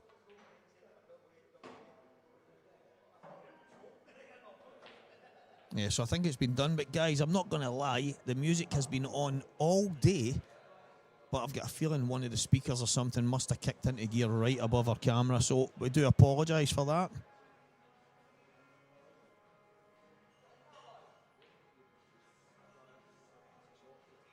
So you can let me know if it's all sorted. Cheers, guys. Much appreciated. That's mad because we can't hear that, and we've got the earpieces on to hear everything you guys hear, and we couldn't hear the difference.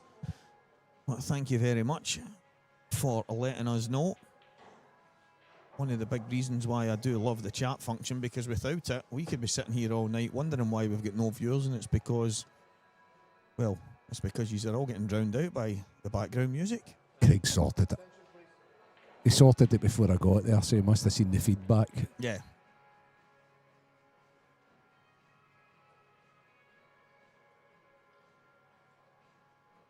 Oh, right, okay, right.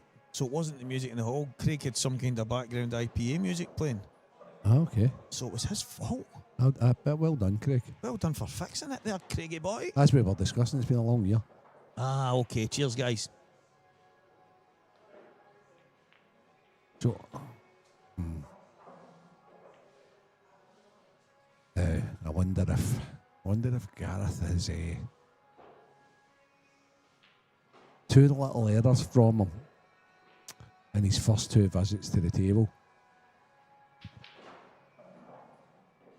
Do you know, the referee, Kevin Chalmers, who's obviously involved in this match, he says to me, Stevie, you won't believe this. Liam cleared the table of yellows before I could count 30 seconds. I tell you what. Liam was standing there and he said to me, he went, see, Speedy Gonzalez. Liam's shot selection there was high risk, to say the least. Well, I'm looking at... He went cross table to try and pot the yellow in the middle. He's left Gareth this and off the reds to break him up. And open everything up. I think he's got to be 1-0 down.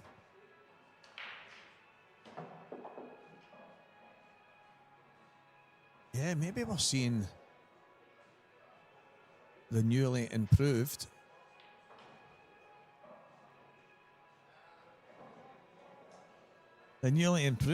mad mental Liam Dunster. And I have to give a big shout, just as he's on his travels, Dave Adenau, who's helped us out all year on the comms. He's opened shows with me, he's closed shows with me, he's done it all. The guy is an absolute legend. Safe journeys, my friend. Yeah. I must reiterate what you say there. Just a great guy. Seen him grow this year as well, Stevie. Most definitely. I don't know if we've gave him too much string right enough, because I tell you what, he's not here to take part, is he? He's here to take over. He is taking over. I like Dave. He's just a great pro. He is. He really is.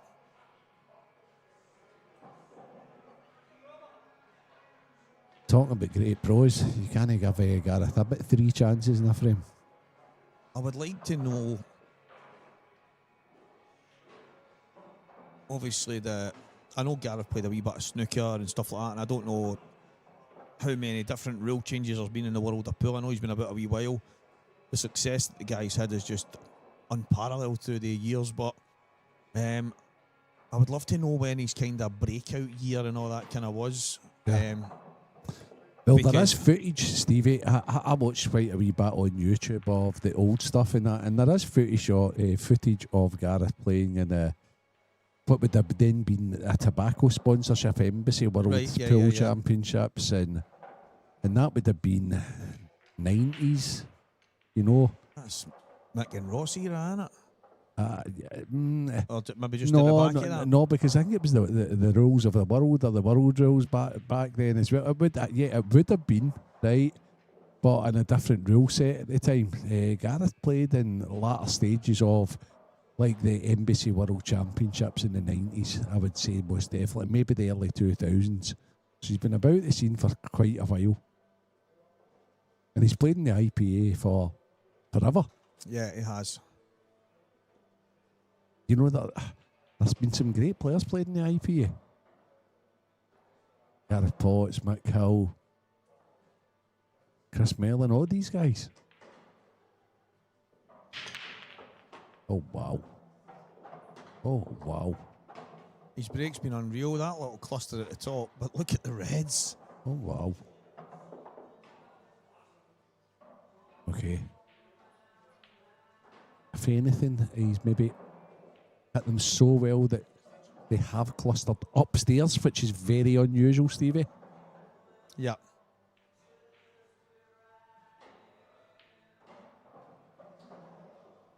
I think there's only one without an open pocket, though.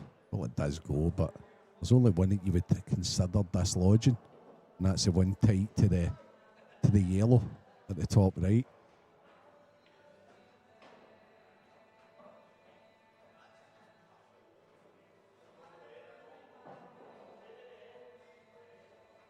Sharp eye. They don't call you sharp eye for nothing, do they? It's one of the, when I'm reading the comment there and I'm saying, well, I know exactly what he's talking about. That I know movement exactly what of he's Dunster. talking about as well.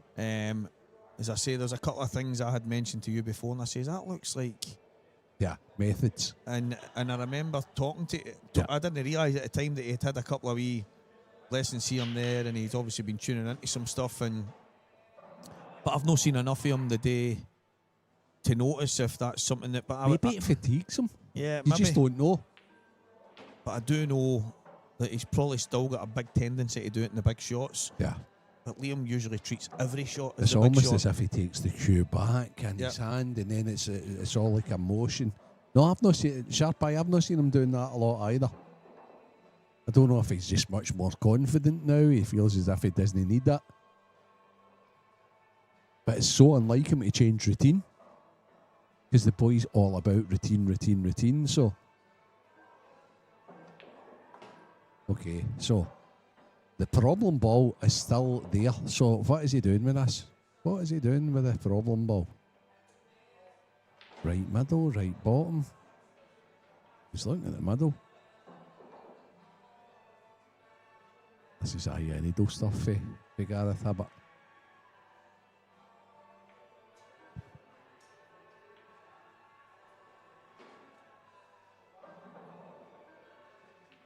It might have been hurting his back. Sharp, I would doubt it, however, but he's still a comparatively young man.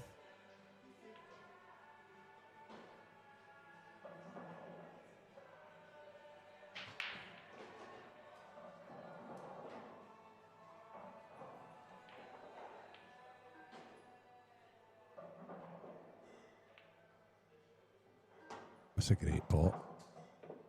Absolutely fantastic pot. He needs another one.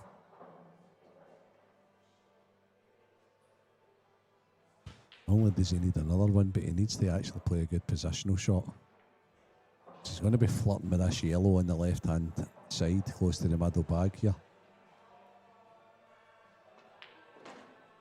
Oh my God, what an absolute monster shot.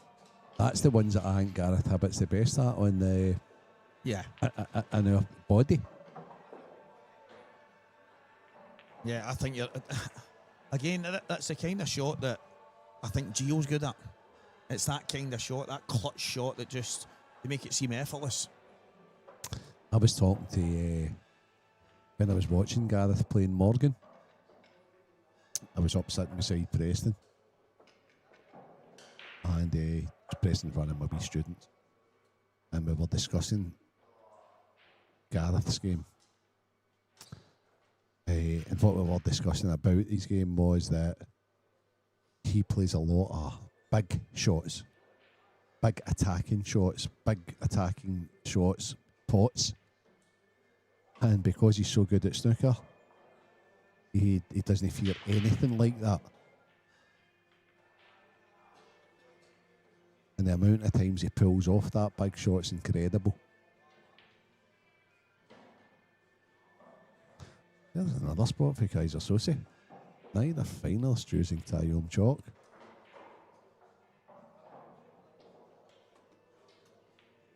Well, that's very unusual as well. So I don't know what Gareth uses. Is Gareth a traditional green triangle man? Yeah.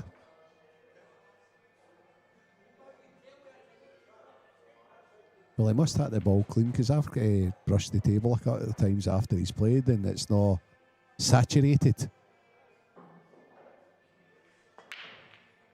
That's the Dunster break. That's the Dunster break. It was really required here.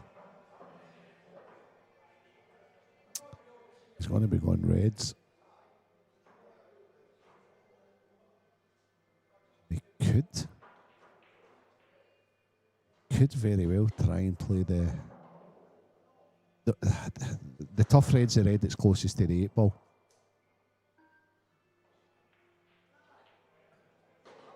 Wonder if he's going to try and open that out right away. Do you think, Stevie, the red off the yellow into the middle? Yeah, I've had a wee joke with Liam a few times about probably the lack of acknowledgement he gets for some of the imaginative shots he plays, because it might not seem Dunster-esque, these type of shots, but he plays them more than people will give him credit for, because a lot of people will notice the negative before they'll see anything positive. They'll just think, oh, he plays slower, he does this. But he actually plays more of these shots than he gets credit for. It might not seem anything fancy. It's not came out great, but he's got a chance. It's a tad unfortunate, to be honest. Yep. Andy, you stick to the shot clock. Let us call what colour he's going to be on. That was clearly Reds. I'm only kidding, my man. I'm only kidding. Yeah, he's got to Q1 in now. There was one he played in,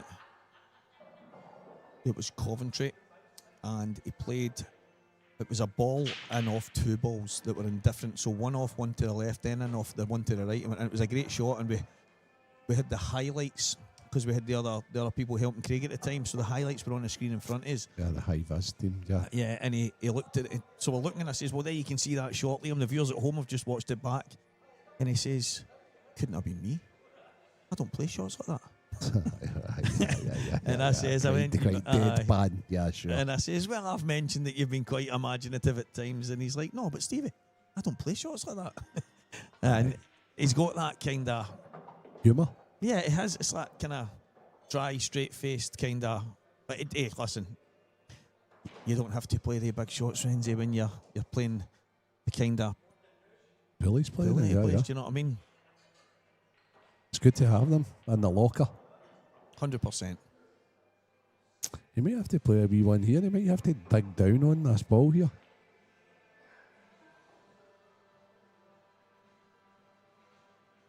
No, he's just running forward. Okay. So now, what is he playing last? Is he going to check the life out of this? I think he'll just past it and maybe float it and play it long, up to the top left or the top right. Top right, I'm thinking. Aye, okay. And then he's got he's got a big window to put it in, Stevie. Yeah, I like that shot. It's funny because when I'm at the table, I probably play the total opposite. But when I'm sitting here, maybe you get that muscle memory in your brain and watching certain players, you get a rough idea. I've done it obviously here and there throughout the weekend. You'll do it yourself. You start to find wee nuances in the way they play the game. Also, see if we agreed all the time. Oh, it would be quite boring. So if I'm saying one bag, you're then looking at another, and then I look at another again, and then you've got the 3 or 4 choices, and hopefully we'll be right on one of the 4. Well, that's it. Dave, I don't know, we had one of the frames where I'm saying, well, Dave could have, and he's like, nah, because I think this and that, and no matter what, on this situation, I think I'm right, and it's the one where Morgan straight plays to put the yellow across and leaves the gap for Gareth to go through it, and Gareth pops the red into the middle, and it ends up, he nearly pots the black, but he takes the finish, and I'm saying Morgan, the only job he had there was just keep that cue ball behind the yellow. So to me, I'm thinking, just a little jab, you're still playing the yellow into the cushion, but Dave just wasn't in agreement at all and I looked at him and I says, Dave, I'm right here. You need to, we had a laugh about it, but you're right, you need opinions. I had, that's so weird, right? Because I had the same conversation with young Preston, and I was like, he can't go forward here. And Preston was like, how can he not go forward? I said, because if he lets Gareth see the red, it's unforgivable. And sure as anything, 100%, he went forward. Aye, amazing. Do you know, and it was just, to me, even if it's one of the things for me, I'm thinking, see if you accidentally pot the yellow trying to play the right shot, it somehow slides in or whatever, then you've still played, for me, the right shot. And sometimes things, they don't go for you, and that's it. And actually says to the full match, I think it's the only thing that I can think of that Morgan totally did wrong, but his break is ridiculous. Gareth's break? Yeah, it should be banned. I mean, look at these yellows. He's not even got a difficult yellow, because the only yellow you look at being awkward has an easy connector to connect it to the left middle. So, and he's at such a big window over there as well. It's just a case of mapping them out, and he maps them out as quick as anybody. I knew this would be a good final. Stevie, I think both of these guys have played the best. Yeah, I think, yeah. No, like sometimes you get somebody that's been brilliant and and just doesn't quite make it. He loses a match or what have you. These two, because I've watched Gareth, and Gareth, I think it was only the semi-finals, his first appearance on the commentary TV table. Yeah. But he's went under the radar a wee bit. But he won for 9-7 against Sheppey. Yeah, that's right. I think it might have even Lee was on not so long ago. I don't know if he's still on, but I think it was. I'm not going to say 9-5. I think it was 9-6. 9-6, yeah. But it was obviously quite a big gap, and Lee had a chance. He spoke but it wasn't bad play with Gareth that got there. It was just brilliant play with exactly the pint size.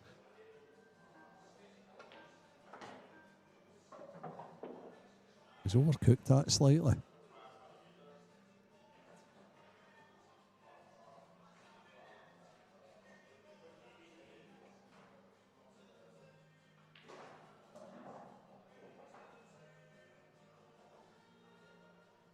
Yeah, that's. He's going to maybe play on the inside there, Renzi, and take it to him in the same back. Is he going to try and play this paceless? Oh yeah. Didn't like that shot. He was so worried about in off. He's basically overplayed it to stay. Yeah, I thought he screwed on and off the cushion, but maybe found that harder one to control. That's a little error for Gareth. I just wonder if he could have just changed his mind and went upstairs, popped the yellow in the top left, cushioned the red, and then just took the long yellow, because he's as good at that pot as anybody, and then just came back down. But he's also as good as anybody at that. But there was no guarantee he was going to have any kind of shot after it. Okay, now is it the cut back in the left? Cannon the red, side cushion, back out, yellow to the bottom, plum for the black. Is that what we're saying? No, I just think it's like, make sure that Gareth's motto that he did a couple of times against Morgan, that it was just back to the wall, and it's just, I have to pot the ball. There was occasion he actually potted two in a row. He played one, kicked the ball, it kicked up, and then he had the pot again. No control over the cue ball. It potted Morgan's ball over the bag. That went in that bag. He's going to hit this red and be. Right. See if he went half ball and came on the inside, he would have had a chance. He's such a good single ball potter. He just that's what I'm alluding to. He just doesn't care. I tell you what, he's going to pop this in the top left. The cue ball's going to go side cushion through the gap between the red and the black, top cushion, side cushion, and out and be plumb. Now he might not get the yellow, but that's what I'm going to bet. No, all he cares about is getting the yellow. That's what I'm saying. Is he screwing into the red here? He's missed it because I didn't think that was on. So was that thing we spoke about. I'm very surprised at that. Gareth, of all people, he's a pot the ball first and foremost. I think he just plays equally as well, no matter what. Oh, Gio was in here earlier, and Gio said, Stevie, I think if you give him 10 seconds, 30 seconds, 2 minutes, 10 minutes, he's going to play the exact same. He said, so my only gripe is why he doesn't just do it at a decent pace all the time. But why should he? No, I know, but, you've mentioned things like, he's playing within the rules. I argued today, he's not really, because blackball rules is a minute. Yep. The main TV table on the IPA is 30 seconds, but it should be kept to a minute. And, and if your opponent's playing a wee bit slow, I think it should be the letter of the law that we can say, listen, mate, you're taking a wee bit long in your shots. And you should be able to say to your opponent, sorry about that, pal, I've not even realised I'm doing it. And just a wee friendly reminder so that there's no animosity. I just don't know why we can't be as simple as that. I don't know why it has to be awkward or any degree of difficulty in keeping it simple. I think the problem is when it happens. It'd be very easy for me to say to you in the first frame of a match, Stevie, right? You imagine this scenario, right? First frame of a match and saying, Stevie, I think you're taking a little bit long on this one, and you saying, oh, no problem, that's fine. Are you going to be that nice when it's 9-9 and I say it? And no, what I'm thinking is, over the course of a couple of frames, if somebody's consistently taking their time, you say, look, I don't mean to be, but I think you're just taking a wee bit long on certain shots. In the first frame, if somebody takes maybe more than a minute to play one shot, it might be you're looking and going, it's a bit awkward. So you're no timing them. I'm not saying you're sitting with a timer, but then you can't. No, that's but the that's thing, what I because mean. one of the rules is your timer's pretty much going to be your phone nowadays, and then it can be construed as you've been on your phone. And that's what I mean. So for me, I'm thinking if we just use a wee bit of common sense, there's going to be times where somebody's took 90 seconds. There's going to be times where somebody's took 10 seconds. If we can just be using a wee bit of common sense, which we don't seem to have very often in this world, but I don't understand why it can't be that simple. Maybe I'm being very naive when it comes to that. But if my opponent says to me, "You're right if we play within the minute, but we'll just try and not take too long on shots," I'd be like, "Of course, I'm happy with that." Every day of the week, Rainsy, I would never even consider that to be an issue. Is there going to be a day that we get a chess clock? I've been asking for one. There's a guy in here, his name's Brian McGoldrick. I don't know if he's watching. He deals with putting code together to create things. I know Brian well. And he said that he was working on something that is kind of like that when you play your shot, you just tap it. And then you go and sit down, and your opponent then goes and plays. They play their shot and they tap it and they go and sit down. And it's simple stuff. You can see the clock timing down on the screen. I just think it's so straightforward, man. Why is it a big deal? Lee B. Listen, he's just the guy's a phenomenal player. No, I'm not talking about Liam. No, I'm talking about general. I don't know who that is, but I don't know. I'm not talking about Liam. But no, it's the boy's just an incredible player. Anybody, as I say, if it's 5 seconds, he's playing in 4.5 seconds, and that's I'm not even that. That's it's totally different. It's not certainly not an anti-Liam thing. It's not even talking about Liam. So you've got your knickers in a twist there. God's honest truth, we're not talking about Liam. Wires crossed a little bit. Yeah, that's it. We're talking about in general because it becomes one of these. There's actually been 4 or 5 players in the last wee while, and they've actually been open enough to say, "I don't know what's happened to me. I'm playing so slow." And then there's others that play lightning fast. That's just the nature of it. Yeah. I'm just saying, I don't get why there needs to be a huge debate. Why can't it not just be common sense? No, it's certainly not a Liam thing. No, not a chance. I seen Gibbsy taking like not a chance. 3 minutes to make a decision earlier on a shot, and it was, and that's his. As I say, there's only so much that the staff can do here, Stevie. No, that's it. You've got 1-2 referees maximum. You've got 10 tables in play. It's impossible, you know. As you say, until such times as we. When I came in earlier, we use some sort of a I don't know, shot clock. In fact, I mean with that is some sort of a chess, like you press the button, you press it. But if required. That's it. When I came in earlier, Liam was standing next to Craig, and when I'm driving over, I see that he was due on at, say, I think it was 12 or something. I don't know. I can't mind exactly, but his match hadn't started yet. He was waiting on somebody to finish, and I went like, "Look at you, holding the tournament up again."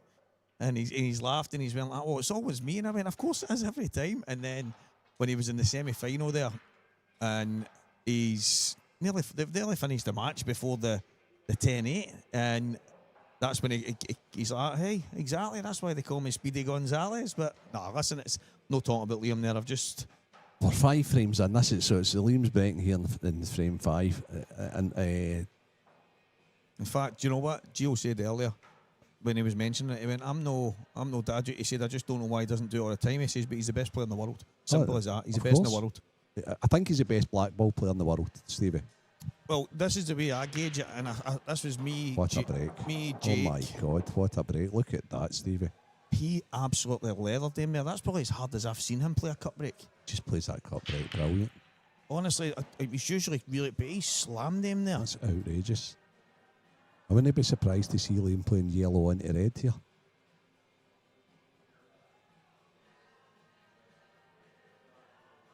Just incredible, man. Look at that.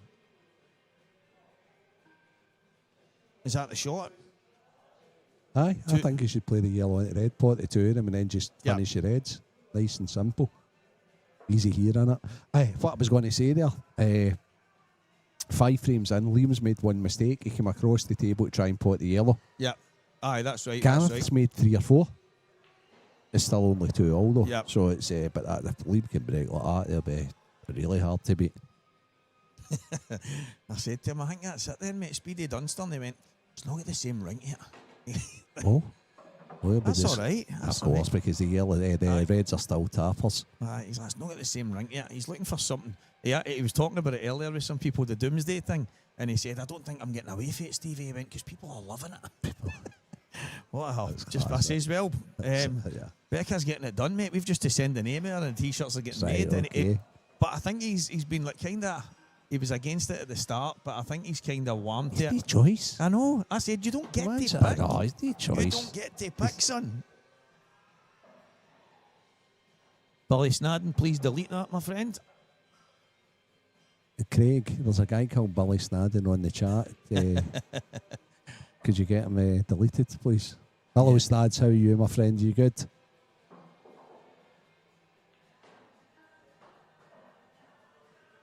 That is former professional snooker player Billy Snadden. Needs to go a wee bit. That's all right. He would have loved another wee roll there. He might even... Maybe I think he can pinch it. He could even screw right up and play the red into the right middle, Stevie. That's what I was going to say. Just nip it past the black and then take it in the opposite. I could even play it nice and easy and I tell you what, they're all coming out of the woodwork today. They're bubbling as well, Stevie. Nice wee flick on the 8 ball. Absolutely superb. But the break, I says to him a wee while ago, in fact it was in Glasgow, and I says, you starting to hit it a wee bit harder there in the Normandy. I says, you just seemed as if you upped it a wee bit, and he went, I don't know, I didn't see any difference. And I'm like, he went, maybe I did.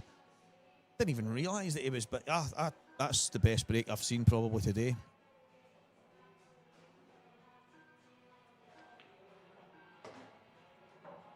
Nice shot. Is he cutting this in the middle, or are they playing it long? Must be long, surely.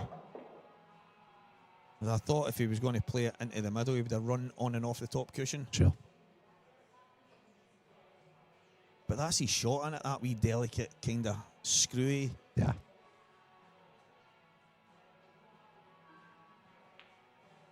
Okay, we're back on serve here. Liam Dunster. And who has got the biggest serving pool? Gareth Abbott. But I'll tell you what, that was an unreal break for Dunster. What a break. That's cheating. That's cheating.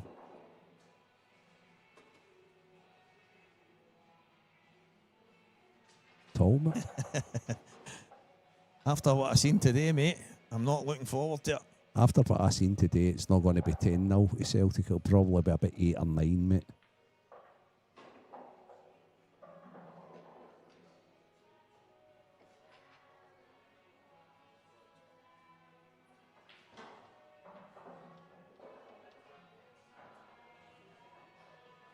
And that's the break of the day for me.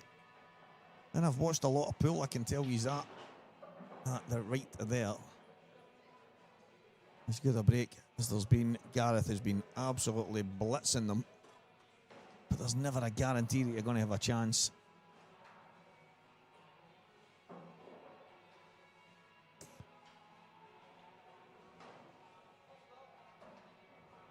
How has the figures went since they started chatting about football instead of this brilliant final here, Stevie? Oh dear. Oh dear. Well, well, well.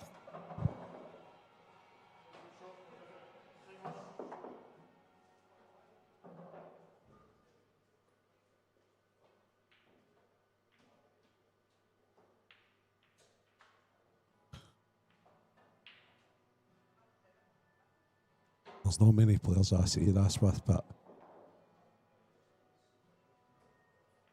this is 4-2. These Reds are goners.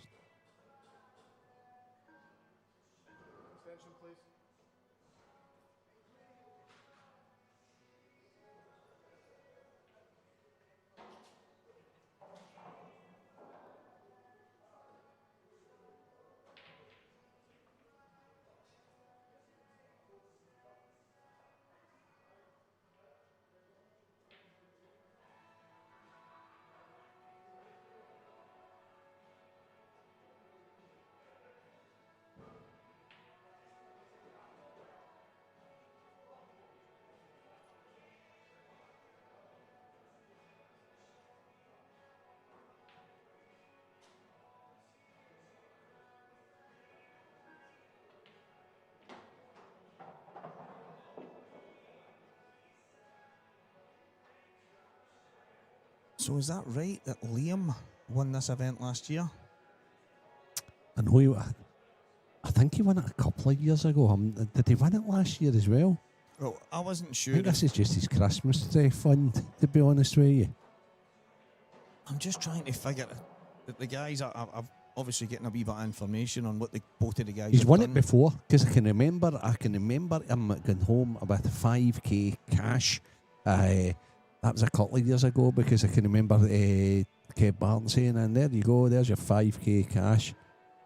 Oh, He has definitely won this tournament before. I wonder, because I thought that Mark Farnsworth won this when he beat Christian Phillips in the final, but that might have been the inaugural Scottish Grand Prix in here. But it was like 10-6 in the final or something. Nearly every finish was a dish. It was incredible. But also Gav Robinson, who got beat 10-0 off Robert Stephen. Lil B, what years was that? Do you know?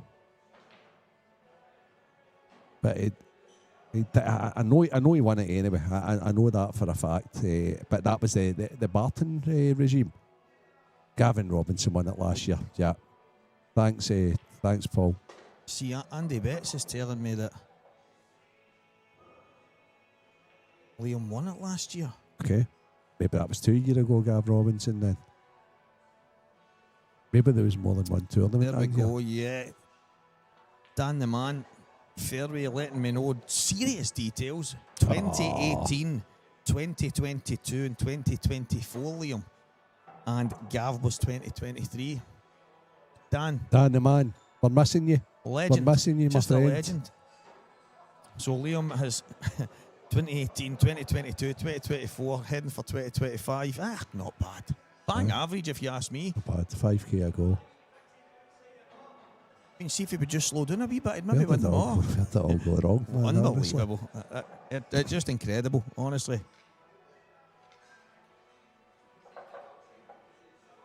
Just incredible.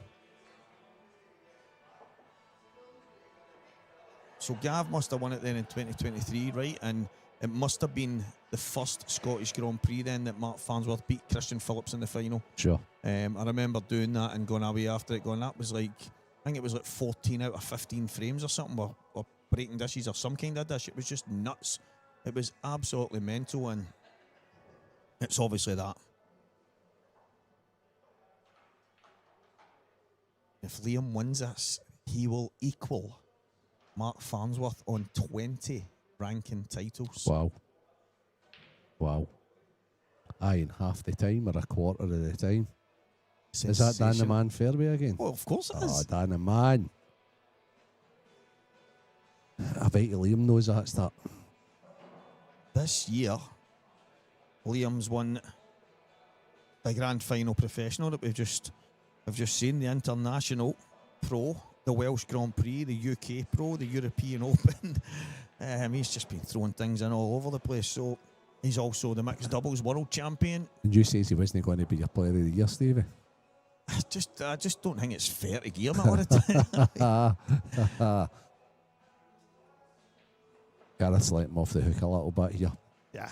Obviously, the massive break there that he went 3-2 in front. And then obviously Gareth broke went in off here. Now Dunster will be desperate for Kev to get these balls right so that he does another break. Yeah, another one of the breaks. And that could be all she wrote, even for the great.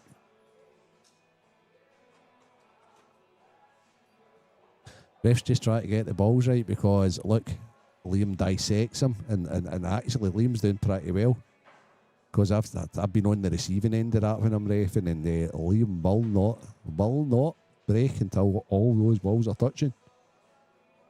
Oh, he's a stickler. Just absolute. I don't blame him. I don't blame him. And do you know what, Renzi? There's far too many of us that will go, that's all right. Yeah. And we just go up and we break, and then after it we go, why did I do that? But there's tons of us, I'd probably say in the 90% range, that we do it. Liam's probably in a world of his own where he makes sure everything's spot on. Near as good as the last time. No, because the last one he creamed and went side cushion and back in. That one, he slid off them a wee bit, side cushion, bottom cushion. you normally, well, you know you've not hit him right when it's kind of sliding off like that. So if that red goes to the left middle, he's got a fantastic chance of getting back in this, Gareth. In fact, I would say it's a necessity he finishes these here. Because then he'd be on serve again. Aye.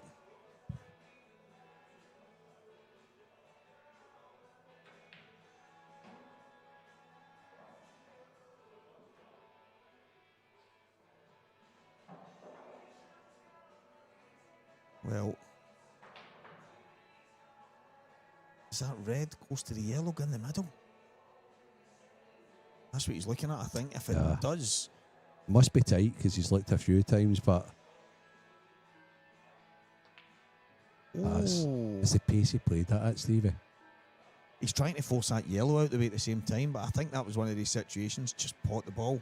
Just get it. And again, I'm not going to tell Gareth Hibbett what he should be doing, but he's such an aggressive player and he's tried to just kind of bang it in at the same time as clear the path to the red to the bottom left. So Craig is an absolute legend, Andy, as you know. He's actually over there just now doing the shot clock on the final. Andy, he's a workaholic. Andy, he's not a legend, mate. He's trying to take your job, son. He's trying to take your shot clock you job. could have came over here with Dave Adderall right enough and did that. He actually said earlier, he went, listen, guys, if you want me, DM me and I'll be over. Just class. Absolutely class. So back at the table. It wasn't easy. He broke really poorly. It wasn't easy for Gareth, but Liam. This is not. I like that because he could have took the easier cut on the red to the right middle. He could have, but when he had control. That's it. That just created. On it. Okay, so I don't know what he's doing with his hand on the table, but there's something he doesn't like about it. He knows he's under shot clock pressure now as well. Look at him speeding up a little bit.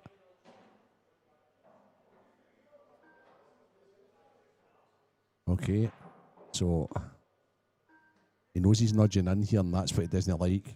Oh, he's not nudging in, he's actually just selecting into a different pocket. That's lovely. Class. Because if he puts into the space. Yeah, if he puts this in the right middle here. Again, he doesn't like to nudge balls that go, but if he can slow nudge the yellow on the left hand side, I think he's out again.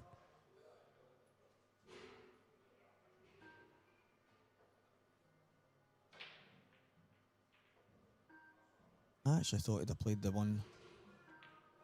Right, that's fine. That actually makes more sense because that just shows you how positive he's just played that there. Just a great player. It's full stop. So positive. Know what I'm wondering here though? I wonder what bag he'll put the red in. I wonder if he'll stand up for it just now actually. Then come back downstairs and then connect to the one at I think he might be. I think he might be going for the one in the middle after this. No? I don't think so. I think he'll just cushion the yellow and then just play the red to the top right last. I think he'll just play off it nice and soft. Use the yellow. Yeah. Just as a wee buffer, just to cushion the cue ball and just drop the red at the top right. But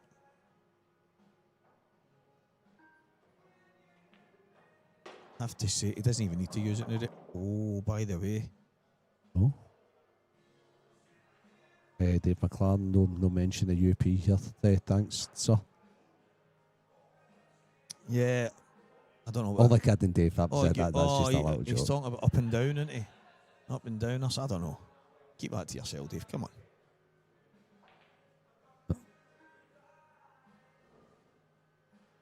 Used to play a little bit of swerve now. It's perfect. Ended up using the yellow in a different way. Yeah, the buffer was a different way.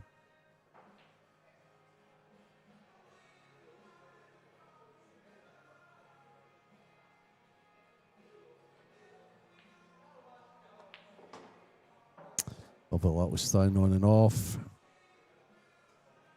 Relentless. Oh, absolutely relentless. Ridiculous. Granite is what Scott Gillespie referred to him as. Best in the world, Gio. Just different class. Yes, Arnie, they do. 1 30-second extension. They're playing to the IPA rules of a 30-second shot clock with 1 30-second extension each frame. And look who's on it right away, answering Arnie. Who do you think, Stevie, without looking? Andy Dale. There you go.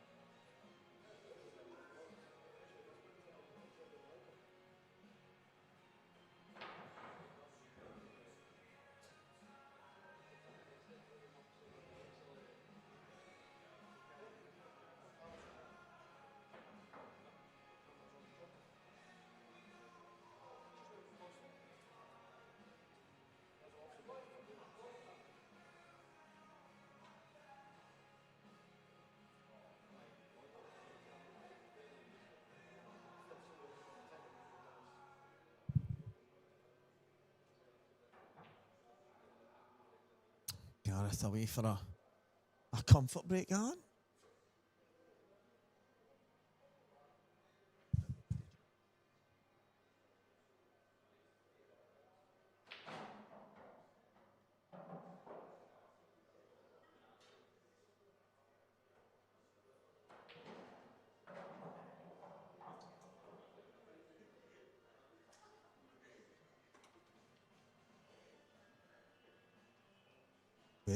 Well. If there was ever a time that the Gazman required a huge break, it's now.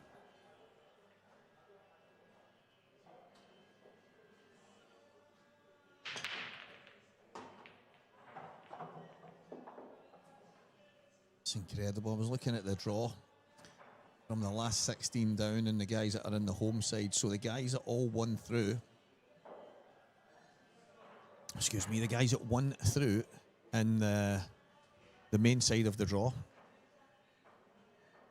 into the last 16 through the winner's side, 7 of them won, and the other one that won was Mark Boyle, who got revenge on Kieran Kay, and then all the homes won in the next one, and then the next one. Incredible stuff. It's not quite straightforward for Gareth, is it?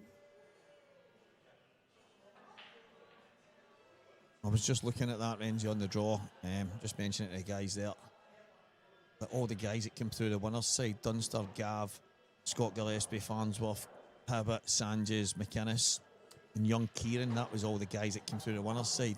Of that 8, 7 of them won, and the other one was Mark Boyle, who came through the losers. Was it only young Kieran? Yeah. At lowest?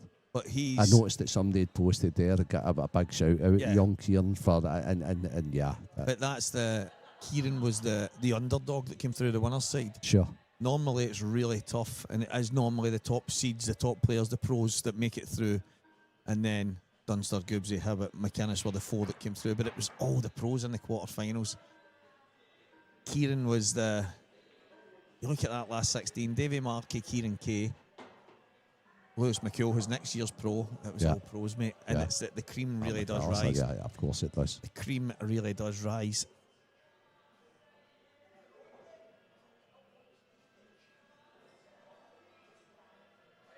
That's what makes the victory of young Anthony Monarch, Renzi, when he won both titles, the amateur and the Pro-Am.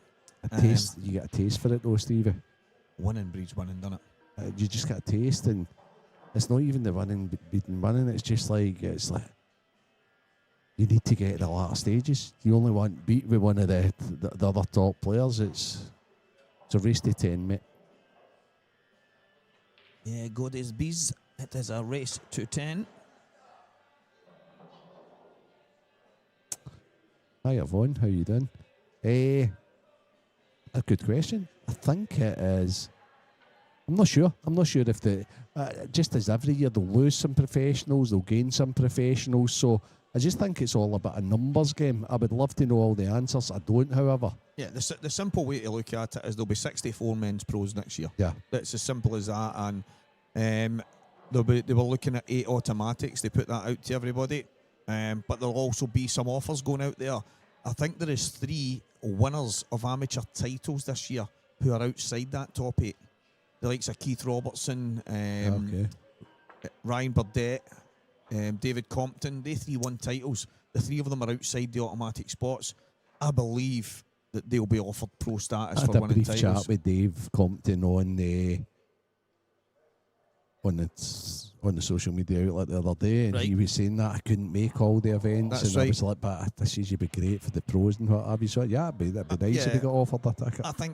I think that's where the real common sense, and I think that's where these guys, they'll look at that, and because there is mitigating factors that alter whether certain people can get to certain numbers on the ranking. So yeah, I think there'll be, at the end of the day, there's going to be 64 pros, and everyone that's in addition to it will be a worthy addition, and they've got the work cut out to try and mix with these guys. And rewarded for playing in the amateurs. 100%. Richard Whitrow, what are you talking about? Wrens do the roar. Are you the pouncing tiger that Goobsy keeps talking about? No, but I can remember at one of the Supers events when Ronnie Delia was in charge of Celtic. Every time I won a frame, do you remember the thing he did with the Ronnie roar? Aye, I did the Renzi roar. I don't know if that's what he's talking about. I've no idea if it's something else.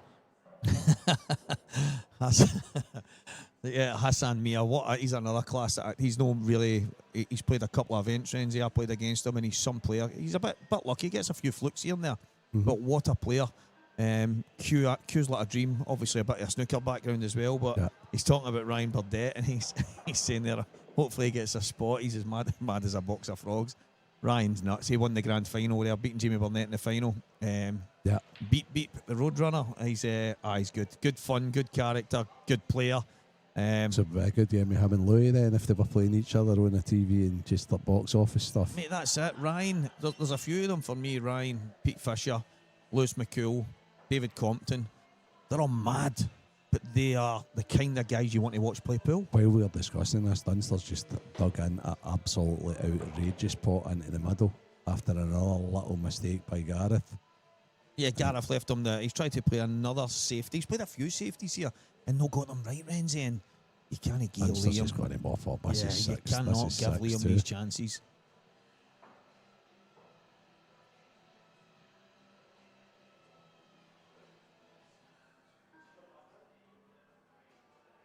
Yeah, it is crazy how easy he makes it look. It truly is. Mark Boyle sat next to me in here and they said, Stevie, I'm getting fed up with people saying about the break and this and that, all these different things. He says, do they think the balls pot themselves? Do they think the cue ball moves itself? Do they think he's like, if it was as easy as having a good break? He said, I know a few guys in the lower end that have got amazing breaks. Yeah. And he says they're not the top end of the game. I had that discussion with Mark McAllister Jr. earlier on. And he turned around and said, I love Big Mark, right? He's a sub character. He's a great player, mad, right? And he was like, I've got a brilliant break. I'm not complaining about the break. I just can't pot the balls after it. It was actually quite funny. Is that young Lewis? Yeah, I've literally just seen his name there. A massive shout out to young Lewis, who travelled north of the border to the UK Masters up here, the IPA UK Masters in McGoldricks. He came in absolutely loving life, took the tip off Lee Shepherd's break cue and everything. He was getting he was enjoying it so much. I watched that live. It went flying. But listen, Lewis, I don't know if you've got a pool nickname yet, but you have now, by the way. You're now the Whiz Kid. So it's sticking. So you better get that on your tops, mate. Aye, Lewis, Whiz Kid, Whiz. Oh, listen, He absolutely was a breath brilliant. Of fresh air, the kid, wasn't he? He was absolutely brilliant. And his first match, he played Dunster. He dished the first 2 frames and then sat in his seat for the next wee while. But then he's knuckled down. I think he beat young William Wallace. He said, listen, he played some good stuff. just such a talent, and he's going to be on the tour next year. So looking forward to watching this young man flourish. Well, it was really good to see this weekend brilliant. as Dunster takes another monster. It's just brilliant counter-attacking pull. You know, I was just about to say that. That's exactly what he's doing. Just saying, okay, closer and closer and closer. Do you know he's probably divided how many balls he needs to put based on the money that's in the kitty, and every time he knocks one down, that's another one in the pocket. That's another one. Another one bites the dust. I was going to say that. I actually said earlier, surely Lewis's name's the Wizard because of the Wiz. And I didn't know. He just said there that it's normally the Wizard, but WizKid will do. But the Wizard's all right. The Wizard's all right. I didn't even think he was Kid Renzi. I quite like that. Well, it's because he's a kid, obviously. And his name's Wiz. That doesn't take a lot of work now. It's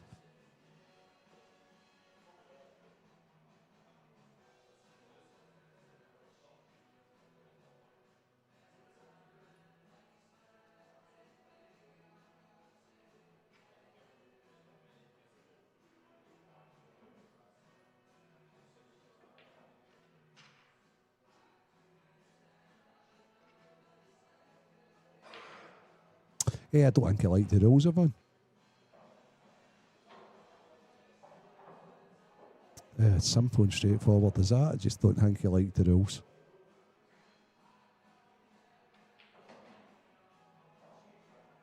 It really was as simple as that. Yeah. He really didn't like the rules. He didn't like the setup of the game, and it's as simple as that. It's not even and he's quick to tell you that. Yeah.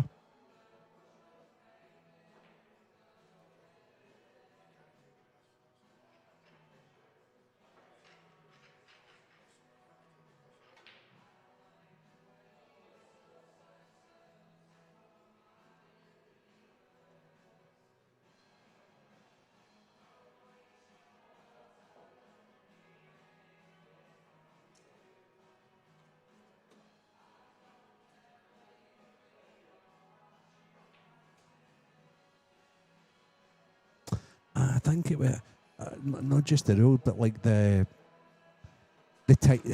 timed matches. Liam likes playing first to sevens. He knows what he's got to do. First to tens, first to fives, first to threes.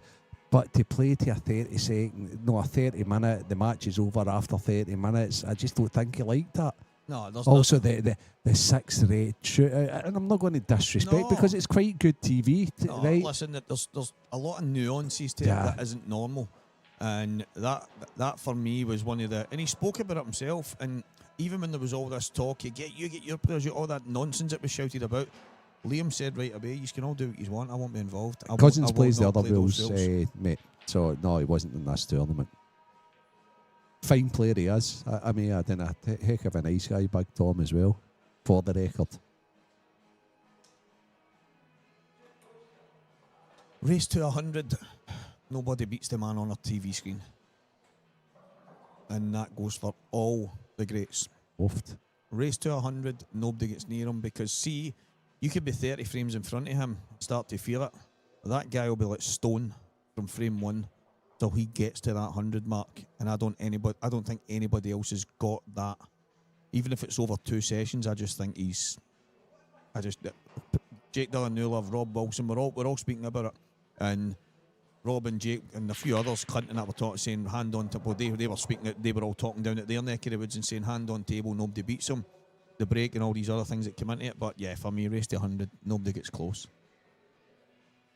Offered to play Cousins for money. When? That's been kept under the radar. Oft. That's bold.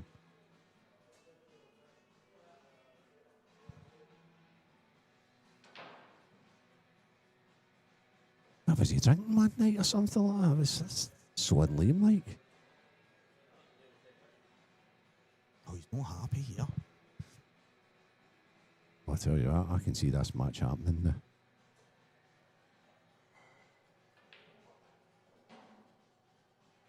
Now, I didn't say race to 100 he beats Cousins. I Oh, said you race to did. 100. I said, no, like let me finish. I said race to 100 he beats everybody. Everybody, aye, everybody. Everybody. But I'm entitled to my opinion. It is as simple as that.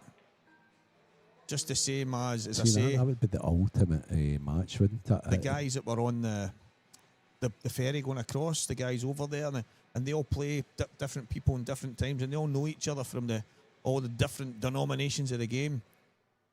So I didn't come up with that. So that's a possible 199 racks of pool, right? That would be played over 3 different venues. Oh, 3 different I'm weekends. saying that's getting played in 2 days. You get to your bed, get up God. and go again the next day. Oh my God, that's like hustler stuff for the 1960s. That's moan then. If you're big and bold enough, come and have it. That's what I'm saying.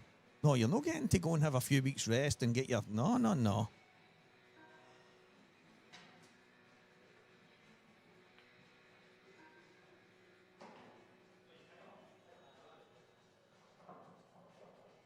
Right, okay, who is this person? Is this like Liam's agent or something like that? His manager?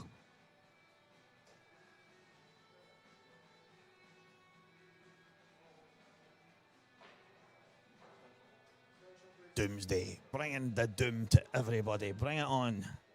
24 hours. Exactly, everyone. 24 hours of hard-hitting action. And I would bet that the last man standing's Liam. He's just... simply... He's just sensational. No talk. Well, that's the equaliser, Dave McLaren. Well done. I know it's you, Becca. I'm going to wind up with you.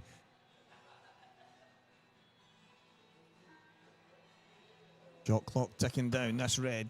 Oh. I got us a little bit out of sorts. Yeah, this has become a bit scrappy.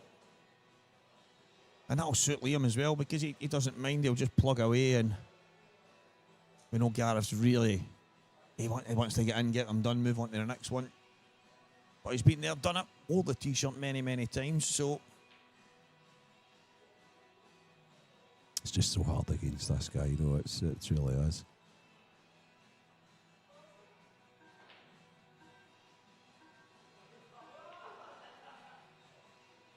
Look at that wee shot as well. 6-2 up, feeling good.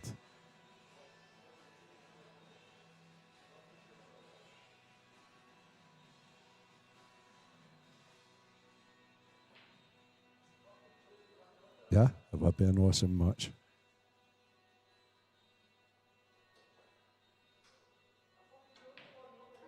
The problem the wee man's got is he's just there's nowhere else for him to go if he was ever to play a money game.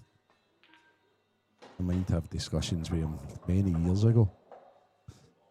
And he was like, aye, I would, and then he just get too good too quick. Aye. Too good, too quick. So all of a sudden those opponents then started becoming, can he play this guy, can't play that guy, can't play this guy, can't play that guy. See, the thing is, like, Liam's obviously, he's at the top of the game, end of discussion, which means on any given day he can beat anybody. And all the guys at the top, including the Boyles and Goobsies and all these guys of the world that have beat Liam in certain time, they're all capable on any given day.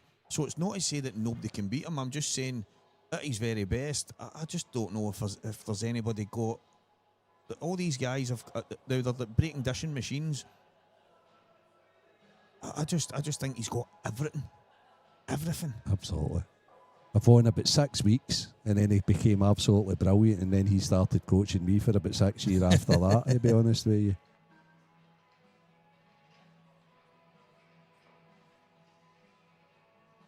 Keith Robertson on his way to Dingwall.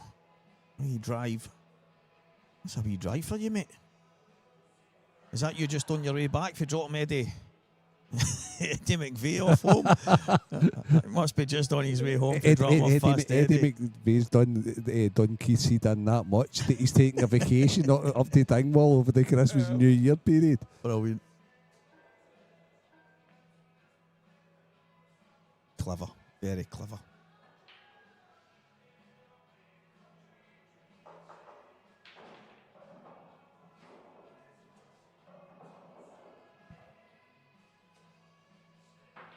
Nearly 800 viewers. Keep it going, people. Aye, not bad for a wee Sunday night at Christmas time. Well, this one's a wee bit of a tactical affair, so hope you're enjoying the show.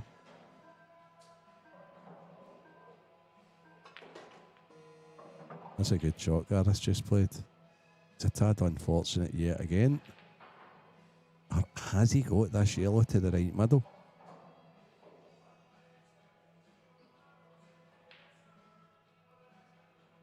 More feeded information to us about Gareth being beaten at numerous finals. He's beaten a few finals this year.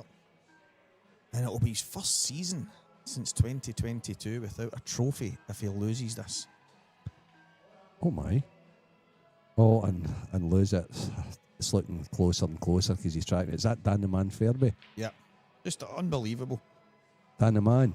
Dan I forgot to mention you earlier on. Dan and Betts What are man? just throwing stuff out and it's just... The voice, as I call him, the voice He of really the is. IPA. He really is. He's also the stats of the IPA as well. He's starting to kind of... I don't know, he's turning into one of these mad multi-talented Millionaires. gurus. Aye, that would be handy. Yeah. That would be handy.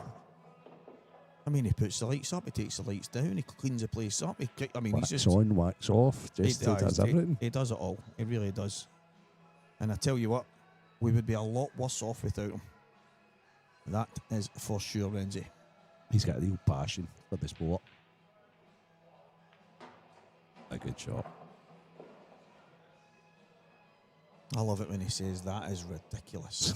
His voice is just perfect for that phrase. It's brilliant. Absolutely brilliant. Just like the guy we're watching right now. Yeah. There is not enough superlatives in the world to describe how good Liam Dunster is. Just sensational. Well, electrician, of course. Oh, that's what I mean. The full lot. I was saying lights up, lights down as if Yeah, I was yeah. Mr. Miyagi there talking about some kind of... If you need your phone charged, you're at an event, you just plug it into Dan. That'll be you.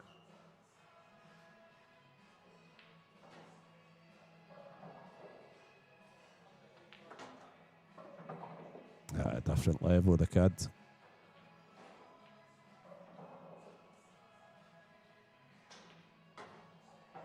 Just incredible, isn't it? Absolutely incredible.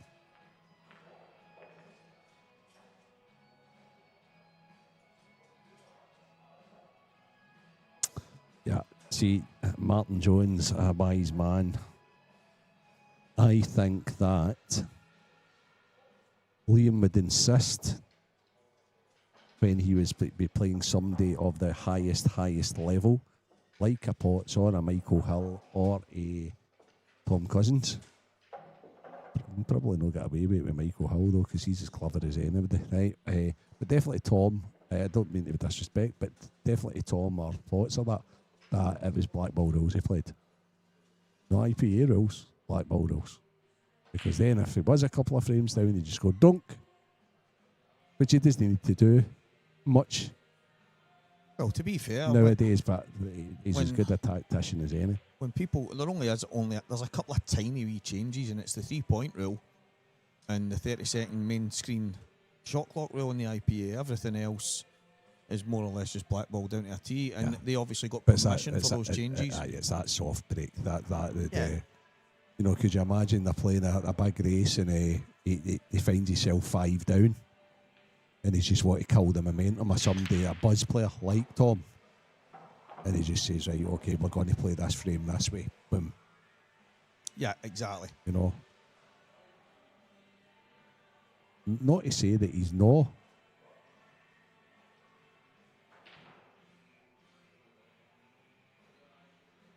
I don't think he beats him at blackball rules. James, he can beat him. He could beat him, right? But I don't think it's as straightforward as you guys think. I really don't.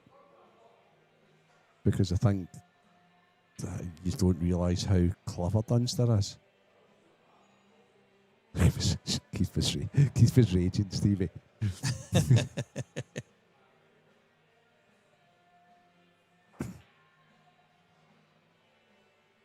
I knew it. I could see him in when Eddie said he was waiting, he's like, I'm just waiting on Keith finishing, and I could see the way Keith was playing, and I'm going, Keith doesn't look happy, and I'm not convinced it's the pool. I think it's Eddie. It was. I agree with you, fella. A lot of people would argue it was Potts, but I think it's Mick as well.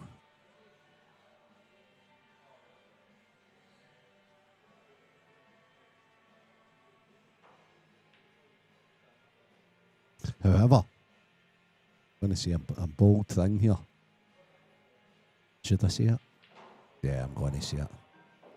I think Dunster's the blackball got.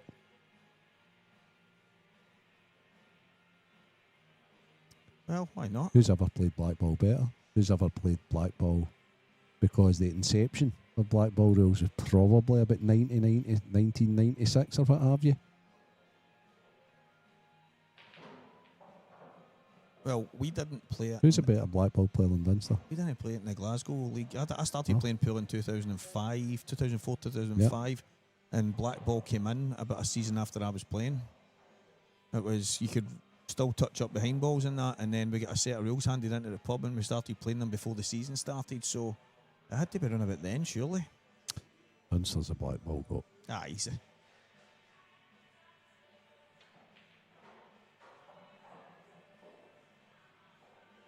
Yeah, I did. Because it's true.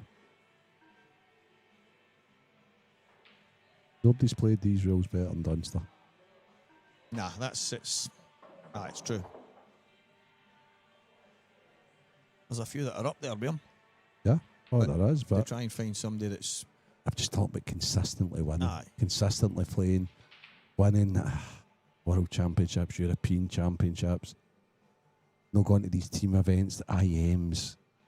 Hey, I still take most of the credit, because when he came into this, when he was, I think he was about 17, 18 when he came into that Scotland men's B team, and obviously I've took him and Fernie and all the boys under my wing, and look at them now. Yeah. Stars of the game. He always had that wee bit about him. Yeah, I say Ross is the goat, the Scottish goat, but Ross played 3 different rule sets to get to that. In blackball he was good at, but he wasn't as good at as he was as the old rules or the rules after that. So that's why I'm stating that he's the blackball goat. Let's not misconstrue what I said there. That just clears things up, because I was about to ask, does that red go through the gap between the yellow and the other red? I think that just about tells us that it does. Farnsworth was that's a ridiculous player. That's a fantastic player.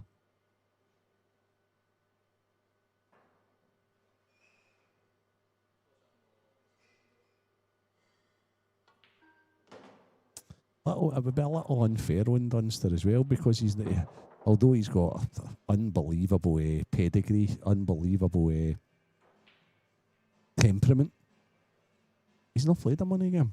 No, I know. You know, so that's the weird thing, because as Gio was in here earlier, and obviously they had that race to 50 just for practice, and Gio was like, "It's just nonsense, Stevie. It's ridiculous. He just basically everything that you see on your screen, that's what he's doing." He's like that, and he wouldn't let it stop until they finished the race to 50. He basically wouldn't say, now 3/4 of the way through, right, that's enough. It was like, no, we agreed to 50. And that's just the standard that you're setting yourself. Yeah, for sure. That there's no half measures, there's no in-betweens, there's no fallbacks, it's just, this is what it is, and that's what we're going to aim for. And here he is, 8-2 in front against arguably one of the best players, not even arguably, he is one of the best to ever grace the table, lift a queue, play the game. Gareth Abbott's a Hall of Famer. 100%. His longevity in the game and playing at the highest level is incredible. Saying there he's the only 2-time IPA world champion, and that may be true. He won 2 world titles last year, one in the over 40s and the over 50s. In fact, obviously, it was last season. It was this year, but it was based on the end of the season as we went into tour number 1, but just incredible, absolutely incredible. Yeah, I thought that. 2006 makes sense, Dave McLaren. Because 2006, sorry, David, that's correct. Because 2005 is when I was only 10 years out.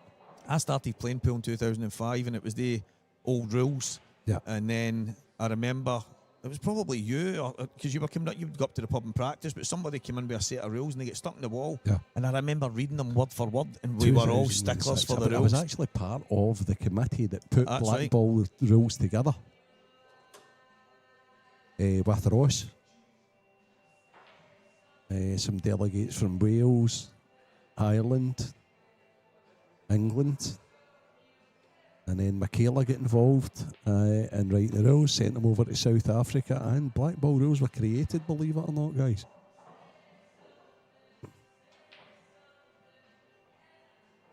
Yeah. See if you're the ref there and Liam's 8-2 up, right? And he's not happy, you're like, he's a prick, Liam. Come on, you're 8-2 up.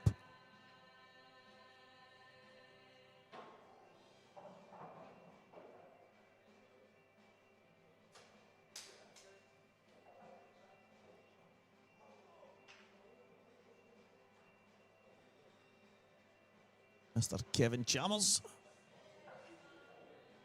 Get the job done, Kev. He's had nightmares with Liam, hasn't he? there's actually... And it's you know, Kev Chalmers as well has been a very good official, good referee. He's the he's the chairman of the Dunfermline District Pool League. Right. Which obviously Liam still actively plays in the league and all that sort of a thing as well. So obviously Kev's very, very proud of the achievements of Liam and Morgan and these guys. But he must feel like saying to him, I'm going to bar you for the league if you keep annoying me when I'm refereeing and tell me to reset these balls up. There was one of them, it might have been one of the IMs a wee while ago there in the final. Was it Scott? I can't remember exactly what tournament it was. But there's videos there floating about because they were like, surely this has been paused, surely it's frozen. And it's just Kev. Every time you looked up, he was still trying to set the balls up, just having an absolute nightmare. And Liam not giving him an inch, or should I say a millimetre. Oh, I would love after it takes so long here for Liam to come down and they could get him to do it again.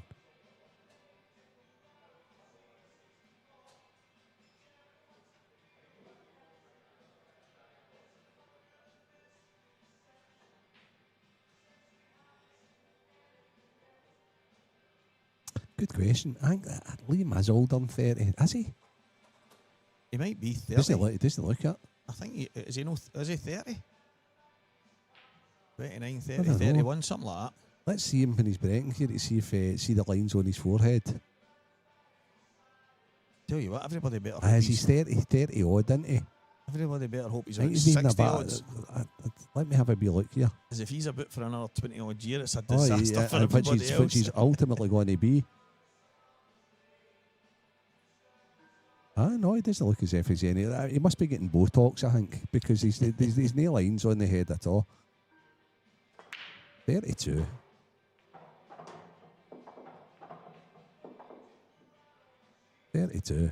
Definitely getting a bit of Botox, no doubt about it. Maybe need to try that myself. I'm alright. That's listen, I've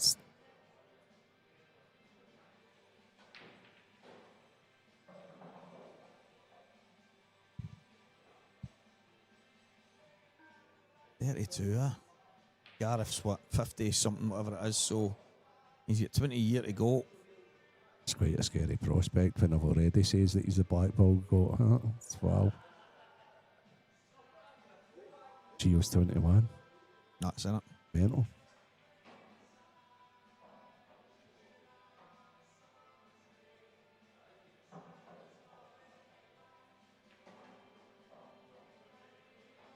Right, what's the thinking here?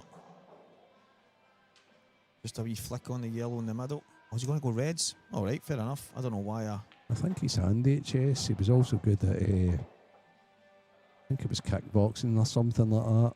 I didn't know. He was also very good at bowls. Karate or taekwondo or something like that. The taekwondo, I've always thought to myself that, really? See when he was like European or Scottish champion, under 18 champion at bowls, I thought, aye. Of course. I mean, don't get me wrong. When I look at Liam, I don't think to myself, right, I can imagine him in Bloodsport or kickboxer, but he could be the silent assassin. Maybe one of the ones that he can decapitate you with one chop to the neck. But no, I just think he's one of the boys that when he turns his hand to something, his aim is to be the best he can be at it. I'd say that earlier, didn't I? And that's it. Yeah.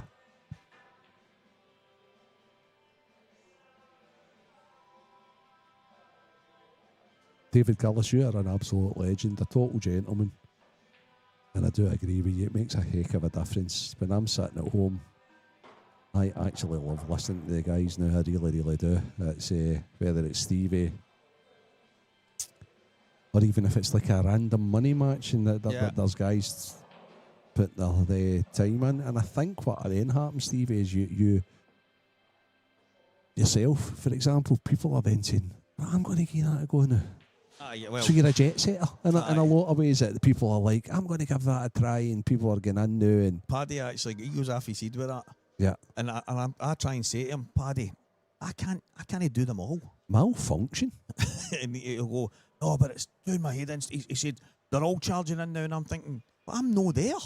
I'm sitting in my couch somewhere, so pull your boots, go and do it. Because, Renzi, I'll be honest, I can watch, but I need to have something else I'm doing at the same time, unless I've got somebody to listen to. And as you said, watched a wee bit of that game last week, and it was good to listen to Mark and the boys and everybody coming in. Mark, it's a big Vince. There was a few things that Mark had said, and do you know, it just lost my chain of thought. Whatever else was happening at the time, and then when I went back after, I went, it's too late now. He'd said a few things, and I went, oh, that's class. And I was going to message him, and it just went right out my head. But no, it's good fun, and that's.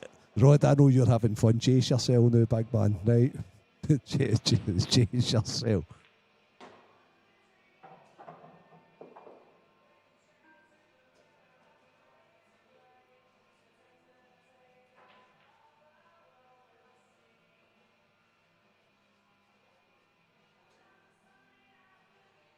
Oh, they're all having a right good go, aren't they? I mean, that's listen. What was it Brendan used to say, Stevie?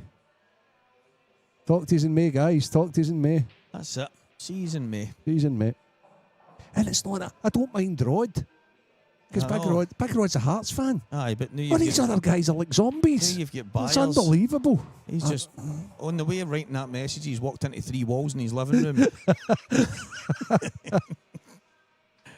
Oh, absolutely brilliant. Listen, guys, it's not the same without every one of you on tuned in.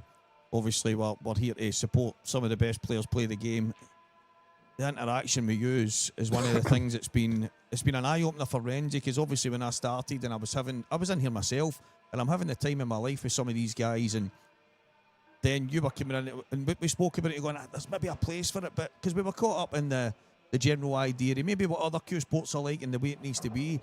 But I think you see the benefit of both sides of it. And there's definitely a benefit.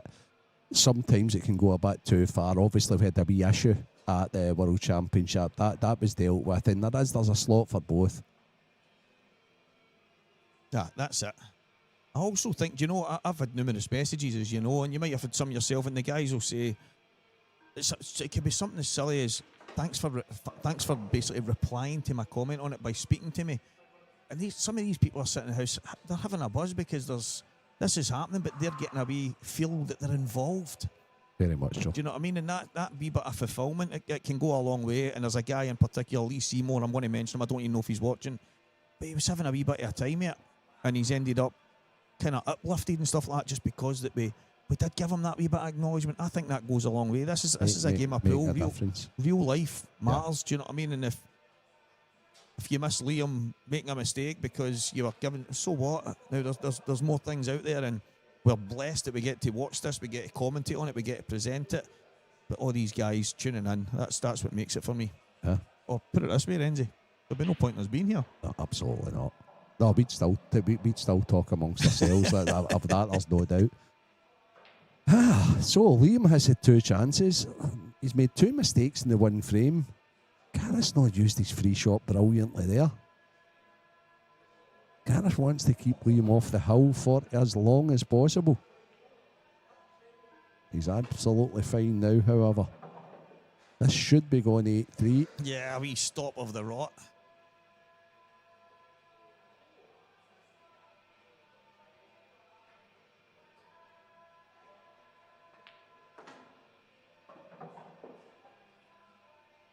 So he's been beaten a few finals, I think 3 finals this year, Renzi. Obviously, the calendar year, he won a double world title. He didn't manage to defend. He must be absolutely knackered. He's no spring chicken, Gareth. Well, me and Dave Adenall spoke about it in the previous match. Not just the longevity in the game completely, It's brilliant, honestly. He never looks tired. He never looks like kind of, obviously he might look dejected at times when things aren't going your way. But I don't think you ever look at Gareth and think, yeah, he's over He's the also hill. a total gentleman. Absolute Have you ever diamond. met as nice a guy as Gareth? He's just... And you know what I like about him as well, Stevie? He comes to these pool weekends, he doesn't care if he wins or loses. No, He's a very, very competitive, obviously. Him and his wife Viv, they are a But massive him party. and Viv will have a pint, Viv will have a wee wine, and they're so social as well, as him being just a top player. Viv's obviously a huge part of the game as well. She's doing all these refereeing courses for people. She's taking people constantly. She's the hard work and the ethic that she's got to try and improve that side of things. She's obviously a massive stickler for the rules. I mean, at the World, she was playing somebody and she didn't miss them. She made sure that they knew that they'd fouled a couple of times. And but that's the side of the game that she's really involved in, and she loves helping people and putting them through the exams and whatever that goes with it. But she's everywhere. She comes to these events and plays in every single one of them against the men. She goes hell for leather. She wins, she doesn't. She's here for the experience. And her and her man go all over and they support it, and they deserve all the love in the world. And obviously the success that Gareth gets is well earned. Yeah, sure. Well, here he goes.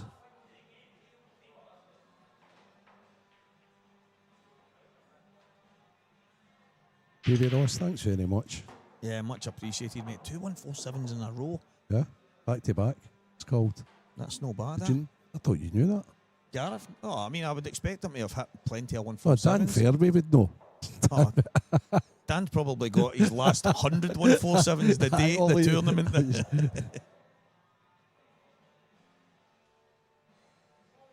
So he's crashed them. They're not gimmies, are they? It's...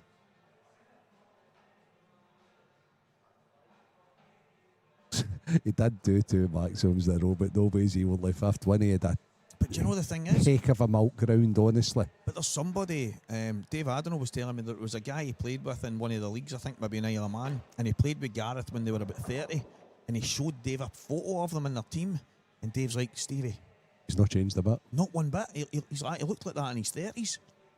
But I mean, to be fair, I'm one of these guys that was dealt a tough hand myself. I was bald at 19.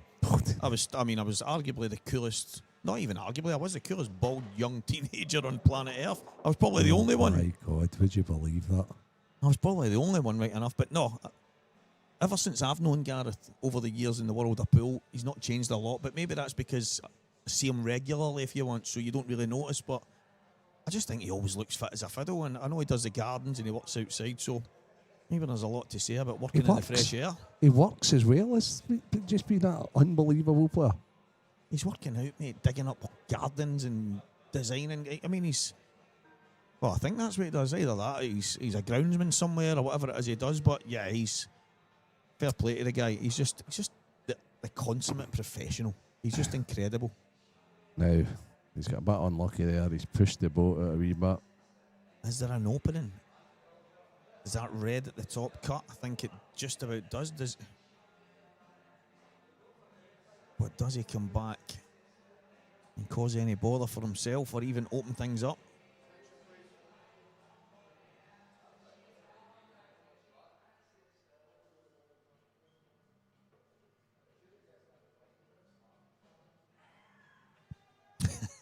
You two remind me a lot on Hardy on the comms. Who said that? A 5+. That's another fine mess Stevie's got me into. I'll let me tell you that.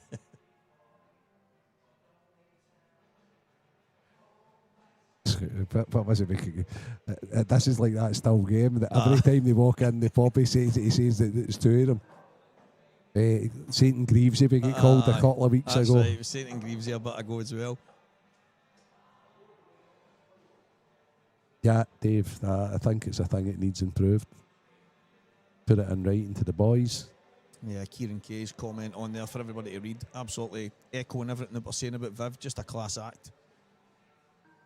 Say something bad about somebody, Kieran. Come on. I know. He's too nice as well, isn't he? Anybody you don't like, Kieran? Give us an exclusive, young An man. exclusive. I thought the exclusive of the year so far was Jason Shaw telling us he might be at the Worlds next year. If he sobers up, because I've no doubt it was like mad with it last night. Well, do you know, I think if there's scope that he can be here and the stars align, I've got a feeling that there could be him and some other incredible name as one hell of a doubles team. But obviously the stars need to align. Okay, that would be good. That would be good. It's not me, by the way, because I'm not playing. Oh, and I'm not playing him because he sold me down the river once when he was 14, so...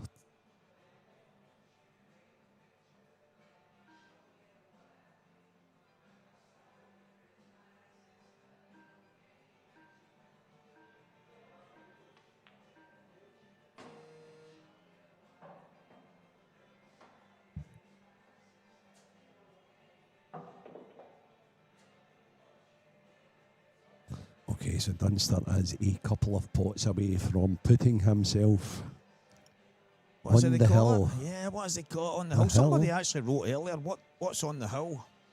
And I'm like, that could be so many things. But in this game, it's an American terminology for 108.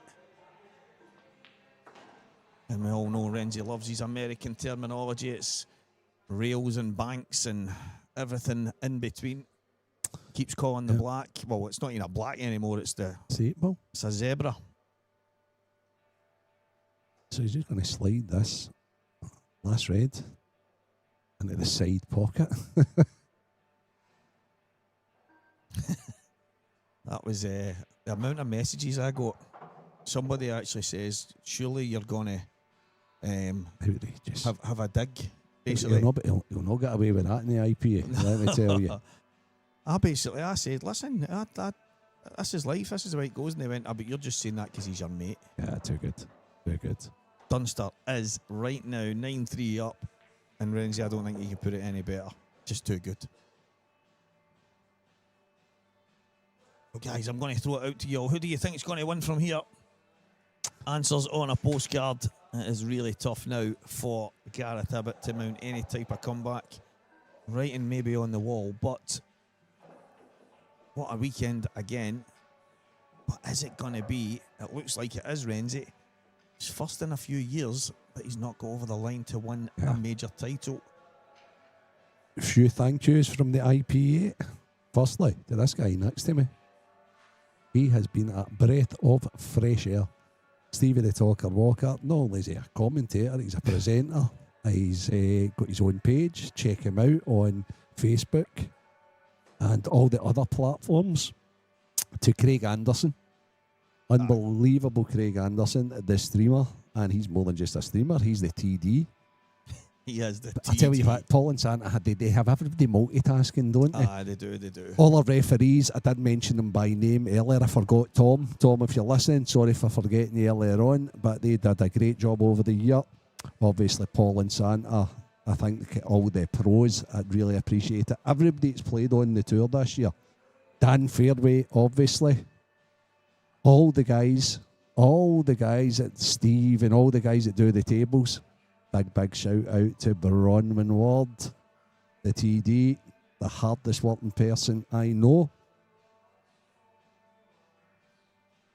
Have a great Christmas. Have a very, very happy New Year. And hopefully the IPA is back bigger and better in 2026.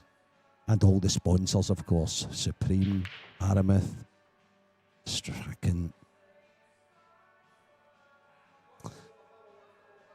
Onboard Sportswear.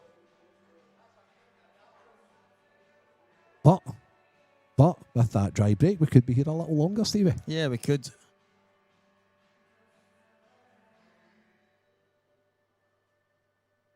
Yeah, we could, mate. We could be here a wee while longer, and I wouldn't mind that. As you say, we've got so many thank yous. We've got so many people that make the wheels turn. Without them, it's pretty tough. You can have a one-man band if you want, but you won't have much success without a full team effort, and that's what it is here. That family feel has... It's been a difficult transition. But I think it's got better since event one, gradually. Yeah, I think there's been steady improvement, and I think that goes for everybody and how everybody works with each other, everybody getting to know each other, finding out the strengths. And Santa's a good leader. Pushes you. Him and Paul are different. You know, they're the no, that's Paul's it. more mellow, Santa's more like regimented and the man's hanging done right. It's a good question, actually. I seen he won an event last week, so. Yeah, well, we just need his mother to start telling him. But Listen, if I was Simon and Bron's mama would drag me out the door and take me there. So, Bron, please get your act together and drag that boy back. But who knows? Who knows? That would be some addition to bring back Simon.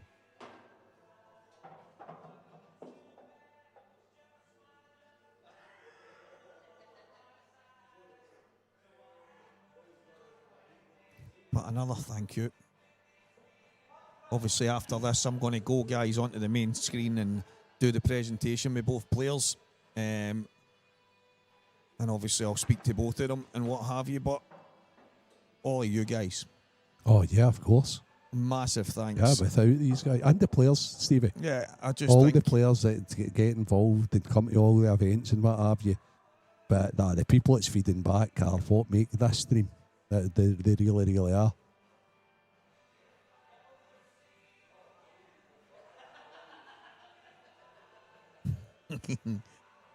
We spoke about it, Lee. Me and Lee were speaking about the fact that almost every tournament you enter, Liam's the favourite, and he's like, but it's probably in some senses it's a wee bit unfair to make him favourite every single time, but that's just the nature. It's tough to pick anybody over him before a ball's hit. It's Exactly. a favourite every single time, so I tip him to win every single tournament. I think I've only not tipped him once this year, and he won it. And I was like, I'm never not going to tip him again. Right, what's Gareth got off his sleeve here? See a bit of travelling with the cue ball. Needs to play a combo now, and then what's after the combo? Can he force this through and get a shot on the last red? The writing is on the wall, Renzi.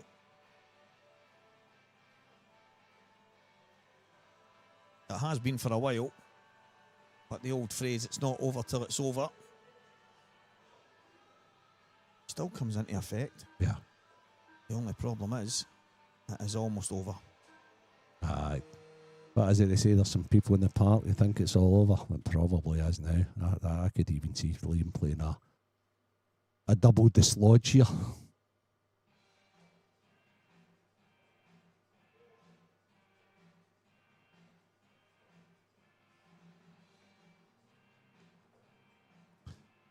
You know what? Liam might even just develop that and play a snooker. I think it's unbelievable. He's 9-3 up and just incredible boy, isn't he? You know what? Unless that's just pure percentage pool. Love that. And I can vouch for that, Lee, because every time he comes in here, he goes, Stevie, have you seen my charger? You've got my keys. Where's my phone? He's forgot plenty, mate. I'll forget. Don't worry about that. But no, that's a fact. Don't worry about that. I've had the pleasure of being round Renzi probably first started playing the game, Lee. So, and he's normally the first phone call or the first message that you get when something goes wrong with me. So, and that's probably the case for a lot of people here, but especially all the guys that's been run about him. And he's been unbelievable to have joining us, because that wealth of knowledge. Lee came in the World Championships to me and said, don't know who that guy was that was commentating my game, but it was as if he was in my head. Everything I was thinking, Stevie, went, it was just watching back, and I went, that's Renzi. And then obviously I'm telling him a wee bit about you and the relationship we've had, and just your like, and he's obviously got to know you now over the course of the year. But aye, Lee, everything that you say is spot on, and that goes for almost every single person up here that knows him, and people that are getting to know him. A wealth of knowledge that you've obviously gathered through the guys that you've been round about, Renzi. Absolutely. That's how you gain the knowledge, and you share the knowledge. And I think we had a big discussion about that in a 7-hour journey. It felt like 10 minutes. To be honest with you, which is mad, coming home from Coventry. And we like talking, Stevie. Aye, that's it. So, A 7-hour journey felt like 10 minutes. Must be feeling awfully good about yourself then, Liam, for the season that he's had.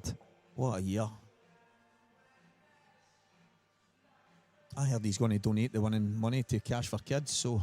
I heard he was going to donate it to the commentary team for praising them up so much. That's what I says to him. I was like, it's Cash for Comms, mate. Cash for Comms, yeah. Cash for Comms, come on, Liam.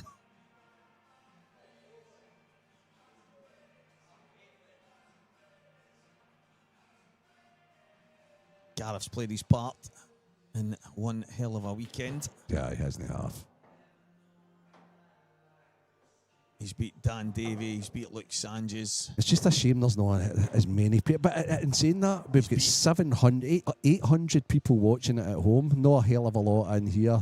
But ladies and gentlemen. Yeah, well done. Well done. Your well winner. Done. Liam Dunster. Liam Dunster. Was it ever in doubt? I don't know, but Liam Dunster is your winner. And guys, I'm going to head out there and do a wee bit of presentation.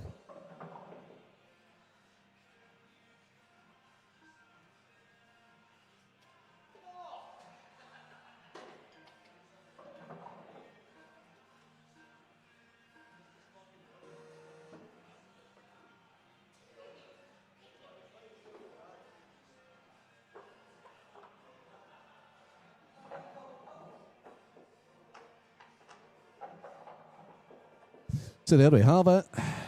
Your champion, Liam Dunster, running out 10-3 victor on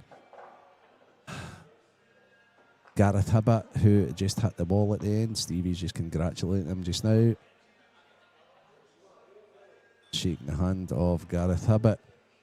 We'll be handing over to Stevie right now. Guys, have the very best Christmas and a happy new year when it comes. From everybody at the IPA, have a very prosperous 2026, and we'll see you all in a new year, God willing. So over and out for 2025.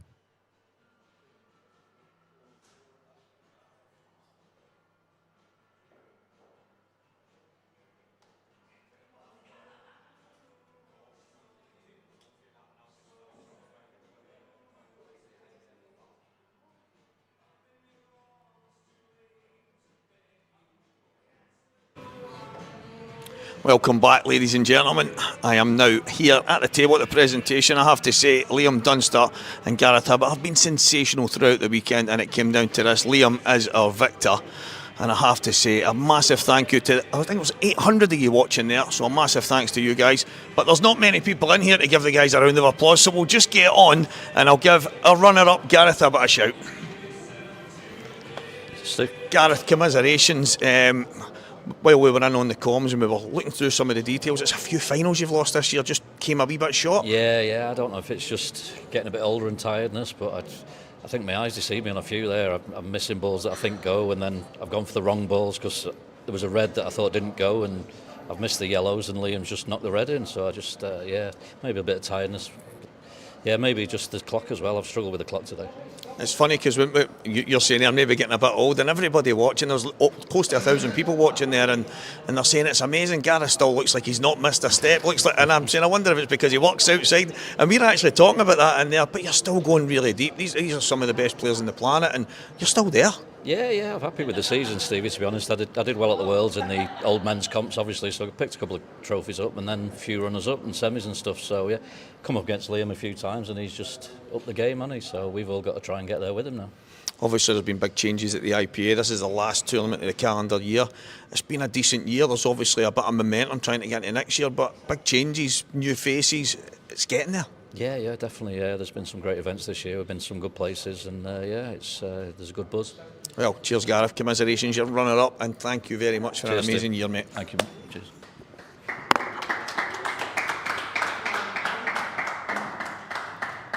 And I feel like I've said this a few times, but our winner, Liam Dunster. I've said it more than a few times. I think that's about 5 titles you've won this year. That's no bad. Oh, Stevie, you should have done your research. Oh, do you know what? Hold on. I've done my research. Wait, you see this? I've got it all here, son. I thought you posted last time it was the 5th title of the season. Did I say? I said the 4th, and you said, "Oh, I'm not sure," and I got it wrong. So I've got you as British Open. Oh no, that's wrong. That's wrong. I'm all over the place now, guys. Four or 5 or 6. So you won the Grand Final Pro, you won the International Pro, you won the Welsh Grand Prix, you won the UK Pro, and you won the European Open, and you also won the mixed doubles at the start of the year as well. Have I missed something? I don't know. Oh no, you don't know. No, you don't know. Did you just name 5 there? Aye, so this must be 6. So that's what I said then. Is that not what you said? You said 5 last time. I says, you think you've already won 5? Oh no, I did. I mixed it up there, but it's been not a bad year. It's been not a bad couple of years for you. Came back and you've been chasing down the number 1 spot, and obviously to get there, you've got to win some tournaments, and you've done it in style. Yeah, felt good coming in the last few tournaments, and my break's not been as horrible as it has been recently. You crunched a few there. Yeah. I think that really helps some matches, because I feel like most matches I'm up against it, if I'm up against like a big breaker and things like that, and I mean it's usually 60-40, maybe 70-30 in their favour for getting to the table first after the break. But I reckon like if I'm 50-50 with someone like for the break, then I fancy my chances every day of the week. But yeah, Gareth crunched a few breaks there, and just seems like there was problems everywhere. And then he tried to go into a few things, found a few gaps and things like that. So bad luck on Gareth's part. I've got another wee bit, and you might tell me different here, but you've now equalled Mark Farnsworth 20 ranking titles. Oh. I don't know if you knew different, but that's no bad going as well. I mean, probably in half the time. Was it? Well, you're 32. I said you were 30, so I mean you've still got a wee bit of extra time. Yeah, I mind saying to you there should be like a roll of honours or something. So yeah, if that could get published, that'd be great. So we can actually see how many people's won most titles and things like that. Yeah. Well, I know some of the guys involved. I think it was High Vis and stuff like that, and Dan Fairway. They were pushing some of that stuff. I was asking about who the previous number ones and things that should be celebrated. Dan and those guys, they've got a big folder and they're getting some of that kind of information. It was Dan that fed me that there, that you've had 20 ranking titles to now. So probably would be good to have all that information in great detail. That'd be great. Yeah. I mean, speaking to you about this at length about how there should be some sort of reward. I don't know the word for it. There should be something. It should be celebrated for being number 1. I might say that to you. That was about a year ago when it wasn't even number 1. You were talking about the yellow jersey type thing, weren't you? Yeah, something similar, like a Tour de France, like a gold top, just something a gold IPA badge that only they can wear, or like the world champion can wear, or something like that. Yeah. Oh, there has to be something. I mean, there has to be world number 1. Well, you're winning titles. We can figure it out. But even would you go as far as, so you win a world title, you win, say, a Grand Prix, you win a Masters, some kind of Grand Slam, a Triple Crown, something else that we could celebrate in the IPA rather than just you win a title and you move on to the next? Yeah, I don't know what, but I'm sure the guys will think of something, because as everyone else has probably says, we're in good hands with Santa and Paul on board now, so I'm sure they'll think of something. Well, Liam, congratulations, you are the IPA UK Masters champion. Well done, Thank mate. you. Cheers. Take your trophy, mate.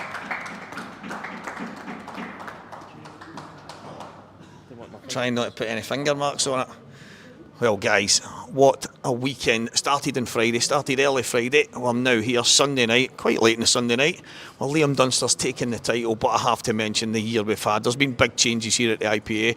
Myself, all the guys involved, the commentary team, Dan and Renzi that have backed me, Paul and Santa have come in here. They've tried to turn things around and we're moving in the right direction. The world's but it's where it started. We've now finished here in McGoldricks. Bronman, all the team, all the referees, everyone involved. Supreme Pool, Strachan 861, RMF Pro Cups, Onboard Sportswear, 8 Ball Direct. Every single person, it is a massive team effort. We're a family here at the IPA and I hope you will be part of that family in 2026, guys. But for 2025, Merry Christmas and good night.